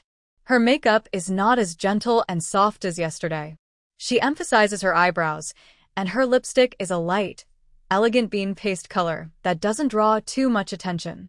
Her long hair, reaching her waist, is tied into a bun, with 2 long strands left at her temples. Looking great. You look like a heroine from a TV drama, the system exclaims. After Su Jiner steps out, it quickly takes a few photos. The room is empty. Su Jiner takes out her phone and heads straight to the restaurant downstairs. Yesterday was rushed, so she didn't add Fu Minggen's contact info. But she guesses he's probably there. The elevator opens, and Su Jiner sees her reflection in the shiny wall inside. Looking at her calm yet spirited face, she presses her lips into a small smile. For a moment, her expression seems a bit mysterious. The inn is old-fashioned and decorated in a traditional style. Most guests like to wear ancient costumes. The elevator stops on the first floor, and a group of people gets out. Most look ethereal and fairy-like. Su Jiner stands inside, not standing out too much. As the elevator reaches the first floor, the people inside come out one after another. Fu Minghan and Chi Feiyu are sitting in the living room with the children. They finished breakfast earlier and are playing with the kids. This time is enough for them to get closer to the little babies. Kefeiyu can hold Henin for a few minutes. He gently pinches the child's small hand, soft and delicate, so he doesn't dare to squeeze too hard. He thinks to himself, no wonder old Fu doesn't want to let go. But he still feels a bit worried. Why isn't he here yet? It's been an hour. Old Fu, isn't he running away? No, Fu Minghan says, but his eyes look toward the elevator. Every time the elevator doors open or close, he looks immediately. It seems he himself doesn't fully trust his answer. This time, he indeed waits for the person he wants to see. The crowd rushes out and disperses. His gaze, however, passes through the crowd and lands on a tall, blue figure inside. Yesterday, she looked elegant and graceful, her figure swaying. Her flowing blue and pink dress made her stand out from others. Today, she wears a fitted blue traditional dress that makes her look slim and tall. Her long hair is, with a few loose strands falling by her ears. Her gentle expression carries a hint of strength, making it hard for him to look away. Su Jiner steps closer. Her eyebrows relax, her lips are calm. Her white face seems to be covered with a light mist. She looks at Fu Minghan as he stands up, walking over as if in a daze. They approach each other step by step. Kefeiyu watches Fu Minggen's actions, surprised by his unusual behavior. So he turns around and sees Su Jiner's appearance, and can't help but praise her. Mom, Henin calls out. He quickly pulls her back, not wanting to disturb their moment. Su Jiner stops half a meter in front of Fu Minghan. She looks up at him. Sorry to keep you waiting. Fu Minghan lowers his eyes, his gaze fixed on her. In her smiling eyes, he sees a resilience he has glimpsed before. It's not as gentle and indulgent as her surface appearance. He knows she might be more different and harder to win over than he thought. Mr. Fu, can I get your contact info? Sue Jenner thought he would be in the hotel restaurant, but he's actually in the lobby. She smiles, takes out her phone, and lights up the screen to look at him. Fu Minghan stands still, suppressing his emotions, becoming calm instantly. He scans around, and in the secret glances of many people nearby, he reaches out and gently holds Sue Jenner's wrist. Through the silky blue fabric, he almost feels her body temperature. He walks forward with her, and in front of Chi Feiyu's wide eyes, he pulls her to sit beside him. That is his restrained and patient possessiveness. Sue Jenner blinked and nodded to Chi Feiyu across from her. Good morning, Feiyu. Fu Minghan's face looked cold. Chi Feiyu glanced at him, then hugged Henin with a shy smile. Haha, good morning. By the way, you didn't eat breakfast, right? I'll go get some for you. He put the child down and ran out quickly. Sue Jenner watched him leave. Henin, however, staggered over, calling out, Mom, as she walked. She reached out to hold her, but Fu Minghan grabbed her hand. Calmly, he took her phone from her hands while she looked at him in surprise. She tilted her head to look at him. He looked back, his dark eyes deep and bottomless like a black pond. Is Mr. Fu checking your phone, or just saving your contact info? She asked, testing him. Fu Minghan sat quietly, letting Xian and Chengcheng walk towards Sue Jenner. His fingers moved slightly, and his lips parted. His voice was calm. What do you think? Many times, the colder this man seemed, the more intense his emotions were. Sue Jenner saw through him. Sometimes, he almost ignored others and crossed her bottom line. So, you're checking my phone? Fine, she said with a smile, not angry. But her wrist was once again pulled by him. Fu Minghan's voice was restrained, like last night in the room, about to break free with emotion. Do you know? Your kind of retreat only makes people push harder. He looked at her with understanding, as if he saw through everything. All his feelings were laid bare before her, almost overwhelming him. Seeing his feelings, yet indulging in his actions, he couldn't tell if she was accepting him naturally or had other plans. In just one night, she had refused him, but today, her attitude had changed so much. He didn't understand, but he hoped. So he questioned her, also with a hint of testing. Sue Jenner clenched her right fist. The 3 children came over, lying on her knees and watching her. But she looked at Fu Minghan, a playful glint flashing in her eyes. So, Mr. Fu always chooses to retreat. This was something Fu Minghan had never seen from her. He froze for a few seconds. Under his suppressed breath, his rapid heartbeat seemed to threaten to drown him. It felt different from the feelings he had for Chi-Yuan before, more intense, more urgent, turning his hidden resentment into a strong, unbreakable desire. A small hand gently tapped on his thigh. Fu Minghan snapped back to reality, awkwardly turned his head away, and released his grip on his wrist. Feeling a little disappointed, he opened Sue Jenner's phone.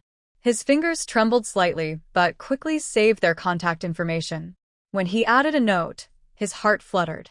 Sue Jenner wasn't paying much attention to him. She hugged the 3 children, kissed each of their faces to show her love, and then talked to them. The system was also busy and spoke in surprise. Host, what were you doing just now? Were you actively involved in the story? What's wrong?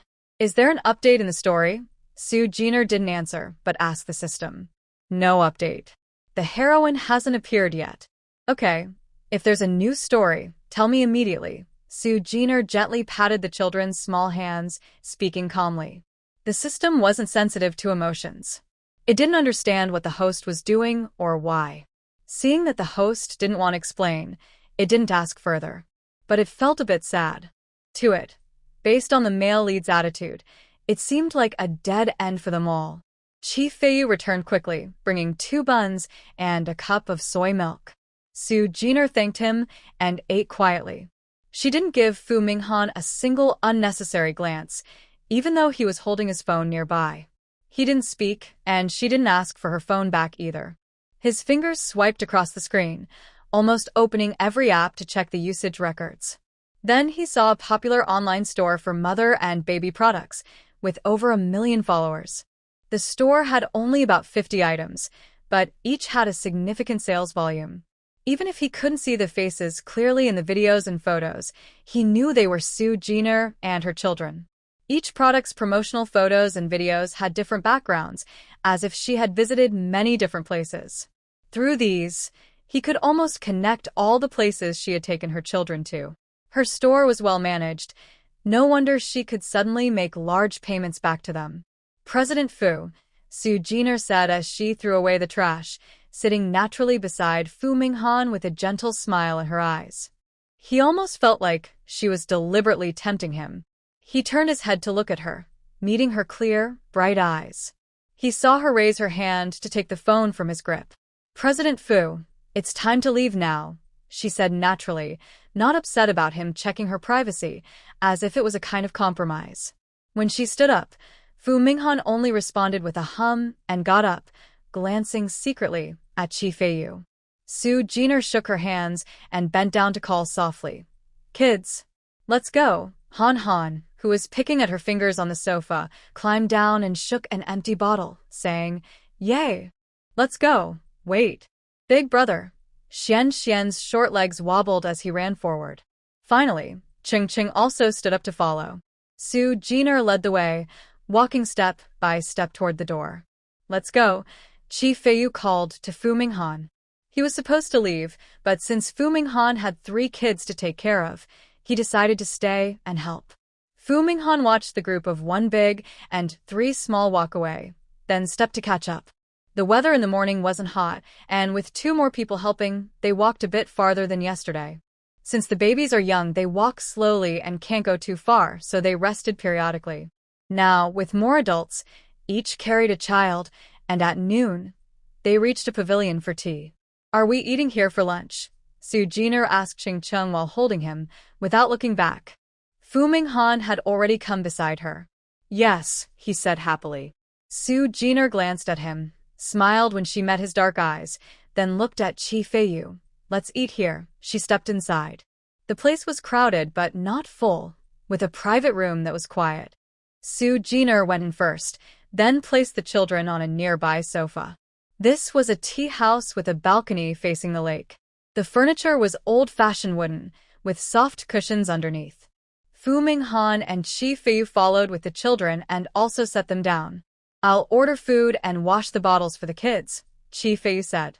He had been patient all morning, acting as a babysitter, more worried than Fu Minghan and Sue Jenner. Thanks, Sue Jenner said gratefully. She walked to the balcony, looked outside, feeling the cool breeze on her face, and a sense of comfort appeared. Fu Minghan watched her graceful figure, pursed his lips, and took out his phone.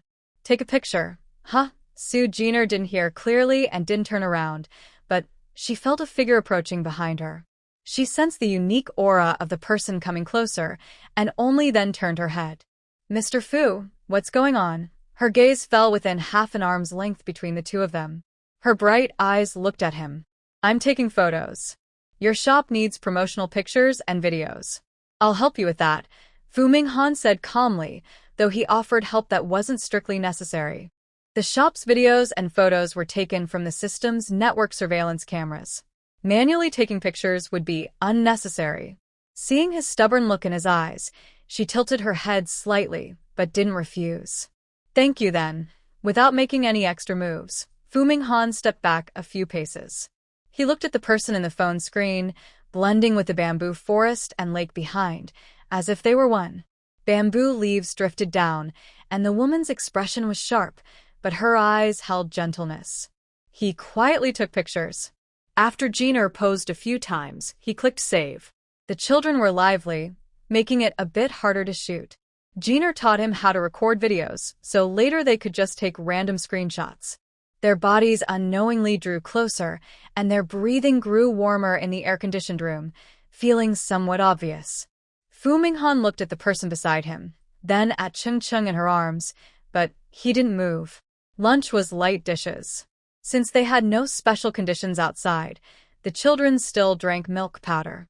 Jenner finished her simple lunch, glanced at the blazing sun outside, and decided to rest here in the afternoon. I'll go get some cushions and blankets, Chi Feiyu said, and left again. He felt the atmosphere in the space was a bit off, especially since Fu Mingan's mood was very obvious and his eyes seemed fixed on Jiner. He regretted coming as a third wheel. Honestly, with Fu Minghan here alone, he wouldn't let the children get tired and they could build some feelings. So he bought some cushions, gave them to Fu Minghan, and then said he was leaving. "Old Qi, you can stay," Fu Minghan said while holding the cushions. Qi Feiyu patted his shoulder. "Come on, can't you see what I'm thinking? When you're done playing tonight, call me early, and I'll come pick you up." "Okay." Fu Minghan finally nodded and watched him leave under the blazing sun. The room was at a comfortable temperature, but since all the furniture was made of wood, it wasn't suitable for children to lie down and sleep. It felt a bit hard. Su Jiner was lying on a bamboo lounge chair, with one child sitting on each of her legs and another in her arms, making it impossible to loosen her grip. Fu Minghan entered holding something and paused when he saw the scene. His gaze fell on Su Jiner's closed eyes, and he noticed the faint sweat on her forehead caused by the heat. After a moment of silence, he laid a cushion on the wooden furniture. "Give me the children.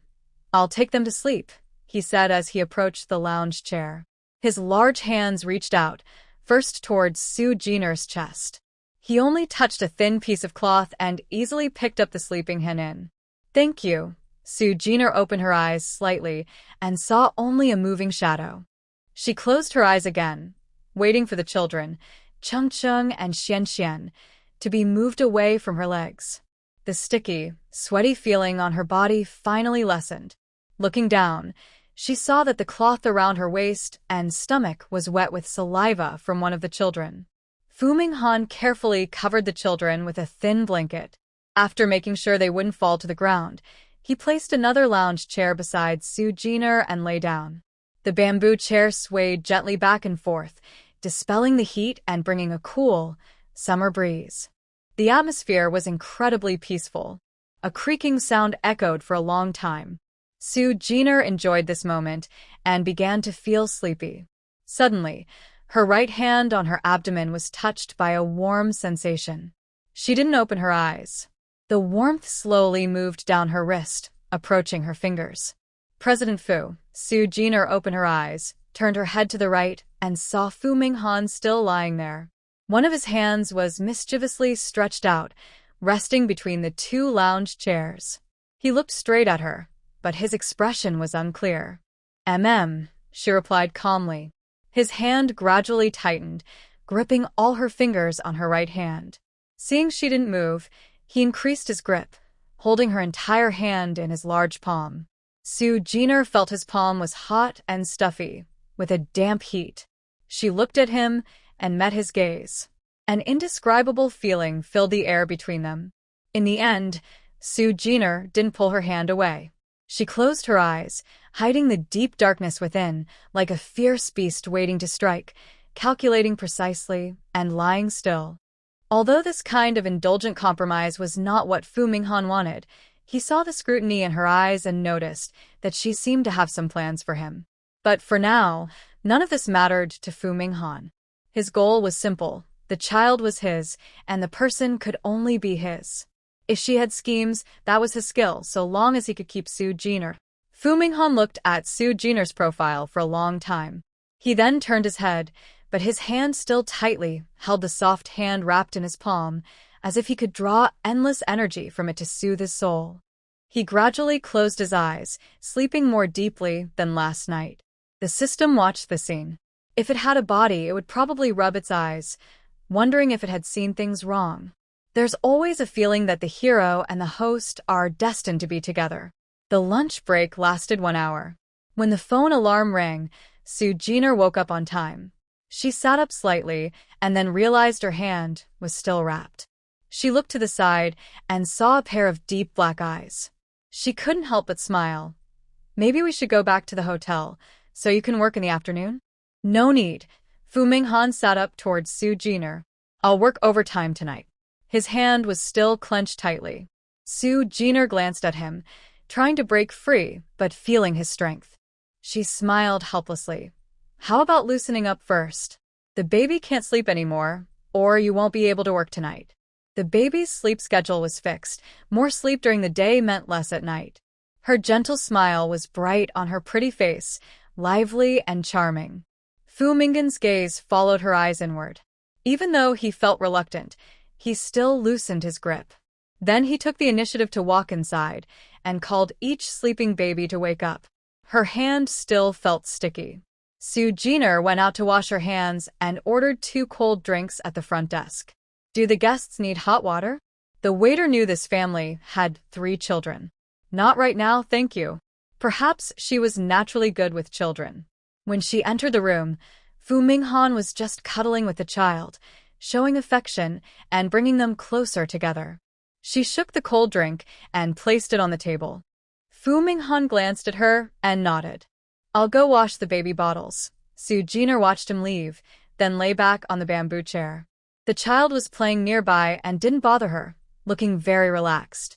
Host, are you planning to run away? The system finally found a good moment to ask. Seeing Su Jiner take a sip of her milk tea, not leaving, at least not now. I want to try if my plan works. Since the story of the main characters will definitely be inserted and can't be avoided, she might as well take a chance. What are you planning to do? Well, just wait and see. If it doesn't work, I'll accept it. I hope everything goes smoothly. Su Jiner smiled slightly and said no more. Today, the sun was very strong. Chi Yuan woke early and arrived at the meeting spot with Yan Heng before the sun rose too high. They both graduated from the same school. He was her senior. They went abroad together, but rarely kept in touch after returning. Back in China, they reconnected because they worked in the same company. Yan Heng had just returned a few days ago and officially joined Qi Feiyu's company. He hasn't been assigned any projects yet, so he was sightseeing at various scenic spots, learning and collecting design ideas. Senior, it's too hot. Should we rest here for a few hours and continue in the evening? Chi Yuan pulled Yan Heng toward the shade of a tree, looking at the design of the tea pavilion, thinking it would be nice to have some water and relax. Yan Heng glanced at Chi Yuan holding his hand and gently nodded. Hello, may I ask for a moment? 2 of you, do you have a private room? Preferably one with a view of the lake. Chi Yuan went to the front desk, looking around at the quiet environment. The air conditioning was gently blowing, making her feel cool and comfortable. Please wait a moment, I'll check. The owner looked at the computer and soon smiled. We have one last room available, but the view isn't perfect. Do you still want it? Only one left. Chi Yuan looked a bit disappointed. The 2 of you arrived a bit late. Most of the other guests had already finished eating and left, the owner explained. Chi Yuan waved her hand and smiled, saying, I don't have any other intentions. We'll take this room. Thank you, sir. All right, room 26. Walk straight to the end, and then turn right. We will bring tea shortly. Would you like to order any snacks? Chi Yuan looked at the menu, then turned to Yan Heng. What would you like to drink, senior brother? Yan Heng was wearing a short-sleeved shirt and long pants. His tall, slim figure looked very fresh in the summer heat. He stepped forward and stood beside Chi Yuan, then finally chose a nut platter. Just this one. Okay, then add the snack as well, Chi Yuan said, pointing to the menu. As they walked, they looked around at the decor. The furniture was made of round wood and bamboo. There were 2 restrooms and a tea room, where staff were busy working. Chi Yuan accidentally glanced inside and suddenly stopped in her tracks. What's wrong? Yan Heng, walking a few steps ahead, turned back and saw her moment of hesitation. He took a few steps back and looked toward the tea room. A tall figure was facing away, seemingly washing something. Do you know him? No, I don't know him, Chi Yuan said with a forced smile, but she couldn't help but glance again at that figure. The shape was the same as in her memory, but she couldn't be sure if it was really the person she thought. Because the person she remembered, Fu Minghan, never wore casual clothes like that. As the CEO of the Fu Group, he usually wore suits and dress shoes, always looking cold and distant. But this figure not only wore different clothes but also sported sneakers. Besides the similar build, the person looked much younger. He was holding what looked like a baby bottle. Fu Minghan had been at the resort last night and might also be here now. But seeing that bottle, she felt it couldn't be Fu Minghan. Let's go. I think I must have mistaken him, Chi Yuan said with a smile, unaware that her smile carried a hint of disappointment. She stepped forward, and Yen Heng watched her leave, his brow furrowing thoughtfully. Soon he caught up with her. Fu Minghan stood in the tea room, expression calm and cold, his movements smooth and precise. "Brother, this is where you can disinfect. The baby's bottles must be disinfected," the waiter, holding a teacup, cheerfully called out. They had never seen such a handsome man come to wash the baby's bottles before. They found it surprising but also thought he was a good man. So, no matter how cold he looked, they were friendly and kind to him. Within their ability, they would carefully remind him a few times. "Thank you." Fu Minghan wiped the water off the bottles, then went to the special sterilizer cabinet. After a few operations, with a ticking sound, he took out the bottles and carefully put the lids on. He stretched out his long legs and walked toward the room. The corridor was very long. His tall figure looked like a model walking there, a bit out of place. Footsteps came from the opposite corridor. He kept his expression calm until a figure appeared, and then his steps stopped. It was very hot outside. Chi Yuan had been running around all morning and felt a bit uncomfortable. She planned to go to the bathroom to wash up briefly. As she turned a corner, her mind was still thinking about the sound she had just seen. She had to admit that her reason for coming out again was to confirm the other person's identity. But she didn't expect to see that familiar face just around the corner. Her eyes fell on his cold face, then down to his hand.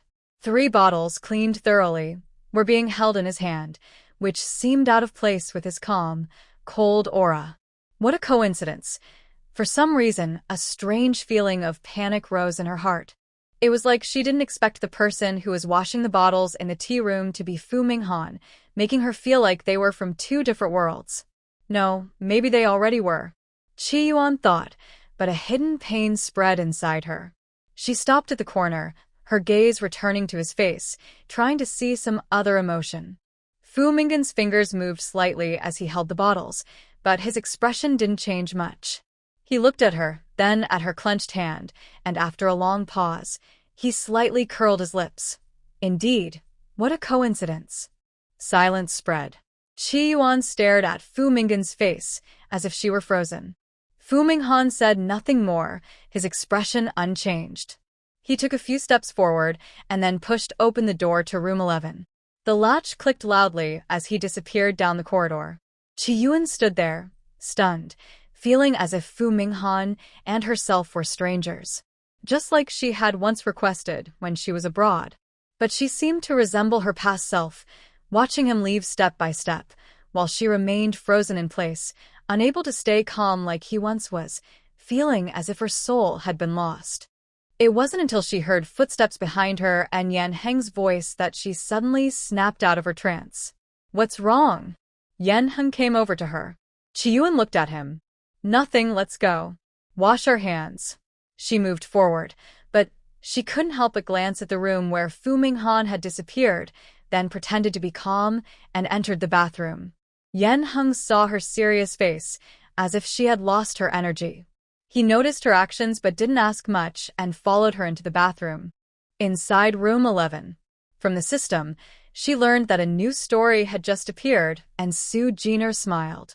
When she heard the door open, she looked up and saw Fu Minghan's cold face. "Back already?" Fu Minghan nodded, placing the baby bottle on the nearby table. He walked naturally to her side, squatting down, and gently rubbed her head. Su Jiner watched him closely, straightforwardly asking, "Did you meet someone?" Fu Minghan tilted his head, meeting her soft gaze, and slightly parted his lips. Chi Yuan. Su Jiner was surprised by his honesty. She didn't see much emotion in his eyes. "Your ex-wife? Why are you talking to her?" She tested him, hoping for a little hint about the outcome. Fu Minghan sensed her purpose. He didn't understand what she was trying to do, but as a clever person who is always ready to act, he chose to use it. "She's just a stranger." He turned around, facing Su Jiner, his tall figure gradually leaning toward her. At the same time, he reached out his right hand forward, and within a few breaths, their faces were very close. A hand was placed on her right shoulder. She looked up at him, feeling his breath close to her face, with a half smile. Should I say you're heartless or Devoted? once deeply devoted to Chi-Yuan, it seems that after parting ways, he has become just as cold and distant. She remembers what the system just described about the story. Fu Minghan looked at Chi-Yuan indifferently, not caring about her thoughts. He turned around and walked into the room without hesitation, blocking her view behind him, giving her no glance. He was indeed very cold, but his restless feelings were also clear. Both were kneeling, but Fu Minghan was still taller than her by a head. She smiled at him, her face calm and peaceful, but the tight line of her lips and the ripples in her dark eyes revealed his current emotions. He didn't speak. Unconsciously, his hands had already wrapped around Su Jiner, shielding her in his shadow. He looked like a tiger ready to pounce. She saw his throat move. Then, with a strong push of his hand, he pressed forward, causing Su Jiner to stumble, and then he leaned down and kissed her fiercely. It was just a simple lip contact, without much movement, all within what Su Jiner could accept. So, her hand on his shoulder didn't press hard. She just stayed close, feeling their breathing merge. HM. Xian looked up accidentally, eyes wide when he saw their actions. Mom. Quiche. Xuang quiche. Every day, Su Jiner gave the children at least 2 kisses on the cheeks, but they didn't understand what it meant, only knowing it was a sign of mom's love. Seeing them kiss, the children also clamored for Su Jiner to kiss their cheeks. Henin and Chengcheng came over too. Even if Fu Minghan was reluctant, he could only loosen his hold. Su Jiner pushed a shoulder away, reached out, and gathered the children into her arms, giving Henin and Chengcheng quick kisses on their cheeks. The children didn't leave. They clinged affectionately to her neck, wanting hugs.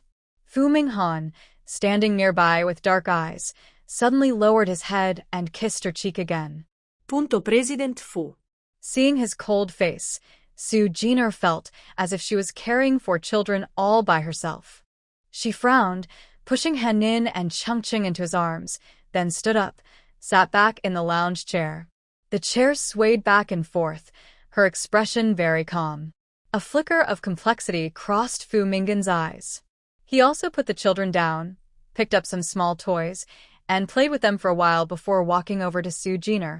This time, he naturally took her hand. He called out in a somewhat awkward way. Su Jiner looked at him. Fu Minghan's fingers clenched tightly, and he felt uneasy inside. You don't like me. When their lips touched, he didn't see much change in her eyes. You are a good person, Su Jiner admitted. In appearance and how you treat others, I have nothing to criticize about you. Fu Minghan didn't speak. She looked at him. You forgot my original purpose for approaching you.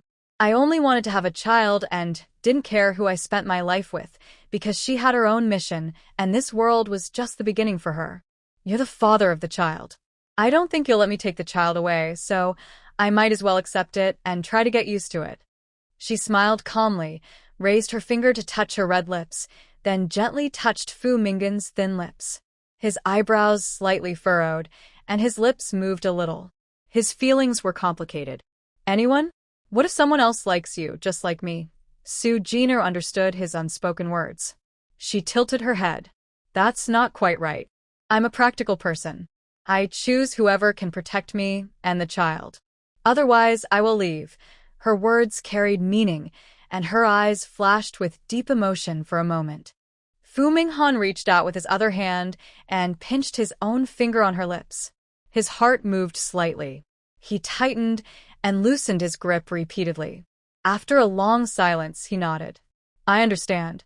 It's my responsibility, the system exclaimed loudly. Host. The plot has changed. Your scenes, your parts have increased. The previous plot also included some of your scenes, but very few.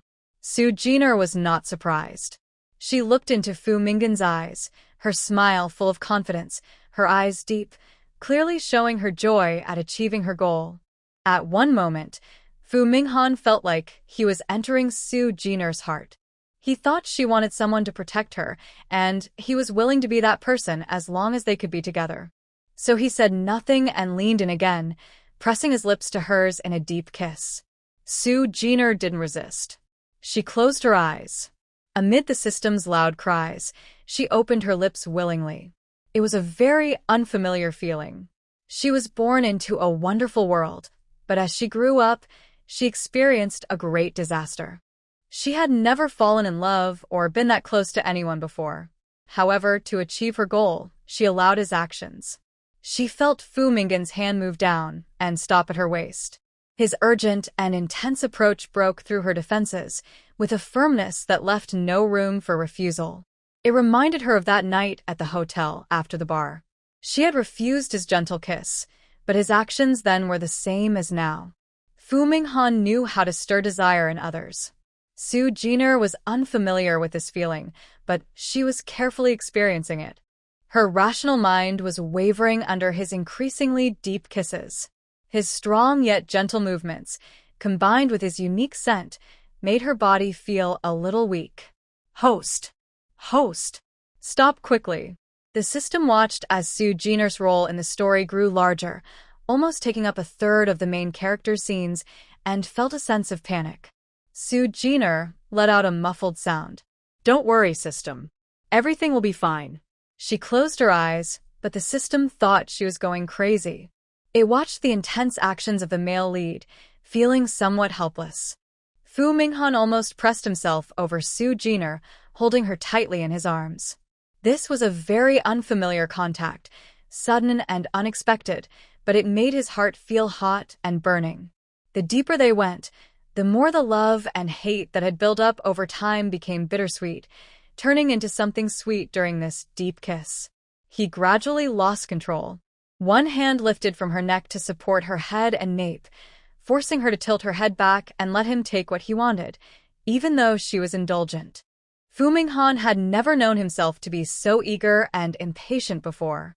He poured out his inner impulse until he felt her resistance growing stronger, and her muffled sounds in his ears increased. Only then did he gently pull back, allowing her to breathe, and lightly bite her lower lip. In his peripheral vision, he glanced at the children playing with toys in the room. The 3 little babies were busy with their own play and did not come over. So he did not get up. His hand still supported her neck, leaning close to her, foreheads touching, noses aligned, sharing their breath. He saw the confusion in Su Jiner's eyes, as if she hadn't experienced such feelings before. An unavoidable joy spread in his heart. I am your first man. Su Jiner's eyes cleared like fog had been lifted. She quickly became alert, looking at him with suspicion. Is there a problem? Fu Minghan smiled and touched her cheek with his finger, leaning in closer.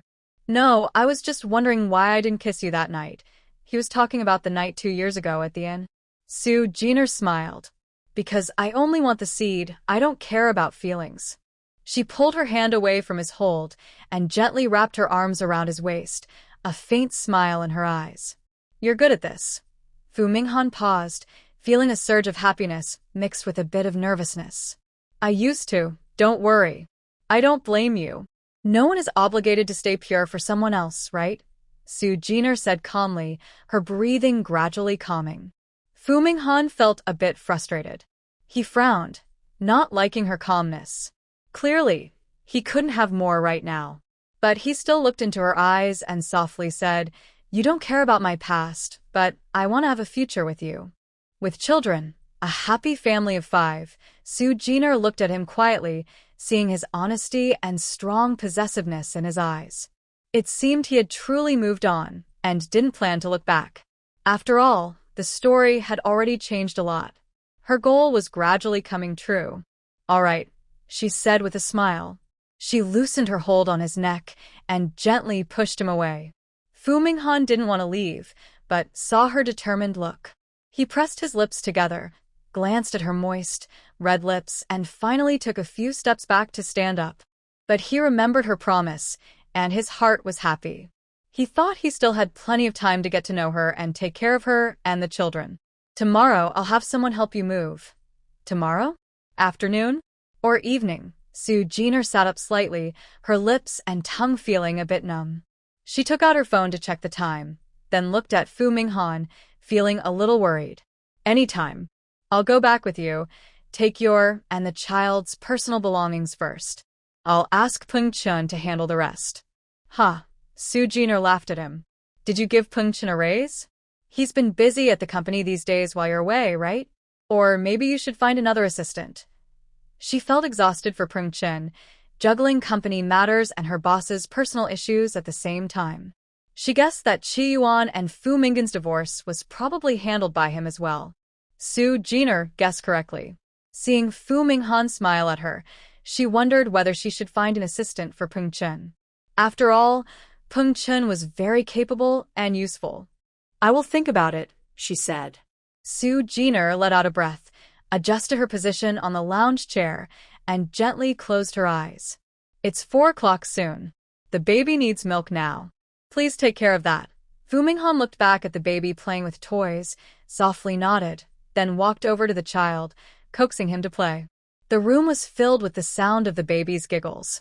When it was exactly 4 o'clock, Fu Minghan immediately stood up, took the milk bottles, and left the room.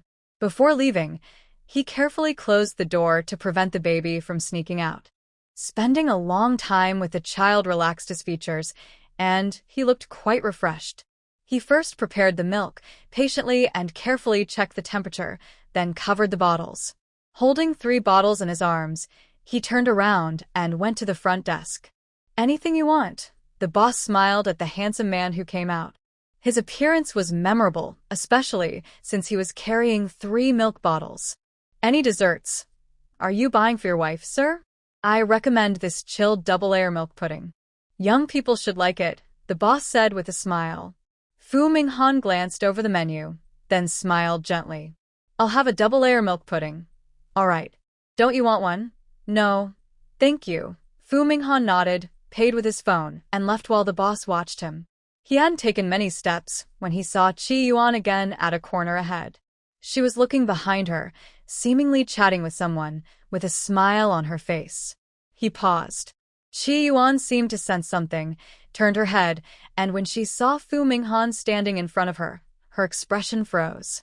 Her eyes instinctively searched his hands, and when she saw the 3 filled milk bottles, her smile disappeared.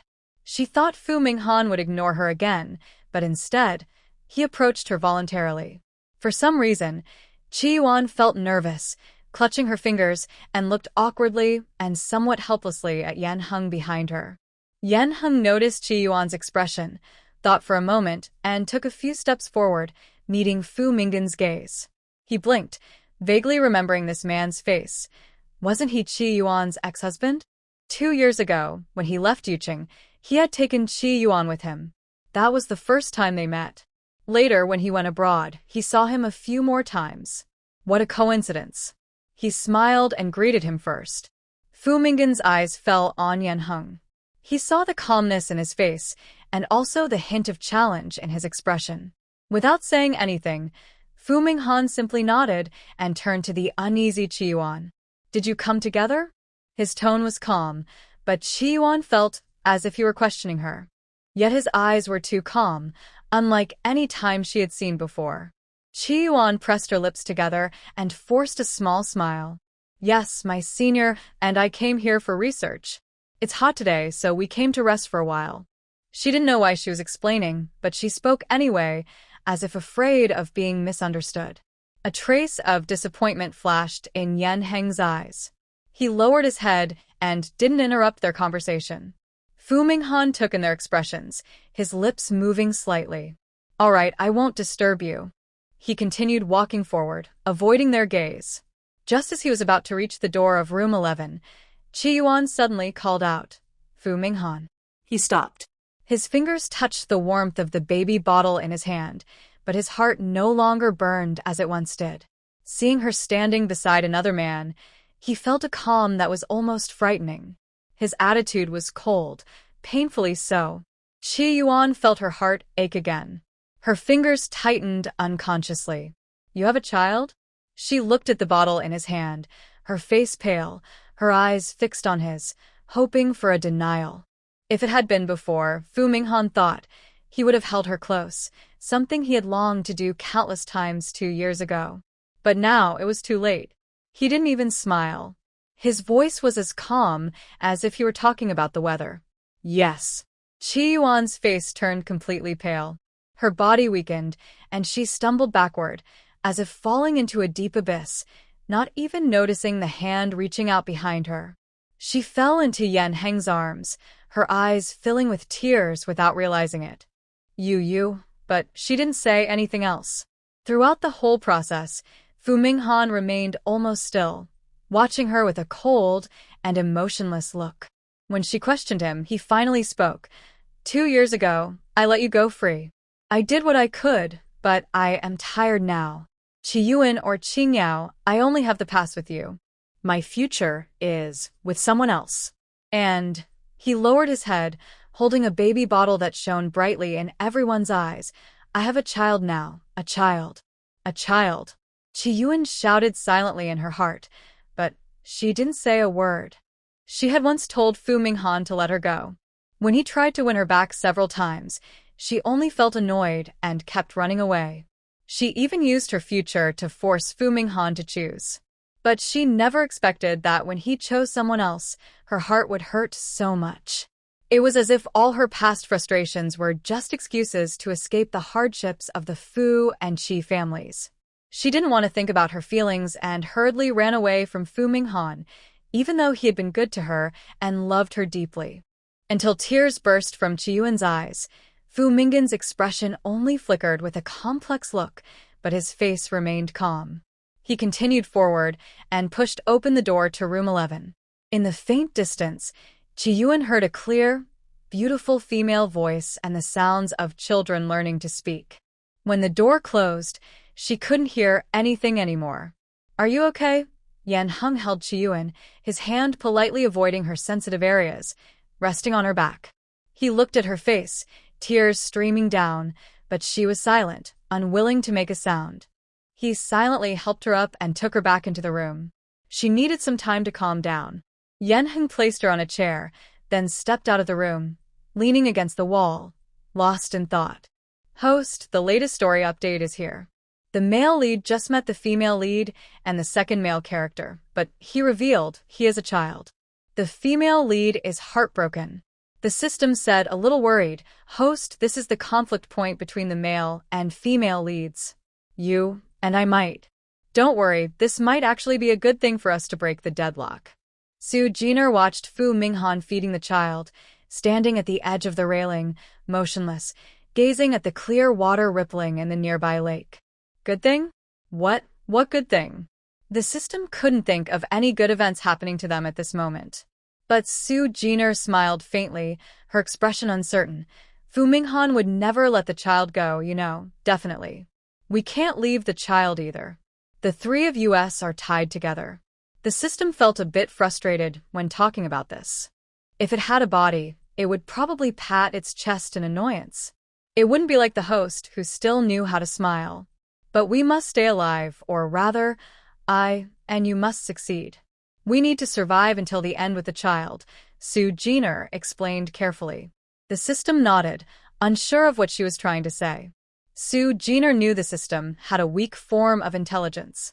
It was very good at handling data, but understanding human feelings and their complexity was much harder, like reaching the sky.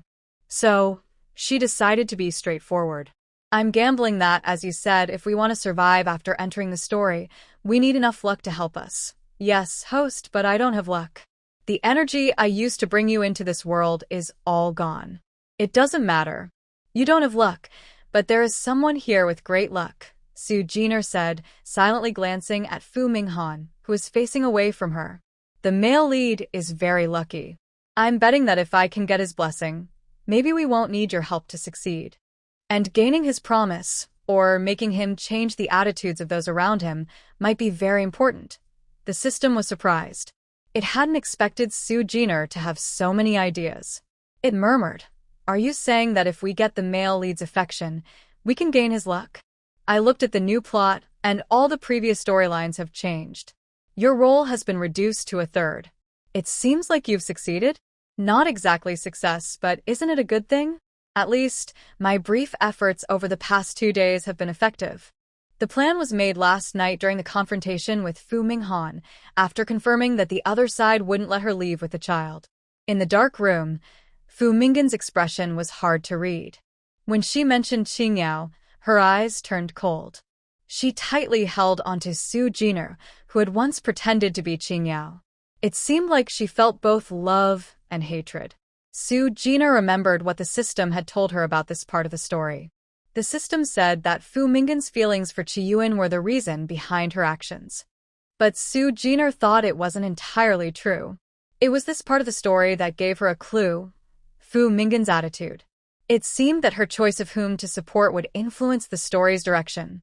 So, Su Jiner made several attempts and tested Fu Mingan's feelings toward herself and Qi Yuan. To her happiness, Fu Minghan seemed to choose her firmly each time. The changes in the story confirmed her guess and gave her hope. Of course, meeting the heroine here was just a coincidence. The real reason the story changed quickly was because Fu Minghan chose to be honest with the heroine. Therefore, Fu Minghan was not only the hero, but also her small world's lifeline. But now, feeling happy was too early. She was not the type to celebrate prematurely. The system was a bit excited. It hadn't expected the host to come up with this plan. Host.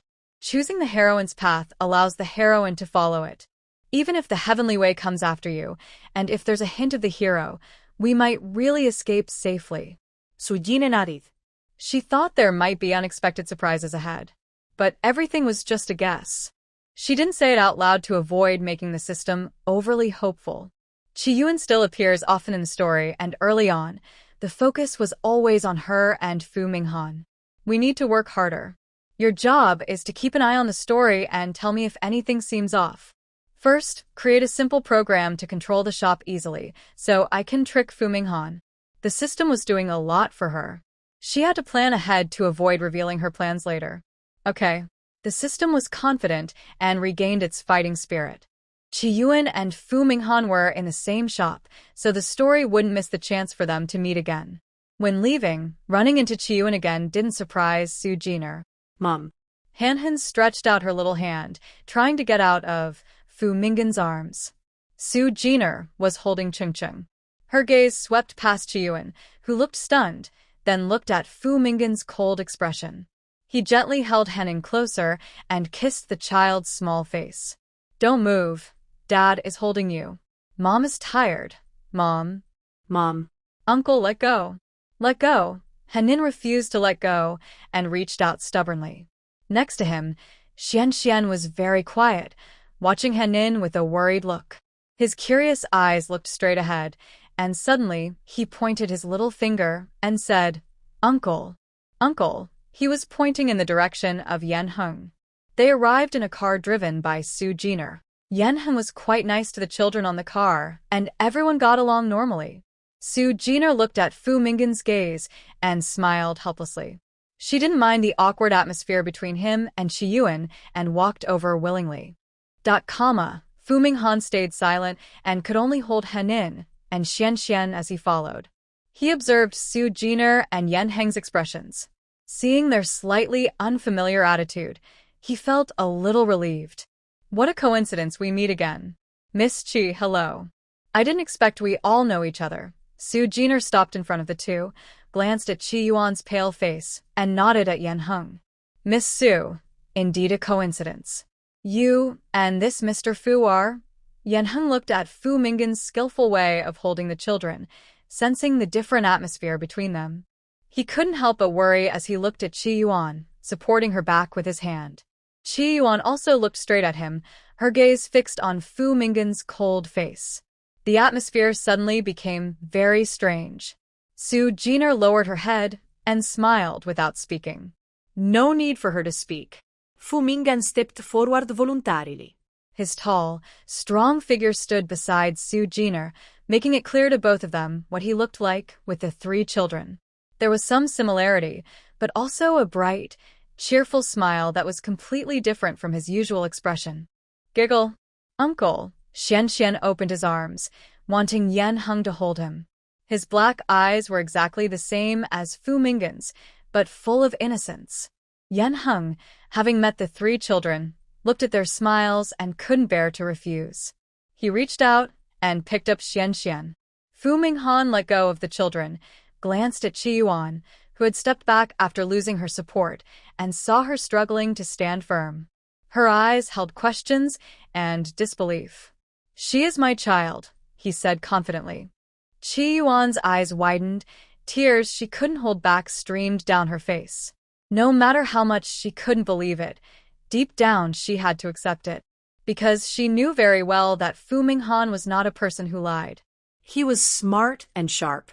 Every small detail she refused to leave when he wanted to leave became clues for him to find her. Anything he said must be the truth after careful confirmation. The child is indeed his. Their similar features also prove this. She remembered the child she had lost through miscarriage and couldn't help but look at the faces of the 3 identical children. Her heart was filled with endless pain. Even though she regretted it and realized she still loved Fu Minghan deep down, it was all too late. Because once Fu Minghan was with someone else, he would not do anything out of line. Chi Yuan looked at Su Jiner across from her with a hint of unknown hatred in her eyes. Her voice was hoarse and choked with emotion, but she asked sharply, "Miss Su, why are you carrying Fu Minghan's child? 2 years ago, she and Fu Minghan last struggled and fought. She chose to go back to their country with him for a DNA test. That was when she met a woman named Su Jiner on the way. At that time, she was alone, and it was clear that Fu Minghan did not recognize her. Chi Yuan couldn't understand why this woman was carrying Fu Minghan's child. If she calculated the time, it seemed to be just half a month after her and Fu Minghan's divorce. Su Jiner's smile faded. She saw the hatred in Chi Yuan's eyes. Is this love for the male lead? The delayed love and regret didn't seem worth pity. She noticed Yan Heng also looked over with a scrutinizing gaze. Fu Minghan wanted to say something, but she held him back and looked at Chi Yuan. The child was indeed conceived through some means. But Miss Su, I didn't want to interfere with your family at first. I even chose to hide and disappear. However, things in this world always happen by chance. On my way to the hospital, I met you, and then a doctor's mistake caused me to be mistaken for a member of the Liu family. Of course, I do know my own background, but I was short of money and had no one around. I just wanted to get through that difficult time and leave." Su Jiner's face was calm. She watched the emotions flickering in Chi Yuan's eyes, seeing her pain and helplessness. She turned her head and said, "Life is unpredictable, and matters of the heart are the hardest to understand. You and Minghan are divorced. I have been with him for over a year. We took care of each other and went through the hardest times together. Even without children, I think I can't ignore this feeling." When I heard Minghan say he was divorced, Chi Yuan couldn't help but cover her eyes. "Yes, everything about him and Minghan happened after my divorce, during the time I left the country, without hesitation. Who can I blame? It's as if I pushed him away myself." Minghan also looked at Su Jiner. He knew she was lying. She didn't have many feelings for him. Everything was just his insistence. But he didn't interrupt her. Instead, he looked at her face, hoping that one day she might really like him. Missing out is just missing out. Su Jiner's voice was cold at the end. She didn't hold back, aiming to break Chi Yuan's illusion about Minghan and leave an unhealable scar between them. She thought Minghan would stop her, but surprisingly, he just watched her, letting her act as if he had no attachment to Chi Yuan at all. Su Jiner thought that if everything went smoothly, maybe her plan could really succeed. Host, the story is changed again. The female lead has fewer scenes. You and Minghan and Chi Yuan's encounter near the hospital have been rewritten, and your role has been increased. Su Jiner looked at Chi Yuan and silently apologized. To revive her small world, she would do anything, even take over the female lead's role. Chi Yuan remained silent, tears streaming down her face as she covered her face with her hand. Yan Heng held Xian and stood quietly to the side. He couldn't help but glance at Su Jiner's face. Her gentle expression had turned almost cold and indifferent, as if she didn't see the person opposite her. He looked at Minghan again. The man's expression was very focused, staring at Su Jiner without moving. His eyes were deep like a hidden spring, full of endless waves. "I truly love Su Jiner." For some reason, he felt a faint sense of disappointment in his heart. Hanin's small hand gently touched Su Jiner's face, his little eyes full of concern. Mom. He was frightened by Qi Yuan's behavior, sensing that something was wrong with the atmosphere here. Su Jiner seemed to say a lot, but in reality, she only stayed here for less than 2 minutes. She looked away, kissed Hanin's little face, then placed the child on Fu Minghan's free right hand. Fu Minghan nodded, allowing her to arrange everything. Although he still looked cold, his eyes towards Su Jiner were very gentle. He was happy that Su Jiner was declaring her ownership in front of others. Even though one of those people was his ex-wife. Su Jiner noticed his expression, glanced at Qi Yuan who was secretly watching, and flirtatiously reached out to touch his handsome face. Then she turned around and walked straight to Yan Heng, carrying Xian behind her. Goodbye, Mr. Yan. Have fun. She didn't look back at the two of them and left immediately. Fu Minghan held the child in his arms and followed, his tall figure disappearing around the corner without any hesitation. Behind him, Yan Heng stood still. Next to him, Qi Yuan, who was usually strong-willed and kept everyone at a distance, was crying her eyes out. This unexpected encounter didn't disturb Su Jiner's mood. In fact, she and the system were very excited about the outcome. It proved that even if she accidentally got involved in the story, she might still have a chance to escape. Where are we going to play? Fu Minghan asked softly as he walked beside her. Going to see the theater. I bought tickets. Su Jiner stopped and looked at the setting sun. She finally took out a hat and put it on. Then she took out 3 small hats for the baby to wear to block the sun. I didn't buy one for you, she said with a smile, meeting Fu Minghan's focused eyes. It was hard to imagine that in just 2 days, their identities had changed so much. From strangers who were a little anxious to now being emotional companions, and maybe in the future, they would stay together until old age. It's okay. Fu Minghan looked at her. For a moment, he really wanted to kiss her face. But she just smiled, even more happily. He felt like a wolf being teased by her, only able to watch her turn around and step into the sunlight first. Mommy, Hanin called out, reaching out. He smiled helplessly and followed her. The resort has an outdoor area where people can listen to traditional opera performances. The scene is simple. Long benches are arranged on the cement ground below a small stage. Visitors or villagers sit and watch as performers dressed in traditional costumes sing and act. The singing is melodious and charming. People come and go. Some sit for a while out of curiosity, while others leave early to visit other attractions. Most of the audience are couples, and only a few come with children. Fu Minghan and Su Jiner are both very attractive, easily catching many people's attention. When people see the 3 children with them, they look even more closely. Everyone seems friendly, so even though Fu Minghan feels a bit uncomfortable about strangers touching his son's face, he stays quiet as long as Su Jiner doesn't speak. Is that your husband? He's so handsome. You two look good together. A middle-aged woman watching the show smiles and comments. She notices how carefully Fu Minghan cares for the children and praises him.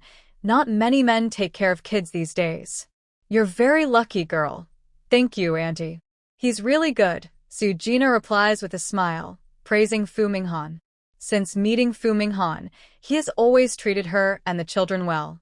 Seeing his gentle expression, she smiles slightly, finding him easy to get along with. The resort is cooler at night, and with someone by her side, Su Jiner feels less anxious than last night. After buying some small accessories for the children along the way, she and Fu Minghan walk back slowly. This is Fu Minghan's first time experiencing a slow-paced life. When he was in school, he had to study several courses at once and had little time for fun. After graduating and working at a company, he often faced endless work and meetings. He could only relax on weekends with a casual meal. This might be one reason why he and Qi Yuan almost divorced. When he tried to find Qi Yuan again, he had more free time, but those days were painful. Then came Su Jiner. Being with her helped him heal, filling the emptiness in his heart and gradually changing his feelings.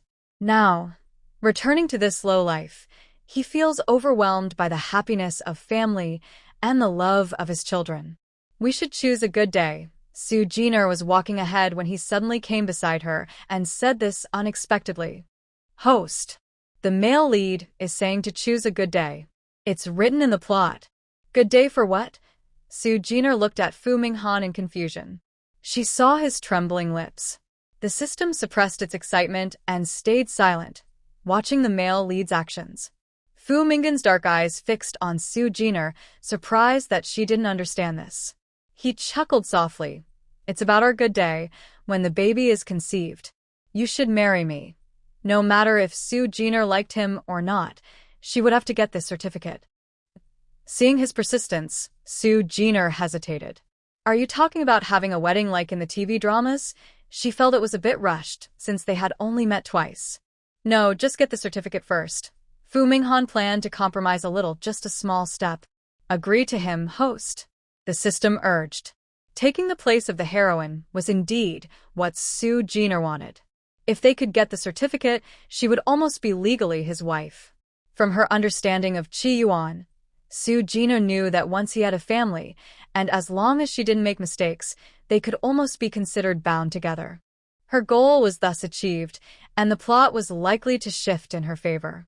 But she also remembered what the plot had mentioned about Fu Minghan's family. So she shook her head. You're being too confident. I think your breakup with Chi Yuan isn't just a coincidence. If you and I stay together, it's not just about us. It's also about your family's attitude towards me. In this world, Soo Jiner was an orphan, without the backing of big families like Liu or Fu. Chi Yuan, who once suffered in Fu's household, now agreed to this only to add some chaos to their lives.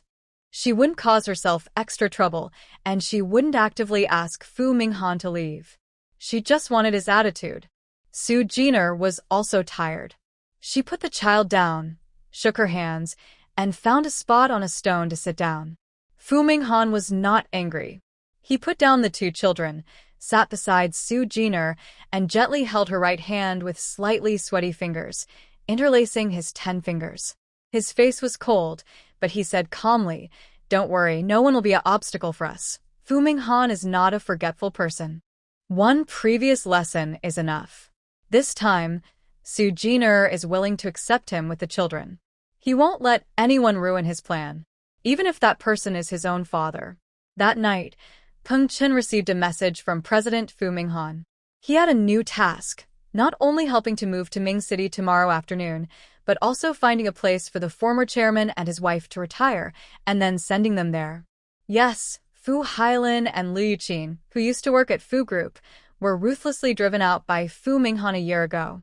One was a man who remarried less than half a year after his biological mother died, and the other was his stepmother. Honestly, they are not close. Fu Minghan's company was inherited from the older generation of the Fu family, from Fu Hailin's father. When the main company was exhausted, he handed it over to the smaller one. Peng Chen originally thought that being driven out of the company was enough, but he didn't expect Fu Minghan to also want to send them out of Ming City, as far as possible. He sighed, knowing that Fu would really be worried now that he planned to bring Soo Jiner and the 3 children back.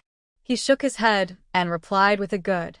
That night, Soo Jiner learned from the system that Fu Minghan personally planned to send her father and stepmother abroad. She didn't expect Fu Minghan's attitude to be so resolute. Because of Fu Minghan's attitude, the plot shifted a bit in her favor. This also let the system breathe a sigh of relief. Fu Minghan, Soo Jiner called softly from her bed. She heard rustling sounds from the bathroom and the playful noise of the 3 children. She faintly heard a shallow response, but it was not very clear. Soo Jiner didn't pay much attention and took out her phone to play for a while. More than 10 minutes later, Fu Minghan came out holding Hanheng, who had just changed into a new diaper. The child was cleaned up and, once on the bed, eagerly wanted to run over barefoot. Mom. Hug. Good baby, don't move, Soo Jiner said softly, putting down her phone, sitting up, pulling back the quilt, and getting off the bed. She turned to sit on another bed, then held the child in her arms and kissed him. The little baby giggled happily, clutching her fingers with tiny hands. So cute. Here, Mom will play some music for you. She carried the child back to her bed, pulled back the covers, and lay down herself. Then she took out her phone and played the educational tutorial she had received earlier. It was made up of cheerful children's songs, with light melodies and clear lyrics. Listening to them, she quickly learned the words. Because of limited space in the room, she didn't do any exercises with the children, just used this to pass the time. Fu Minghan soon brought out the second child. Seeing her lying on the bed, he hesitated for a few seconds before placing Xian Xian beside her. Finally, Chengcheng came out too, and he carefully laid her down, covering her with a blanket. Not going to lie down, Su Jiner looked at him. Seeing that he didn't get up to leave but instead squatted by the bed watching them, she smiled slightly. No, I'll wait until the children are asleep, Fu Minghan answered firmly, his eyes softening with affection. Su Jiner had to remind him, you still have work to do. It's almost 10 o'clock now, and the children's biological clock means they'll fall asleep soon. Fu Minghan shook his head. No rush. Seeing that he wouldn't be persuaded, Su Jiner nodded and lay back down. Taking care of 3 sleeping babies wasn't too difficult. Su Jiner sent the story she planned to read to Fu Minghan. He read aloud for less than 10 minutes before the children fell asleep. The room was very quiet. Su Jiner looked at her phone for a moment. She heard faint footsteps at the foot of the bed. She looked up and saw Fu Minghan walking over quietly in slippers, squatting by her bed. His eyes were a little deep. He looked at her quietly for a long moment, then supported her ear with his right hand and leaned down. His lips pressed heavily against hers. Su Jiner's eyes half closed, allowing him to move, listening to his heavy breathing. Until the air in his chest was mostly compressed, she opened her eyes and pushed him away forcefully. Enough. Her voice was a little hoarse. She took a deep breath, avoiding his gaze. Go to your room and take a shower. Her face was flushed.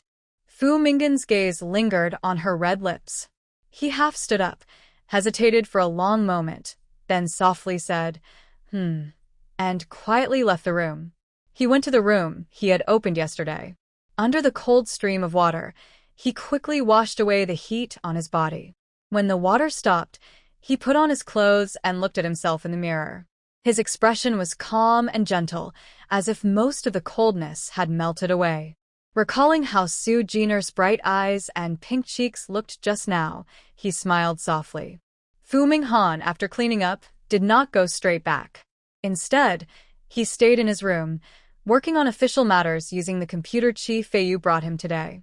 Perhaps feeling uneasy, he checked on Su Jiner's room every half hour. The room was quiet, with a few lumps on the bed indicating someone was sleeping deeply inside. There was no sudden escape, as he had expected. During this time, Chi Feiyu visited Fu Minghan once. Seeing him relaxed, Chi Feiyu guessed that things were going well between them today. Old Fu, what are you planning to do? Fu Minghan looked at the documents without raising his head, speaking naturally, get married. If everything goes smoothly, I'll register the marriage first. Really? It's decided so quickly? Su, Imin. Jiner agreed. Chi Feiyu was surprised. He thought Fu Minghan was very decisive. When Qi Yuan lost her status, he quickly married and divorced. Now, being with Su Jiner, his actions were just as fast. I am the father of the child. Su Jiner and I are meant to be together, Fu Minghan said in a deep voice. I'm right for her. As long as she accepts me, that's enough. Chi Feiyu frowned. Did that mean Su Jiner agreed? In just 2 days, old Fu, true to his action-oriented nature, had made such quick progress. He sighed. That's true. Those little babies are so adorable. They definitely need a dad. Yeah, you can go to sleep now. Tomorrow we'll leave, and you can come with us. Maybe help out too. Fu Minghan finally looked up, a slight smile in his eyes, feeling quite good. I'll definitely help with your work. Don't worry. Chi Feiyu nodded and left the room with small steps.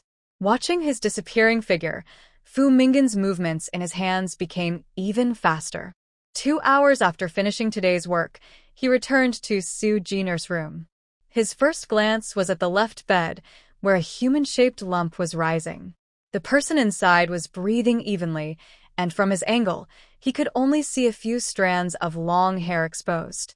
Then he looked at the right bed, where 3 little babies slept soundly. Their chubby, cute, and white faces looked very adorable.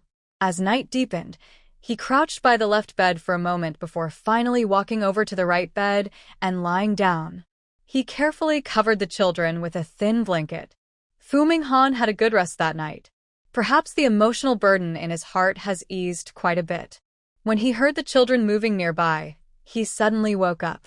As he opened his eyes, he saw a small, diapered bottom pressed against his chest. "Henin," he tentatively called, glancing at the color of the diaper. To tell his 3 children apart, Henin, Xianxian, and Chengcheng each have simple distinguishing features on their daily items.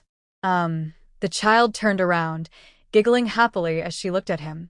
Su Jiner had already changed into her clothes today. She wore a light-colored ethnic outfit, not a dress but a top and pants set, easy to move in and simple to wash. Her hair was tied into 2 long ponytails, which was enough. She came out of the bathroom, picked up Henin, who was clinging to his chest, and took her to the toilet. She also glanced at him and said, "Time to get up. Our destination today isn't far, so we can go back at noon." It was hot at noon and the afternoon was their rest time. Since they would be staying at the hotel, it was better to leave early. Fu Minghan nodded softly, looked at Su Jiner's slender, fair legs, then turned over and sat up. The sound of water flowing from the bathroom could be heard, and the children giggled inside. Xianxian and Chengcheng had already dressed and finished washing up. He kissed both children and then gently walked to the bathroom door, watching her carefully move. Su Jiner looked up at him. "You can go to your room and wash up." Fu Minghan nodded but didn't move. Su Jiner didn't mind. After washing the children, she carried the little one back to the bed, found the outfit she wore yesterday, and dressed Henin in it. After finishing, she felt a light layer of sweat on her body. The 3 little ones were wandering around on the floor while she was packing her luggage nearby. Fu Minghan didn't go to the next room. He stayed in the bathroom to wash up. It didn't take long. When he came out, Su Jiner was just closing her suitcase. "Where's your suit?" he asked, noticing her look up. Her beautiful, porcelain-like face was very attractive. "Dot in my room." Fu Minghan pointed with his finger. "Then bring it here and we'll pack it together." Su Jiner didn't know what he was thinking. She just thought it would be easier to put things together if there was space. Anyway, she wouldn't be the one carrying the items. Fu Minghan paused, feeling a little happy inside. Only family things are kept together. Then he nodded, looked calm, and left the room. Chi Feiyu just opened the door and saw him. He smiled and said, "Old Fu, when are you planning to leave? I can call a car for you. Cars can't go inside the resort, but there's a nearby parking lot. Usually, parking spots are hard to get on weekdays, and ordinary people might not find a space. At noon, call the car early and give extra money," Fu Minghan replied. He took his belongings into his room, handed his computer to him for safekeeping, and carried his suit back. Chi Feiyu was curious. Why was he taking those dirty clothes? Meanwhile, Su Jiner packed Fu Minghan's clothes and handed them to him to finish packing. She took the child and went out to wait. Compared to yesterday's tense atmosphere, today's outing was much better. Chi Feiyu also joined them, and they went to visit the last big Buddha temple. On the way, Fu Minghan was very thoughtful, buying water and holding an umbrella. The usually cold man surprisingly acted like a caring family man, which made Chi Feiyu feel a bit dreamy. Su Jiner was surprised but happy to see his change. She felt that their relationship was getting better. "Let me go upstairs and help you with the luggage. You and the child go to the parking lot first and don't get sunburned," Chi Feiyu said, realizing how well Fu Minghan was taking care of Su Jiner. He asked someone to take the child to the car in the parking lot. He went to the hotel, asked a staff member to help send everyone's luggage. Fu Minghan and Su Jiner stayed here for 2 days. Fu Minghan personally called Lu Yuan to check the security footage. Everyone knew they were friends of the big boss, so they were happy to help. Soon, everyone got into the car. The driver was someone Chi Feiyu had called from his company. Fu Minghan and Su Jiner sat in the back holding the child. Chi Feiyu sat in the front passenger seat, pretending to be the co-driver. The car was big, and even with everyone inside, there was still space. It was very hot outside, so the air conditioning inside the car cooled things down. Soo Jiner lay in the back seat, holding the child. She showed Fu Minghan her phone with an address and said, "Go here." "My car is still there." "Okay." Fu Minghan shared the address with Chi Feiyu, gently touched the foreheads of his two feverish children, and lightly wiped them with a tissue. Chi Feiyu glanced at him through the rearview mirror and shook his head softly, knowing that he was truly convinced. On the way back, it wasn't very quiet. With 3 noisy children, it was hard to stay calm. Soo Jiner and Fu Minghan looked after the children all the way, and Chi Feiyu helped drive the car. The 2 cars followed back to Mingqing's Meiyuan Haoxiang community, driving into the underground garage. Soo Jiner got out first, holding a baby and pressing the elevator button. Noticing Fu Minghan's gaze, she smiled at him. "What's wrong? Have you always lived here?" The address wasn't too remote, with good security and facilities. Most importantly, it was a key location he had previously investigated. She never expected that they had missed each other before. "Yes, at first the children were small and I rarely went out," Soo Jiner explained, also because the system had notified her of an investigation, so she needed to hide for a while. "Then how do you send and receive packages?" Fu Minghan looked at her. "It's simple. I pay the delivery guy an extra 1,000 yuan each month to help deliver the packages to my door," Soo Jiner said calmly. Fu Minghan kept his gaze on her. He looked at her beautiful side profile. Without children as a burden, she seemed to be living quite well. The elevator doors opened again. Soo Jiner went out first. He withdrew his gaze and followed with the 2 children. Home. Xian excitedly clapped his hands. Chung hugged Fu Minghan's neck and giggled. After 2 days together, Fu Minghan's efforts had paid off. Although he hadn't heard the word, Dad, the children were already very close to him. The lock was a fingerprint lock. Soo Jiner placed her finger on it, and with a beep, the door gently opened. She pushed the door open and looked back at him and Chi Feiyu. "It's a bit messy inside. Please don't mind." Unlike before, when there was a nanny, even if Soo Jiner took time to tidy up, she couldn't keep it perfectly clean. The children struggled to get down. Fu Minghan put them down and followed the lively children into the room, looking up at the space inside. First, there was a large living room, fully furnished, with not too many cluttered items, mostly daily necessities for the children and women. The ground was covered with a soft carpet, and nearby there were a few fitness equipment pieces, all padded with foam for protection. Until he fully stepped inside, he saw several large boxes stacked against the wall, with labels indicating they probably contained clothes. "Wow, Gina, are you stacking goods here?" Chi Feiyu also noticed the piled-up items and looked at them carefully, surprised to see Soo Jiner. "You need to have a way to make a living, right?" Sit down. Henin, turn on the air conditioner for Uncle. Soo Jiner went to the kitchen, took out a kettle to boil water, and also grabbed some disposable cups and tea leaves. Fu Minghan stood beside her, washing bottles. His gaze swept across this lively kitchen, quietly searching for something that might be a special secret belonging to Soo Jiner. "What are you looking at?" Soo Jiner smiled at him. "Nothing, I just feel it's a bit hard to believe," Fu Minghan said, smiling faintly at her. "You think too much. I promise to stay, so I will. Just don't cause trouble for me because of the past," she said. The past naturally referred to her hiding her identity and secretly leaving with her child. Fu Minghan only pursed his lips silently. Soo Jiner knew he was holding back something in his heart. After washing his hands, she went outside. Although the children were young, they knew how to use the TV and air conditioner remote controls. The air conditioner in the living room quickly started working, and amidst the TV sounds, Chi Feiyu sat on the sofa, making the kids laugh. "Jiner, do you have many things to move?" "I'll see how many trucks we need," he asked when he saw Soo Jiner come out. "Not too many. I've accumulated quite a few pending orders these days. Once I ship this batch, there won't be many left," she replied. Just then, Fu Minghan also came out. Soo Jiner looked at him and said, "So, maybe you guys should go back first. I'll handle this, and then leave." Fu Minghan paused, his eyes turning colder. He turned to look at her. "No, When Pringchin comes back to help, I'll also get 2 assistants to help you with shipping and managing the shop. You shouldn't worry too much. Sue Jenner watched his lips tighten and thought to herself that this was the confidence of someone with money. She didn't get angry, but smiled. All right, if you say you'll set up a company for me, I believe it. But don't rely on Pingchen alone. He is also human and can get tired. Fu Minggen's expression relaxed. He moved closer to Qi Feiyu in front of her, reached out, and hugged her. He said softly, I understand. You should care about me too. This look was similar to how children seek hugs. Sue Jenner turned her head to glance at Qi Feiyu. He looked embarrassed and looked away. She felt a bit helpless. All right, you should rest well too. Find a few more assistants.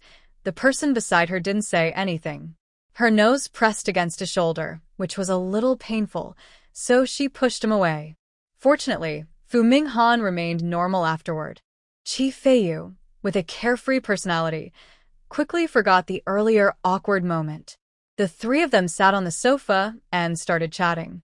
For lunch, Sue Jenner ordered home-style dishes from a nearby restaurant. After eating simply, everyone rested. There was an extra guest room in the house, but the bed wasn't made. Qi Feiyu took a cooling mat and took a nap there. Fu Minghan took the children to sleep in the master bedroom. He lay on the big bed, smelling the unique scent of Sue Jenner on it. His mood gradually calmed, and he soon fell asleep. In the living room, Sue Jenner didn't rest. Instead, she hurriedly packed some orders to reduce trouble for Pringchen. With the help of the system checking the orders, her work was very fast. In just an hour, she packed hundreds of packages, all piled on the floor. When Qi Feiyu came out, he was surprised. Such a lot of packages. Your shop has quite a few customers, huh? Not bad, maybe a few million followers. Mostly selling maternity and baby clothes, Sue Jenner said calmly. Qi Feiyu looked at her expression and thought she seemed a bit boastful. Running such a big shop alone and gaining millions of followers was impressive. As a company boss in architecture design, very attentive to online reactions, he understood how difficult it was to achieve this. He couldn't help but admire Sue Jenner more. Even without old Fu, she could live very well on her own. He had to admit, she was a capable and very attractive woman. No wonder old Fu moved so quickly. Maybe we can work together in the future? Kafia's mind was moving very quickly. He thought that if Sue Jenner wore clothes from a shop to take promotional photos inside their design building, they might form a strong partnership. Sure, I can give you a 10% discount, Sue Jenner smiled. You can't expect to get something for free. Fu Minghan just came out of the room with his children. He bent down, changing the diapers of 3 little ones, who were stumbling behind him. They were calling out, Mom. Are all your things in the wardrobe? I can help you pack, he asked softly. Sue Jenner thought he must have looked at her wardrobe beforehand. She nodded. All the things I and the kids need are inside. Thank you for your help. Fu Minghan didn't reply. He went straight back into the room and took out some boxes from the corner to start packing clothes. Most of them were Sue Jenner's personal clothes and some pretty dresses and outfits. At first, his movements seemed a bit awkward, as if he rarely folded clothes. Soon, he became more skilled. Then he packed some items he thought he needed to take, like makeup and jewelry. Kafiyu was not idle either. He helped pack Sue Jenner's belongings, and soon a small pile of boxes grew in the corner. Over 5,000 orders. We won't finish them tonight. During a break, Kafiyu looked at the number of orders on Sue Jenner's phone. These are all from the past few days. If we didn't move, we could have shipped slowly. The new costumes we just shot haven't been listed yet. Usually, when new items are released, the shop gets busy quickly, so the next few weeks will be non-stop. Around 4 p.m., Pengchen arrived with a truck. He hadn't seen Sue Jenner in a long time and felt a bit emotional. Miss Sue, long time no see. A year ago, she was still Mr. Fu's sister. Now, she's the woman who had a child with Mr. Fu. Life is unpredictable. Secretary Peng, thank you for your help. Please have some water, Sue Jenner said, pouring him a cup of warm water. She smiled and welcomed him and the moving team inside. Pengchen didn't rush. He first greeted Kafiyu, then eagerly looked at the 3 little babies in the living room. They all had the same face but wore different tiny clothes. They weren't afraid of strangers and giggled happily. The faint features of her well-groomed eyebrows and eyes still showed traces of Fu Mingan's characteristics, with large, round black eyes. Is this the baby? Growing up, he's getting cuter. Yes, Henin, Chengqing, and Xian, Su Jiner smiled. Fu Minghan also came out of the bedroom carrying 2 large boxes. Peng Chen saw him and ran over. Mr. Fu, Fu Minggan's expression was a bit indifferent. He looked at Su Jiner and remembered what she had said. He moved his lips slightly. Your bonus this month is doubled. Prepare it yourself and find an assistant to help you. This was his way of keeping his promise to Su Jiner. Peng Chen's eyes widened. He didn't expect that moving house would bring such a surprise. Seeing Fu Minggan's gaze on Su Jiner, he realized that this new boss lady must have said some good things about him. He couldn't afford to slack off. It's all my duty, Mr. Fu. Rest assured, I will handle everything here. Miss Su, is there anything I should pay attention to when moving? He smiled at Su Jiner, the owner of this house, with a slightly flattering look. Even Chi Feiyu couldn't help but glance at him more. The old assistant Peng never showed such an expression before. Yes, we need to send out all the goods here and some packages need to be shipped. I've arranged for the courier uncle. He will come to pick up the items in the evening when the weather cools down. Since they were leaving, Su Jiner carefully explained all the important points to note, from large items to children's toys. Peng Chun brought the moving team from the Fu group. He stayed behind to watch over everything, while Fu Minghan took Su Jiner and the children in a business car and headed back to Yuqing with some of their belongings. Chi Feiyu's company and residence were in Mingcheng, so they parted ways halfway. They continued to the number 101 villa in Luan Villa. Compared to over a year ago, the place had changed greatly. It was clear that the furniture and decorations had been renovated and updated, with some adjustments made to suit the children. The child was running around the house. Although the villa only has 2 floors, it is very spacious with many rooms, including a special room for storing things. There is also a back door on the first floor. I will prepare everything you need in advance, Fu Minghan said, holding Su Jiner's hand. Their fingers were intertwined and couldn't be separated. Peng Chan will handle the other matters. I plan to hire 2 more nannies to take care of the children and cook for you. You won't need to worry like before. What do you think? He asked for her opinion, his grip tight but showing patience. Su Jiner looked around the large living room. She didn't resist but nodded. Okay, I can spend more time on the shop. When her hand was pulled, she looked at him. He had a cold face, but his eyes showed stubbornness. And me, but we haven't even gotten married. Isn't that too soon? She smiled. Fu Minghan felt like she was teasing him, and his eyes darkened a little. Xian just climbed to his feet and grabbed his pants. In Su Jiner's teasing gaze, he looked down, helplessly let go of her hand, and picked up the child. What's wrong, Xian? Mom, uncle, toys. There was a children's room on the first floor. Xian was eager to go down and play with them. No one was allowed to leave. So, the whole family played in the children's room for several hours until dinner time, when they finally had to leave. During this time, Peng Chen also brought the moving company to transport all the belongings. After organizing everything, they left, and the moving team received an extra 200 yuan bonus. Back in Yuqing, Fu Minghan found Su Jiner again. The company's affairs had been delayed, and they were returning to normal life the next day.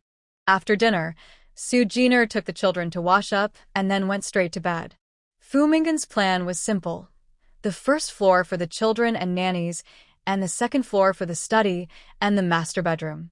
Since it was their first night staying there, Su Jiner took the children to the master bedroom, while Fu Minghan stayed in the side room.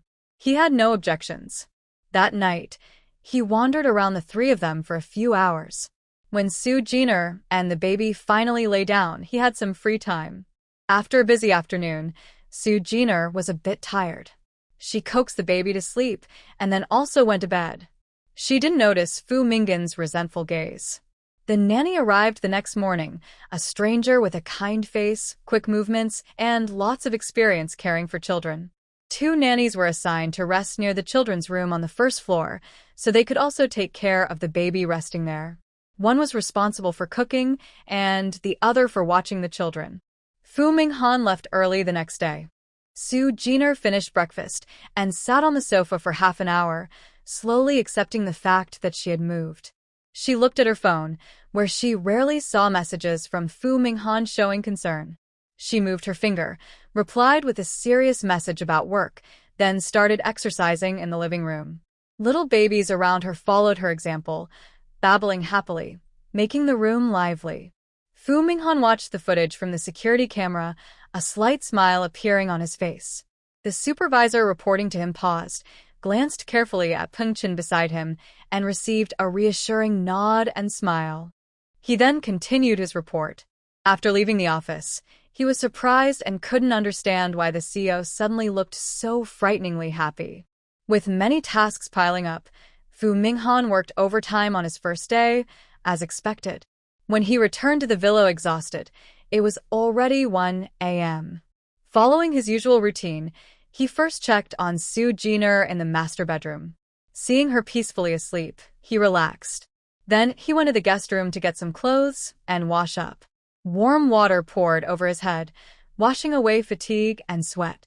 He dried off, then put on a light t-shirt and shorts and went out. As he approached the door of Su Jiner's bedroom, he paused, arms crossed, leaning against the wall. His damp, messy hair dripped water down his sharp face, sliding down his neck and disappearing into his collar. He stayed there for 5 minutes before gently pushing the door open. He quietly looked at the figure on the bed, then sat by the side, lying down on the other bed. He didn't do anything, just smelled the room's scent and listened to her steady breathing, feeling unusually peaceful inside. Host. Host. The system was startled by the male lead's actions, panicking for a moment, thinking he might be seeking revenge for Su Jiner's past betrayal. But seeing that he made no move, it finally relaxed a little. Something inside his mind was calling him. Su Jiner, who wasn't sleeping very deeply, responded vaguely, opening her eyes slightly. She felt a vague sense of confusion, unsure of where she was, and her heart was full of doubt, but she didn't hear the system respond. She found it strange, as she was sure the system had just called her. Why isn't it saying anything now? So she opened her eyes. As she turned over, she sensed movement behind her. Her body immediately tensed up. Seeing Su Jiner startled, the system quickly spoke. Host, it's Fu Minghan. Su Jiner relaxed a little, turned around, and faced him in the dim room. Why are you in my room so late at night? Because she had just woken up, her voice was hoarse, sounding different from usual, more seductive. Fu Minghan paused his breathing with his eyes closed, then opened them and looked at her sideways. Sleeping, his tone was calm, and he showed no sign of retreating even when facing Su Jiner's gaze. Then he heard her smiling voice. Your room is in the guest room, next door. Her husky voice brushed over him like a soft, fuzzy hook, making Fu Minghan's fingers twitch as he suppressed his impulse. Suddenly, the lights in the room turned on. He glanced to the side. Su Jiner sat up slightly, her slender, fair arms exposed in the air, something he had never seen before, with a smooth, glowing texture. Well, no one has come into my room in the middle of the night. You're the first. Su Jiner got off the bed, took a few steps to the tea table by the door, and the sound of water pouring could be heard. She tilted her head and took a sip of warm water. She felt much more refreshed. The gaze behind her was hot, but she didn't turn around, letting her long hair fall behind her, covering most of her back. In summer, her sleepwear was always light and cool. Since her room was separate from Fu Minghan's, tonight she wore a thin silk camisole and a knee-length short skirt. The two thin straps hung down, with only a small amount of fabric covering her key areas. Her white jade-like back and slender arms were exposed, and her long, beautiful neck and shoulders, partly hidden by her thick black hair, looked faintly alluring, carrying a strange seduction. Su Jiner was thinking about her comfort, but she never expected Fu Minghan to silently sneak into her room. Maybe she should lie in bed and pull the silk quilt tighter around herself. Jiner thought to herself with a teasing smile, put down her water glass, and stood by the bed. Her hand hung loosely at her side as she looked at him with a smile. The gentle curve of her full chest revealed a shadow below. She didn't hide it, just stood there openly, showing her chest, arms, and pretty face to others. Fu Minghan didn't expect Jiner to be so bold. She was wearing such revealing clothes and didn't hide, even smiling at him. His heart was stirred, and he couldn't help but look at her a few more times. His gaze paused on her bare shoulder, then moved away, only to return to her lovely face. He then turned his head aside, his body also shifting slightly, but his mind was filled with her thick, long black hair and her bright, white skin in contrast. In Jiner's eyes, he was just pretending to be calm. "President Fu, are you speechless? Dare to sneak into my room but not dare to speak." He hadn't said a word since entering the room.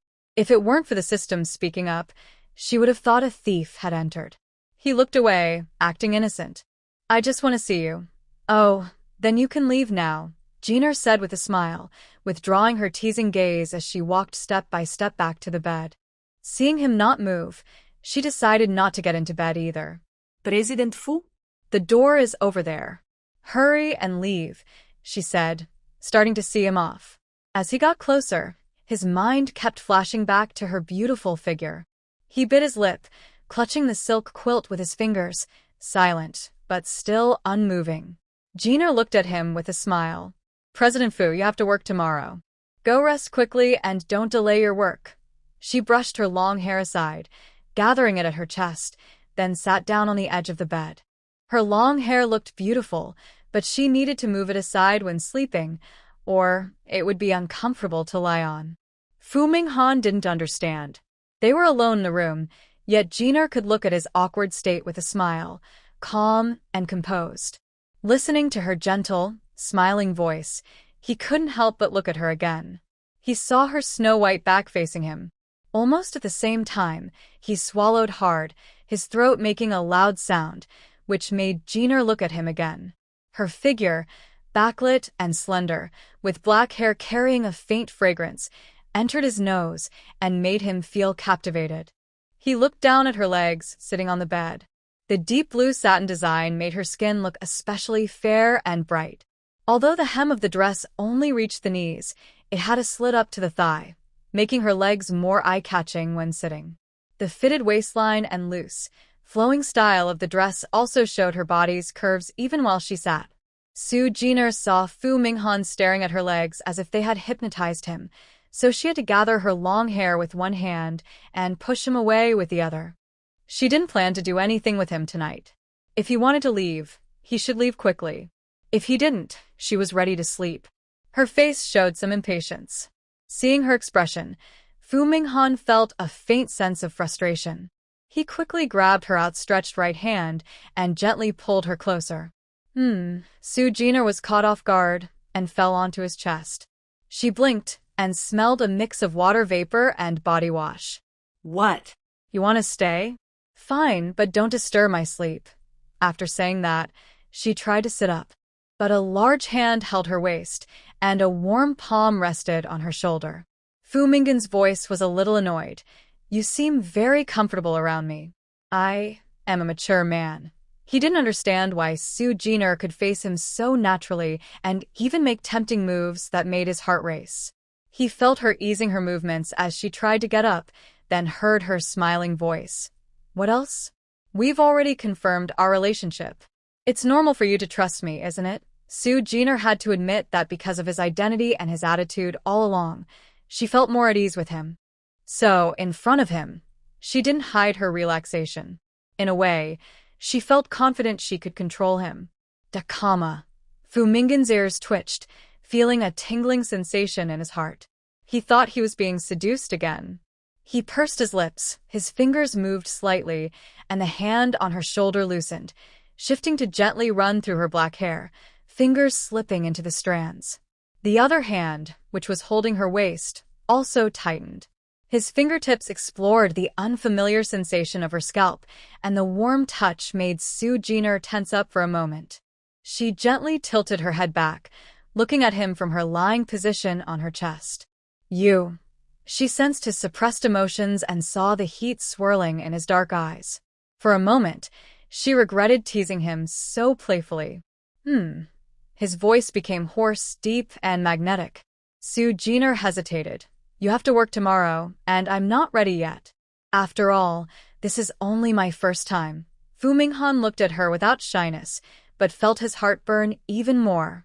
His pupils were dark and deep, like an abyss in the darkness, bottomless and capable of swallowing people. He looked at Soo Jiner like this, meeting her gaze. Suddenly, he gently lifted her chin, bringing her close to his neck, then quickly turned over and confidently pressed her onto the bed. She saw the intense, uncontrollable darkness in his eyes and heard him say, "There's no need to prepare for this." As Fu Minghan finished speaking, one hand supported her head, the other held her waist, pressing her long black hair, and he kissed her heavily while she looked at him in confusion.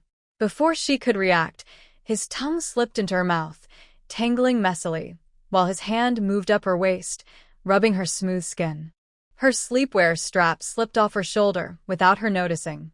She snapped out of her daze, struggled to free herself, and tried to pull her hair back. Ugh.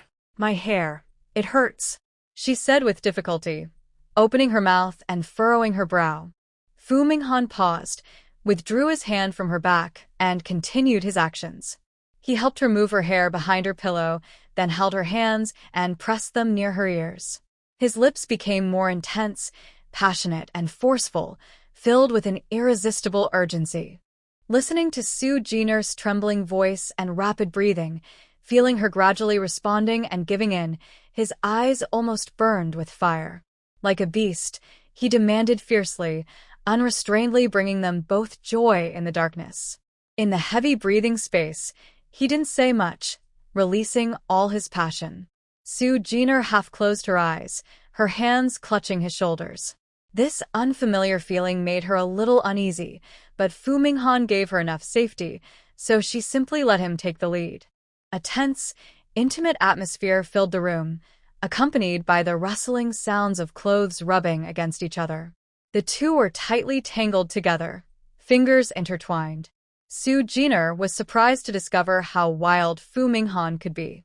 Her skin was almost completely exposed, and their intense embrace made her forehead sweat. Afterward, her body was so sore she didn't want to move.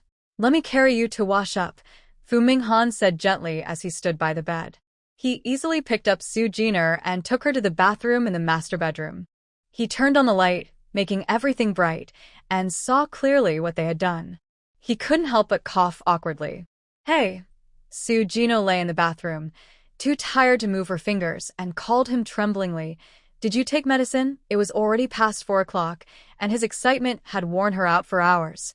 "I'm just feeling healthy," Fu Minghan said as he tested the water temperature and started filling the bathtub. Then he squatted down to wash her. He saw her eyes showing doubt, and he felt both happy and a little embarrassed. "Forget it. This isn't good for my health. In the future, I should do it less," Soo Jiner said quietly, lying still while he washed her. She thought it wasn't good for her rest, so she spoke up. But she felt his hand pause on her body. She opened her eyes and saw Fu Minghan's dark eyes. "No, this is a normal biological need," Fu Minghan said through clenched teeth. He didn't want to pretend to be a monk just because he tasted something. Soo Jiner understood what he meant and felt a bit conflicted. "Host, the male lead is definitely That way. Are you afraid he'll go find someone else? Remember, we have a mission," the system quickly reminded her. Soo Jiner hesitated, looking at Fu Minghan with a serious expression. Then, "Twice a month," she said with bright eyes, showing her sincerity. Fu Minghan wanted to blood. Maybe he had been too intense tonight, giving her a psychological shadow? "No," he shook his head. "Twice a week," Soo Jiner couldn't help but laugh. Was this negotiation? Was he trying to push her limits? "Forget it. Let's not talk about this now. Hurry up, I want to sleep." She decided to avoid the topic. But she didn't realize it was exactly what Fu Minghan wanted. Sometimes, not having an answer was the best answer. Soo Jiner changed into a sleep dress and lay on the bed. She was very tired, so she closed her eyes and fell asleep quickly. Fu Minghan watched her peacefully sleeping, his dark eyes soft with affection. Soon after, he took a shower. The water in the bathroom stopped. He came out, still damp, and lay on the master bed. Carefully, he moved closer to the other side and gently wrapped his arms around her. Today, Soo Ji-ner's biological clock didn't wake her. When she finally opened her eyes, it was already 10 o'clock. Her body felt sore and strange, making her reluctant to go out. She hadn't sent out the day's accumulated orders. It wasn't until Fu Minghan called her that she sat on the sofa, watching the children, and answered the phone. "Have you woken up?" His voice was cold but gentle. Soo Ji-ner's mind gradually appeared his serious expression. She responded weakly, "Yes." "Where is the assistant you found for me?" "It's time to ship the goods." Fu Minghan sat alone in his office, relaxed as he looked out the window at the tall buildings. He twirled a pen in his hand. "You'll start tomorrow. I rented a shop for you outside. They will help manage shipping and receiving. You can go see it when you have time, then I won't be a hands-off boss," Soo Ji-ner joked. "If you're bored, you can also bring the kids to the company to see me," Fu Minghan said happily, with a bright smile. "Okay," Soo Ji-ner replied, feeling too tired to chat much. She quickly hung up. Seeing that the children were being looked after, she ate some food and regained a bit of energy. She took out her phone and started playing. In the Fu Group CEO's office, after hanging up, Fu Minghan looked at the screen and smiled slightly. He didn't rest for long before returning to work. After a busy afternoon, he finally finished all the pending work before 6 o'clock.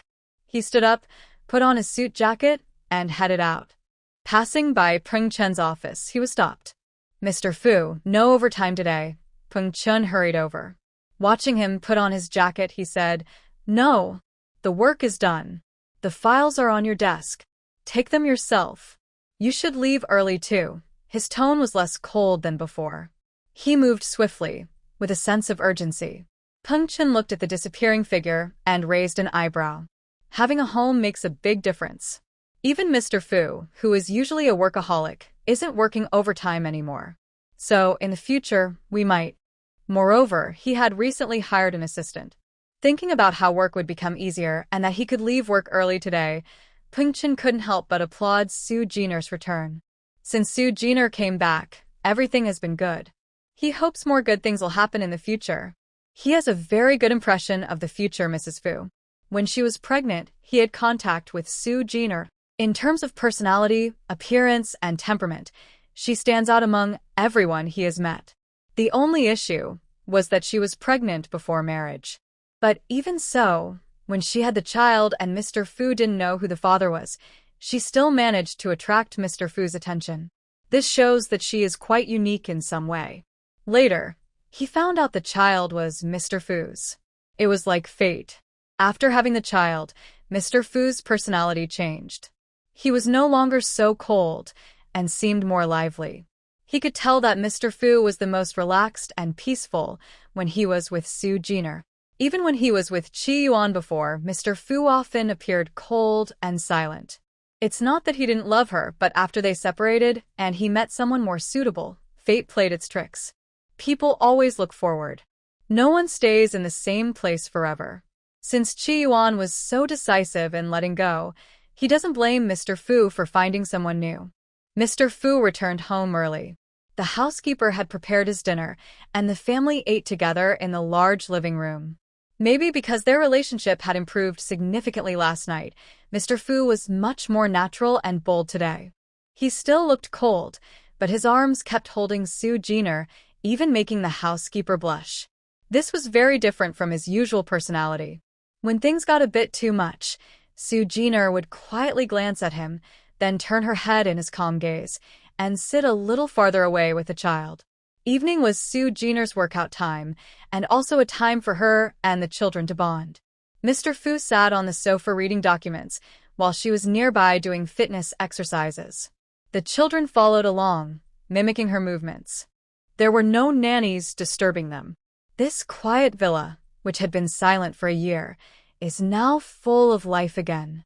Fu Minghan feels the movement around him. His black eyes occasionally lift and focus ahead, filled with gentle and faint light. He doesn't realize his lips are curling into a smile. He just watches quietly, then, when the child rushes over, he hugs and kisses him, offering some encouraging words. Sometimes he remembers his childhood. His father, Fu Hailin, was always busy with work. Only his mother took care of him until she passed away. His father remarried less than half a year later, and his heart grew cold. He couldn't feel close to his father anymore. Having his own children makes him feel like he truly has a family again. The happiness he once couldn't find now feels so strong and real. Sitting in Fu Minggen's arms, Henin plays with her phone. Suddenly, she looks up at him with big, innocent eyes and calls out, "Dad." This long-awaited call surprises Fu Minghan. He looks at his child in silence for a few seconds, then his eyes soften and he leans down to kiss her forehead. Henin. Dad. Dad is here. Su Jiner stops jumping and turns to look at him. For some reason, she feels a faint, bittersweet feeling in her heart. Where can there be such inexplicable coldness? To some extent, people like Fu Minghan probably have this personality because of their family background. Su Jiner roughly knows about his background. She didn't expect that the head of such a large group company would actually crave family love the most. Mom. Jump. Xian and Cheng lie on the ground. After slowly crawling up, they call out. Su Jiner meets Fu Minggen's gaze and smiles softly. She reopens the music and dances along with the movements on the screen. As it gets close to the children's bedtime, after the nanny takes the kids away, Su Jiner steps upstairs first, and Fu Minghan follows right behind. The master bedroom and guest room are only a few meters apart. When she reaches her door, she stops, crosses her arms, and looks at him. Her forehead is slightly sweaty. "Mr. Fu? If you have something to say, say it." "Why are you following me?" Fu Minghan, tall and strong, stands in the shadow backlit. He wears a t-shirt and loose pants, making him look more relaxed than usual, not so strict. "There's only this way to go upstairs," he says softly. His tone is hard to read, and his black eyes hide in the darkness, shining with a probing light. He looked at her with a wolf-like gaze. Su Jiner felt it, but she simply looked at him steadily and said, "Is that so?" Before he could respond, she entered the room and closed the door with a gesture of refusal. Outside, Fu Minghan paused, took a few steps to her door, and reached out but ultimately did not push it open. Su Jiner knew Fu Minghan was a smart person. Both of them understood each other well. Without listening to the noise outside, she took her clothes and went into the bathroom. She washed herself thoroughly from head to toe. The marks on her body were still faintly visible. After cleaning off the sticky residue, she put on a nightgown. The smooth satin fabric accentuated her waist and hips, highlighting her body's curves, and a sensitive shadow was visible on her chest. Her wet hair dripped water as she quickly dried it with a towel. She looked through the cabinets, but despite so many drawers in the master bedroom, there was no hairdryer. Su Jiner's hair was long and thick. Usually, it was very dense, and she had to spend a long time styling it after washing, so she couldn't wait for it to dry naturally. After hesitating for a moment, Su Jiner, with her arms bare, walked out, thinking that perhaps the hairdryer was with the nanny, so she decided to ask. Just as she opened the door, she heard sounds from the side. She turned her head and saw Fu Minggen's calm eyes. He was still wet, probably just finished showering. When he saw the door open, he stopped. His gaze flickered when it landed on her bare skin. "Such a coincidence? Who are you?" Su Jiner stood casually, unaware of how tempting her relaxed posture was. Her skin still bore faint red marks. Fu Minggen's thick eyelashes fluttered. He raised his hand and waved the towel, saying, "Getting water to drink." Feeling thirsty, Su Jiner noticed his Adam's apple move, indicating he was very thirsty. She nodded, slipped on her slippers, and headed downstairs ahead of him. Suddenly, her arm was pulled. She looked back at him. "Mr. Fu, what are you doing?" he asked. Fu Minghan clenched his hand tighter and couldn't help but lean closer to her. In the large space upstairs, only the two of them remained. "Looking for the hairdryer." It's obvious there isn't one in the master bedroom, Sue Jenner said, swinging the towel-wrapped hair bundle. Her beautiful face was like that of an angel, with a long neck showing elegant lines. As he got closer, she could even smell a faint, fresh scent. Fu Minghan withdrew his gaze, slid his arm to hold her wrist, and frowned. I have a room. Late at night, in the quiet, a single man and woman going alone to each other's rooms made Sue Jenner suspicious. But he raised an eyebrow and looked at her. You're afraid to go back with me? It's not that. Isn't it just not the right time? Sue Jenner gently took a step to follow him, her face calm and indifferent, but her words made Fu Minghan pause. What? Time? He glanced at her sideways, staring at her face, almost seeing a faint layer of fine hair. President Fu is often forgetful of important things. Sue Jenner shot him a glance and shook her head slightly, both understanding each other. She didn't need him to lead her. She broke free from his grip and headed toward the guest room, fingers brushing her hair behind her ear. Behind her, Fu Minghan's face was hidden in the dim corridor light, his expression unclear. When she disappeared into her room, he suddenly chuckled softly. Sue Jenner first looked inside a cabinet filled with miscellaneous items. The guest room didn't have a private bathroom, only a public one outside. But there were cabinets there too. Before she could find a hairdryer, Fu Minghan came in from behind, directly beside her, and raised his right hand to hold her shoulder. He took out the hairdryer, plugged it in, and sat down on a nearby chair, gently pressing his thumb against her. Warm air and the sound of the dryer poured out from the nozzle, first touching Sue Jenner's cold skin. Sue Jenner instinctively moved her shoulder. Fu Minghan's hand moved away from there, tracing up her neck, undoing her hair bun.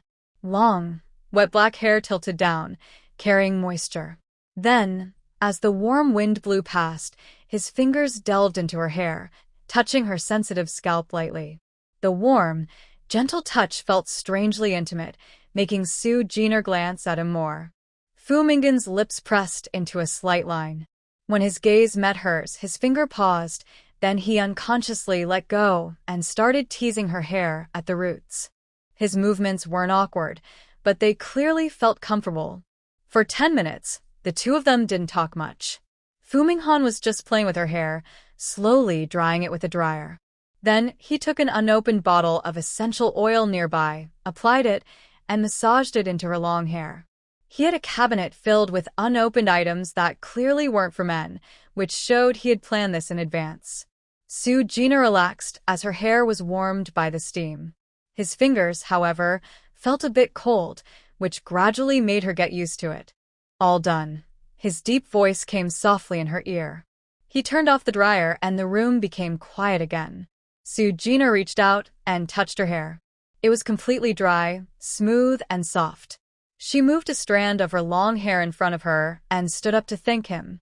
She didn't notice that her actions revealed a lot of her fair skin. Her loose tank top and soft chest moved slightly with her movements. Fu Minghan slightly tilted his head and took a bottle from the shelf. He calmly opened the packaging and lid, but at the same time, he gently held onto Sue Jenner as she tried to leave.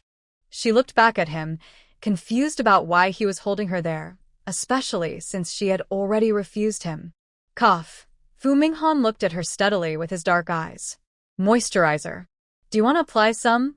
Sue Jenner hesitated, her gaze falling on his hand. This close, intimate contact was almost provocative. She wanted to shake her head, but Fu Minghan gently but firmly pulled her back onto the stool. Don't overthink.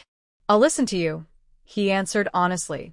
Sue Jenner couldn't see what emotions flickered in his eyes, but her rational mind told her that Fu Minghan wasn't as honest as he seemed to be. I'll do it myself. I'm leaving now, she said as she tried to stand up. But her hand didn't break free from Fu Minghan's grip. He gently but firmly pulled her closer, bringing her in front of him. He held her arm with his left hand, then quickly and skillfully cupped her face with his other hand, pulling her head back and holding her tightly. After suppressing his emotions for so long, he suddenly leaned down and kissed her fiercely. Sue Jenner's right hand was caught, and she patted his chest with her left hand, trying to push him away. But he didn't let go. Instead, his left hand released her waist, holding her firmly as if she were a trapped prey, unable to escape. A warm hand pressed against her back, and she endured the surprise of his lips. His teeth gently parted her lips, and her breath was completely taken away, leaving her no choice but to follow his lead. Noticing Su Jiner's retreat, Fu Minghan did not pull back but pressed forward even more fiercely, as if wanting to swallow her whole. His tall figure wrapped around her small frame, turning her around a few times before suddenly pushing her onto his bed. Su Jiner struggled, feeling her breath almost squeezed out of her. She patted his shoulder, her eyes filled with a faint blush as she was finally released. Looking at Fu Minghan lying over her, she frowned and weakly called him a liar. The shadow over her body grew closer. She gasped and looked into Fu Minghan's dark, deep eyes. His pupils were black and bottomless, like a dark abyss in the night, capable of swallowing everything. Su Jiner had never seen anyone with such eyes, as if decades of emotions were hidden inside, ready to burst out at any moment. Within them, a rich ink-black color spread gradually. Soon, Fu Minghan softly chuckled and leaned down again. Her slip strap slipped off, and her body was gradually being taken over. Feeling his rapid breathing, she felt helpless but also gave in. It was a mix of intensity and tenderness, reminding her of yesterday, which seemed to be the same. The sounds of their breathing lingered in the small room for a long time. Finally, Su Jiner silently fell asleep, clutching a strand of her long hair. Fu Minghan was more restrained than yesterday. He stopped his movements and looked at the woman sleeping beside him, his eyes full of tenderness and warmth. His deep black gaze seemed to stretch into eternity. It was always like this. Whenever he wanted, she seemed to naturally step back just enough. This made him even more eager, constantly testing her limits. But the night had grown deep. There was plenty of time ahead. Fu Minghan got up, turned on the water, and used a towel to gently wipe away the marks on Su Jiner's skin. He was about to lie down beside her when he paused upon seeing the lotion bottle on the table. He reached out, picked up the bottle, and then carefully and delicately spread a layer of cream over her exposed skin, gently caressing her. After finishing, he endured the fire within and turned off the light. Holding Su Jiner's slender waist, he buried his face deep into her neck and long hair, quickly losing consciousness. The next day, Su Jiner woke up early and happened to see Fu Minghan sitting by the bed, gazing at her. Still not leaving, her voice was hoarse as she propped herself up on her arms, revealing new scars on her arms and neck. Her unhidden attitude made Fu Minghan's eyes deepen briefly. He paused, then moved closer to Su Jiner, gently kissed her cheek, and quickly pulled away, not lingering. But his eyes showed concern and care that he couldn't hide. Su Jiner looked clear-headed and heard him say, "I'll leave soon. Breakfast is on the table, you should get up to eat. The babies are also awake and want to see you," she responded within awe and looked at Fu Minghan, who was dressed in a neat suit. His tall figure looked sharp and strong. She thought he would leave after saying that, but unexpectedly, he didn't. Instead, he took some clothes from a nearby cabinet and placed them on the bed. "This is the clothes I bought for you. Tomorrow, on Wednesday, I'll take a day off. You can wear this and we'll go register our marriage. Also, tonight, you can move into my room, or I can move into yours." His expression was calm but serious, not cold, with a strong sense of determination. Su Jiner's lips parted slightly. "Mr. Fu, are you really planning to register our marriage? Such a quick marriage, won't you regret it later?" In the original story, Fu Minghan and Shi Yuan married in a rush, and their divorce was finalized in just one day. No regrets. "You are the mother of my children and also my wife. I will choose a good day for the wedding, and then, in front of everyone, we will be together." Fu Minghan looked serious, full of resolve, and Su Jiner could tell he was serious. Just then, the system suddenly spoke up. "Host, the plot has changed again. Your importance has increased by 1/10. If you register your marriage and announce it, you might gain recognition from the story." That was good news. Su Jiner thought about it, looked into Fu Minghan's dark eyes, and smiled softly. "All right, You can prepare yourself. Marriage and a wedding seemed so far away in her mind. She had only seen such grand scenes in TV dramas. But Soo Jiner wasn't overly optimistic. Until the ending, she wouldn't be happy at all. Fu Minghan left. After Soo Jiner finished eating and changed clothes, she took advantage of the morning sun to visit her assistant outside the villa community, then spent several hours busy with various tasks. At noon, she returned home for a meal and then rested. She made time to read some books. During this free time, she felt bored and decided to check her room in Fu Minghan's house. She wanted to see how many items inside still belonged to her rather than him, or were gifts he bought for her. Besides the hair oil and body lotion she saw last night, his closet had several packed bags. Inside were dresses with tags still attached, and underneath some baby clothes. She wasn't sure if he bought them or if Peng-chen had prepared them during the move. When she reached the last closet, her eyes fell on a delicate box. It was made of wood, unlocked, and placed deep inside the wardrobe, hidden behind long suit fabrics, out of sight for a long time. In Fu Minghan's room, there was a special cabinet for jewelry and watches. Soo Jiner gently opened the box. Inside, she saw a red necklace and next to it, a small deep blue stone. These were the two necklaces she once wore, which misled Fu Minghan and Lu Yuan into thinking she was someone else. It was because of these necklaces that Fu Minghan arranged for her and Chi Yuan to take DNA tests with Lu Yuan.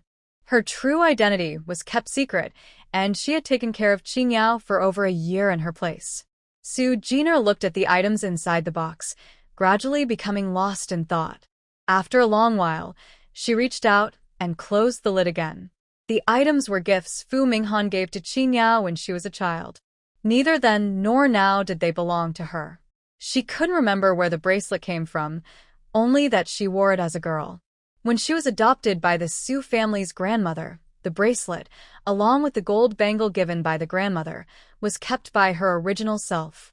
When she first interacted with Fu Minghan, it was this agate bracelet that caused him to mistake her identity. It also marked the beginning of her story in this world. Host, this item is actually in the male lead's possession. That's normal. Since Fu Minghan could say such harsh words to Chi Yuan and truly cut ties, he wouldn't give this away again. The connection between them was already fragile. Soo Jiner placed the item back in the corner, then stood up and left. For a whole week, Fu Minghan's life became very regular. He woke up early and came home early. He worked quickly and efficiently, more than 10 times faster than before. Although the employees at the company were curious about why Mr. Fu was no longer working overtime, everyone felt happier because Fu Minghan was in a good mood. You all know nothing. Just wait and see. Good news is coming soon for Mr. Fu. Peng-chen sometimes shared a little secret with others. Of course, he had Fu Minghan's permission. Peng-chen was eager for everyone to know that Fu Minghan was getting married and had 3 adorable babies. With Peng-chen, the big assistant, sharing the news, it didn't take long for rumors to spread in the company that Fu Minghan was about to get married, and it was happening soon. Everyone was very curious about who the bride would be. The news spread quickly. When Fu Hailin and Lu Yuqin, who were abroad, heard about it, they were both surprised. What? He's getting married? Impossible. I am his father, so I should know everything about him. Fu Hailin, holding his phone, returned home with a face full of anger. Lu Yuqin sat beside him, worried, patting his chest now and then. Old Fu Hailin was a bit sick and couldn't handle big emotional ups and downs. Although Lu Yuqin was his second wife, they still had feelings for each other. On the phone, a middle-aged man with a somewhat awkward smile said, "Haha, maybe it's just a rumor? I mean, your son is young but successful. It's hard to believe he would hide his marriage. Anyway, old Fu, I'll hang up now. I don't have anything else to say." This middle-aged man had long been interested in the Fu Group CEO, Fu Minghan. His daughter was a bit younger, and he was thinking about making their companies work closer together. When he heard the news, he immediately called Fu Minghan's father, Fu Hailin, to ask for details. To his surprise, even Fu Hailin didn't know much. He hung up the phone. Meanwhile, Fu Hailin threw his phone aside without looking at it. His eyes widened with anger. This brat, hiding his marriage from us. Humph. Does he even consider me his father? He instinctively forgot that he had been kicked out of the country. Don't be angry, Hylan. It's probably just a rumor at the company. Besides, Minghan still likes Qingyao, right? He's probably waiting for Qingyao to come back to the country. Lu Yuqin gently comforted him with a kind voice. She seemed understanding and didn't show any signs of having previously treated Qi Yuan harshly. Instead, her attitude changed dramatically when mentioning Qi Yuan, as if she acknowledged that Qi Yuan was likely Fu Minggan's wife. However, a change in status like that brought about such a huge difference in attitude. If Qi Yuan knew, she probably wouldn't know how to feel. Fu Hailan was not comforted. As a former chairman who had worked in the company, he still had some understanding of his son and how the company operated. It was clear that the news about the president getting married had spread far and wide, and it wouldn't have been possible without Fu Minggan's approval. He was certain that this was probably true. Fu Hailan still found it hard to believe. He never expected to be so estranged from his son. Besides their blood relation, his son didn't even want to talk much with him anymore. He knew he had done many wrong things in the past. The divorce between Fu Minghan and Qi Yuan was partly his fault. Now that Qi Yuan's identity was restored, he also felt guilty. But fathers and sons shouldn't hold grudges forever. Thinking of this, Fu Hailan felt unwilling. He pushed Lu Yuqin aside, sat back on the sofa, and took out his phone to call Fu Minghan.